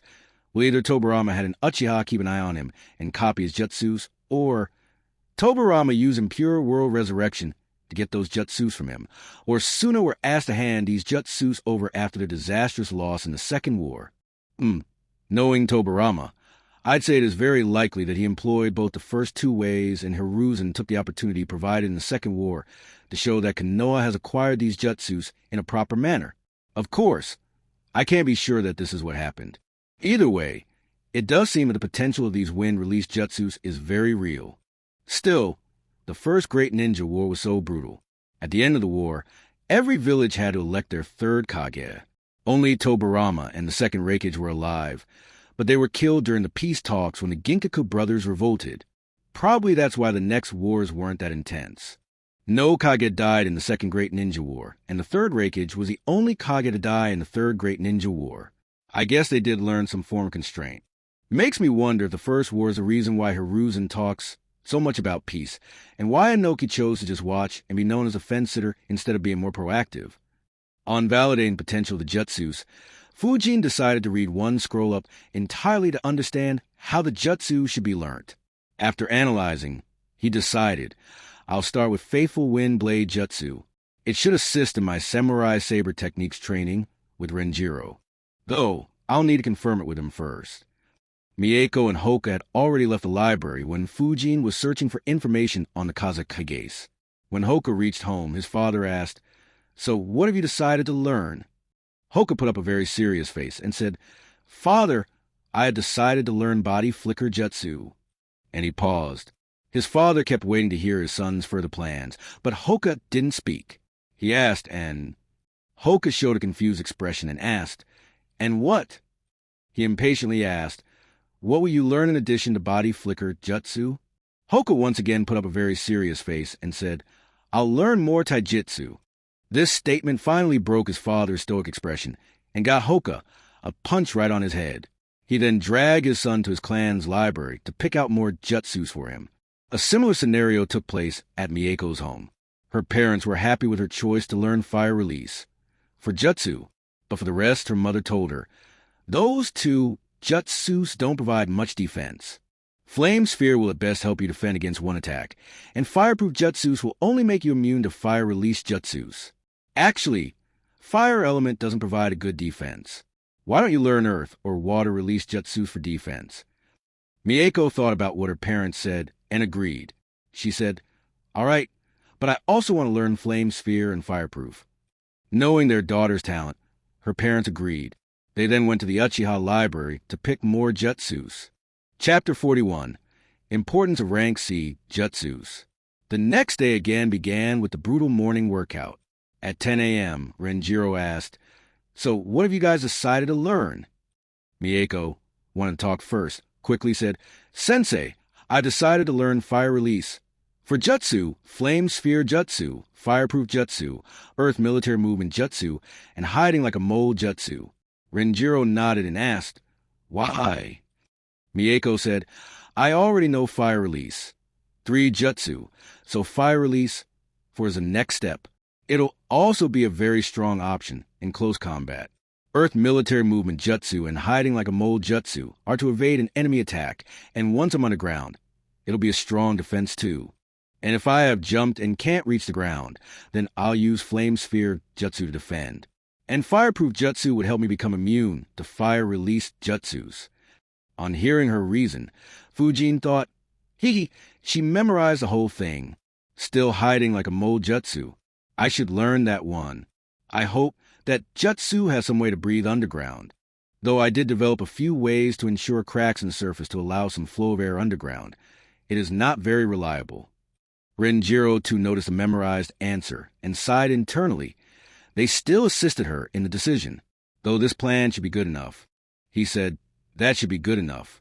However, you will train to be able to perform fire release for jutsu without any hand signs. Mieko was confused. Without any hand signs? How and why? Renjiro replied.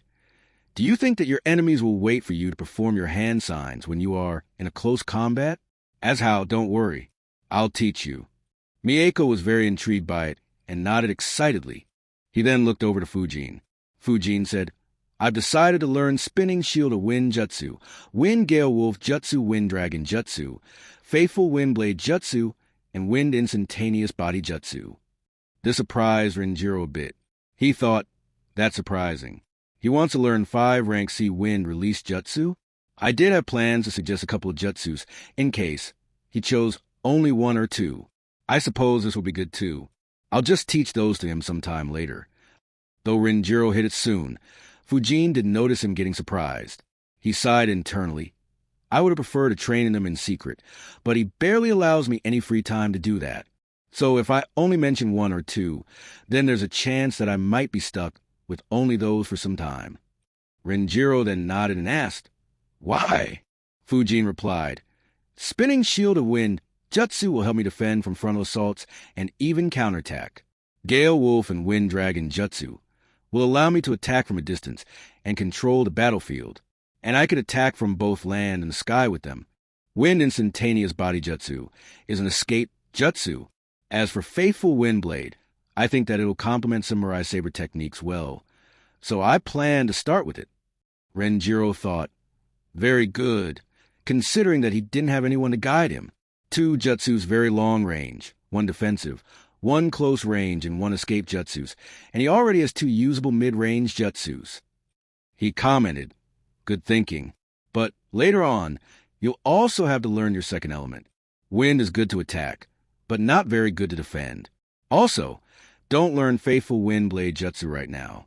While it will complement Samurai Saber techniques, but that's only after you've mastered it. Right now it'll become an obstacle instead. Start with Wind Dragon Jutsu. Fujin nodded and asked, Why should Wind Dragon Jutsu be learnt first? Wouldn't it be easier to learn Wind Gale Wolf Jutsu first, and then learn Wind Dragon Jutsu? Renjiro was impressed with the question. He answered, I have some plans for your Wind Dragon Jutsu, so don't worry about it. As for the learning order, once you learn Wind Dragon Jutsu, it'll be much easier to learn Wind Gale Wolf Jutsu. Fujin nodded while thinking. Yeah, but that doesn't make learning Wind Dragon Jutsu any easier. Renjiro then looked at Hoka. Hoka said, I've decided to learn Body Flicker Jutsu, Stone Shuriken Jutsu, Rock Thorn Bed Jutsu, Rock Thorn Launch Jutsu, and Water Shuriken Jutsu. Both Fujin and Mieko noticed the sorrowful tone of Hoka. Renjiro thought, I know you don't like ninjutsu, but is there a need to look at me like I owe you 1,000,000 ryo? He ignored that and thought about the jutsus. Just like us, the Hyugas focus on earth and water elements too. The gentle fist style has both the sturdiness of earth and the flexibility of water. So even if they don't have those affinities, they are still trained in those elements. Luckily for him, he does have the earth affinity. Still, he chose only 1 rank C jutsu.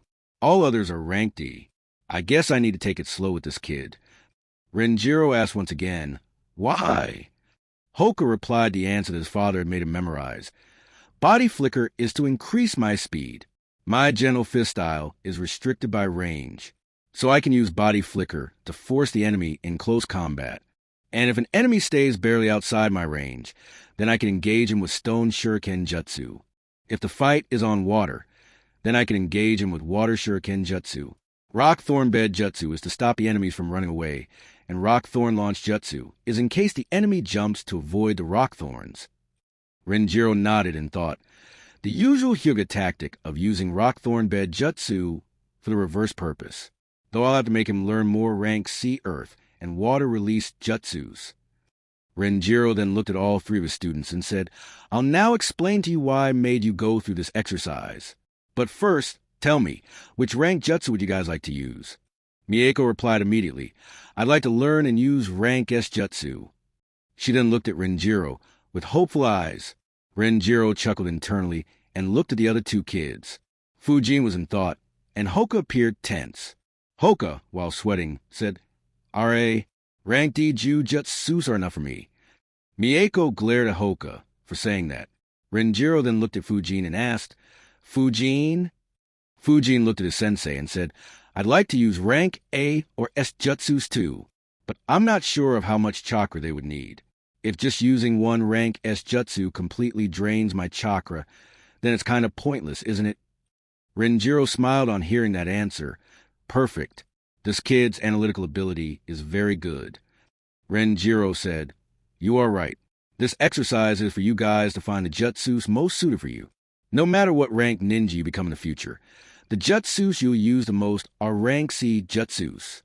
The reason is that the jutsus that are rank B and above drain a lot of chakra and affect your ability to fight for long. He waited a few moments for the genins to understand. He continued, So, in future, how good ninja you become will depend on how good you are at using the rank C jutsus you have. He looked at Mieko and said, It isn't about the number of rank C jutsus you know, but about how good you are at using them. He then looked at Fujin and said, Fujin, use your great breakthrough jutsu on those trees. Fujin nodded, made the hand signs, and released his great breakthrough jutsu. The jutsu created a lot of winds, causing the branches to shake wildly and a lot of leaves and twigs to fall down. The winds left deep cuts in most trees. Many. After a minute, the winds died down. Fujin thought, All right, that's about 25% of my full power with this jutsu. Renjiro said, Good, now watch this. Renjiro then made one hand sign, and then used Great Breakthrough Jutsu himself. The power behind his jutsu was easily over 10 times what Fujin had done. The winds went through a few trees. 3 trees were uprooted, and even though the jutsu wasn't directed at them, Fujin, Hoka, and Mieko all felt those winds and had to hold on to the ground. Hoka and Mieko were very shocked by what they saw, whereas Fujin had only one thought, Isn't this illegal deforestation? Someone call the cops and the media. Old man Hashirama is no longer alive to just create more trees out of thin air.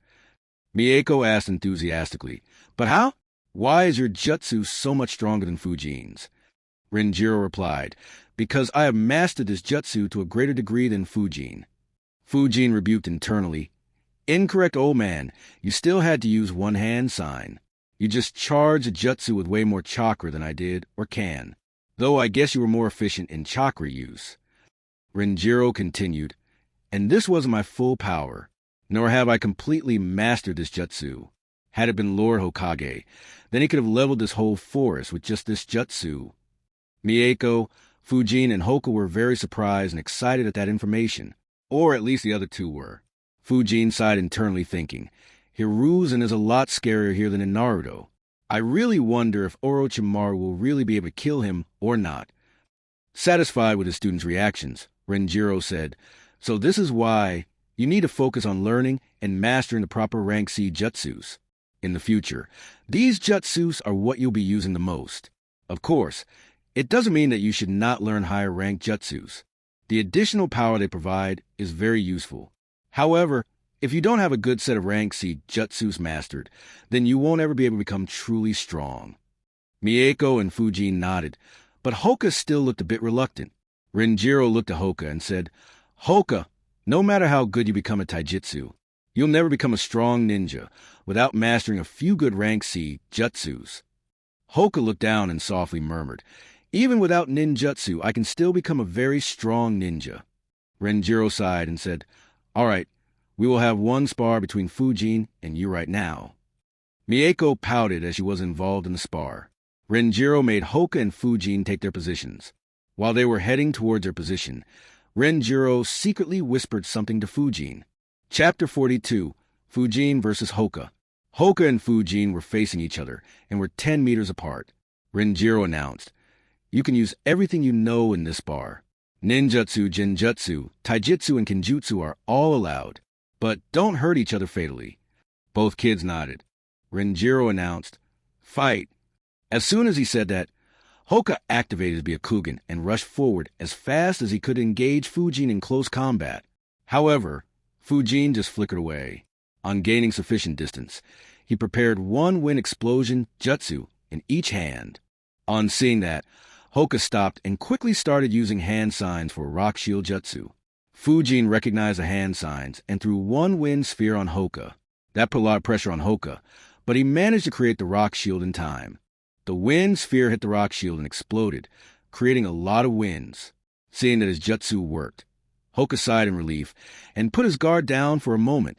That turned out to be a mistake, as Hoka's Byakugan saw a wind sphere heading towards him from the left. He tried to jump away quickly, but the wind sphere exploded near him. The explosion created more winds, which hit Hoka while he was in the air. The winds threw him off course, causing him to fall badly. Hoka quickly got on his feet, only to see one more wind sphere headed straight towards him. This time, he didn't jump and instead tried running away. However, more and more wind spheres kept heading towards him. For the next 15 seconds, Hoka just kept dodging. The winds created by the explosion had created small scratches all over his body, and his clothes were in a very bad shape. Finally, Hoka adjusted himself and began dodging the wind spheres properly. He used his Byakugan to see the wind spheres as soon as they were launched and dodge in the right directions. Fujin thought, "Excellent. The rate at which I'm creating the wind spheres is just 1/5 of what I'm truly capable of, while their power is 1/3 of their max power. Still, he's struggling so badly. Oh well, time to end this farce, I guess." Fujin had the number of wind spheres he was throwing. This allowed Hoka to close the distance between him and Fujin. He thought, finally, he slowed down. Time to finish him with my gentle fist. When the distance between the two was just 10 meters, Fujin began moving backwards. Hoka thought, it'll be annoying if he creates the distance again and increased his speed. However, Fujin quickly made a few hand signs. Seeing Fujin making hand signs, Hoka tried to increase his speed further, however. He quickly realized and panicked. He quickly tried making hand signs for a rock shield jutsu, but it was too late. Fujin, who was merely a few meters ahead of him, blew strong winds straight at him. The resultant winds blew Hoka back with force. Renjiro, who was planning to jump in, noticed, "I see." Fujin put a very low amount of chakra in the jutsu, and it seems like he also made it very mild. Had he used as much force as he displayed earlier, that jutsu could have maimed Hoka. The winds blew Hoka around 50 meters back. Though Fujin tried to limit its power, Hoka still got dragged along the ground, causing him a lot of scratches which bled. After the wind subsided, Fujin picked up a small pebble nearby and threw it at Hoka. As Fujin had expected, Hoka still got up and wanted to fight more. He noticed the pebble heading towards him and stepped aside. He was about to rush towards Fujin again, however. The pebble suddenly took a hard turn and headed straight at him. Hoka couldn't react, and the pebble hit him straight on his chest. It didn't cause any damage to Hoka, but Renjiro announced, "That's enough. Winner is Fujin." On hearing that, Hoka dropped to his knees dejectedly. Though he didn't want to admit it, he knew that if Fujin had used a shuriken instead of a pebble, he'd have been injured very badly. This loss hit him hard. Fujin expected it, and so did Renjiro. During the 4 years of his academy, Hoka had never lost a fight to any of his classmates. In his second graduation exam, he even beat his seniors. However, this time he was defeated, and he never even had a chance. Looking at Hoka's crestfallen expression, Renjiro sighed. While I expected this result, I didn't think it'd be so bad. He didn't even have a chance. He then looked at Fujin and thought, this kid though, even though I asked him to maintain distance while fighting, I didn't expect him to do this well. He controlled the flow of the whole battle, and had Hoka moving exactly how he wanted. He even threw a sphere on Hoka's defense on purpose, just to get his guard down. There's a lot more to this kid than we thought. It makes me very interested in his future. Perhaps in the next great war, he might be an important figure. He then looked at Hoka and said, "So, do you understand now why ninjutsu is important?" Hoka looked up at his sensei. Renjiro continued, "Your opponent used 2 rank D and 1 rank C jutsu. One was a movement jutsu, and the other 2 were mid-range jutsu, while you only use 1 defensive rank E jutsu. You specialize in taijutsu, but you didn't even get a chance to engage your enemy in taijutsu." Hoka nodded sadly. Renjiro then put up a kind smile and said reassuringly, "I know that you like taijutsu a lot, and I support your enthusiasm for it. But you need to know ninjutsu too in order to be able to use your taijutsu effectively. There hasn't been any ninja who has become strong by only focusing on taijutsu, and neglecting everything else. While he was saying that, he secretly thought, though there was one ninja who could challenge what I said, Might Due, he killed 4 swordsmen of the mist and forced the remaining 3 to run away. Just like Minato was credited for our victory against IWA, Due can be credited for our victory over Kiri. They never dared to ever fight us again after that incident. Though, I would still stand by what I said to Hoka. Despite Due being as strong as he was, he still struggled at completing normal missions. Not knowing any good genjutsu or ninjutsu, and just depending on taijutsu, is a bad idea. His son, despite preferring taijutsu and mostly using it, does know a decent amount of ninjutsu, but if his taijutsu keeps advancing at the same rate, he might make what I said invalid.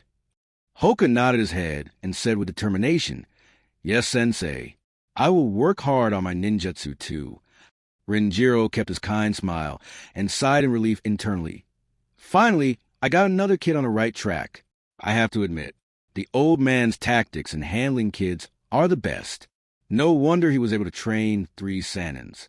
Anyways, my team is finally set. He then looked at all 3 of his students and said, I hope all of you have realized the importance of rank C jutsus by now. Fujin, Hoka, and Mieko nodded. Renjiro continued. In terms of ninjutsu, your next focus will be on learning and mastering rank C jutsus. Until I say otherwise, none of you will attempt to learn a rank B or higher jutsu. He then advised the kids more and ended the day by saying, This will be your today's assignment.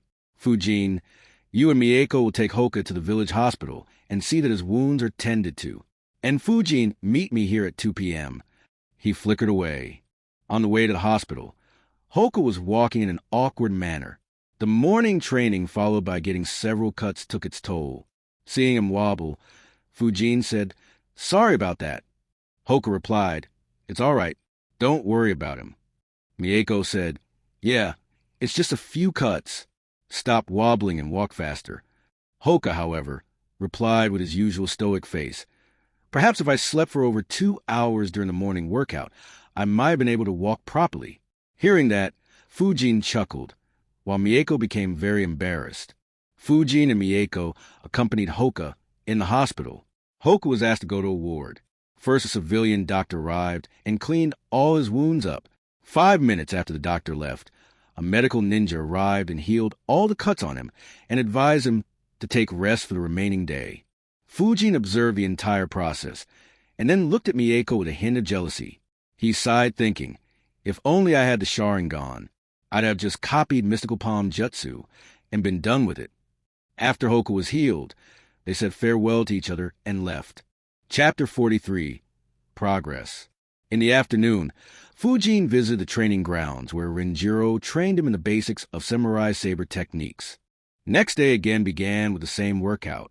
At 10 a.m., Renjiro said, Today, we will begin learning new jutsus. Hoka, you'll begin with Rockthorn Bed Jutsu. Fujin, you'll start with Wind Dragon Jutsu, and Mieko, you'll start with Fire Release. For Jutsu, the kids nodded. Renjiro then made a hand sign and prepared 3 shadow clones. Each of the shadow clones took a scroll from the main body and then took 1 genin. Hoka stayed at the same place, whereas Fujin and Mieko were moved to a different location in the training ground. The clones then gave the scroll to the genins and asked them to read and start attempting the jutsu. As the kids began to learn them, the clone constantly kept a watch and gave tips and advice when they felt the need to. The training under Renjiro continued in this manner. The morning workout remained the same, whereas in the 10 a.m. to noon session, Renjiro alternated between training them in team formations and ninjutsu training. In the afternoons, Renjiro trained Fujin with the sword, and from 6 p.m. to 8:30 p.m., Fujin trained by himself. He either practiced a jutsu he was learning or fought against his shadow clones. Fujin found the training under Renjiro to be very helpful. Even though Fujin was already able to perform a few jutsus without hand signs, getting tips from Renjiro on the same helped him optimize it even further. Learning new jutsu became much easier too, due to the tips Renjiro gave. He learned the Wind Dragon Jutsu in a week, Wind Gale Wolf Jutsu in 2 days, Spinning Shield of Wind Jutsu in 9 days, and Wind Instantaneous Body Jutsu in 3 days. The rank C jutsus provided some challenge for Fujin. Wind Dragon and Spinning Shield of Wind was difficult to learn. Wind Gale Wolf Jutsu, however, was very easy to learn after having learnt Wind Dragon Jutsu. Wind Instantaneous Body Jutsu 2 was very similar to Body Flicker Jutsu, only, instead of depending on their own force, the user had to create a gust of wind and use it to move. Its range was larger than Body Flicker Jutsu. Fujin was instantly able to move 300 meters away with the aid of this jutsu. Another advantage was that it didn't leave any traces behind for the enemy to track. While right now, Fujin could escape better by spamming Body Flicker Jutsu, he was sure that once he mastered this jutsu, it'll be much better at escaping than Body Flicker Jutsu. His sword skills, too, had improved drastically. He and Renjiro decided on the length of the swords Fujin should get. It was 57 centimeters. After 3 weeks as genin, Fujin received the 2 samurai swords he was promised. He was called to Hokage's office along with Renjiro and given the swords. Fujin didn't note the fact that Hiruzen took every opportunity he could in order to make the kids more loyal to Konoha. In the training grounds, he held the 2 swords. Even though he wasn't an expert in swords, he clearly felt that these 2 were much better in quality. On that day, Renjiro began teaching Fujin chakra flow. Fujin, who already knew it, calmed himself and acted like it was the first time he was seeing it. He thought, I am not sure I can hide my skill from him. I guess I should just not do what I know and follow his instructions to the T.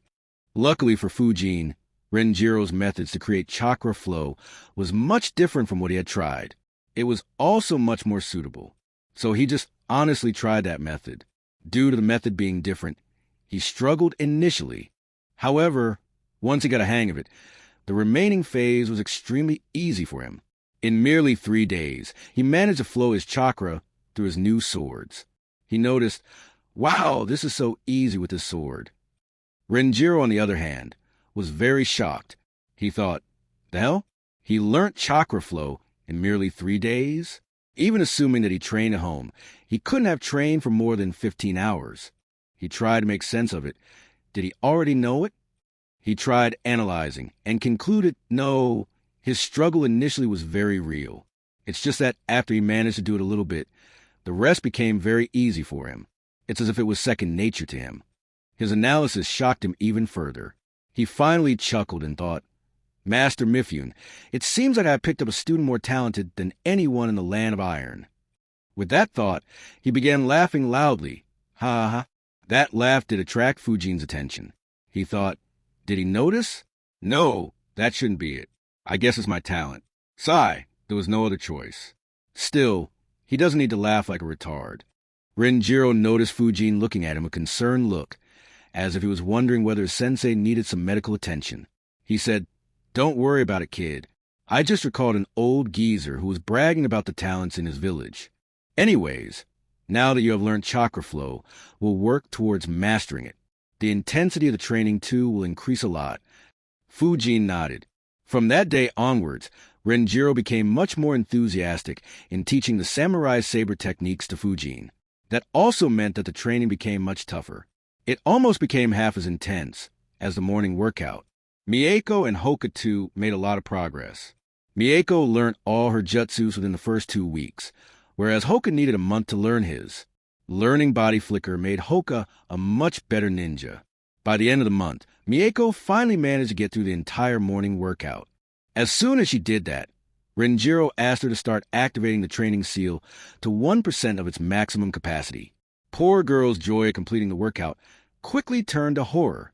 He had increased the pressure on Hoka's and Fujin's bodies too by making them increase the pressure of his seal to 32% and 15% respectively. A/N, I'll call that seal Training Seal from here onwards. Probably should have named it when I introduced it. Apart from the personal improvements, the squad had also improved as a team. Within the first week, all the basic 4-man and 3-man formations were drilled into the trio. After that, Renjiro began working on their teamwork and combination attacks. A lot of exercises and spars were conducted to improve teamwork. For combination attacks, Fujin and Mieko were made to combine Wind Dragon and Fire Dragon jutsus. It took a few days to learn, but the result was excellent. The Fire Dragon was enhanced by the Wind Dragon, nearly doubling its size. Its power was around 4 times the power of both the jutsus individually. The dragon could shoot wind explosion jutsu from his mouth. However, instead of normal winds, it was made of incredibly hot winds. On their first experiment, they nearly caused a forest fire. Luckily, Renjiro was closely monitoring this training and quickly used waterfall jutsu to douse the fire. Seeing that, Fujin thought, isn't this very similar to Scorch style? I guess only the power is lacking. Fujin looked at Renjiro and asked, Sensei, is it possible for only one ninja to perform this combination jutsu? And I mean without using clones. Mieko was very intrigued by this question and paid attention. Renjiro answered, yes, it is possible. You have to use both the nature transformations at the same time and release them together. One way to do it is by doing hand signs for Fire Dragon Jutsu with one hand and for Wind Dragon Jutsu with the other. But don't worry about it for now. This is too advanced. You can't do it right now. This answer surprised Fujin.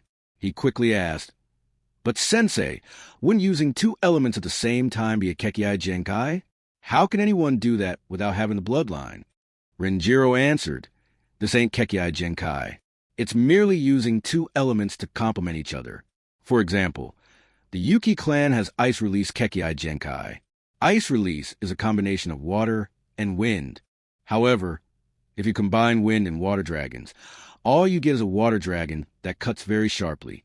There is no sign whatsoever of any ice forming. Combination jutsus merely enhance each other, whereas Kekkei Genkai bring a qualitative change to create something very different. On hearing that answer, Fujin fell into his thoughts. I see. So it's possible to combine jutsus in this manner. I didn't know it was possible. This does open up more options for me.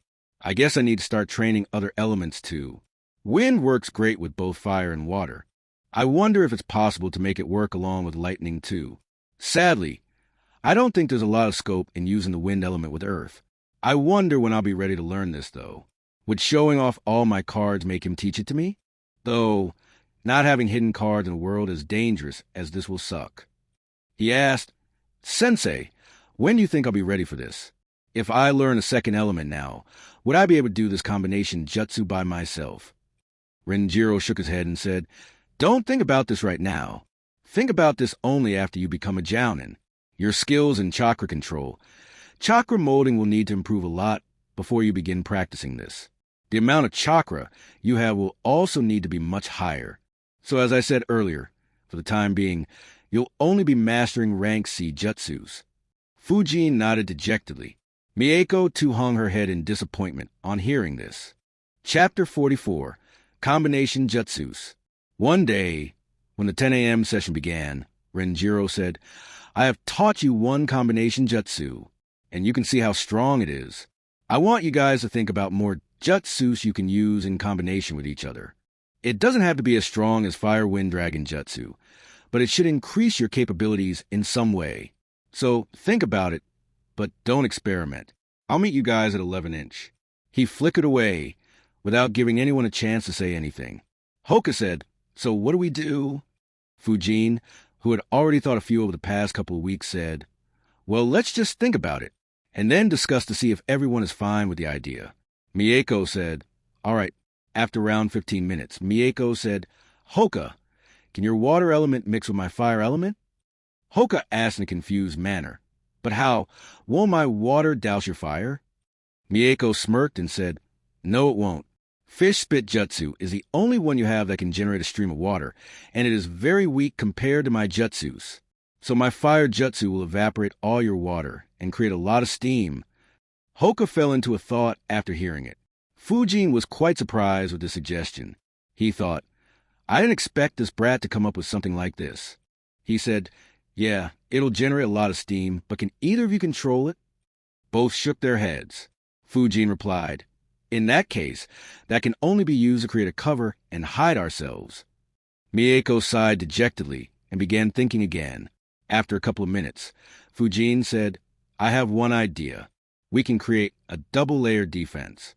My spinning shield of wind jutsu can stop and reflect all thrown weapons and some weaker ninjutsu. However, if the enemy uses strong ninjutsu, it'll be breached. So my idea is to create a shield of wind, and right after that, Hoka will create a rock shield behind the shield to cover us further. Hoka thought and nodded. Yes, that could work. However, Mieko groaned and said, "Hey, don't leave me out." Fujin chuckled and said, "Actually, I have one more idea. Hoka, can you use your rock shield jutsu?" Hoka was confused and asked, "But didn't Sensei tell us to not test anything?" Fujin replied, "He said that to prevent us from causing an accident. Just using rock shield jutsu will be fine. Also, quickly move behind a few meters after using the jutsu." Hoka nodded and got up. He performed the jutsu and quickly jumped back. Fujin thought, not fast enough. He then said, "All right, do it again. Only this time, I'll throw a small pebble on you. Dodge that by moving backwards." Hoka made the hand signs and slammed his hands on the ground. Fujin waited for the jutsu to be completed. As soon as it was completed, he threw the pebble on Hoka. Hoka quickly dodged back. Fujin nodded and said, "All right, that's fast enough." Mieko asked, "So what's the big idea?" Fujin replied, "I'm thinking that both of us should learn this jutsu too. If we do, then as soon as Hoka uses a jutsu and jumps back, one of us can create another rock shield behind his and repeat the same. This way a multi-tier defense can be made on the fly. Another idea is, if all three of us can channel our chakra in the same rock shield, then will the shield become sturdier or will it become larger? If that works, then it'll be very useful too." Both Hoka and Mieko nodded and agreed. They began brainstorming once again and came up with a few more ideas. At 11 a.m., Renjiro reappeared. He asked, "So what do you guys think of?" Fujin started, "We came up with an idea of a multi-tier defense. The basic idea is for me to use Spinning Shield of Wind Jutsu and Hoka to use a Rock Shield Jutsu to create the Rock Shield behind my Shield of Wind. And we can create more tiers by having Hoka move back as soon as he creates the jutsu, and then Mieko could create another rock shield and repeat the same." Renjiro was actually surprised by this idea and asked, "What exactly are you planning to defend from?" Mieko and Hoka looked at Fujin, who replied, A very strong jutsu." Renjiro rebuked him, saying, "If an enemy uses a jutsu so strong that you need to do this, then you are out of your league and need to retreat. Also, it's never a good idea to have everyone in the squad defending. Also, Rock Shield Jutsu isn't the strongest defensive jutsu. There are many more who can do a much better job. For now, the combination of Spinning Shield of Wind Jutsu and one Rock Shield Jutsu is enough. However, if you and Mieko want to learn Rock Shield Jutsu, go for it. It's quite handy in combat." Fujin nodded and sighed internally. "I guess too much defense isn't a good thing after all." He said, "Another idea we came up with is for Hoka to use Stone Shuriken Jutsu, and for me to control them, using Projectile Control Jutsu." Renjiro nodded and said, "That should work. Anything else?"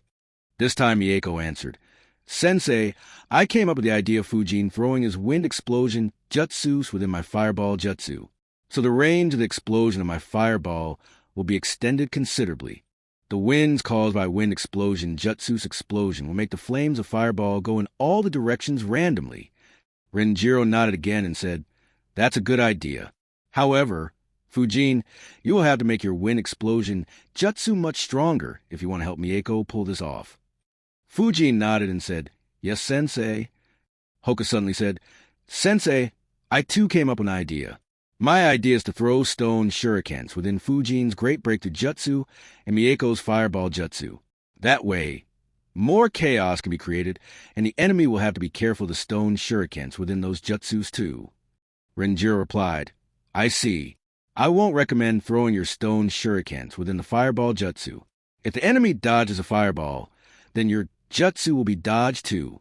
And if the Fireball Jutsu hits the enemy, then it'll do sufficient damage by itself anyways." Hoka nodded. Seeing that none of the kids were speaking, Renjiro asked, "Any more ideas?" All the kids shook their heads. Renjiro replied, "All right, that's sufficient for now. Begin practicing these combination jutsus. Fujin, make a shadow clone and have it practice the combination of Stone Shuriken Jutsu and Projectile Control Jutsu with Hoka. You and Mieko will practice together." The genins dispersed according to the instructions of their sensei. Renjiro, too, made a couple of shadow clones to keep a watch on them. Hoka and Fujin's clone weren't going to be an issue. However, Fujin and Mieko were sure to start a few fires. He had no doubts regarding that. Hoka and Fujin's shadow clone moved to a different spot. The clone moved to different trees and marked a large X on them. They looked at each other and nodded. Both made the hand signs. Hoka launched his stone shurikens towards the various X's Fujin had marked, and the clone tried to control those shurikens to hit the marks. However, the first problem, which Fujin knew, occurred. Hoka looked at Fujin and said, "So you really can control only 9 shurikens?" Fujin nodded and said, "Yeah, just as I had said, and because these are stone shurikens and not as well made as a normal shuriken, controlling it is slightly more difficult. Anyways, let's try the second approach." Hoka nodded and launched stone shuriken jutsu again. This time, Fujin used projectile control jutsu to manipulate all the shurikens. He used it to change the direction of the shurikens towards the left. Hoka observed. This time, all the shurikens changed direction. However, only 3 at the mark, unlike 16 last time. Fujin nodded and replied, "Yeah, if I try to control all the shurikens, I can only move them in one direction. So there's not much control on any one shuriken. In fact, it also messes up the aim you have taken." Suddenly, Renjiro's clone flickered behind Fujin and Hoka. 1 month of constant exposure to Renjiro suddenly flickering behind them had made them accustomed to it. Renjiro asked, "So, which approach are you going to use, and in which scenario?" "Hoka, you answer first." Hoka began thinking. After a couple minutes, he said, "The first approach will be more useful if the number of enemies is less. The enemy will first have to dodge my initial aim, and then worry about the shurikens Fujin controls. The second method will be more useful when we are facing a lot of enemies. Sudden change in direction of all shurikens can result in a few casualties. Also, even if the enemy avoids it, they'll need to pay more attention to it, giving us more time." Renjiro nodded and looked at Fujin. Fujin replied, "Same answer. Just that I should try and improve my control even further. In the first scenario, the result will probably be satisfactory. However, the second scenario still has a lot of scope for improvement. For instance, if, after I change direction of the shurikens, if I can then take control of a few shurikens to manipulate them even further, then I am sure I'll get some hits in, and it won't be all just luck-based." Renjiro said, "Good. So keep practicing." Over at Mieko and Fujin, they too had begun their practice. Their practice was very straightforward. Mieko launched Fireball Jutsu, and Fujin threw 2 wind spheres at them from the rear. The wind sphere distorted the flames a bit, but it wasn't an issue. However, before the fireball exploded, the wind spheres left the fireball from the front. The fireball exploded, as it normally did. The wind spheres, however, exploded with a lot more force due to the air being heated up and caused a small heat wave. Mieko spoke in an annoying manner. "Hey, your jutsu speed was too fast." Fujin countered, "Yours was too slow." This earned him a glare from the little girl. Fujin shrugged and said, "Let's try again." This time, Fujin matched the timing properly, and both the jutsus exploded at the same time when the wind spheres were still in the fireball. The result was a bit surprising. Mieko said, "The power of the explosion decreased." Fujin nodded and added, "But its range increased, and the increase is totally random. In some directions, the flames extended twice more than usual, whereas in some directions, the range of flames was 7 times as high as usual." Suddenly, a jet of water was launched to douse the fires caused by the explosion. Renjiro's clone looked at them and said, "We are changing the location. Follow me." Fujin and Mieko ran behind the clone. On the way, the clone asked, "So, what are your thoughts on this jutsu?" Fujin replied, "Unpredictable. The enemy won't be able to guess the direction of the flames. If he gets careless, he'll end up with a few burns. Even if he is lucky or skilled enough to dodge them all, he'll be put under a lot of pressure." Mieko agreed, "Yes, once he gets burned, we can dominate him." Renjiro asked, "Any scope for improvement?" Fujin and Mieko began thinking. After a few seconds, Fujin replied, "I am wondering whether the explosion's direction can be controlled. I think that the position of the wind spheres within the fireball is what controls the direction of the explosion. For example, if the wind spheres are the front of the fireball, then maybe the flames move more in the forward direction. If I know the direction in which the enemy will dodge, I can place the wind spheres in an appropriate position so that the flames move to his new location. While Fujin was talking, Renjiro stopped moving. They had arrived on a riverbank. Renjiro thought, as expected. He replied, "Good. However, don't forget that even your wind explosion jutsu by itself is very random, so you won't be able to control the direction by yourself." He then looked at Mieko and said, "If you two want to improve this combination further, then it'll depend on how well you can analyze the explosion with your Sharingans, Mieko." Mieko nodded. "Yes, sensei. I'll improve it to its limits." Renjiro nodded and looked at the river. Fujin and Mieko followed his line of sight. Renjiro said, "All your explosions must happen over that river. No more fires." Both nodded awkwardly and continued their training. Chapter 45, First Mission. Exactly 1 month had passed since Renjiro had begun training his genins. After morning workout and some rest, Renjiro announced, "Today, we'll do our first mission as a team." The squad reacted as soon as they heard that. Hoka said loudly, "Finally." Mieko, too excitedly, said, "Yes. Now I'll show what an Uchiha can do." "Sensei, what'll be our first mission? Will we fight with any enemy villages? Like Kyumo or IWA?" Hoka quickly followed up, "Yes, sensei. What will our mission be? I want to use my taijutsu to show how strong Konoha is to our enemies." Fujin looked at them and saw, "Whoa, their eyes really are sparkling.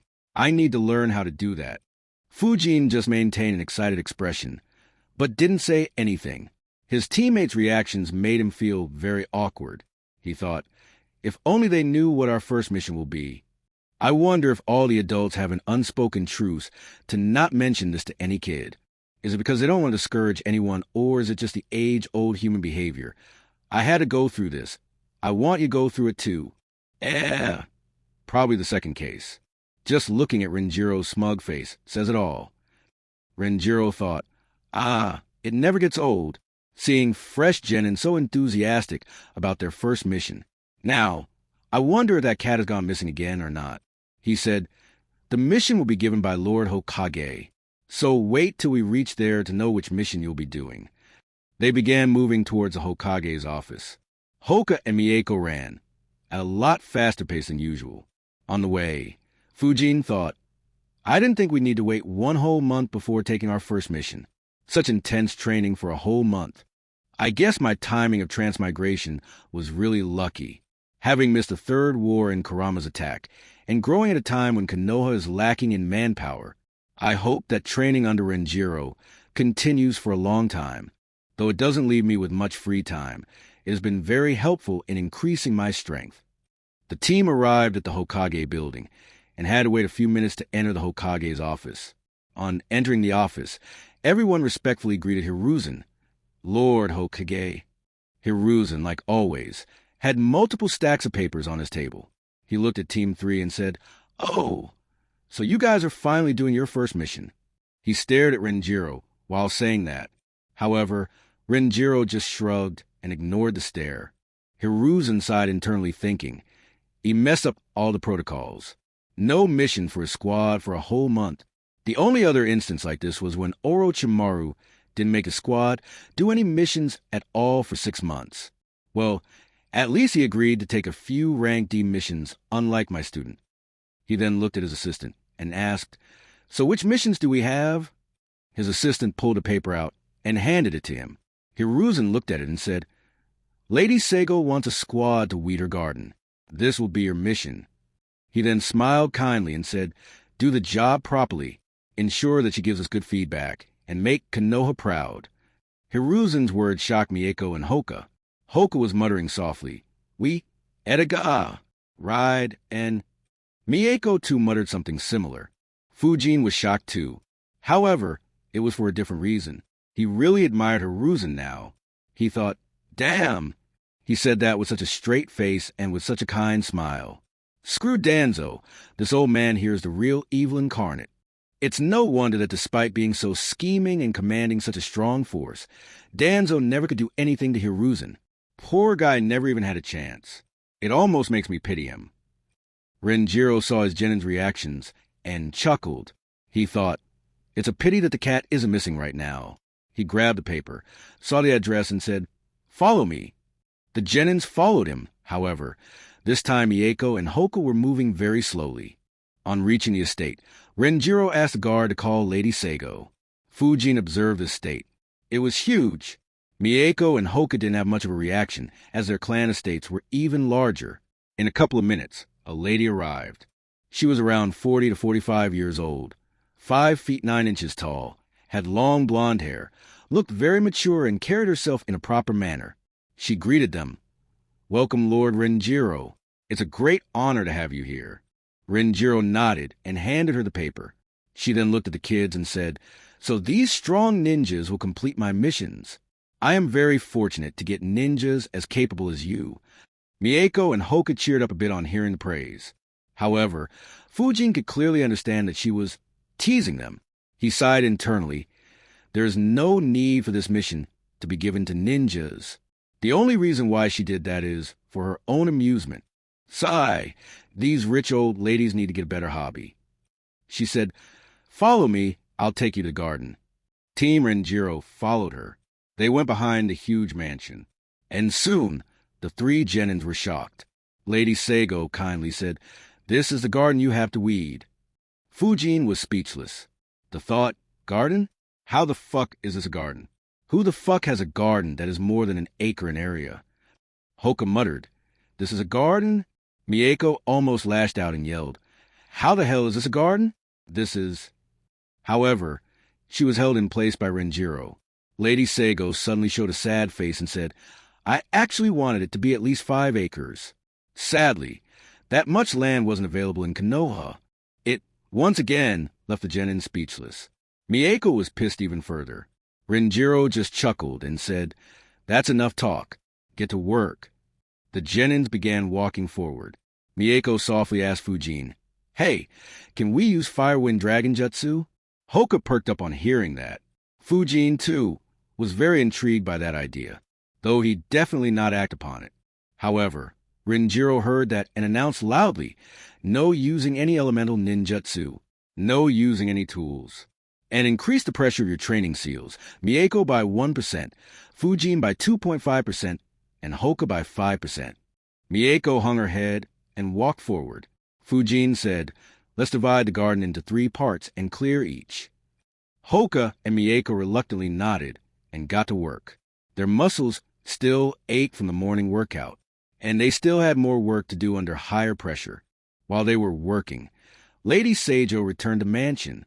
She entered a balcony that faced the garden and asked her servants to arrange a chair, an umbrella, and a few snacks for her and Renjiro.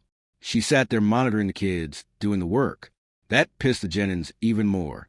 Fujin muttered under his breath, "First that Hiruzen, and now this lady. The Tao of shamelessness is very, very, very strong in this world." Weeding the garden continued. Fujin got done with his part in an hour and a half. He then returned to where Renjiro was. While he was returning, both Hoka and Mieko looked at him with angry gazes. He thought, should I help them out? After a few seconds, he dismissed that thought. Nope, there's no need to. He just ignored them and left the garden. He found a clean spot and sat down. Unfortunately for Fujin, Renjiro flickered behind him and said, "Until they are done, run around this estate. I want at least 1 round per minute."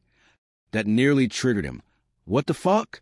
It ain't my fault that I did the work faster. Luckily, he held it in, put his head down, and began running. Each round was over 1 kilometer long.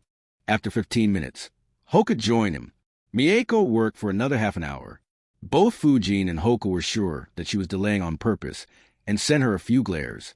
When she was done, Fujin and Hoka stopped after completing that round and glared at Mieko. Mieko smirked, thinking, "Serves you right for finishing before me." That smirk pissed Hoka, but Fujin just sighed and said, "Who would have thought that the mighty Uchiha would need 2 hours and 15 minutes to merely weed a garden?" Hoka quickly nodded and agreed. Yes, this was so unexpected. Is this what she meant by, "I'll show what an Uchiha can do"? That jibe made Mieko go red with anger and embarrassment. She was about to reply angrily when Renjiro stopped her. Lady Seigo stepped forward and said, "Thank you for clearing the weeds in my garden, young ninjas." You guys did an amazing job." This earned her a glare from all the 3 genins, but she maintained her smile. She then handed Renjiro a paper, and they left her estate. They returned to the Hokage building. Renjiro led his genins to a room on the first floor. He handed the paper to an employee there. The employee checked the paper, stamped and filed it. He then gave Renjiro a white packet. They left the room. Renjiro then led them to another room. There were a few more employees working here. One of them was a Chunin, while the others were just normal civilians. Renjiro said, "Remember this room. In future, if you ever want to take any missions, you can come here and ask the Chunin who is in charge here. He will assign you your mission depending on your preference, past performance, and ranks." The genins nodded. They then moved to the ground floor. Renjiro said, "That's it for today. From now onwards, we'll be doing 1 mission every week. The remaining training continues as usual. Fujin, on the mission day, you won't have training in samurai saber techniques." Fujin nodded.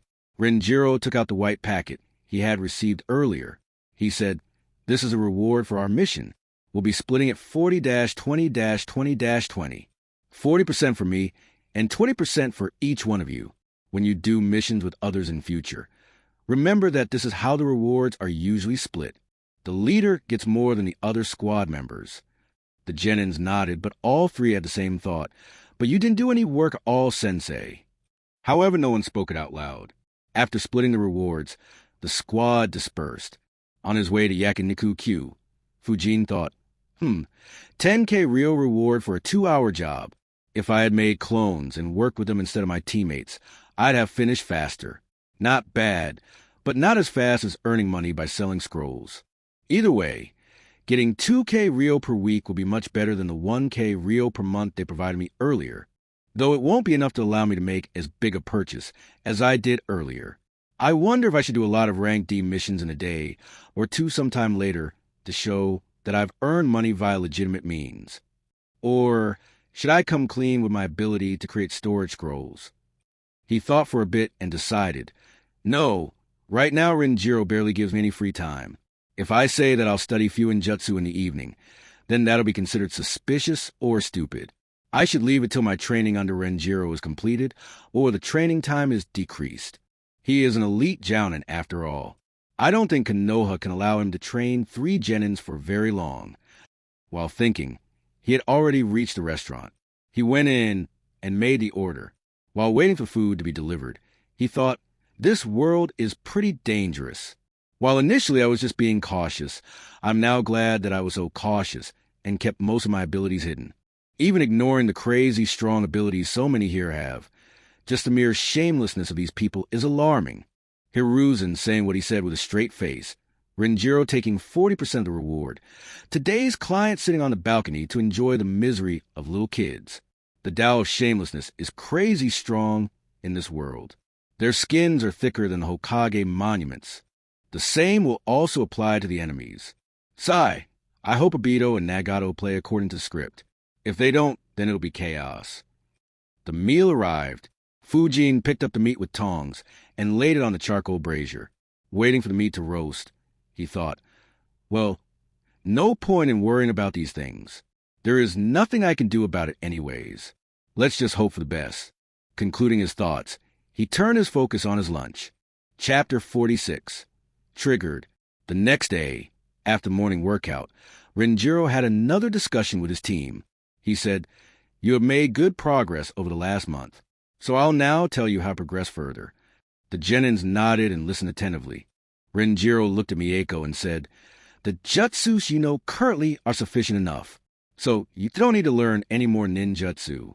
Just focus on mastering the ones you know currently, especially fire release. For jutsu, in addition to ninjutsu, you also need to learn genjutsu. So in your free time, ask your parents or clan elders to teach you more Sharingan-based genjutsu, and keep working on your physique. You need to be able to complete the morning workout while enduring 10% pressure from your training seal. Mieko nodded and said, yes, sensei, I'll work hard. He then looked at Fujin and asked, have you decided on your second element? Fujin nodded and said, yes, sensei, I had decided to choose earth as my second element. Renjiro nodded and asked, Any ideas on which jutsus you want to learn? Fujin replied, I've decided to learn Rock Shield Jutsu, Earth Instantaneous Body Jutsu, and Earth Holding Jutsu. Renjiro asked, Why? Fujin replied, Rock Shield Jutsu will provide me with very good defense. Earth Instantaneous Body Jutsu is a movement jutsu, and I can use Earth Holding Jutsu to trap the enemies or keep me and my squad on the ground. Renjiro thought for a few seconds and said, Rock Shield Jutsu will be good for you. Why do you want to learn Earth Instantaneous Body Jutsu? You already have 2 movement jutsus. Also, Earth Holding Jutsu is very slow to actually trap anyone capable enough, so it isn't very useful. So, why do you still want to learn it? Fujin replied, Well, there's no harm in learning more movement jutsu. Also, escaping to the ground will also provide a good defense, as well as stealth. If the enemy isn't a sensor, it can also be used to sneak up on the enemy. As for Earth-holding jutsu, my main aim is to split the enemy's attention and have him keep an eye on the ground, especially if I can do it without hand signs. I also wonder if I can suppress its chakra signature to perform it very stealthily. If I can trap the enemy momentarily, it'll be enough for us to incapacitate him. Renjiro thought, nice thinking once again, though learning a 3rd movement jutsu is wasteful even with his explanation. Renjiro nodded and said, All right then, Rock Shield Jutsu. You can learn by yourself. The remaining 2 will be learned under my supervision. In addition to these, we'll work on mastering the jutsus you already know. Finally, Renjiro looked at Hoka and said, Hoka, your current status in ninjutsu is much better than before we began the training. However, it's still not enough. Hoka nodded and paid attention. Renjiro continued, You will learn 4 more Earth Release Jutsus. There will be Boulder Throw Jutsu, Quicksand Jutsus, Stone Spear Jutsu, and Earth Instantaneous Body Jutsu. Boulder Throw is a mid-range offensive jutsu. Quicksand is a trapping jutsu. Stone Spear is a mid-range jutsu, and Earth Instantaneous Body is a movement jutsu. Hoka sighed and nodded. Renjiro smiled and said, Don't worry, these will be the only rank C jutsus I'll force you to master. I will advise you to learn more in the future. However, the decision is in your hands. Learning rank C water release jutsus will help you. In addition, once you have mastered these Earth jutsus, you should learn 2 rank B Earth release jutsus. The first is Earth Dragon Jutsu, which will increase your capabilities in fighting a range battle, and Earth Wall Jutsu, which is one of the best offensive jutsus in existence. They will complement your gentle fist style perfectly, and you can then focus entirely on your taijutsu. Hoka showed a look of determination and replied, Yes, sensei, I'll master these ninjutsu. Renjiro continued, In addition to your ninjutsu and taijutsu training, we will also focus on your genjutsu training. He wanted to continue. However, Hoka's expression was a sight to see after hearing that. Renjiro chuckled and continued, Whether you learn genjutsu or not will be left for later. For now, I will teach you how to counter genjutsu. Renjiro's chuckling and his gaze gained the attention of his students. Both Fujin and Mieko looked at Hoka and had a laugh. The training under Renjiro continued. Over the next 6 weeks, Fujin and Hoka had got all the jutsus down and were practicing to master them. Fujin could now do all the newly learnt rank C jutsus with just 1 single hand seal. Renjiro's instructions while learning Earth Release Jutsus were much better as compared to Wind Release Jutsus. He also had a more in-depth explanation regarding how chakra should be molded and how to do it faster. Due to this, Fujin's speed of learning Earth Release Rank C Jutsus was almost comparable to when he was learning Wind Release Jutsus. The practice of combination Jutsus too continued, and they got much faster at performing them. For Genjutsu, Renjiro's clone started by casting Rank D Genjutsu on Hoka and Fujin. Within a couple of days, Fujin was able to break them. Renjiro's clone then moved on to Rank C Genjutsu for him. He began breaking the Rank C Genjutsu in a couple of weeks, and was currently working on breaking Rank B Genjutsu. Hoka needed a month before he could break Rank D Genjutsu. Fujin's swordplay too had come a long way. All the basics of samurai saber techniques were drilled into him by Renjiro. They were now moving on to more advanced maneuvers. Renjiro had informed him that after he got these advanced forms down, he'll teach the flying slashes. In these weeks, they had done 6 more Rank D missions. It started with bathing the dogs in the Inazuka kennels. Renjiro pranked his genins by telling them that they would have to clean all the excrement in the kennels, causing Mieko to flicker away, only to be caught by Renjiro and carried over by the back of her neck. On hearing the real mission, the kid sighed in relief. The next one was finding the dreaded cat, who scratched Mieko's face all over and bit Hoka a couple of times. Fujin now understood why everyone struggled so much to catch the cat. It was a freaking ninja cat and was a master in sneaking and using diversions. Even with that, the mission wouldn't have been challenging, however. Renjiro added a condition. The genins weren't allowed to walk or run on the ground, and were only allowed to run on the walls. If there weren't any walls, they had to create rock shields in order to create such a surface. It was followed by cleaning all the emergency shelters. Fujin figured that it was the village's way to make them remember all the shelters around Konoha. After that, they had to deliver mail all over Konoha to various clans and nobles. It was followed by babysitting a couple of Yamanaka kids. And lastly, they had to sow seeds in a farm. Observing his teammates, Fujin was sure that they were very close to completely triggering and making a scene. One difference Fujin noted was that after the first mission, the remaining missions weren't handed to them by Hiruzen. They were instead collected from the mission room on the first floor of the Hokage Tower. Fujin thought, didn't Hiruzen assign all the missions personally in Naruto? So why not for us? Or perhaps why for them? He thought a bit and concluded, either he only assigns the first mission, or he assigned their missions due to their importance. Naruto was a Jinchuriki. Sasuke was the last Uchiha as well as the Uchiha heir. And Team 8 and 10 were entirely made of heirs of important clans in Konoha. I guess he had to take responsibility in ensuring their safety. One day, after the morning workout, Mieko asked Fujin and Hoka, "Hey, I saw a few ninjas from other villages earlier, so the Chunin exams will be conducted soon. Do you think that we will participate too?" That gained the attention of both her teammates. Hoka excitedly said, "I hope we do. I would like to fight against the ninjas from other villages." Fujin thought, if I recall right, the squad needs to have completed 8 missions before being eligible. I wonder if Renjiro planned this way so that our team won't be eligible for the exam, and hence no one would pressurize him. Seeing Fujin in thought, Mieko asked, "What are you thinking about?" Fujin replied, "I heard that Chunin exams have a lot of danger, so I really doubt they would allow us to participate so early." Mieko angrily replied, "Hey, we are ready to take the risks." Hoka nodded and said, "I agree. We are ninjas. How can we back down from a little risk?" Fujin shook his head due to his teammates' naivety. He replied, "Yeah, but we are still only babysitting and cleaning dust." That statement downed their moods. Soon they went on a mini-rant and looked at Renjiro begrudgingly when he appeared, causing him to raise an eyebrow and ask, "What happened?" Mieko and Hoka merely humphed and looked in the other direction. Despite waiting for a few days, Renjiro didn't inform them about the exam. The next day, Hoka informed his team, "I heard that Teru and Yuri will be participating in this exam." Fujin asked, "Oh, didn't they participate earlier?"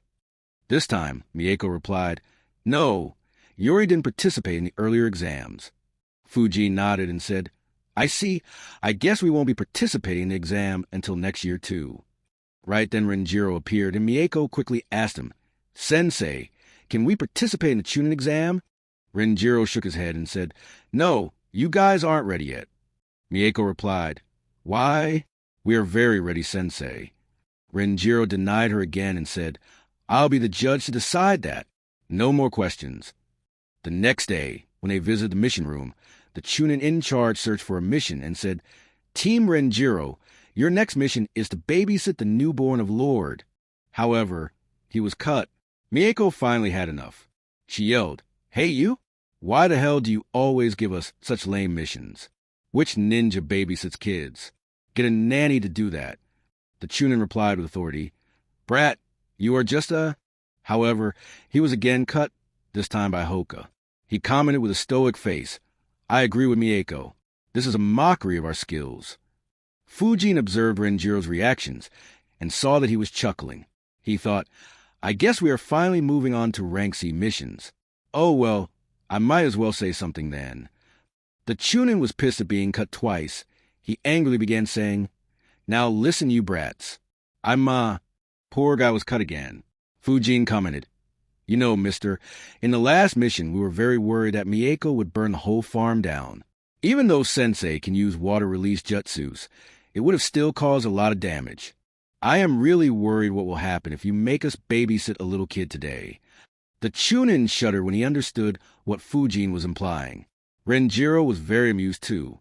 He thought, well, I was planning on making them do a few more rank D missions, but if they are able to win a debate against a Chunin official, I won't mind starting to do rank C missions now. If Fujin knew that Renjiro didn't plan on taking rank C missions just yet, he'd have kicked himself for opening his mouth. As boring as rank D missions were, they took very little time and left a lot more time for training and didn't have any danger. The Chunin was left speechless and didn't know how to reply. He opened his mouth a couple times, but didn't manage to say anything. He looked at Renjiro, who nodded his head. He relented and said, "All right, let me search for a rank C mission for you." When he moved to grab the rank C mission file, Renjiro instructed, "Just pick out a few bandit clearing missions in the vicinity of the village. Would be preferable if the bandit bases are near each other." The Chunin nodded and searched his file. He soon took out 4 papers from a file and handed it to Renjiro. Renjiro read them.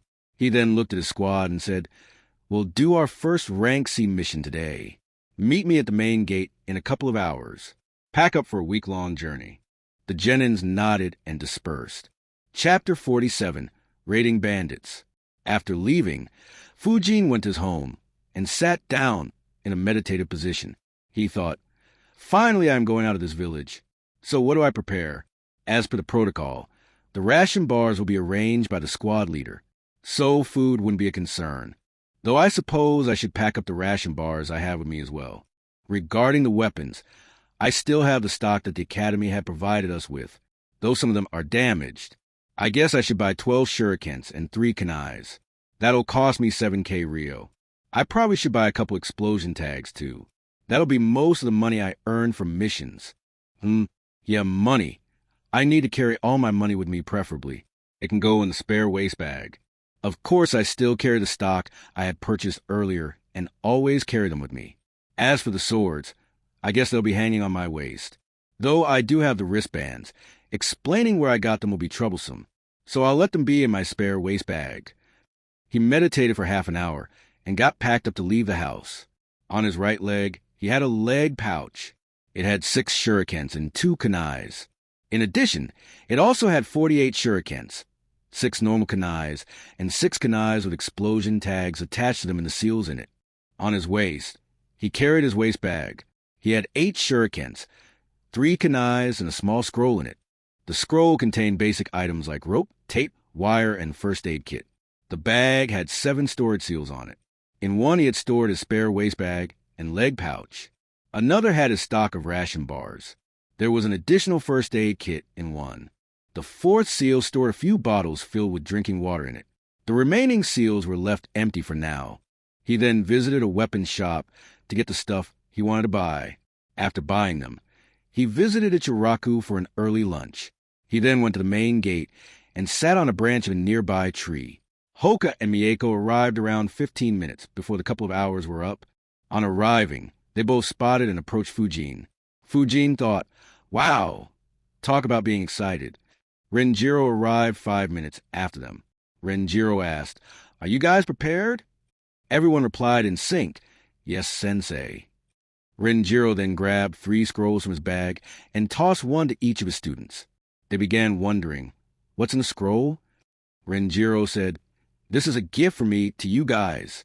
Each scroll contains 100 shurikens, 24 kunais, 6 giant shurikens, 12 explosion tags, and 60 packets of ration bars that will expire after 12 months. Fujin, your scroll has a couple of spare swords too, though they ain't as good as your current swords. I don't know what protocols they taught you. However, this is the least you should always carry with yourself while leaving the village, irrespective of what you expect your team leader to carry.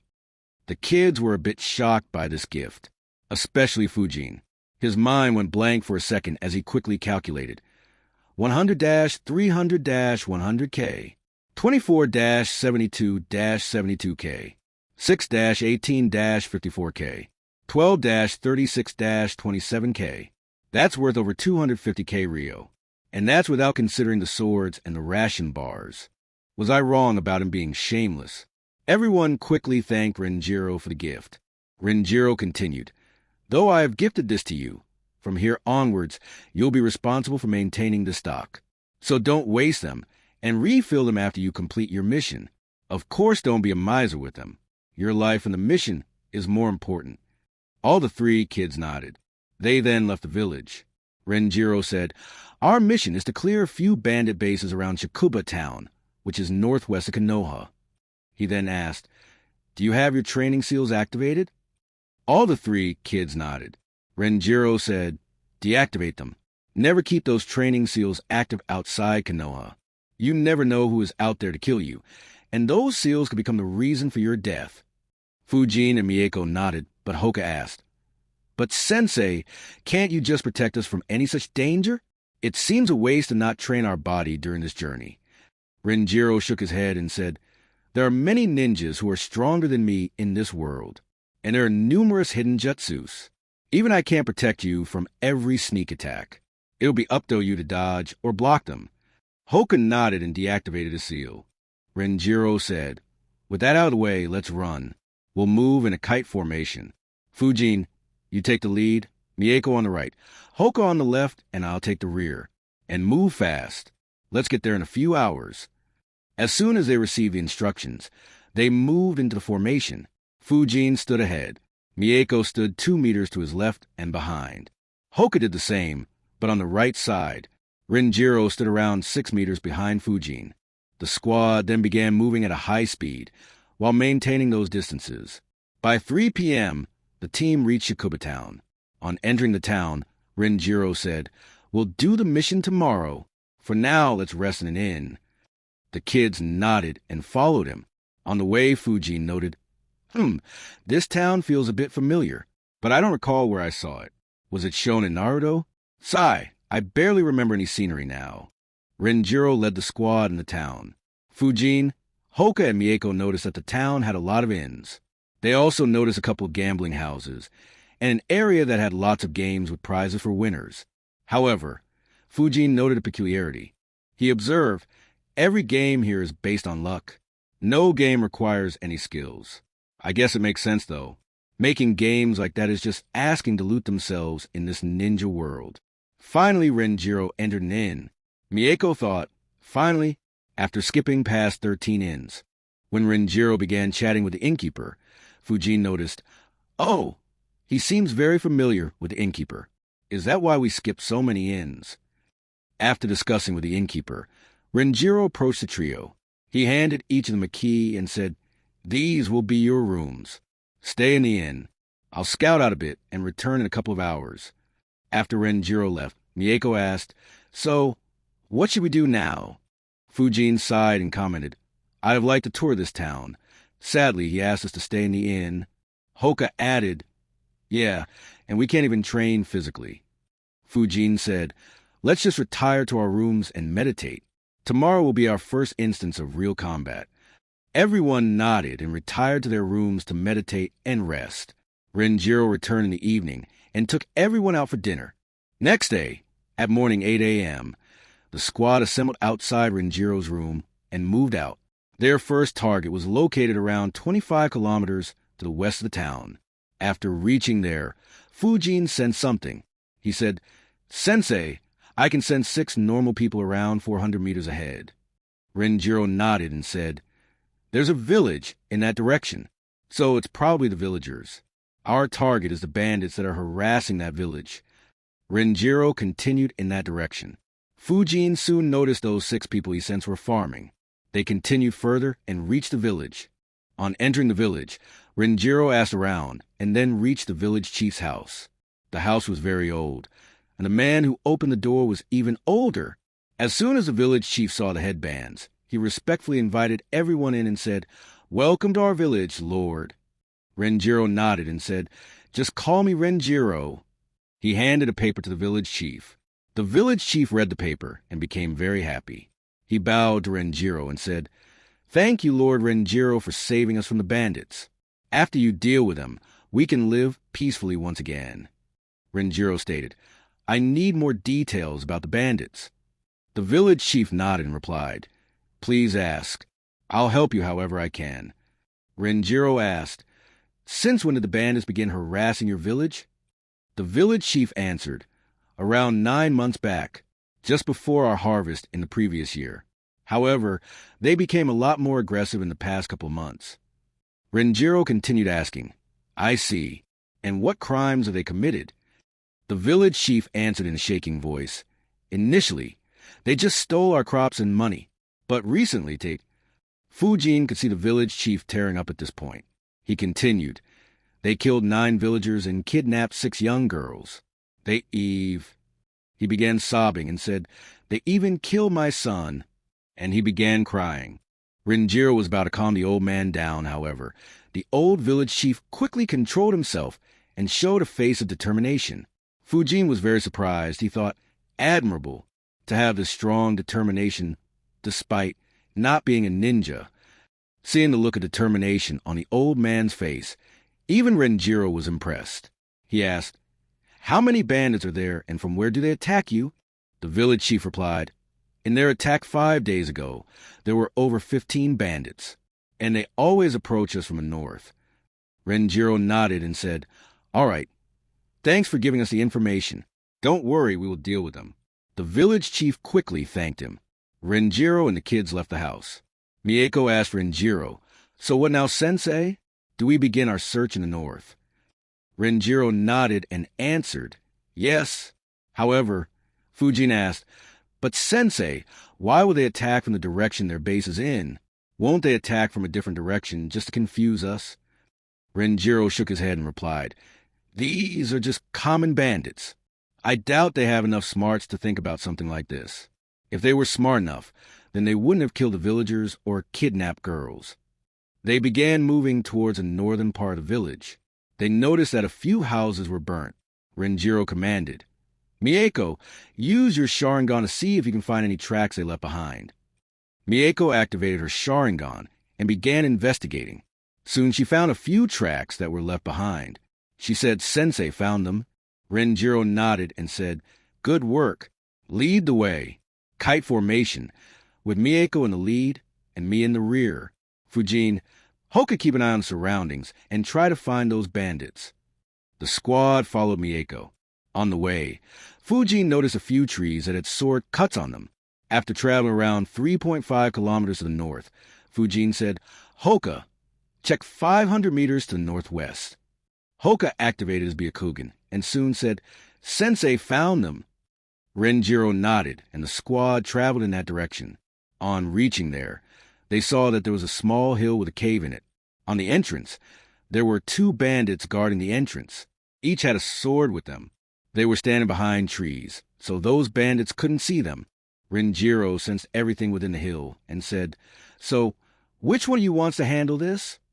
Fujin quickly replied, Me sensei.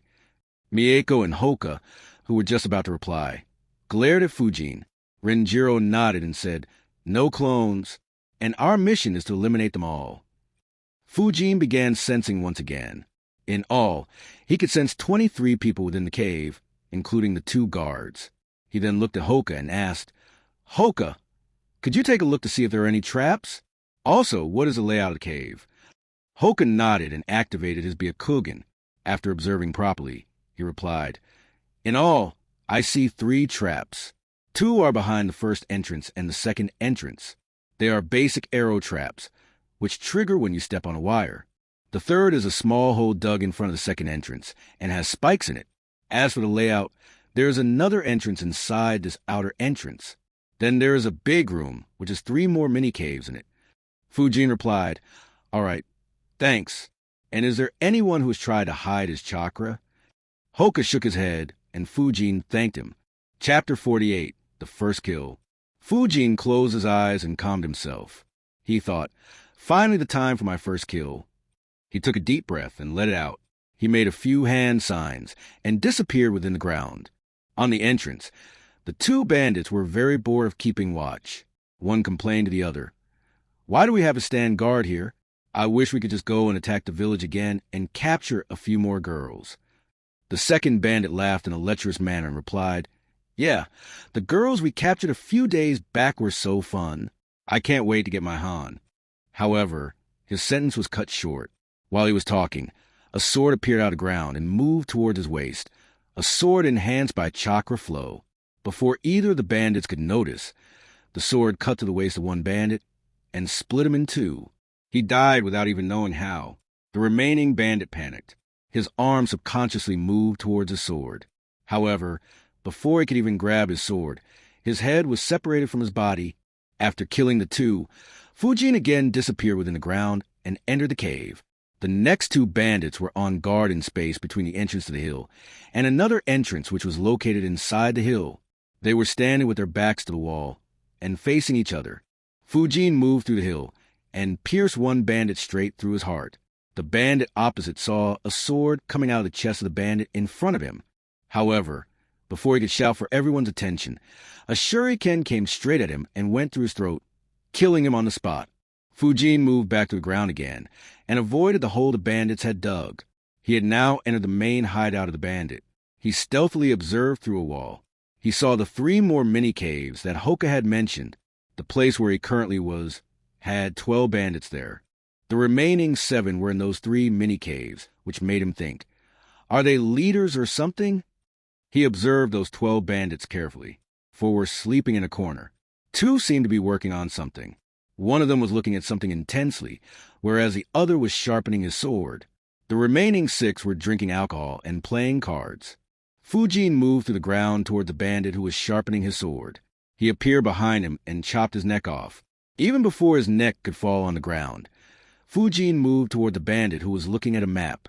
He stabbed the sword straight through his heart and pulled it out quickly. At this moment, the head and the sword of the earlier one dropped on the ground, creating a noise. This attracted the attention of the 6 who were drinking. Seeing the chopped head of their fellow bandit shocked and scared them. However, before they could make a move, Fujin had already flickered behind them. He quickly chopped 2 more heads off in one clean swing. He chopped another 2 beads off before they could even know what was happening. Only the last 2 bandits saw Fujin, however. They too were killed before they could do anything. 2 of the 6 bandits had alcohol bottles in their hand, which crashed on the ground. The noise woke up 2 of the 4 sleeping bandits. One ignored the voice and just changed his sleeping position. The other, however, got up to see what was happening. However, even before he could completely open his eyes, his head was slashed off by Fujin. Quickly, Fujin also stabbed his sword in the throat of the guy, who turned and followed by stabbing the hearts of the remaining 2. He then disappeared in the ground again and entered one of the 3 mini-caves. The first one had 2 bandits, who were quickly stabbed through their hearts. In the second cave, Fujin could sense 3 people. Fujin quickly moved in and stabbed the one who was resting along the wall through his heart. He quickly moved in to kill the second one who was laying on the ground. However, his sword stopped a few inches away from her chest. The one who was laying there was a teenage girl, who was nude, bruised, and bleeding from a lot of places. He quickly shifted his attention to the other person in the room. The young girl's appearance had disturbed Fujin, causing him to pause for half a second. This gave the bandit an opportunity to grab his sword and charge towards Fujin. Fujin just raised his left sword to block his sword and stabbed his other sword to the bandit's heart. He decided to move in the remaining mini-cave, but he heard a loud shout. The last bandit yelled, "Bastards! Who is wasting my good wine?" It do. However, his words stuck in his mouth when he saw the gore in his hideout. All he saw were chopped heads and the dead bodies of his bandits. He saw all the blood that was flowing on the ground. He was horrified and asked in a shaking voice, "W?" However, he never completed his question, as a sword pierced through his heart from his back. Fujin pulled his sword out and created a shadow clone. The clone went out to report to Renjiro and to call him in, whereas he began cleaning the blood off his sword. Finally, while cleaning his sword, he looked up at the dead body lying in front of him, as well as the 12 dead bodies in the hideout. The sight and the stench caused him to vomit immediately. He thought, "Damn, as I thought, the first kill was a big deal. I didn't feel anything while I was in the midst of killing them. But now..." He vomited more and shivered at what he had done. As soon as he began vomiting, Renjiro's shadow clone popped out of the ground and asked, "Are you fine?" After Fujin was done vomiting, he nodded his head. He got up and sat in a corner. Renjiro said, "It's all right. The first kill is always difficult. In the future, you'll have to kill a lot more." Fujin nodded. Renjiro said, "Close your eyes and calm yourself." Fujin listened to Renjiro and closed his eyes and began clearing his mind. At that time, the clone reached Renjiro and reported the success of the mission to him. Renjiro then brought Hoka and Mieko to the cave. When they reached the entrance, Mieko and Hoka finally got a very clear view of the dead bodies and smelled the stench. Hoka resisted his urge to vomit. However, Mieko couldn't, and she vomited on the spot. Renjiro saw that. However, he didn't say anything. Renjiro used Earth Spear Jutsu to disable all the traps and said, "Follow me." They followed him to the interior of the cave. Mieko and Hoka tried their best to ignore the 2 dead bodies there. However, after entering the main hideout and seeing the 12 dead bodies and a few heads, they couldn't bear it. Mieko vomited again, and Hoka too vomited this time. Renjiro waited for them and said, "These are just dead bodies, people who were killed by someone else. How will you become a ninja if you can't even stop yourself from vomiting? How will you become a ninja if merely this sight makes you drop to your knees?" Those words forced Mieko and Hoka to toughen up, and they stood up. Seeing that Renjiro had calmed Hoka and Mieko, his clone dispelled. Renjiro then brought Mieko and Hoka to the mini-cave where Fujin was. Sensing them, Fujin got up and looked at them. Renjiro was impressed with Fujin.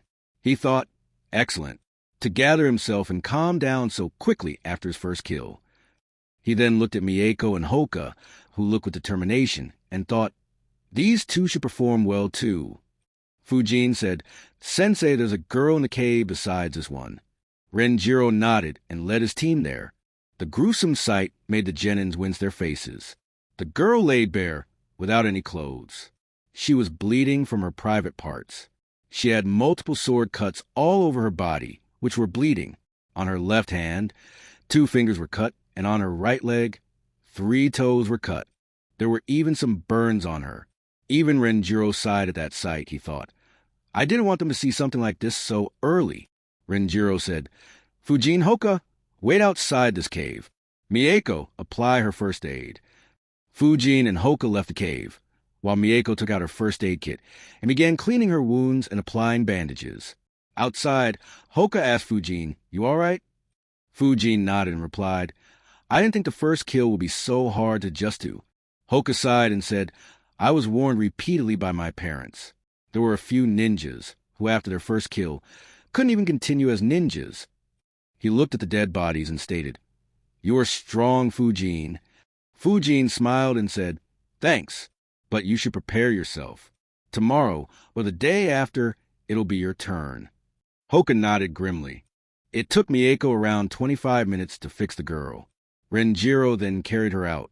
He then looked at the girl and said to the students, "Ensure that you become very strong, so that such a misfortune doesn't befall you." The genins could hear an uncharacteristic sadness in Renjiro's voice. They all replied with determination, "Yes, sensei." After leaving the cave, Renjiro made a clone. The clone grabbed the 2 dead bodies outside the cave and tossed them inside. He then used Earth Wall Jutsu to seal the entrance to the cave. Fujin asked, "Sensei, don't we have to give any proof to the village chief about completing the mission?" Renjiro shook his head and said, "Not on rank C missions that require elimination of bandits. Proof is required for assassination missions. If the heads of the bandits are given to the village, then more bandits will target the village in the future." Renjiro then said, "Let's go back to the village." On the way, Fujin asked, "Sensei, have we eliminated all the bandits?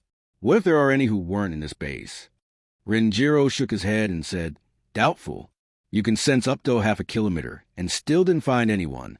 Even if there are 1 or 2 outside, seeing that their fellow bandits are dead, they won't cause any more trouble for the village. Anyways, we were told that there were over 15 bandits, and we killed 22. That's more than enough for completing our mission." However, Mieko argued back, "But sensei, in that case, won't the criminals roam free? What if they were responsible for torturing this girl? What if they joined some other bandits and continued doing this?" Renjiro replied. Our mission was to eliminate the bandit group harassing the village. Anything further isn't our responsibility. However, Mieko wasn't convinced, and she glared at her sensei. Renjiro sighed and said, just killing off an entire bandit group doesn't mean that more won't appear. In a couple of years, another group will be formed. This isn't something you or I can change. So searching for any bandit not in a hideout is pointless. If they join some other group, they'll die when we get the mission to eliminate that group. Mieko was still unconvinced, but she stopped arguing. Fujin sighed internally, thinking, no matter the world, the cruelty of humanity always exists. It's many times worse in this world than in my previous world. To torture and mutilate this girl for nothing but fun and amusement. I can't even imagine what they did to the other girls they kidnapped. He then glanced at Renjiro and thought, Konoha, it is reputed to be a very peace-loving village, led by a Kage who propagates peace. Of course, anyone with little brains can see that Konoha is nowhere near as peace-loving as it claims to be. The mere existence of Root throws that claim in the trash. However, there's no denying that it still is more peace-loving than the other four great villages. Still it engages in such a practice. While it's true that finding other bandits will be a pain in the ass, it still won't be very difficult. Now these bandits will form a bandit group in the future and become its leaders. In the future, they'll again target this village, and the village will again send a mission to Konoha. This cycle will ensure that this village will always need Konoha's help, and will always feel indebted to Konoha. Similarly, every village in the Land of Fire will feel indebted to Konoha.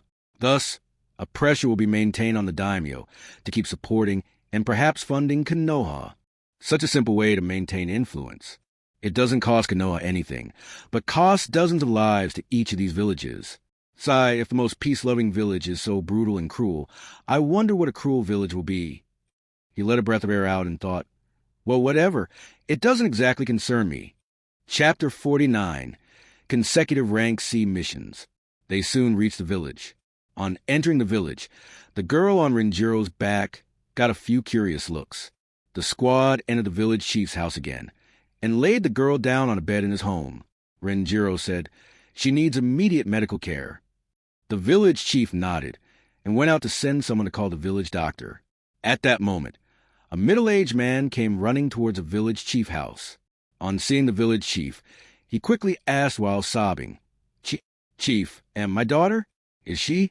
The village chief quickly calmed him and said, yes, she's safe, and in my home. He quickly ran to the house and rushed to his daughter.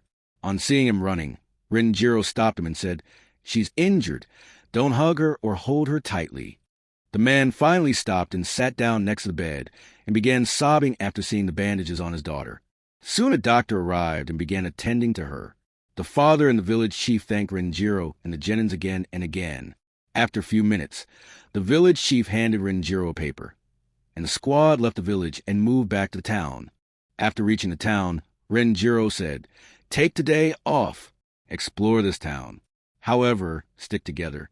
We'll meet in the same restaurant as yesterday at 1 p.m. After he left, Hoka said, because so much happened, I didn't notice that we completed the mission and returned back to this town in merely 2 hours. Mieko nodded. Fujin sighed and said, yeah, and the actual fight didn't even last for a couple of minutes. Even though killing was hard to adjust to, the fight itself was a challenge. Hearing that, Mieko asked for all the details. Hoka had already seen it all with his Byakugan, so he didn't ask for it. After giving out the details, Mieko felt a bit anticlimactic about the Rank C mission. Fujin chuckled and said, next time you snap at that guy, force him to give us a Rank B mission. Hearing that, Mieko loudly replied, hey, who snapped? This yell attracted the attention of nearby people and made Mieko go red with embarrassment. She thought for a bit and said, but yeah, I guess we should ask for Rank B missions. The kids then toured around the town. They tried some of the local food there and played a few games. At 1 p.m., they met up with Renjiro in the restaurant. After occupying the seats, Renjiro looked at Fujin and asked, so, how are you doing? Fujin said, I'm doing fine, sensei. Renjiro nodded satisfactorily and said, good. You have handled your first kill very well. I am proud of you. He looked at Mieko and Hoka and said, Next, it'll be your turn. Prepare yourselves." The two young ninjas nodded nervously. Lunch came and the team started eating. While they were eating, Mieko suddenly asked, "Sensei, when can we do rank B missions?" Renjiro squinted his eyes and asked, "What brought this on?" Mieko said, "We want to fight against the enemy ninjas. Just fighting bandits is not much fun." Renjiro scoffed and said, "Humph, you guys ain't ready." However, he saw Mieko's determined face. Knowing the trouble she'll cause, he quickly added, "If you ask this again or pester me for rank B missions, I'll make you do rank D missions for an entire year."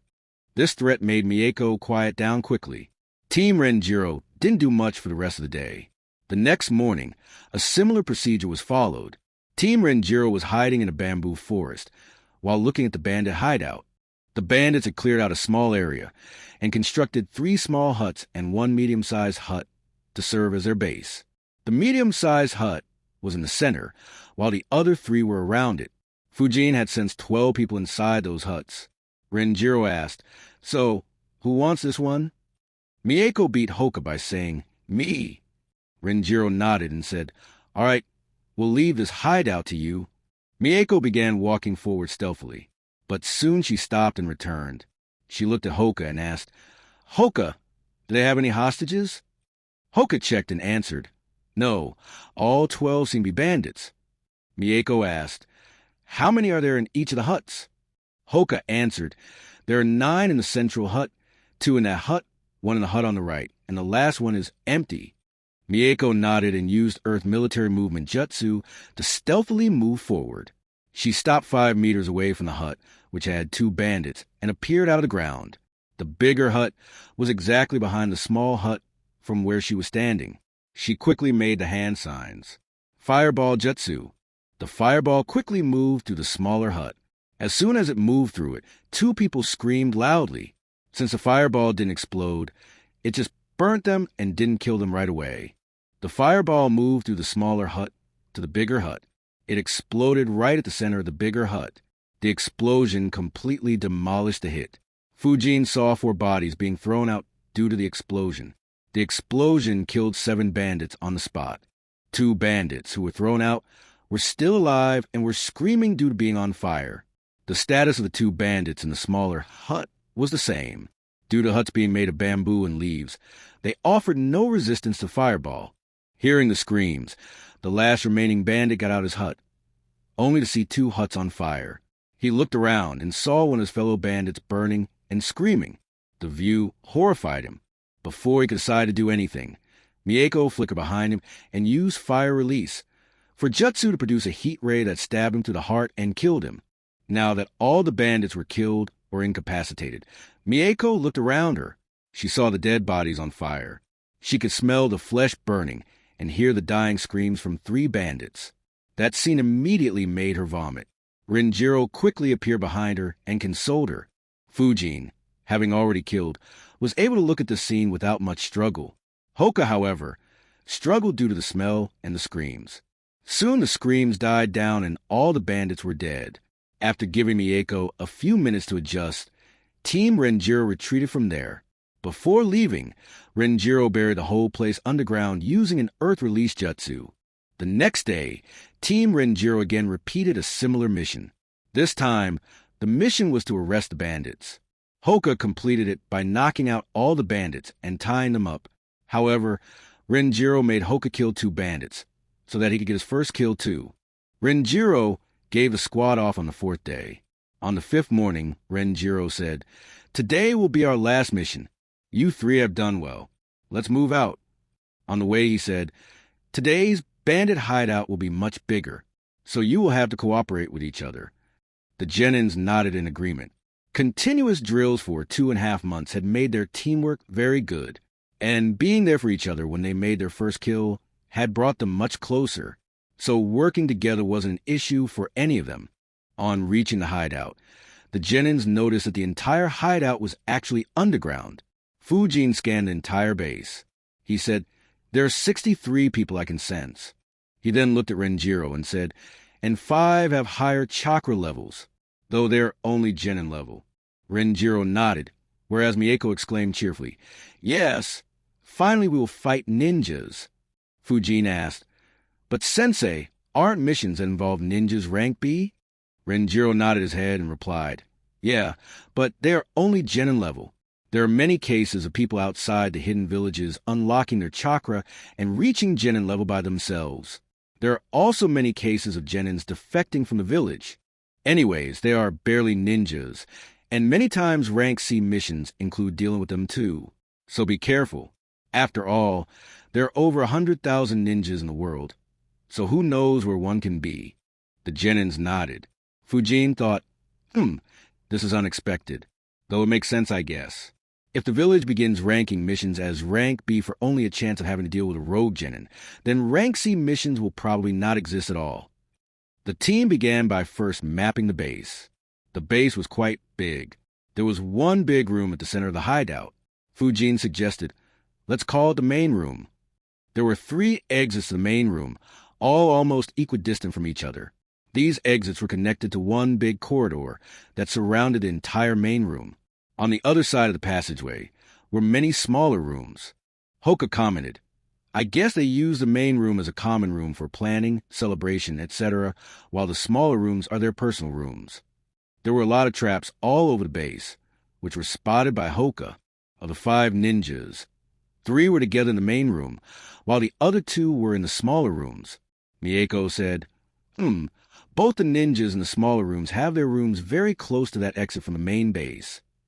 Fujin nodded and said, yeah, we will have to be careful while killing them. If they make a lot of sound, it'll alert everyone in the main room.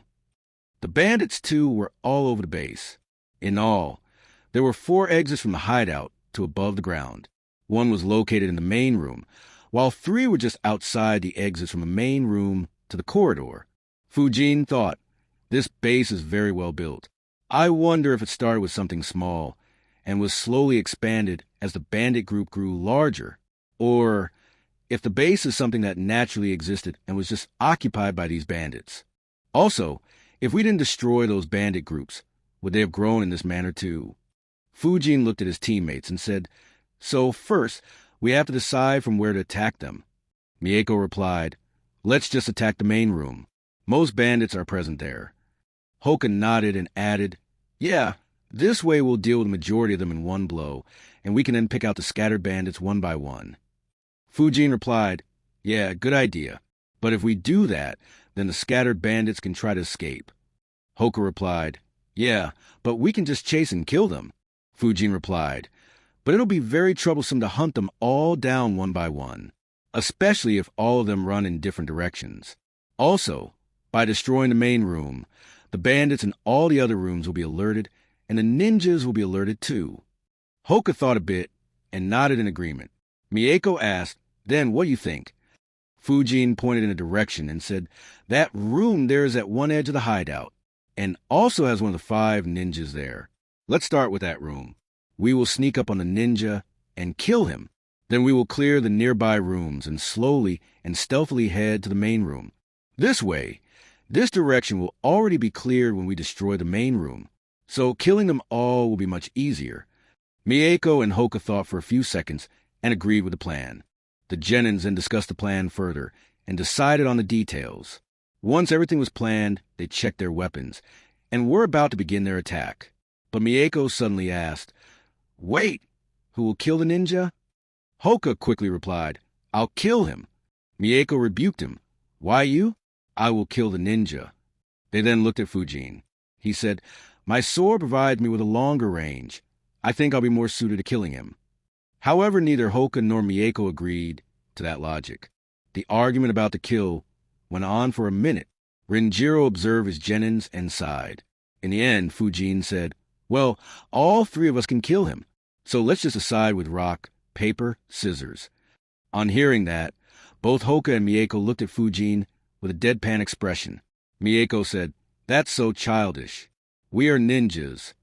Fujin scoffed and asked, well, do you 2 have any better ideas? Hoka and Mieko looked at each other, not having any other idea. They reluctantly agreed. They soon got in the posture to play the game and began playing. Renjiro now looked over with amusement. The first 3 rounds were tied. Fujin thought, this is fun. I guess that's why Goku and Vegeta did this so often. Mieko thought, I'm not sure if I'll why. Wait. As the trio began the fourth round, Mieko's eyes suddenly turned red. She saw that both Fujin and Hoka were about to do rock.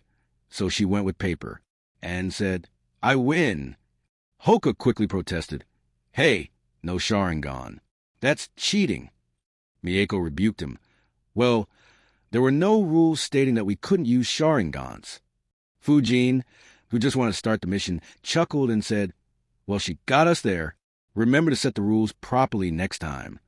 Seeing that he didn't have Fujin's support, Hoka reluctantly agreed. They then looked at each other and nodded. All three made hand signs and disappeared within the ground. The bandit base, which was properly hidden and even well defended due to being underground, was about to feel the terror of being hunted by a squad, in which every member could freely move underground. Chapter 50, Raid. In the hideout, Hirota Masa was relaxing. He had joined the bandit group 3 years ago. He had already unlocked his chakra before joining the bandit group. When the leader of the bandits noticed him, he quickly recruited and trained him. Now he was one of the leaders of this group, and even had 2 subordinates who helped him in everything. As Hirota Masa was relaxing in a good mood, a hand, with 2 fingers pointing out, popped from the ground. It headed towards his chest from his back and released a heat ray that penetrated his heart and killed him on the spot. At the same time, Fujin slashed the head off one bandit, and Hoka jabbed 2 fingers in the chest of the remaining bandit. The raid had begun. All 3 bandits died, without even making a sound. Fujin, Hoka, and Mieko looked at each other and nodded. They separated and headed toward the other rooms. In less than a minute, the rooms on this side were all cleared. They had assassinated 16 bandits, including a ninja. They gathered together again and looked in the main room. The bandits, they were still unaware of the calamity upon them. As decided, Fujina and Mieko split off in opposite directions and began clearing the rooms there. Hoka, on the other hand, stayed there and rigged the entrance to the main room with traps, so that the bandits couldn't escape in this direction. He created quicksand at the entrances and also created a lot of rock spikes around the quicksand trap. The second ninja bandit was closer to Mieko's location than Fujin's location. Therefore, she was the first one to reach him after she had killed 6 more bandits. Even though Mieko was as stealthy as she could be, the ninja noticed that something was amiss and asked his 2 subordinates to be prepared. As soon as he saw Mieko, who was rushing towards him at a very high speed, he threw a few shurikens to disrupt her. Seeing her enemy throwing shurikens at her, Mieko thought, Damn, they noticed. Mieko used her Sharingan to skillfully dodge the shurikens and thought, Oh, well, this makes it more fun. She quickly approached him. To maintain the stealth, she couldn't use any destructive fire release jutsus and had to close the distance to use fire release for jutsu. She soon reached the appropriate distance and used her jutsu. Her right hand was stretched out, with her middle and index finger pointing towards the rogue ninja's heart, and released a ray. Though the rogue ninja didn't know the jutsu Mieko was planning to use, her outstretched fingers warned him and he quickly moved backwards. Mieko followed, but the ninja hid behind one of his subordinates. Mieko screamed internally, coward, and changed her target. She focused a heat ray on the subordinate and killed him. However, the rogue ninja used this opportunity to throw 3 shurikens on Mieko. Mieko had to dodge quickly due to the small distance. She barely managed to dodge at the last moment. She recovered and was about to continue her attack when a sword pierced through the heart of the ninja from his back. This annoyed Mieko as Fujin had stolen her kill. She said angrily, I could have killed him by mice. But a loud scream interrupted her. Seeing his boss getting stabbed to his heart shocked the remaining bandit, and he yelled in terror. Realizing her mistake, Mieko quickly threw a kunai at the bandit and killed him. Fujin ignored Mieko and focused on the main room. The battle had already created enough noise to attract some attention, and the loud scream had got the attention of all the bandits in the hideout. Fujin sighed and said, You weren't stealthy enough. Mieko snorted and replied, Well, it doesn't matter anymore. She began making hand signs. Fujin flickered next to her and made a hand sign too. At the same time, they released their jutsu, Fire Wind Dragon Jutsu. In the main room, the bandits were busy with sorting their recent loot. Some of the bandits had heard some noises from the side where Mieko was killing the bandits. However, it was mostly ignored by them. But soon, a loud scream attracted everyone's attention. The 3 remaining rogue ninjas, too, were on alert. One of them directed 2 bandits to go in and check what was happening. Those 2 carefully moved toward the exit in that direction. However, right before reaching there, they suddenly felt a lot of heat. But before they could do anything, a dragon head, made of fire, entered the room and engulfed them. They immediately began screaming in pain. The dragon quickly entered the room completely. The sight of a dragon made of fire scared the bandits stiff. The dragon began spitting wind explosion jutsus all over the room. Seeing that, one bandit quickly made hand signs and slammed his hands on the ground, causing a rock shield to be created in front of him. Some of the nearby bandits quickly ran behind that shield. The wind explosion jutsus hit 7 bandits head-on. The winds created by the explosion slashed the throats of 2 bandits, killing them on spot. However, they were much luckier than the ones who didn't die. For the remaining 5, the winds created small cuts all on their body. As it was a combination jutsu, the wind was incredibly hot. So, along with the cuts, it also caused low-level burns on those bandits. And it was incredibly painful when their cuts were exposed to that hot air. One of those 5 bandits was even more unlucky as he didn't shut his eyes. It resulted in a lot of hot air bombarding his eyes, causing them to burn up. So though the jutsu didn't kill them, they were scarred and in immense pain. Even the bandits nearby were harmed by the hot wind slashes. However, they could still fight or run. The attack caused panic among the bandits. 3 bandits quickly tried to escape out of the base. They rushed toward the ladder and began climbing it. Unfortunately for them, Hoka was standing just above the exit. Hoka waited for all the 3 bandits to be on the ladder and then made a few hand signs. Stone spear jutsu from the walls around the ladder. Dozens of spears began appearing. They stabbed all the 3 bandits on the ladder, killing them on spot. It also blocked the access to the ladder for the remaining bandits. 2 bandits ran toward the area, which was cleared by Fujin earlier. On sensing the bandits running in that direction, Fujin made a hand sign and waited. As soon as the bandits exited the main room, Fujin exploded the explosion tag he had planted there. That caused the rocks from the ceiling to fall down and crush those bandits. It also sealed that exit. 5 bandits ran toward the room where Hiroto Masa was supposed to be. However, as soon as they exited the main room, they fell straight into the quicksand trap. The quicksand Hoka had created had a depth of 4 meters and had covered the entire entrance. All 5 bandits were trapped there and were slowly sinking in. 11 bandits were hiding behind the rock shield created by their leader, and 8 were still trying to escape in the directions of their fellow bandits. However, they stopped in their tracks after seeing what happened to them. Fujin used this opportunity to make the dragon bombard them with 3 wind explosion jutsus, injuring all 8 of them to a certain degree. The dragon then circled around to get a clear shot at the bandits hiding behind the rock. The leader quickly made another rock shield. Sadly for him, Fujin and Mieko had anticipated it. Instead of bombarding, the dragon circled around more and launched 2 wind explosion jutsus in such a manner that they couldn't escape from there. They were surrounded by the rock shields on 2 sides and wind explosion jutsus on the remaining 2 sides. Only the 3 ninjas managed to jump and move to the other side of the rock shields. The remaining bandits were trapped and took minor injuries. The dragon then moved forward and engulfed all of those bandits. It set all the 8 bandits on fire, but also caused the Firewind Dragon to dissipate. This assault had incapacitated all the bandits in the hideout, with the exception of the 3 ninjas. 2 among them were novices with no actual experience beyond their banditry. Only the leader had a bit of experience, as he was once a genin in the Kusagakure. He had noticed that the jutsu was about to dissipate and said, "Hurry and follow me." He led the remaining 2 to the entrance from where the dragon had come in. However, on entering, he didn't see anyone there. Instead, he saw the dead body of his fellow bandits and one of his ninjas. Seeing him dead alarmed him, and he became much more cautious. He said, "Be careful, they might still be around. Let's look for them, Toj." Suddenly, he jumped up and looked below. The ground had moved and wanted to trap his feet in it. Even though he dodged, Fujin smirked underground. Got them. He had trapped the other 2 bandits. Mieko saw that and appeared at the entrance. She quickly made hand signs, fireball jutsu. The trapped bandits couldn't dodge and were caught in the explosion. Only the leader managed to dodge. He saw his last two bandits burning with disbelief. It's all over. I need to escape. He quickly began running away. However, Fujin stealthily launched a shuriken, enhanced with chakra flow, at his left leg. Distracted by fear and the urgency to escape, the bandit leader didn't notice it. The shuriken hit his left leg from behind and cut through it like a hot knife through butter.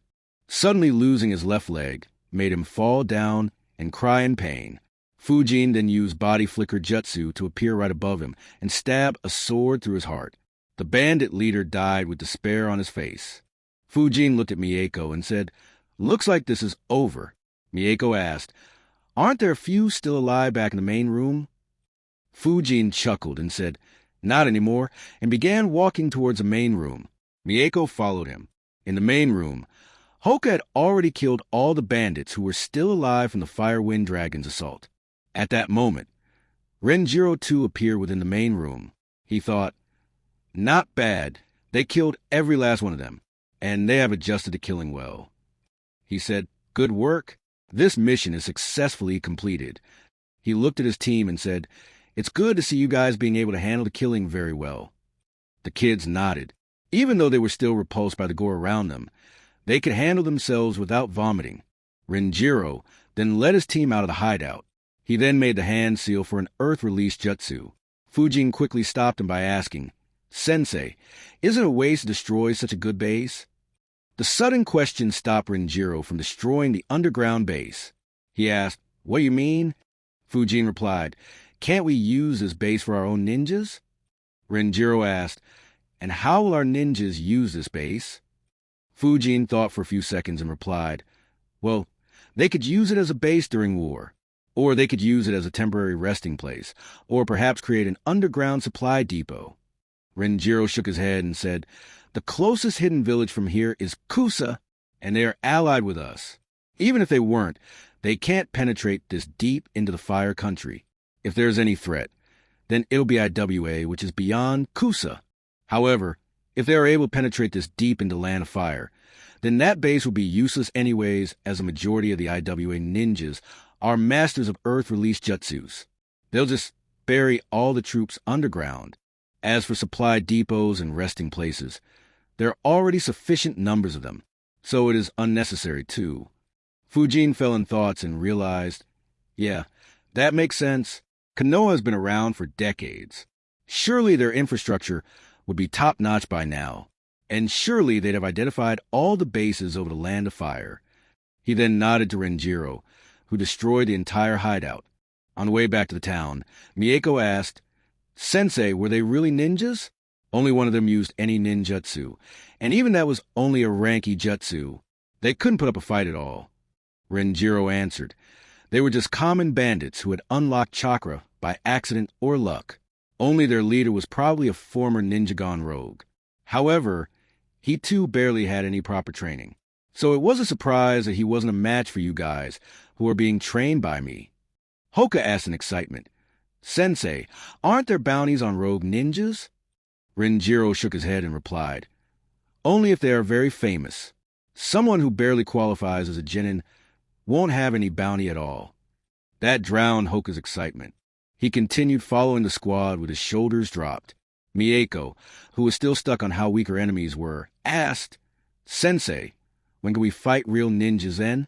Renjiro turned his head and stared at her. He thought, nice way of indirectly asking me for rank B missions. On noticing that Renjiro had noticed her thoughts, Mieko was embarrassed, but she didn't allow that embarrassment to appear on her face. Fujin noticed that and thought, damn, these ninjas are born shameless. Renjiro smirked and answered, "After you have captured that cat 100 times. That answer drained the color off Mieko's face. Hoka glared at her, while Fujin chuckled thinking, I guess no one can compete with the older generation in shamelessness. Mieko then began apologizing to Renjiro and began a funny banter. Sadly for her, she was no match for Renjiro.